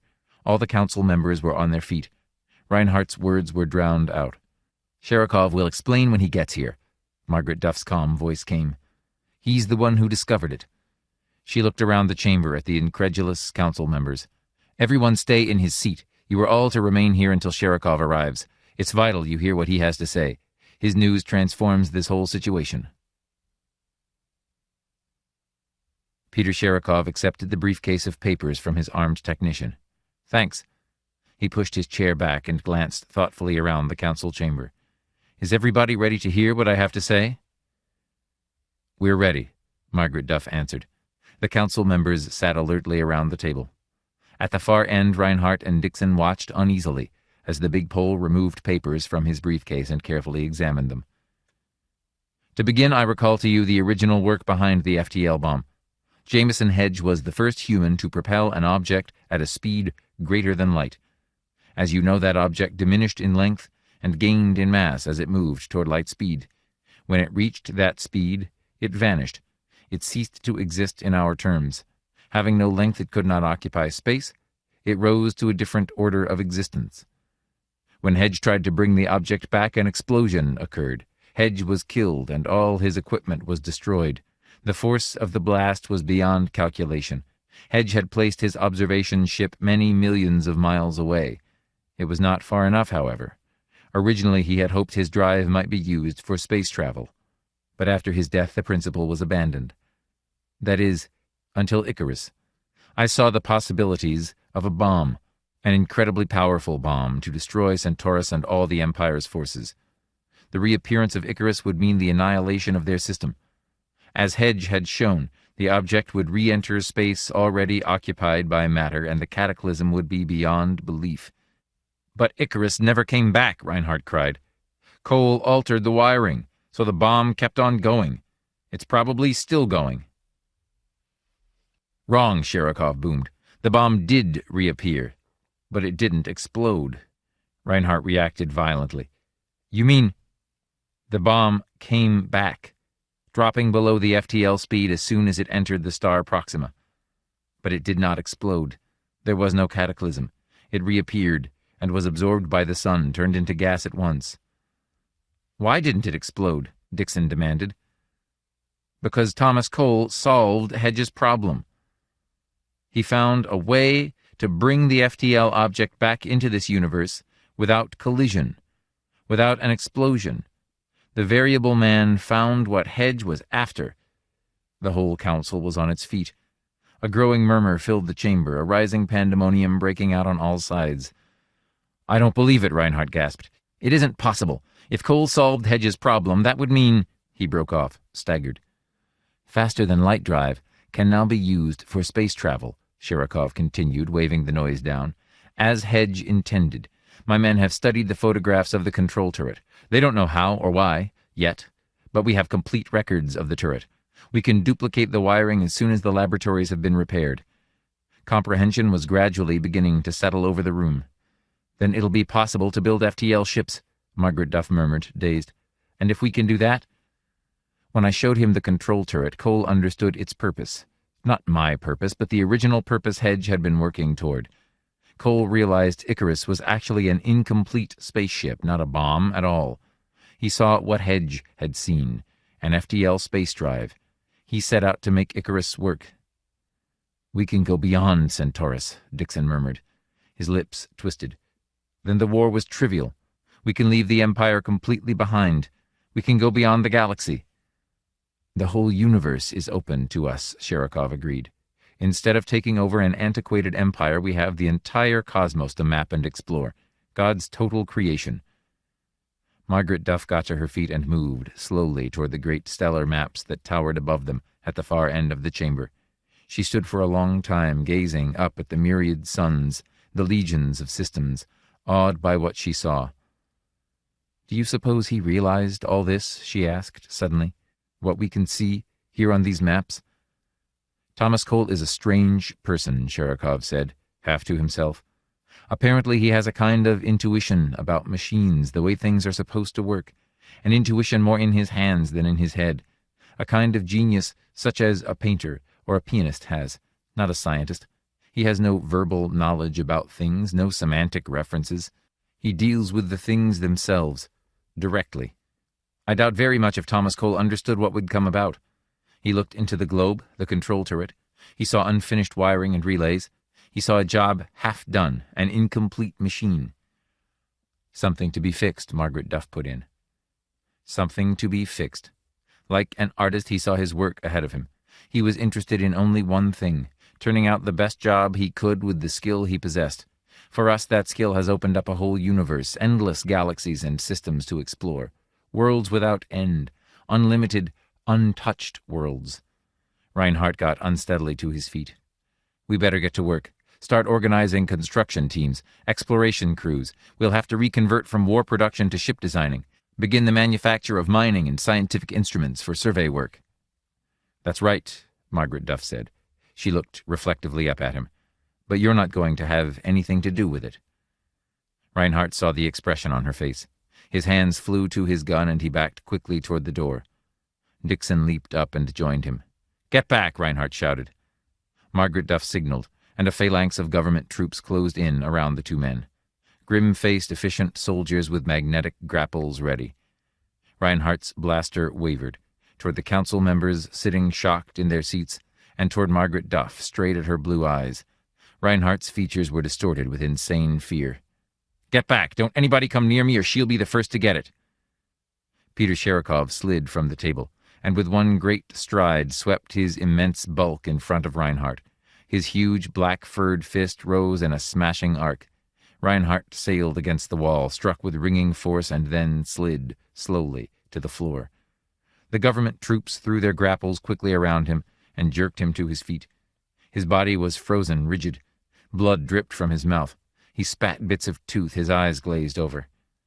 Dixon stood, dazed, mouth open, uncomprehending as the grapples closed around his arms and legs. Reinhardt's gun skidded to the floor as he was yanked toward the door. One of the elderly council members picked the gun up and examined it curiously. He laid it carefully on the table. "Fully loaded," he murmured. "Ready to fire." Reinhardt's battered face was dark with hate. "I should have killed all of you. All of you." An ugly sneer twisted across his shredded lips. "If I could get my hands loose—" "You won't," Margaret Duff said. "You might as well not even bother to think about it." She signaled to the troops, and they pulled Reinhardt and Dixon roughly out of the room, two dazed figures, snarling and resentful. For a moment the room was silent. Then the council members shuffled nervously in their seats, beginning to breathe again. Sherikov came over and put his big paw on Margaret Duff's shoulder. "Are you all right, Margaret?" She smiled faintly. "I'm fine, thanks." Sherikov touched her soft hair briefly. Then he broke away and began to pack up his briefcase busily. "I have to go. I'll get in touch with you later." "Where are you going?" she asked hesitantly. "Can't you stay and—" "I have to get back to the Urals." Sherikov grinned at her over his bushy black beard as he headed out of the room. "Some very important business to attend to." Thomas Cole was sitting up in bed when Sherikov came to the door. Most of his awkward, hunched-over body was sealed in a thin envelope of transparent, airproof plastic. Two robot attendants whirred ceaselessly at his side, their leads contacting his pulse, blood pressure, respiration, and body temperature. Cole turned a little as the huge Pole tossed down his briefcase and seated himself on the window ledge. "How are you feeling?" Sherikov asked him. "Better. You see, we've quite advanced therapy. Your burns should be healed in a few months." "How is the war coming?" "The war is over." Cole's lips moved.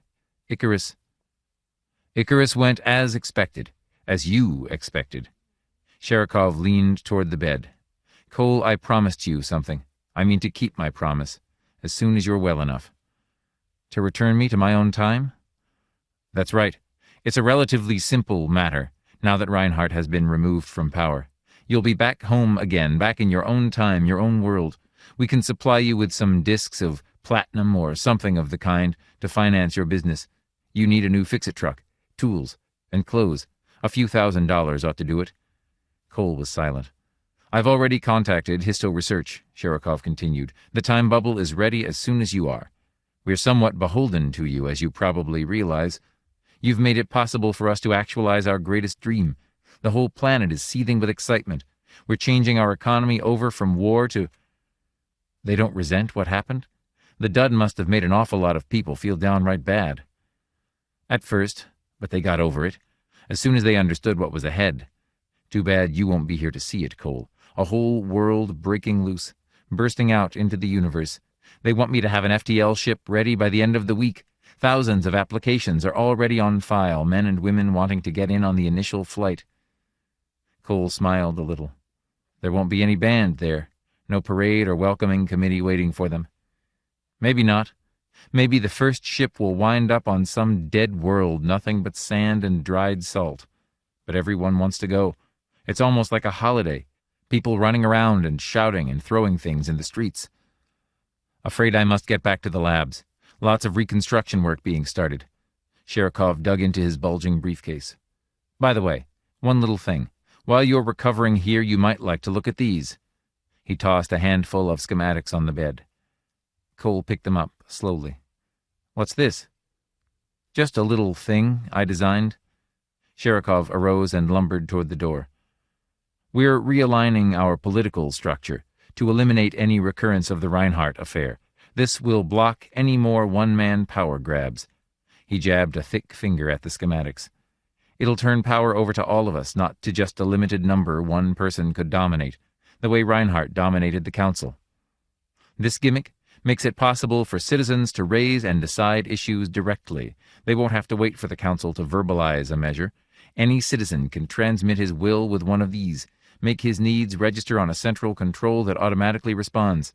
When a large enough segment of the population wants a certain thing done, these little gadgets set up an active field that touches all the others. An issue won't have to go through a formal council. The citizens can express their will long before any bunch of gray-haired old men could get around to it.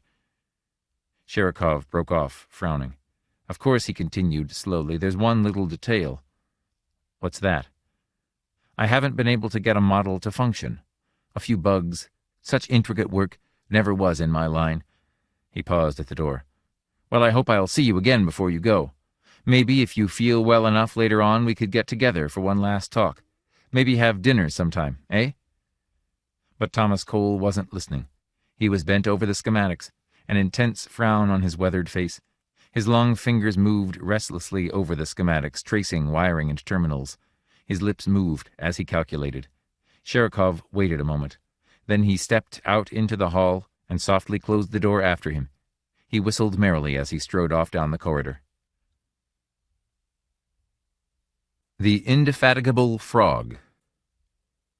Zeno was the first great scientist, Professor Hardy stated, looking sternly around his classroom. For example, take his paradox of the frog and the well. As Zeno showed, the frog will never reach the top of the well. Each jump is half the previous jump. A small but very real margin always remains for him to travel. There was silence as the afternoon Physics 3A class considered Hardy's oracular utterance. Then in the back of the room a hand slowly went up. Hardy stared at the hand in disbelief. Well, he said, what is it, Pittner? But in logic we were told the frog would reach the top of the well. Professor Grote said, the frog will not. Professor Grote says he will. Hardy folded his arms. In this class, the frog will never reach the top of the well. I have examined the evidence myself. I am satisfied that he will always be a small distance away. For example, if he jumps... The bell rang. All the students rose to their feet and began to move towards the door. Professor Hardy stared after them, his sentence half finished. He rubbed his jaw with displeasure, frowning at the horde of young men and women with their bright, vacant faces. When the last of them had gone, Hardy picked up his pipe and went out of the room into the hall. He looked up and down. Sure enough, not far off was Grote, standing by the drinking fountain, wiping his chin. Grote, Hardy said, come here. Professor Grote looked up, blinking. What? Come here, Hardy strode up to him. How dare you try to teach Zeno? He was a scientist, and as such he's my property to teach, not yours. Leave Zeno to me. Zeno was a philosopher. Grote stared up indignantly at Hardy. I know what's on your mind. It's that paradox about the frog and the well. For your information, Hardy, the frog will easily get out. You've been misleading your students. Logic is on my side. Logic, bah, Hardy snorted, his eyes blazing. Old dusty maxims. It's obvious that the frog is trapped forever in an eternal prison and can never get away. He will escape. He will not. Are you gentlemen quite through? A calm voice said. They turned quickly around. The dean was standing quietly behind them, smiling gently.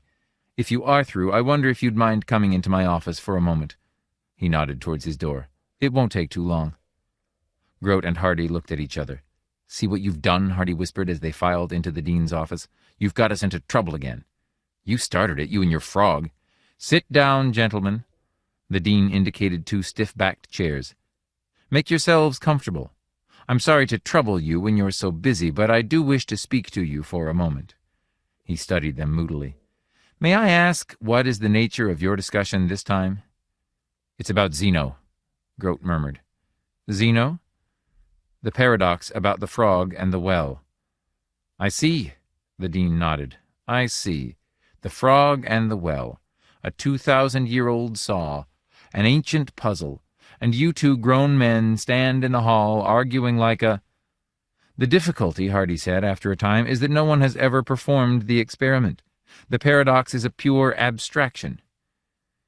"Then you two are going to be the first to lower the frog into his well and actually see what happens." "But the frog won't jump in conformity to the conditions of the paradox." "Then you'll have to make him, that's all. I'll give you 2 weeks to set up control conditions and determine the truth of this miserable puzzle. I want no more wrangling month after month. I want this settled once and for all." Hardy and Grote were silent. "Well, Grote," Hardy said at last, "let's get it started." "We'll need a net," Grote said. "A net and a jar," Hardy sighed. "We might as well be at it as soon as possible." The frog chamber, as it got to be called, was quite a project. The university donated most of the basement to them, and Grote and Hardy set to work at once, carrying parts and materials downstairs. There wasn't a soul who didn't know about it before long. Most of the science majors were on Hardy's side. They formed a failure club and denounced the frog's efforts. In the philosophy and art departments there was some agitation for a success club, but nothing ever came of it. Grote and Hardy worked feverishly on the project. They were absent from their classes more and more of the time as the 2 weeks wore on. The chamber itself grew and developed, resembling more and more a long section of sewer pipe running the length of the basement. One end of it disappeared into a maze of wires and tubes. At the other there was a door. One day when Grote went downstairs, there was Hardy already peering into the tube. "See here," Grote said. "We agreed to keep hands off unless both of us were present." "I'm just looking inside. It's dark in there," Hardy grinned. "I hope the frog will be able to see." "Well, there's only one way to go." Hardy lit his pipe. "What do you think of trying out a sample frog? I'm itching to see what happens." "It's too soon." Grote watched nervously as Hardy searched about for his jar. "Shouldn't we wait a bit?" "Can't face reality, eh? Here, give me a hand." There was a sudden sound, a scraping at the door. They looked up. Pittner was standing there, looking curiously into the room at the elongated frog chamber. "What do you want?" Hardy said. "We're very busy." "Are you going to try it out?" Pittner came into the room. "What are all the coils and relays for?" "It's very simple," Grote said, beaming. "Something I worked out myself. This end here—" "I'll show him," Hardy said. "You'll only confuse him. Yes, we were about to run the first trial frog. You can stay, boy, if you want." He opened the jar and took a damp frog from it. "As you can see, the big tube has an entrance and an exit. The frog goes in the entrance. Look inside the tube, boy. Go on." Pittner peered into the open end of the tube. He saw a long, black tunnel. "What are the lines?" "Measuring lines. Grote, turn it on." The machinery came on, humming softly. Hardy took the frog and dropped him into the tube. He swung the metal door shut and snapped it tight. "That's so the frog won't get out again at this end." "How big a frog were you expecting?" Pittner said. "A full-grown man could get into that." "Now watch." Hardy turned the gas cock up. "This end of the tube is warmed. The heat drives the frog up the tube. We'll watch through the window." They looked into the tube. The frog was sitting quietly in a little heap, staring sadly ahead. "Jump, you stupid frog," Hardy said. He turned the gas up. "Not so high, you maniac," Grote shouted. "Do you want to stew him?" "Look," Pittner cried. "There he goes." The frog jumped. "Conduction carries the heat along the tube bottom," Hardy explained. "He has to keep on jumping to get away from it. Watch him go." Suddenly, Pittner gave a frightened rattle. "My God, Hardy, the frog has shrunk. He's only half as big as he was." Hardy beamed. "That is the miracle. You see, at the far end of the tube there is a force field. The frog is compelled to jump towards it by the heat. The effect of the field is to reduce animal tissue to its proximity. The frog is made smaller the farther he goes." "Why?" "It's the only way the jumping span of the frog can be reduced. As the frog leaps, he diminishes in size, and hence each leap is proportionally reduced. We have arranged it so that the diminution is the same as in Zeno's paradox." "But where does it all end?" "That," Hardy said, "is the question to which we are devoted. At the far end of the tube there is a photon beam which the frog would pass through if he ever got that far. If he could reach it, he would cut off the field." "He'll reach it," Grote muttered. "No, he'll get smaller and jump shorter and shorter. To him the tube will lengthen more and more, endlessly. He will never get there." They glared at each other. "Don't be so sure," Grote said. They peered through the window into the tube. The frog had gone quite a distance up. He was almost invisible now, a tiny speck no larger than a fly. moving imperceptibly along the tube. He became smaller. He was a pinpoint. He disappeared. "Gosh," Pittner said. "Pittner, go away," Hardy said. He rubbed his hands together. "Grote and I have things to discuss." He locked the door after the boy. "All right," Grote said. "You designed this tube. What became of the frog?" "Why, he's still hopping, somewhere in a subatomic world." "You're a swindler. Someplace along that tube the frog met with misfortune." "Well," Hardy said, "if you think that, perhaps you should inspect the tube personally." "I believe I will. I may find a trapdoor." "Suit yourself," Hardy said, grinning. He turned off the gas and opened the big metal door. "Give me the flashlight," Grote said. Hardy handed him the flashlight, and he crawled into the tube, grunting. His voice echoed hollowly. "No tricks now." Hardy watched him disappear. He bent down and looked into the end of the tube. Grote was halfway down, wheezing and struggling. "What's the matter?" Hardy said. "Too tight." "Oh?" Hardy's grin broadened. He took his pipe from his mouth and set it on the table. "Well, maybe we can do something about that." He slammed the metal door shut. He hurried to the other end of the tube and snapped the switches. Tubes lit up. Relays clicked into place. Hardy folded his arms. "Start hopping, my dear frog," he said. "Hop for all you're worth." He went to the gascock and turned it on. It was very dark. Grote lay for a long time without moving. His mind was filled with drifting thoughts. What was the matter with Hardy? What was he up to? At last he pulled himself onto his elbows. His head cracked against the roof of the tube. It began to get warm. "Hardy!" His voice thundered around him, loud and panicky. "Open the door! What's going on?" He tried to turn around in the tube, to reach the door, but he couldn't budge. There was nothing to do but go forward. He began to crawl, muttering under his breath, "Just wait, Hardy, you and your jokes. I don't see what you expect to—" Suddenly the tube leaped. He fell, his chin banging against the metal. He blinked. The tube had grown. Now there was more than enough room. And his clothing, his shirt and pants were like a tent around him. "Oh, heavens," Grote said in a tiny voice. He rose to his knees. Laboriously he turned around. He pulled himself back through the tube the way he had come, towards the metal door. He pushed against it, but nothing happened. It was now too large for him to force. He sat for a long time. When the metal floor under him became too warm, he crawled reluctantly along the tube to a cooler place. He curled himself up and stared dismally into the darkness. "What am I going to do?" he asked himself. After a time, a measure of courage returned to him. "I must think logically. I've already entered the force field once, therefore I'm reduced inside by 1/2. I must be about 3 feet high. That makes the tube twice as long." He got out the flashlight and some paper from his immense pocket and did some figuring. The flashlight was almost unmanageable. Underneath him the floor became warm. Automatically he shifted a little up the tube to avoid the heat. "If I stay here long enough," he murmured, "I might be—" The tube leaped again, rushing off in all directions. He found himself floundering in a sea of rough fabric, choking and gasping. At last he struggled free. 1.5 feet, Grote said, staring around him. "I don't dare move any more, not at all."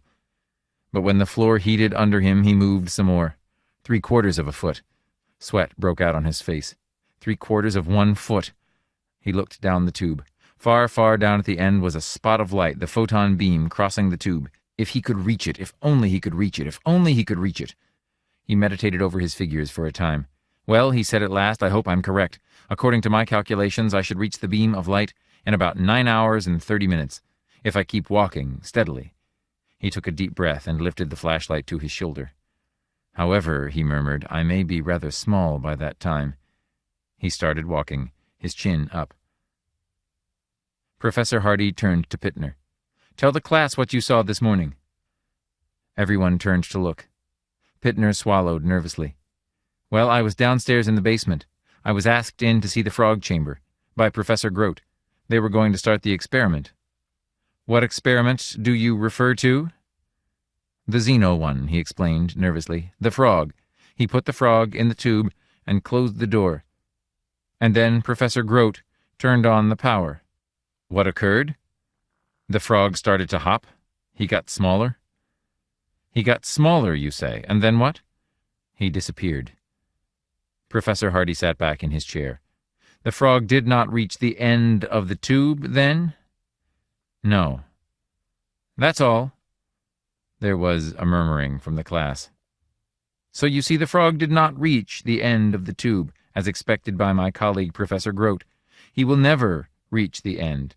Alas, we shall not see the unfortunate frog again." There was a general stir. Hardy tapped with his pencil. He lit his pipe and puffed calmly, leaning back in his chair. "This experiment was quite an awakener to poor Grote, I'm afraid. He has had a blow of some unusual proportion.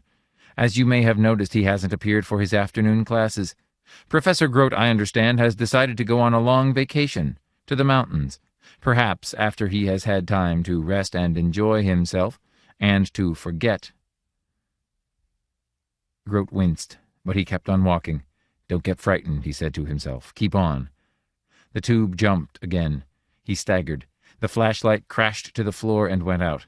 He was alone in the enormous cave, an immense void that seemed to have no end at all. He kept walking. After a time, he began to get tired again. It was not the first time. A rest wouldn't do any harm. He sat down. The floor was rough under him, rough and uneven. "According to my figures, it will be more like 2 days or so, perhaps a little longer." He rested, dozing a little. Later on he began to walk again. The sudden jumping of the tube had ceased to frighten him. He had grown accustomed to it. Sooner or later he would reach the photon beam and cut through it. The force field would go off and he would resume his normal size. Grote smiled a little to himself. Wouldn't Hardy be surprised to... He stubbed his toe and fell, headlong into the blackness around him. A deep fear ran through him and he began to tremble. He stood up, staring around him. "Which way?" "My God," he said. He bent down and touched the floor under him. Which way? Time passed. He began to walk slowly, first one way, then another. He could make out nothing at all. Then he was running, hurrying through the darkness, this way and that, slipping and falling. All at once he staggered. The familiar sensation. He breathed a sobbing sigh of relief. He was moving in the right direction. He began to run again, calmly, taking deep breaths, his mouth open. Then once more the staggering shudder as he shrank down another notch. But he was going the right way. He ran on and on. And as he ran, the floor became rougher and rougher. Soon he was forced to stop, falling over boulders and rocks. Hadn't they smoothed the pipe down? What had gone wrong with the sanding, the steel wool? "Of course," he murmured, "even the surface of a razor blade, if one is small." He walked ahead, feeling his way along. There was a dim light over everything, rising up from the great stones around him, even from his own body. What was it? He looked at his hands. They glittered in the darkness. "Heat," he said. "Of course. Thanks, Hardy." In the half-light he leaped from stone to stone. He was running across an endless plain of rocks and boulders, jumping like a goat from crag to crag. Or like a frog, he said. He jumped on, stopping once in a while for breath. How long would it be? He looked at the size of the great blocks of ore piled up around him. Suddenly a terror rushed through him. "Maybe I shouldn't figure it out," he said. He climbed up the side of one towering cliff and leaped across to the other side. The next gulf was even wider. He barely made it, gasping and struggling to catch hold. He jumped endlessly, again and again. He forgot how many times. He stood on the edge of a rock and leaped. Then he was falling down, into the cleft, into the dim light. There was no bottom. On and on he fell. Professor Grote closed his eyes. Peace came over him, his tired body relaxed. "No more jumping," he said, drifting down. A certain law regarding falling bodies. The smaller the body, the less the effect of gravity. No wonder bugs fall so lightly. Certain characteristics... He closed his eyes and allowed the darkness to take him over at last. "And so," Professor Hardy said, "we can expect to find that this experiment will go down in science as—" He stopped, frowning. The class was staring towards the door. Some of the students were smiling, and one began to laugh. Hardy turned to see what it was. "Shades of Charles Fort," he said. A frog came hopping into the room. Pittner stood up. "Professor," he said excitedly, "this confirms a theory I've worked out. The frog became so reduced in size that he passed through the spaces—" "What?" Hardy said. "This is another frog." "Through the spaces between the molecules which form the floor of the frog chamber. The frog would then drift slowly to the floor, since he would be proportionally less affected by the law of acceleration, and leaving the force field he would regain his original size." Pittner beamed down at the frog as the frog slowly made his way across the room. "Really," Professor Hardy began. He sat down at his desk, weakly. At that moment the bell rang and the students began to gather their books and papers together. Presently Hardy found himself alone, staring down at the frog. He shook his head. "It can't be," he murmured. "The world is full of frogs. It can't be the same frog." A student came up to the desk. "Professor Hardy?" Hardy looked up. "Yes, what is it?" "There's a man outside in the hall wants to see you. He's upset. He has a blanket on." "All right," Hardy said. He sighed and got to his feet. At the door he paused, taking a deep breath. Then he set his jaw and went out into the hall. Grote was standing there, wrapped in a red wool blanket, his face flushed with excitement. Hardy glanced at him apologetically. "We still don't know," Grote cried. "What?" Hardy murmured. "Say, Grote, we still don't know whether the frog would have reached the end of the tube. He and I fell out between the molecules. We'll have to find some other way to test the paradox. The chamber's no good." "Yes, true," Hardy said. "Say, Grote—" "Let's discuss it later," Grote said. "I have to get to my classes. I'll look you up this evening." And he hurried off down the hall, clutching his blanket. The Crystal Crypt. "Attention, Inner-Flight ship. Attention. You are ordered to land at the control station on Deimos for inspection. Attention, you are to land at once." The metallic rasp of the speaker echoed through the corridors of the great ship. The passengers glanced at each other uneasily, murmuring and peering out the port windows at the small speck below, the dot of rock that was the Martian checkpoint, Deimos. "What's up?" an anxious passenger asked one of the pilots, hurrying through the ship to check the escape lock. "We have to land. Keep seated," the pilot went on. "Land? But why?" They all looked at each other. Hovering above the bulging inner-flight ship were 3 slender Martian pursuit craft poised and alert for any emergency. As the inner-flight ship prepared to land, the pursuit ships dropped lower, carefully maintaining themselves a short distance away. "There's something going on," a woman passenger said nervously. "Lord, I thought we were finally through with those Martians. Now what?" "I don't blame them for giving us one last going over," a heavy-set businessman said to his companion. "After all, we're the last ship leaving Mars for Terra. We're damn lucky they let us go at all." "You think there really will be war?" a young man said to the girl sitting in the seat next to him. "Those Martians won't dare fight, not with our weapons and ability to produce. We could take care of Mars in a month. It's all talk." The girl glanced at him. "Don't be so sure. Mars is desperate. They'll fight tooth and nail. I've been on Mars 3 years. She shuddered. "Thank goodness I'm getting away. If—" "Prepare to land," the pilot's voice came. The ship began to settle, slowly, dropping down toward the tiny emergency field on the seldom-visited moon. Down the ship dropped. There was a grinding sound, a sickening jolt. Then silence. "We've landed," the heavy-set businessman said. "They better not do anything to us. Terra will rip them apart if they violate one space article." "Please keep your seats," the pilot's voice came. "No one is to leave the ship. According to the Martian authorities, we are to remain here." A restless stir filled the ship. Some of the passengers began to read uneasily. Others stared out at the deserted field, nervous and on edge, watching the 3 Martian pursuit ships land and disgorge groups of armed men. The Martian soldiers were crossing the field quickly, moving toward them, running double time. This inner-flight spaceship was the last passenger vessel to leave Mars for Terra. All other ships had long since left, returning to safety before the outbreak of hostilities. The passengers were the very last to go, the final group of Terrans to leave the grim red planet. Businessmen, expatriates, tourists, any and all Terrans who had not already gone home. "What do you suppose they want?" the young man said to the girl. "It's hard to figure Martians out, isn't it? First they give the ship clearance, let us take off, and now they radio us to set down again. By the way, my name's Thatcher, Bob Thatcher, since we're going to be here a while." The port lock opened. Talking ceased abruptly as everyone turned. A black-clad Martian official, a province lighter, stood framed against the bleak sunlight, staring around the ship. Behind him a handful of Martian soldiers stood, waiting, their guns ready. "This will not take long," the lighter said, stepping into the ship, the soldiers following him. "You will be allowed to continue your trip shortly." An audible sigh of relief went through the passengers. "Look at him," the girl whispered to Thatcher. "How I hate those black uniforms."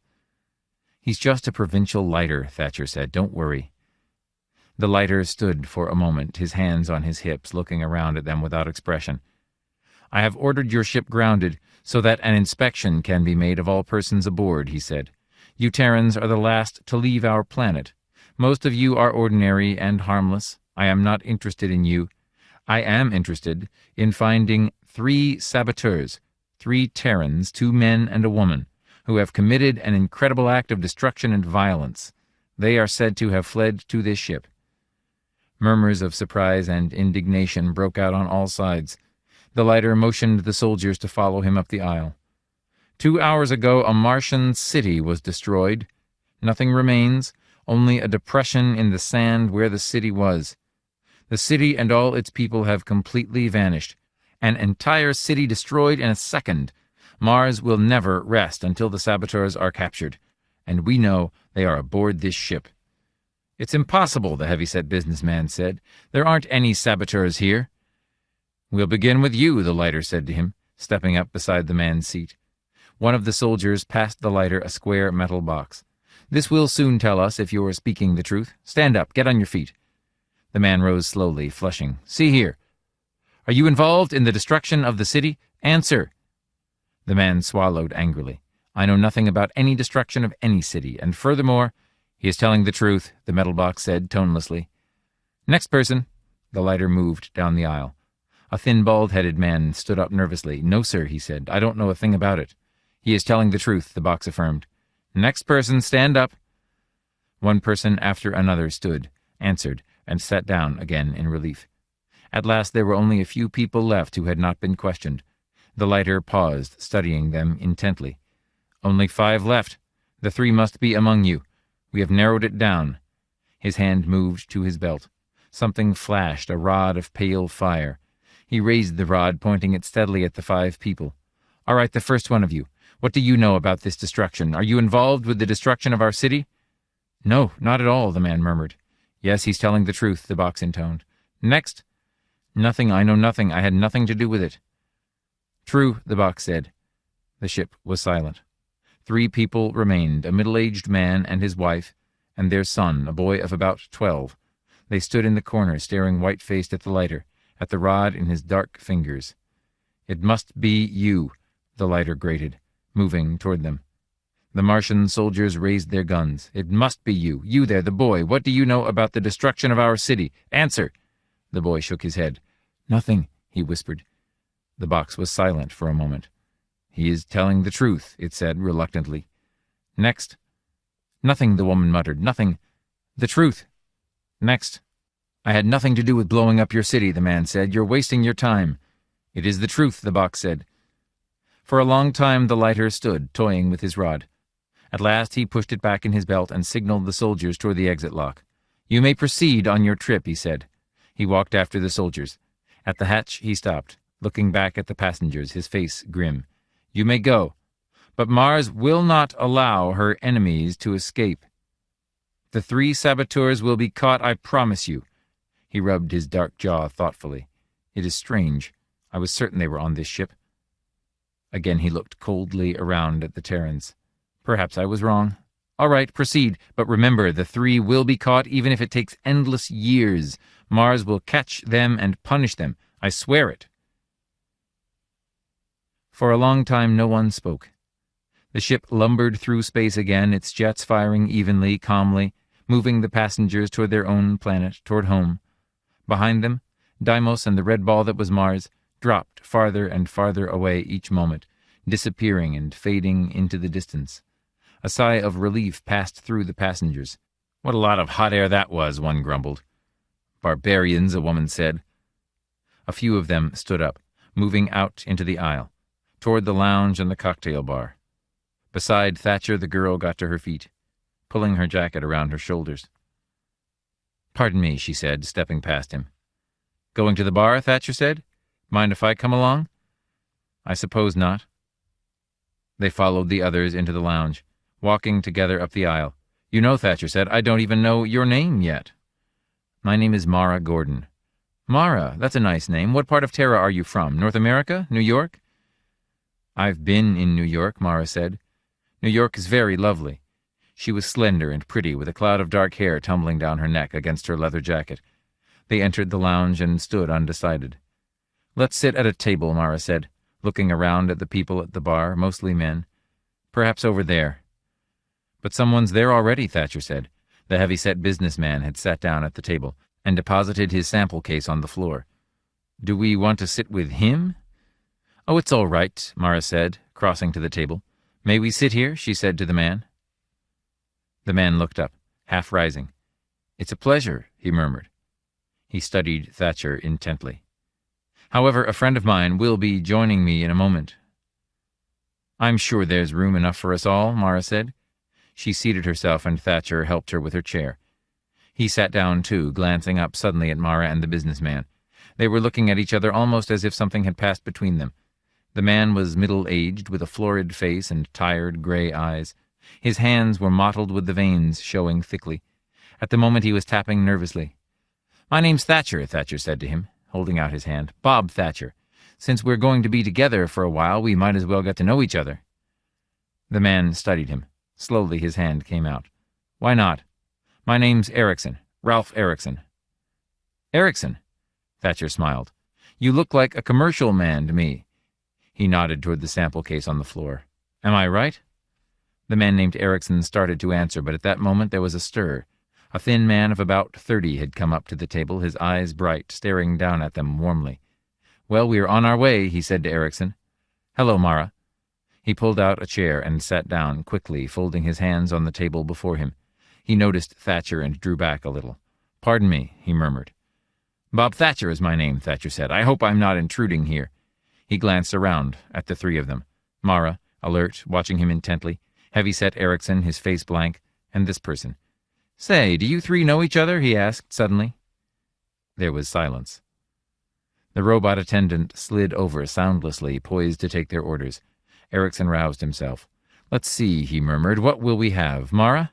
"Whiskey and water." "You, Jan?" The bright, slim man smiled. "The same." "Thatcher?" "Gin and tonic." "Whiskey and water for me also," Erickson said. The robot attendant went off. It returned at once with the drinks, setting on the table. Each took his own. "Well," Erickson said, holding his glass up, "to our mutual success." All drank, Thatcher and the three of them, heavy-set Erickson, Mara, her eyes nervous and alert, Jan, who had just come. Again a look passed between Mara and Erickson, a look so swift that he would have not caught it had he not been looking directly at her. "What line do you represent, Mr. Erickson?" Thatcher asked. Erickson glanced at him, then down at the sample case on the floor. He grunted. "Well, as you can see, I'm a salesman." Thatcher smiled. "I knew it. You get so you can always spot a salesman right off by his sample case. A salesman always has to carry something to show. What are you in, sir?" Erickson paused. He licked his thick lips, his eyes blank and lidded like a toad's. At last he rubbed his mouth with his hand and reached down, lifting up the sample case. He set it on the table in front of him. "Well," he said, "perhaps we might even show Mr. Thatcher." They all stared down at the sample case. It seemed to be an ordinary leather case, with a metal handle and a snap lock. "I'm getting curious," Thatcher said. "What's in there? You're all so tense. Diamonds? Stolen jewels?" Jan laughed, harshly, mirthlessly. Eric put it down. "We're not far enough away yet." "Nonsense," Eric rumbled. "We're away, Jan." "Please," Mara whispered. "Wait, Eric." "Wait? Why? What for? You're so accustomed to—" "Eric," Mara said. She nodded toward Thatcher. "We don't know him, Eric. Please." "He's a Terran, isn't he?" Erickson said. "All Terrans are together in these times." He fumbled suddenly at the catch lock on the case.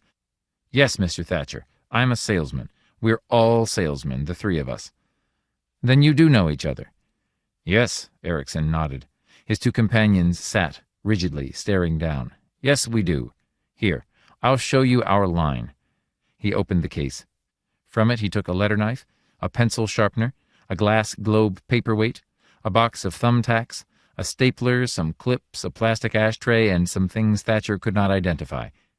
He placed the objects in a row in front of him on the tabletop. Then he closed the sample case. "I gather you're in office supplies," Thatcher said. He touched the letter knife with his finger. "Nice quality steel. Looks like Swedish steel to me." Erickson nodded, looking into Thatcher's face. "Not really an impressive business, is it? Office supplies, ashtrays, paper clips." He smiled. "Oh," Thatcher shrugged. "Why not? They're a necessity in modern business. The only thing I wonder—" "What's that?" "Well, I wonder how you'd ever find enough customers on Mars to make it worth your while." He paused, examining the glass paperweight. He lifted it, holding it to the light, staring at the scene within, until Erickson took it out of his hand and put it back in the sample case. "And another thing, if you three know each other, why did you sit apart when you got on?" They looked at him quickly. "And why didn't you speak to each other until we left Deimos?" He leaned toward Erickson, smiling at him. "2 men and a woman, 3 of you, sitting apart in the ship. Not speaking, not until the check station was passed? I find myself thinking over what the Martians said. 3 saboteurs, a woman, and 2 men. Erickson put the things back in the sample case.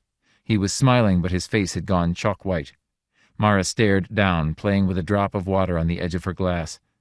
Jan clenched his hands together nervously, blinking rapidly. "You 3 are the ones the lighter was after," Thatcher said softly. "You were the destroyers, the saboteurs. But their lie detector. Why didn't it trap you? How did you get by that? And now you're safe outside the check station." He grinned, staring around at them. "I'll be damned, and I really thought you were a salesman, Erickson. You really fooled me." Erickson relaxed a little. "Well, Mr. Thatcher, it's in a good cause.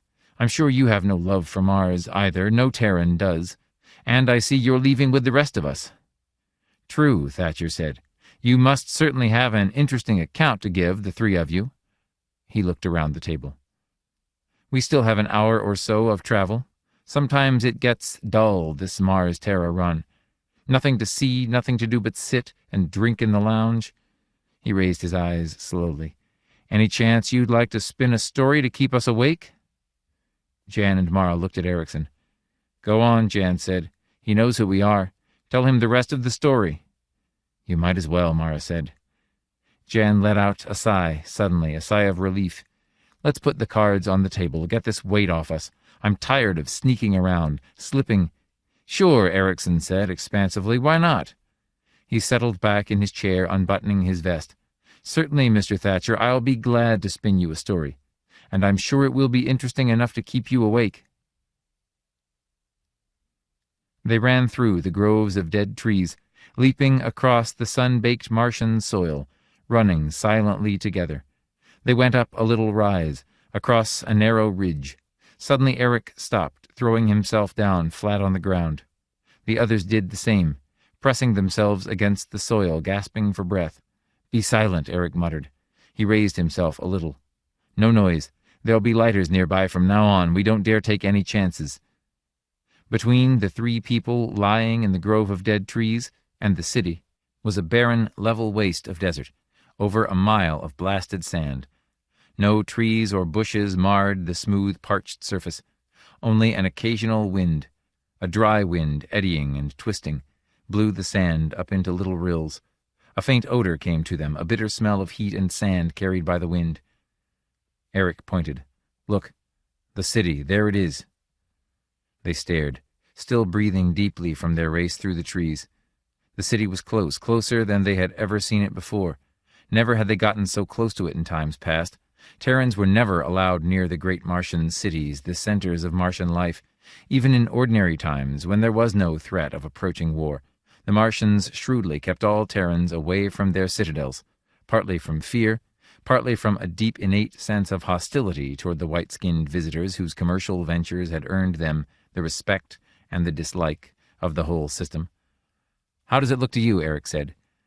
The city was huge, much larger than they had imagined from the drawings and models they had studied so carefully back in New York, in the War Ministry office.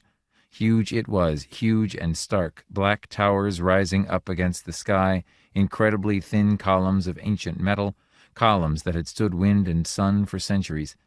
Around the city was a wall of stone, red stone, immense bricks that had been lugged there and fitted into place by slaves of the early Martian dynasties, under the whiplash of the first great kings of Mars.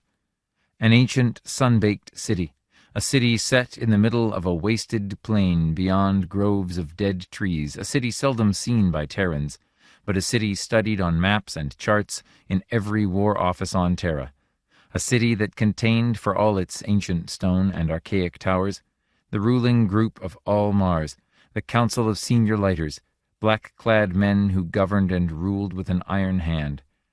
The Senior Lighters, 12 fanatic and devoted men, Black priests, but priests with flashing rods of fire, lie detectors, rocket ships, intra-space cannon, many more things the Terran Senate could only conjecture about.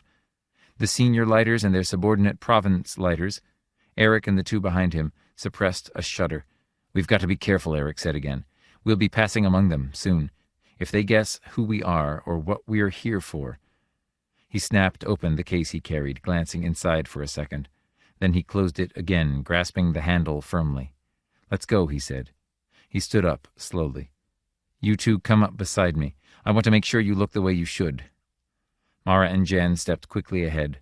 Eric studied them critically as the three of them walked slowly down the slope, onto the plain, toward the towering black spires of the city. "Jan," Eric said, "take hold of her hand. Remember, you're going to marry her. She's your bride. And Martian peasants think a lot of their brides." Jan was dressed in the short trousers and coat of the Martian farmer, a knotted rope tied around his waist, a hat on his head to keep off the sun. His skin was dark, colored by dye until it was almost bronze. "You look fine," Eric said to him. He glanced at Mara. Her black hair was tied in a knot, looped through a hollowed-out yuke bone. Her face was dark, too, dark and lined with colored ceremonial pigment, green and orange stripes across her cheeks. Earrings were strung through her ears. On her feet were tiny slippers of para-hide, laced around her ankles, and she wore long translucent Martian trousers with a bright sash tied around her waist. Between her small breasts a chain of stone beads rested, good luck charms for the coming marriage. "All right," Eric said. He himself wore the flowing gray robe of a Martian priest, dirty robes that were supposed to remain on him all his life, to be buried around him when he died. "I think we'll get past the guards. There should be heavy traffic on the road." They walked on, the hard sand crunching under their feet. Against the horizon, they could see specks moving. Other persons going toward the city, farmers and peasants and merchants, bringing their crops and goods to market. "See the cart?" Mara exclaimed. They were nearing a narrow road, 2 ruts worn into the sand. A Martian huffa was pulling the cart, its great sides wet with perspiration, its tongue hanging out. The cart was piled high with bales of cloth, rough country cloth, hand-dipped. A bent farmer urged the huffa on. "And there," she pointed, smiling. A group of merchants, riding small animals, were moving along behind the cart, Martians in long robes, their faces hidden by sand masks. On each animal was a pack, carefully tied on with rope. And beyond the merchants, plodding dully along, were peasants and farmers in an endless procession, some riding carts or animals, but mostly on foot. Mara and Jan and Eric joined the line of people, melting in behind the merchants. No one noticed them. No one looked up or gave any sign. The march continued as before. Neither Jan nor Mara said anything to each other. They walked a little behind Eric, who paced with a certain dignity, a certain bearing becoming his position. Once he slowed down, pointing up at the sky. "Look," he murmured in the Martian hill dialect. "See that?" 2 black dots circled lazily. Martian patrol craft, the military on the outlook for any sign of unusual activity. War was almost ready to break out with Terra. Any day, almost any moment. "We'll be just in time," Eric said. "Tomorrow will be too late. The last ship will have left Mars." "I hope nothing stops us," Mara said. "I want to get back home when we're through." Half an hour passed. They neared the city, the wall growing as they walked, rising higher and higher until it seemed to blot out the sky itself. A vast wall, a wall of eternal stone that had felt the wind and sun for centuries. A group of Martian soldiers were standing at the entrance, the single pass gate hewn into the rock, leading to the city. As each person went through, the soldiers examined him, poking his garments, looking into his load. Eric tensed. The line had slowed almost to a halt. "It'll be our turn soon," he murmured. "Be prepared." "Let's hope no lighters come around," Jan said. "The soldiers aren't so bad."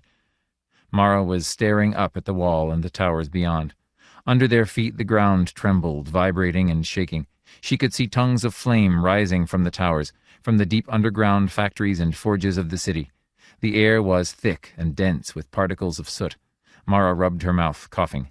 "Here they come," Eric said softly. The merchants had been examined and allowed to pass through the dark gate, the entrance through the wall into the city. They and their silent animals had already disappeared inside. The leader of the group of soldiers was beckoning impatiently to Eric, waving him on. "Come along," he said. "Hurry up there, old man." Eric advanced slowly, his arms wrapped around his body, looking down at the ground.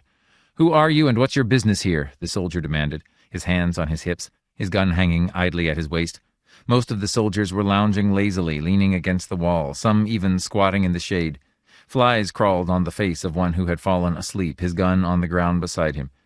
"My business?" Eric murmured. "I am a village priest." "Why do you want to enter the city?"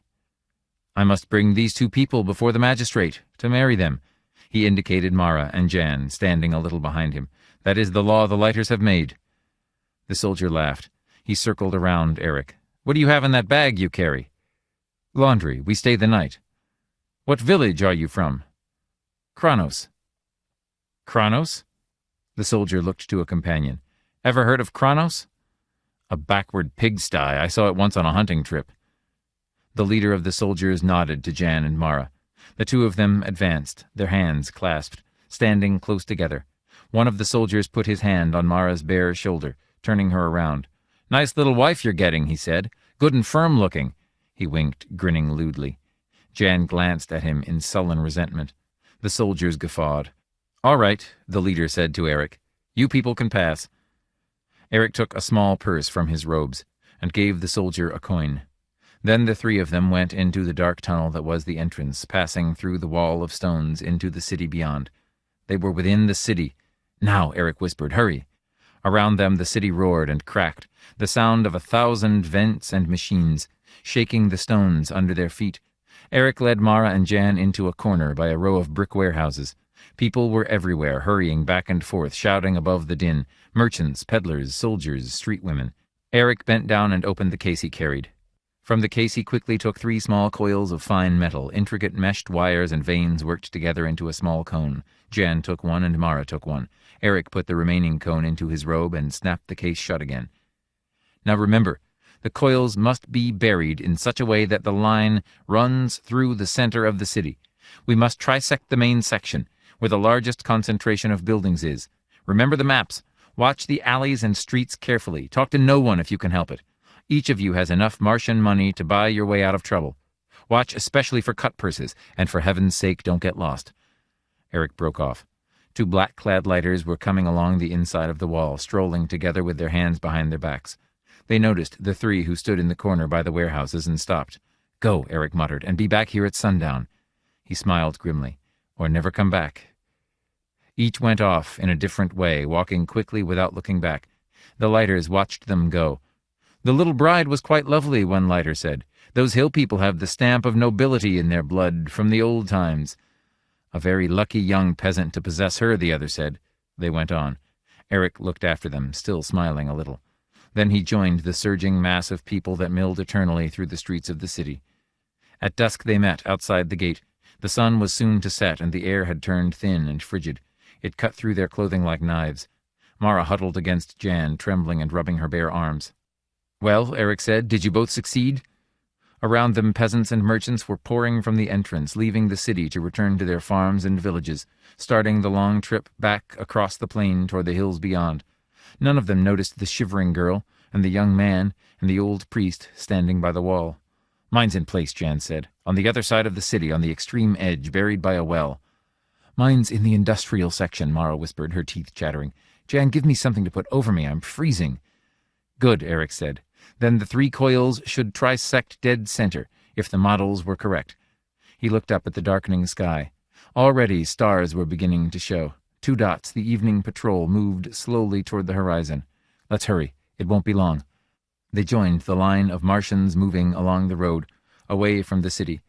Behind them the city was losing itself in the somber tones of night, its black spires disappearing into darkness. They walked silently with the country people until a flat ridge of dead trees became visible on the horizon. Then they left the road and turned off, walking toward the trees. "Almost time," Eric said. He increased his pace, looking back at Jan and Mara impatiently. "Come on!" They hurried, making their way through the twilight, stumbling over rocks and dead branches, up the side of the ridge. At the top, Eric halted, standing with his hands on his hips, looking back. "See," he murmured, "the city. The last time we'll ever see it this way." "Can I sit down?" Mara said. "My feet hurt me." Jan pulled at Eric's sleeve. "Hurry, Eric, not much time left." He laughed nervously. "If everything goes right, we'll be able to look at it Forever. But not like this, Eric murmured. He squatted down, snapping his case open. He took some tubes and wiring out and assembled them together on the ground at the peak of the ridge. A small pyramid of wire and plastic grew, shaped by his expert hands. At last he grunted, standing up. "All right." "Is it pointed directly at the city?" Mara asked, anxiously, looking down at the pyramid. Eric nodded. "Yes, it's placed according—" He stopped, suddenly stiffening. "Get back! It's time! Hurry!" Jan ran down the far side of the slope, away from the city, pulling Mara with him. Eric came quickly after, still looking back at the distant spires, almost lost in the night sky. "Down." Jan sprawled out, Mara beside him, her trembling body pressed against his. Eric settled down into the sand and dead branches, still trying to see. "I want to see it," he murmured. "A miracle. I want to see—" A flash, a blinding burst of violet light lit up the sky. Eric clapped his hands over his eyes. The flash whitened, growing larger, expanding. Suddenly there was a roar, and a furious hot wind rushed past him, throwing him on his face in the sand. The hot, dry wind licked and seared at them, crackling the bits of branches into flame. Mara and Jan shut their eyes, pressed tightly together. "God," Eric muttered. The storm passed. They opened their eyes slowly. The sky was still alive with fire, a drifting cloud of sparks that was beginning to dissipate with the night wind. Eric stood up unsteadily, helping Jan and Mara to their feet. The three of them stood, staring silently across the dark waste, the black plain, none of them speaking. The city was gone. At last, Eric turned away.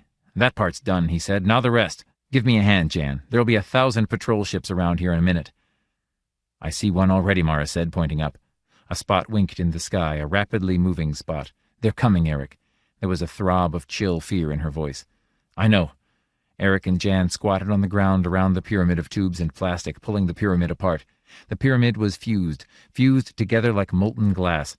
Eric tore the pieces away with trembling fingers. From the remains of the pyramid he pulled something forth, something he held up high, trying to make it out in the darkness. Jan and Mara came close to see, both staring up intently, almost without breath. "There it is," Eric said. "There." In his hand was a globe, a small transparent globe of glass. Within the glass something moved, something minute and fragile, spires almost too small to be seen, microscopic, a complex web swimming within the hollow glass globe, a web of spires, a city. Eric put the globe into the case and snapped it shut. "Let's go," he said. They began to lope back through the trees, back the way they had come before. "We'll change in the car," he said as they ran. "I think we should keep these clothes on until we're actually inside the car. We still might encounter someone." "I'll be glad to get my own clothing on again," Jan said. "I feel funny in these little pants." "How do you think I feel?" Mara gasped. "I'm freezing in this, what there is of it." "All young Martian brides dress that way," Eric said. He clutched the case tightly as they ran. "I think it looks fine." "Thank you," Mara said, "but it is cold." "What do you suppose they'll think?" Jan asked. "They'll assume the city was destroyed, won't they? That's certain." "Yes," Eric said. "They'll be sure it was blown up. We can count on that.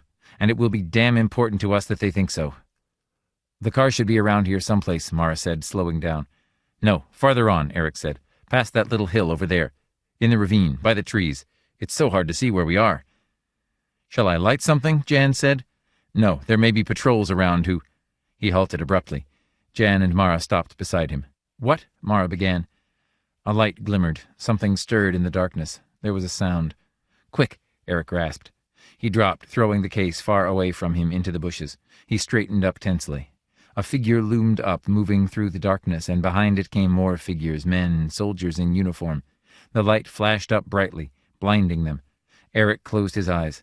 The light left him, touching Mara and Jan, standing silently together, clasping hands. Then it flicked down to the ground and around in a circle. A lighter stepped forward, a tall figure in black, with his soldiers close behind him, their guns ready. "You three," the lighter said. "Who are you? Don't move. Stand where you are." He came up to Eric, peering at him intently, his hard Martian face without expression. He went all around Eric, examining his robes, his sleeves. "Please," Eric began in a quavering voice, but the lighter cut him off. "I'll do the talking. Who are you three? What are you doing here? Speak up." We are going back to our village," Eric muttered, staring down, his hands folded. "We were in the city, and now we are going home." One of the soldiers spoke into a mouthpiece. He clicked it off and put it away. "Come with me," the lighter said. "We're taking you in. Hurry along." "In? Back to the city?" One of the soldiers laughed. "The city is gone," he said. "All that's left of it you can put in the palm of your hand." "But what happened?" Mara said. "No one knows. Come on, hurry it up." There was a sound. A soldier came quickly out of the darkness. "A senior lighter," he said. "Coming this way." He disappeared again. A senior lighter. The soldiers stood, waiting, standing at a respectful attention. A moment later, the senior lighter stepped into the light. A black-clad old man, his ancient face thin and hard like a bird's, eyes bright and alert. He looked from Eric to Jan. "Who are these people?" he demanded. "Villagers going back home." "No, they're not. They don't stand like villagers. Villagers slump, diet, poor food. These people are not villagers. I myself came from the hills, and I know." He stepped close to Eric, looking keenly into his face. "Who are you? Look at his chin. He never shaved with a sharpened stone. Something is wrong here." In his hand a rod of pale fire flashed. "The city is gone, and with it at least half the lighter council. It is very strange, a flash, then heat and a wind. But it was not fission. I am puzzled. All at once the city has vanished. Nothing is left but a depression in the sand." "We'll take them in," the other lighter said. "Soldiers, surround them. Make certain that—" "Run!" Eric cried. He struck out, knocking the rod from the senior lighter's hand. They were all running, soldiers shouting, flashing their lights, stumbling against each other in the darkness. Eric dropped to his knees, groping frantically in the bushes. His fingers closed over the handle of the case, and he leaped up. In Terran, he shouted to Mara and Jan, "Hurry, to the car! Run!" He set off, down the slope, stumbling through the darkness. He could hear soldiers behind him, soldiers running and falling. A body collided against him, and he struck out. Someplace behind him there was a hiss, and a section of the slope went up in flames. The lighter's rod. "Eric!" Mara cried from the darkness. He ran toward her. Suddenly he slipped, falling on a stone. Confusion and firing, the sound of excited voices. "Eric, is that you?" Jan caught hold of him, helping him up. "The car, it's over here. Where's Mara?" "I'm here," Mara's voice came. "Over here by the car." A light flashed. A tree went up in a puff of fire, and Eric felt the singe of the heat against his face. He and Jan made their way toward the girl. Mara's hand caught his in the darkness. "Now the car," Eric said, "if they haven't got to it." He slid down the slope into the ravine, fumbling in the darkness, reaching and holding onto the handle of the case. Reaching. He touched something cold and smooth. Metal, a metal door handle. Relief flooded through him. "I've found it! Jan, get inside! Mara, come on!" He pushed Jan past him into the car. Mara slipped in after Jan, her small, agile body crowding in beside him. "Stop!" a voice shouted from above. "There's no use hiding in that ravine. We'll get you. Come up and—" The sound of voices was drowned out by the roar of the car's motor. A moment later they shot into the darkness, the car rising into the air. Treetops broke and cracked under them as Eric turned the car from side to side, avoiding the groping shafts of pale light from below, the last furious thrusts from the two lighters and their soldiers. Then they were away, above the trees, high in the air, gaining speed each moment, leaving the knot of Martians far behind. "Toward Marsport," Jan said to Eric, "right?" Eric nodded. "Yes, we'll land outside the field in the hills. We can change back to our regular clothing there, our commercial clothing. Damn it, we'll be lucky if we can get there in time for the ship." "The last ship," Mara whispered, her chest rising and falling. "What if we don't get there in time?" Eric looked down at the leather case in his lap. "We'll have to get there," he murmured. "We must." For a long time there was silence. Thatcher stared at Erickson. The older man was leaning back in his chair, sipping a little of his drink. Mara and Jan were silent. "So you didn't destroy the city," Thatcher said. "You didn't destroy it at all. You shrank it down and put it in a glass globe in a paperweight. And now you're salesman again, with a sample case of office supplies." Erickson smiled. He opened the briefcase, and reaching into it he brought out the glass globe paperweight. He held it up, looking into it. "Yes, we stole the city from the Martians. That's how we got by the lie detector. It was true that we knew nothing about a destroyed city." "But why?" Thatcher said. "Why steal a city? Why not merely bomb it?" "Ransom," Mara said fervently, gazing into the globe, her dark eyes bright. "Their biggest city, half of the council, in Eric's hand." "Mars will have to do what Terra asks," Erickson said. "Now Terra will be able to make her commercial demands felt. Maybe there won't even be a war. Perhaps Terra will get her way without fighting." Still smiling, he put the globe back into the briefcase and locked it. "Quite a story," Thatcher said. What an amazing process, reduction of size. A whole city reduced to microscopic dimensions. Amazing. No wonder you were able to escape. With such daring as that, no one could hope to stop you. He looked down at the briefcase on the floor. Underneath them, the jets murmured and vibrated evenly as the ship moved through space toward distant Terra. "We still have quite a way to go," Jan said. "You've heard our story, Thatcher. Why not tell us yours? What sort of line are you in? What's your business?" "Yes," Mara said. "What do you do?" "What do I do?" Thatcher said. "Well, if you like, I'll show you." He reached into his coat and brought out something. Something that flashed and glinted. Something slender. A rod of pale fire. The three stared at it. Sickened shock settled over them slowly. Thatcher held the rod loosely, calmly, pointing it at Erickson.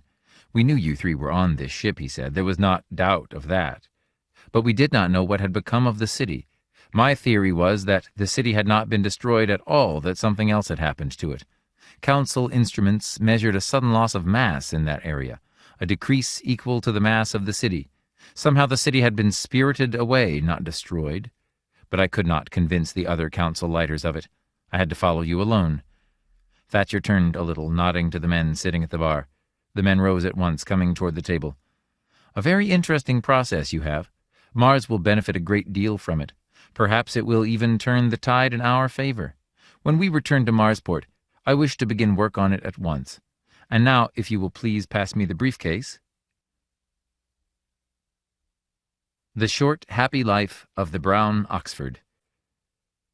"I have something to show you," Doc Labyrinth said.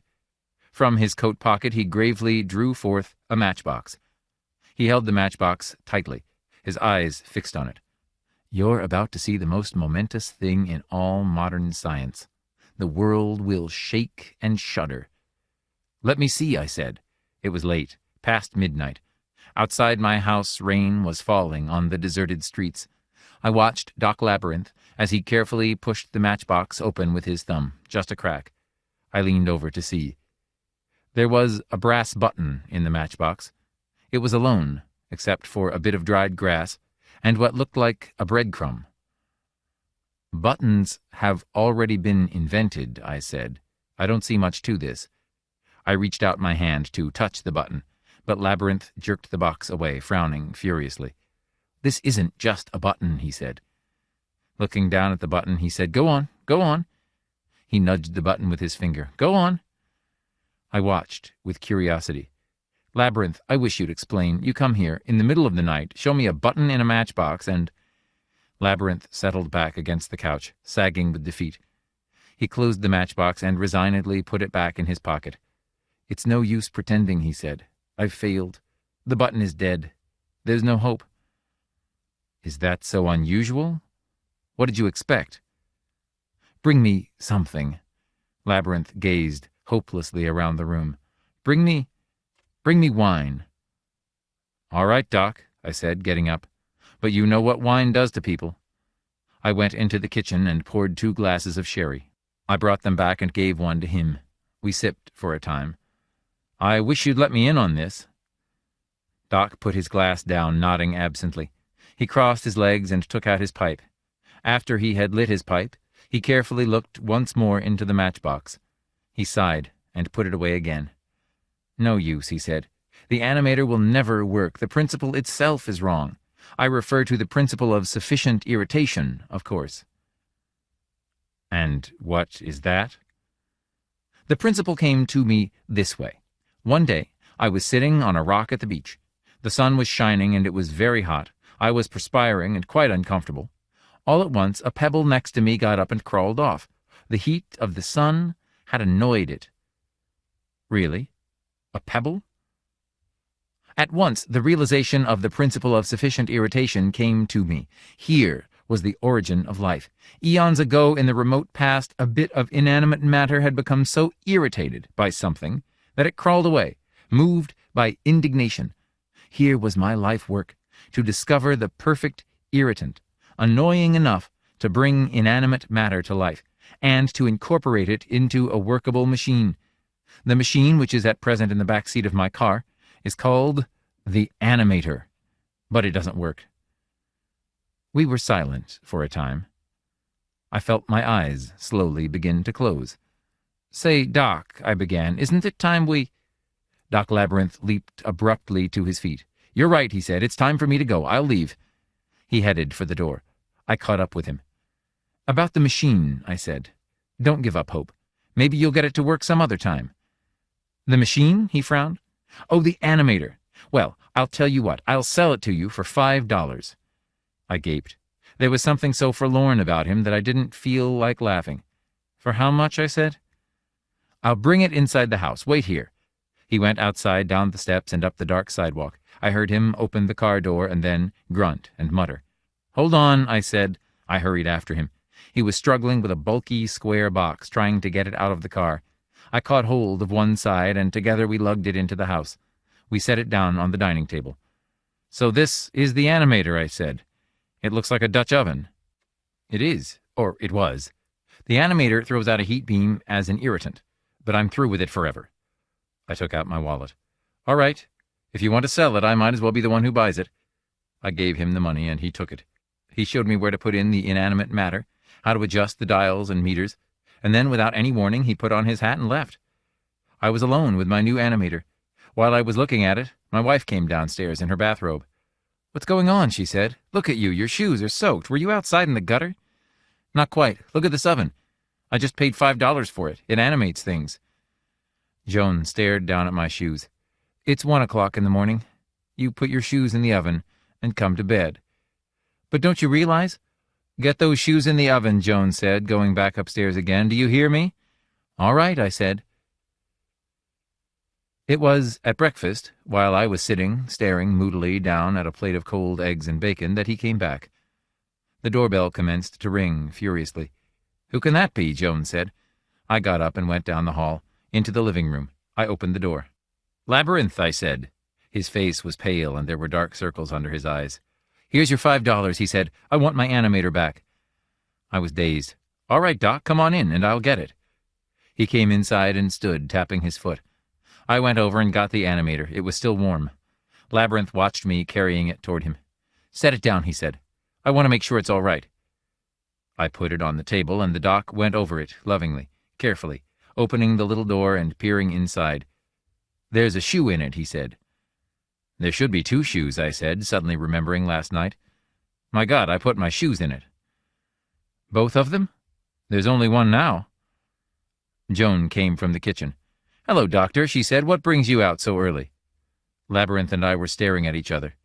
"Only one?" I said. I bent down to look. Inside was a single muddy shoe, quite dry now after its night in Labyrinth's animator. A single shoe. But I had put 2 in.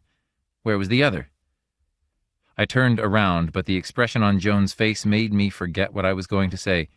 She was staring, in horror, at the floor, her mouth open. Something small and brown was moving, sliding toward the couch. It went under the couch and disappeared. I had seen only a glimpse of it, a momentary flash of motion, but I knew what it was. "My God," Labyrinth said. "Here, take the $5. He pushed the bill into my hands. "I really want it back now." "Take it easy," I said. "Give me a hand. We have to catch the damn thing before it gets outdoors." Labyrinth went over and shut the door to the living room. "It went under the couch." He squatted down and peered under. "I think I see it. Do you have a stick or something?" "Let me out of here," Joan said. "I don't want to have anything to do with this." "You can't leave," I said. I yanked down a curtain rod from the window and pulled the curtain from it. "We can use this." I joined Labyrinth on the floor. "I'll get it out, but you have to help me catch it. If we don't work fast, we'll never see it again." I nudged the shoe with the end of the rod. The shoe retreated, squeezing itself back toward the wall. I could see it, a small mound of brown, huddled and silent like some wild animal at bay escaped from its cage.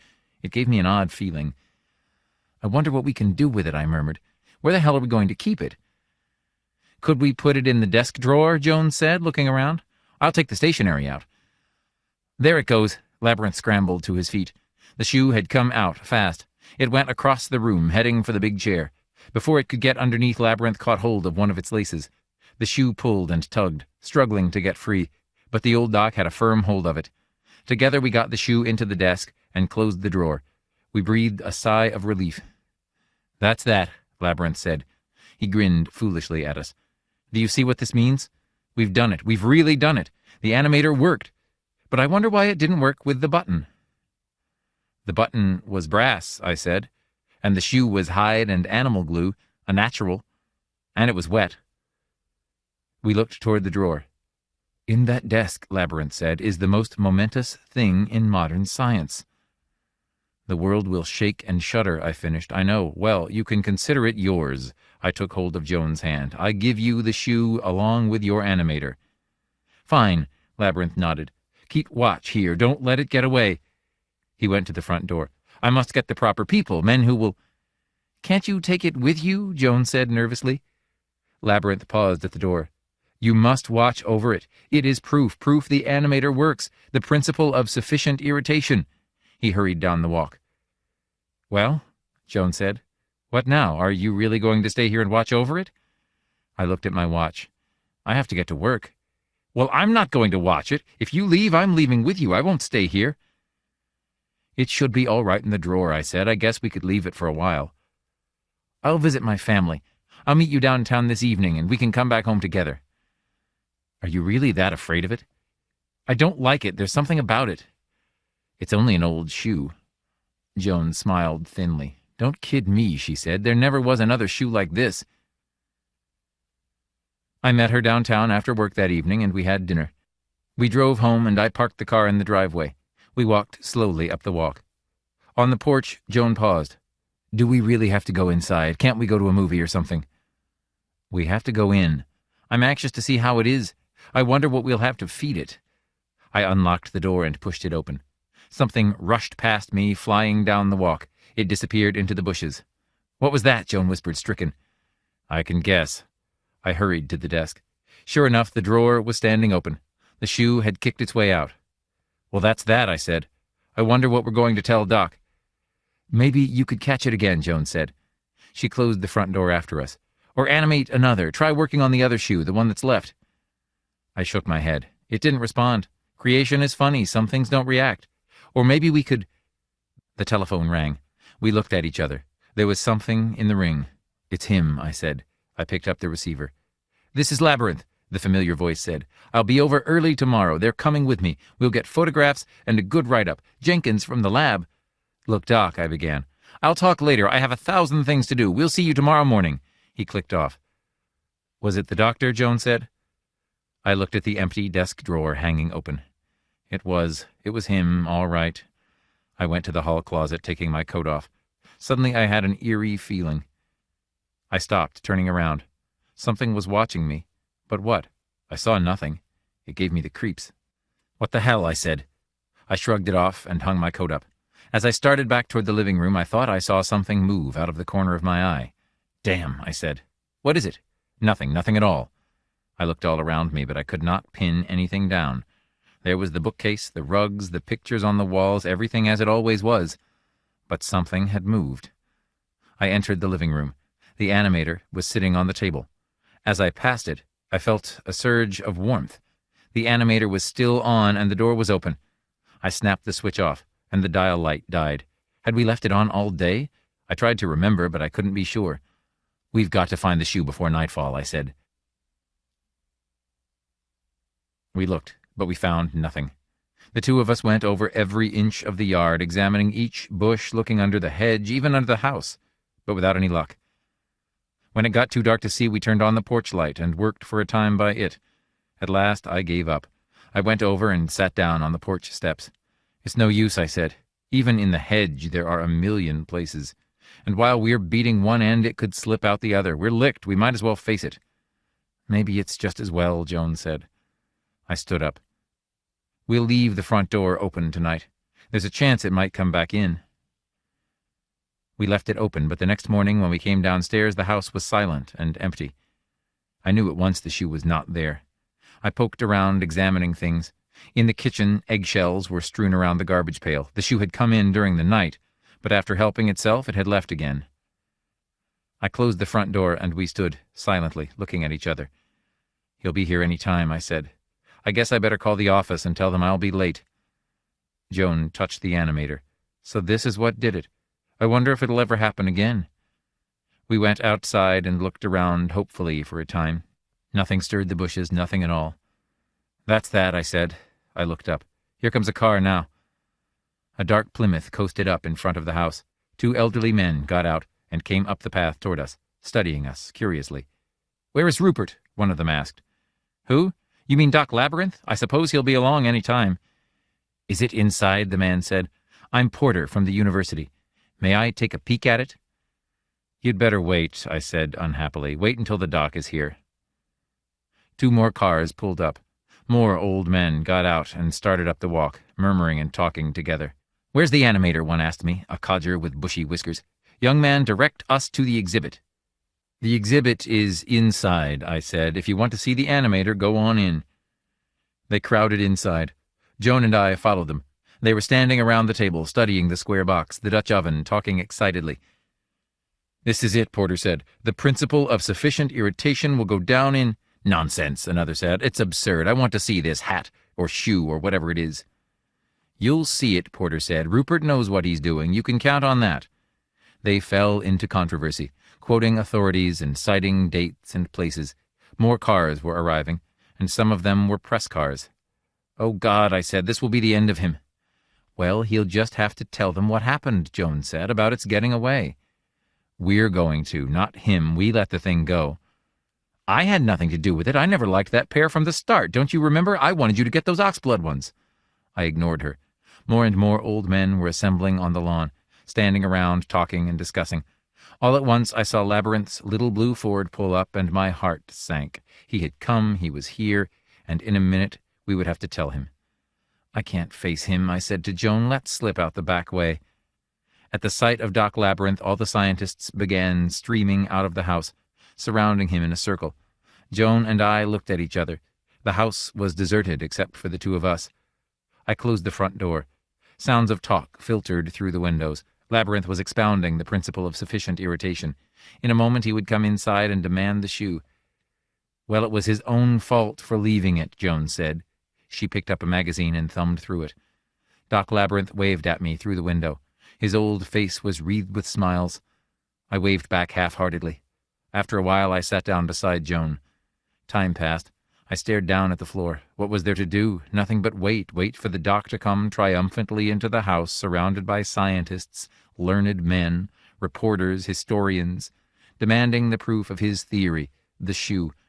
On my old shoe rested Labyrinth's whole life, the proof of his principle, of the animator of everything. And the damn shoe was gone, outside someplace. "It won't be long now," I said. We waited without speaking. After a time I noticed a peculiar thing. The talk outside had died away. I listened, but I heard nothing. "Well," I said, "why don't they come in?" The silence continued. What was going on?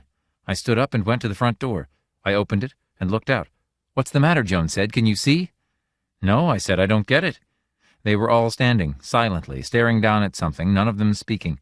I was puzzled. I could not make sense out of it. "What's happening?" I said. "Let's go and look." Joan and I went slowly down the steps, onto the lawn. We pushed through the row of old men and made our way to the front. "Good Lord," I said. "Good Lord." Crossing the lawn was a strange little procession, making its way through the grass. 2 shoes, my old brown shoe, and just ahead of it, leading the way, another shoe, a tiny, white, high-heeled slipper. I stared at it. I had seen it someplace before. "That's mine," Joan cried. Everyone looked at her. "That belongs to me. My party shoes." "Not any more," Labyrinth said. His old face was pale with emotion. "It is beyond us all, forever." "Amazing," one of the learned men said. "Look at them. Observe the female. Look at what she is doing." The little white shoe was keeping carefully ahead of my old shoe, a few inches away, leading him coyly on. As my old shoe approached, she backed away, moving in a half-circle. The 2 shoes stopped for a moment, regarding each other. Then, all at once, my old shoe began to hop up and down, first on his heel, then on his toe. Solemnly, with great dignity, the shoe danced around her until he reached his starting point. The little white shoe hopped once, and then she began again to move away, slowly, hesitantly, letting my shoe almost catch up to her before she went on. "This implies a developed sense of mores," an old gentleman said. "Perhaps even a racial unconscious. The shoes are following a rigid pattern of ritual probably laid down centuries—" "Labyrinth, what does this mean?" Porter said. "Explain it to us." So that's what it was, I murmured. While we were away, the shoe got her out of the closet and used the animator on her. I knew something was watching me that night. She was still in the house. That's what he turned on the animator for, Joan said. She sniffed. I'm not sure I think much of it. The two shoes had almost reached the hedge, the white slipper still just beyond the laces of the brown shoe. Labyrinth moved toward them. So, gentlemen, you can see that I did not exaggerate. This is the greatest moment in science, the creation of a new race. Perhaps when mankind has fallen into ruin, society destroyed, this new life form... He started to reach for the shoes, but at that moment the lady shoe disappeared into the hedge, backing into the obscurity of the foliage. With one bound, the brown shoe popped in after her. There was a rustling, then silence. I'm going indoors, Joan said, walking away. Gentlemen, Labyrinth said, his face a little red, this is incredible. We are witnessing one of the most profound and far-reaching moments of science. Well, almost witnessing, I said.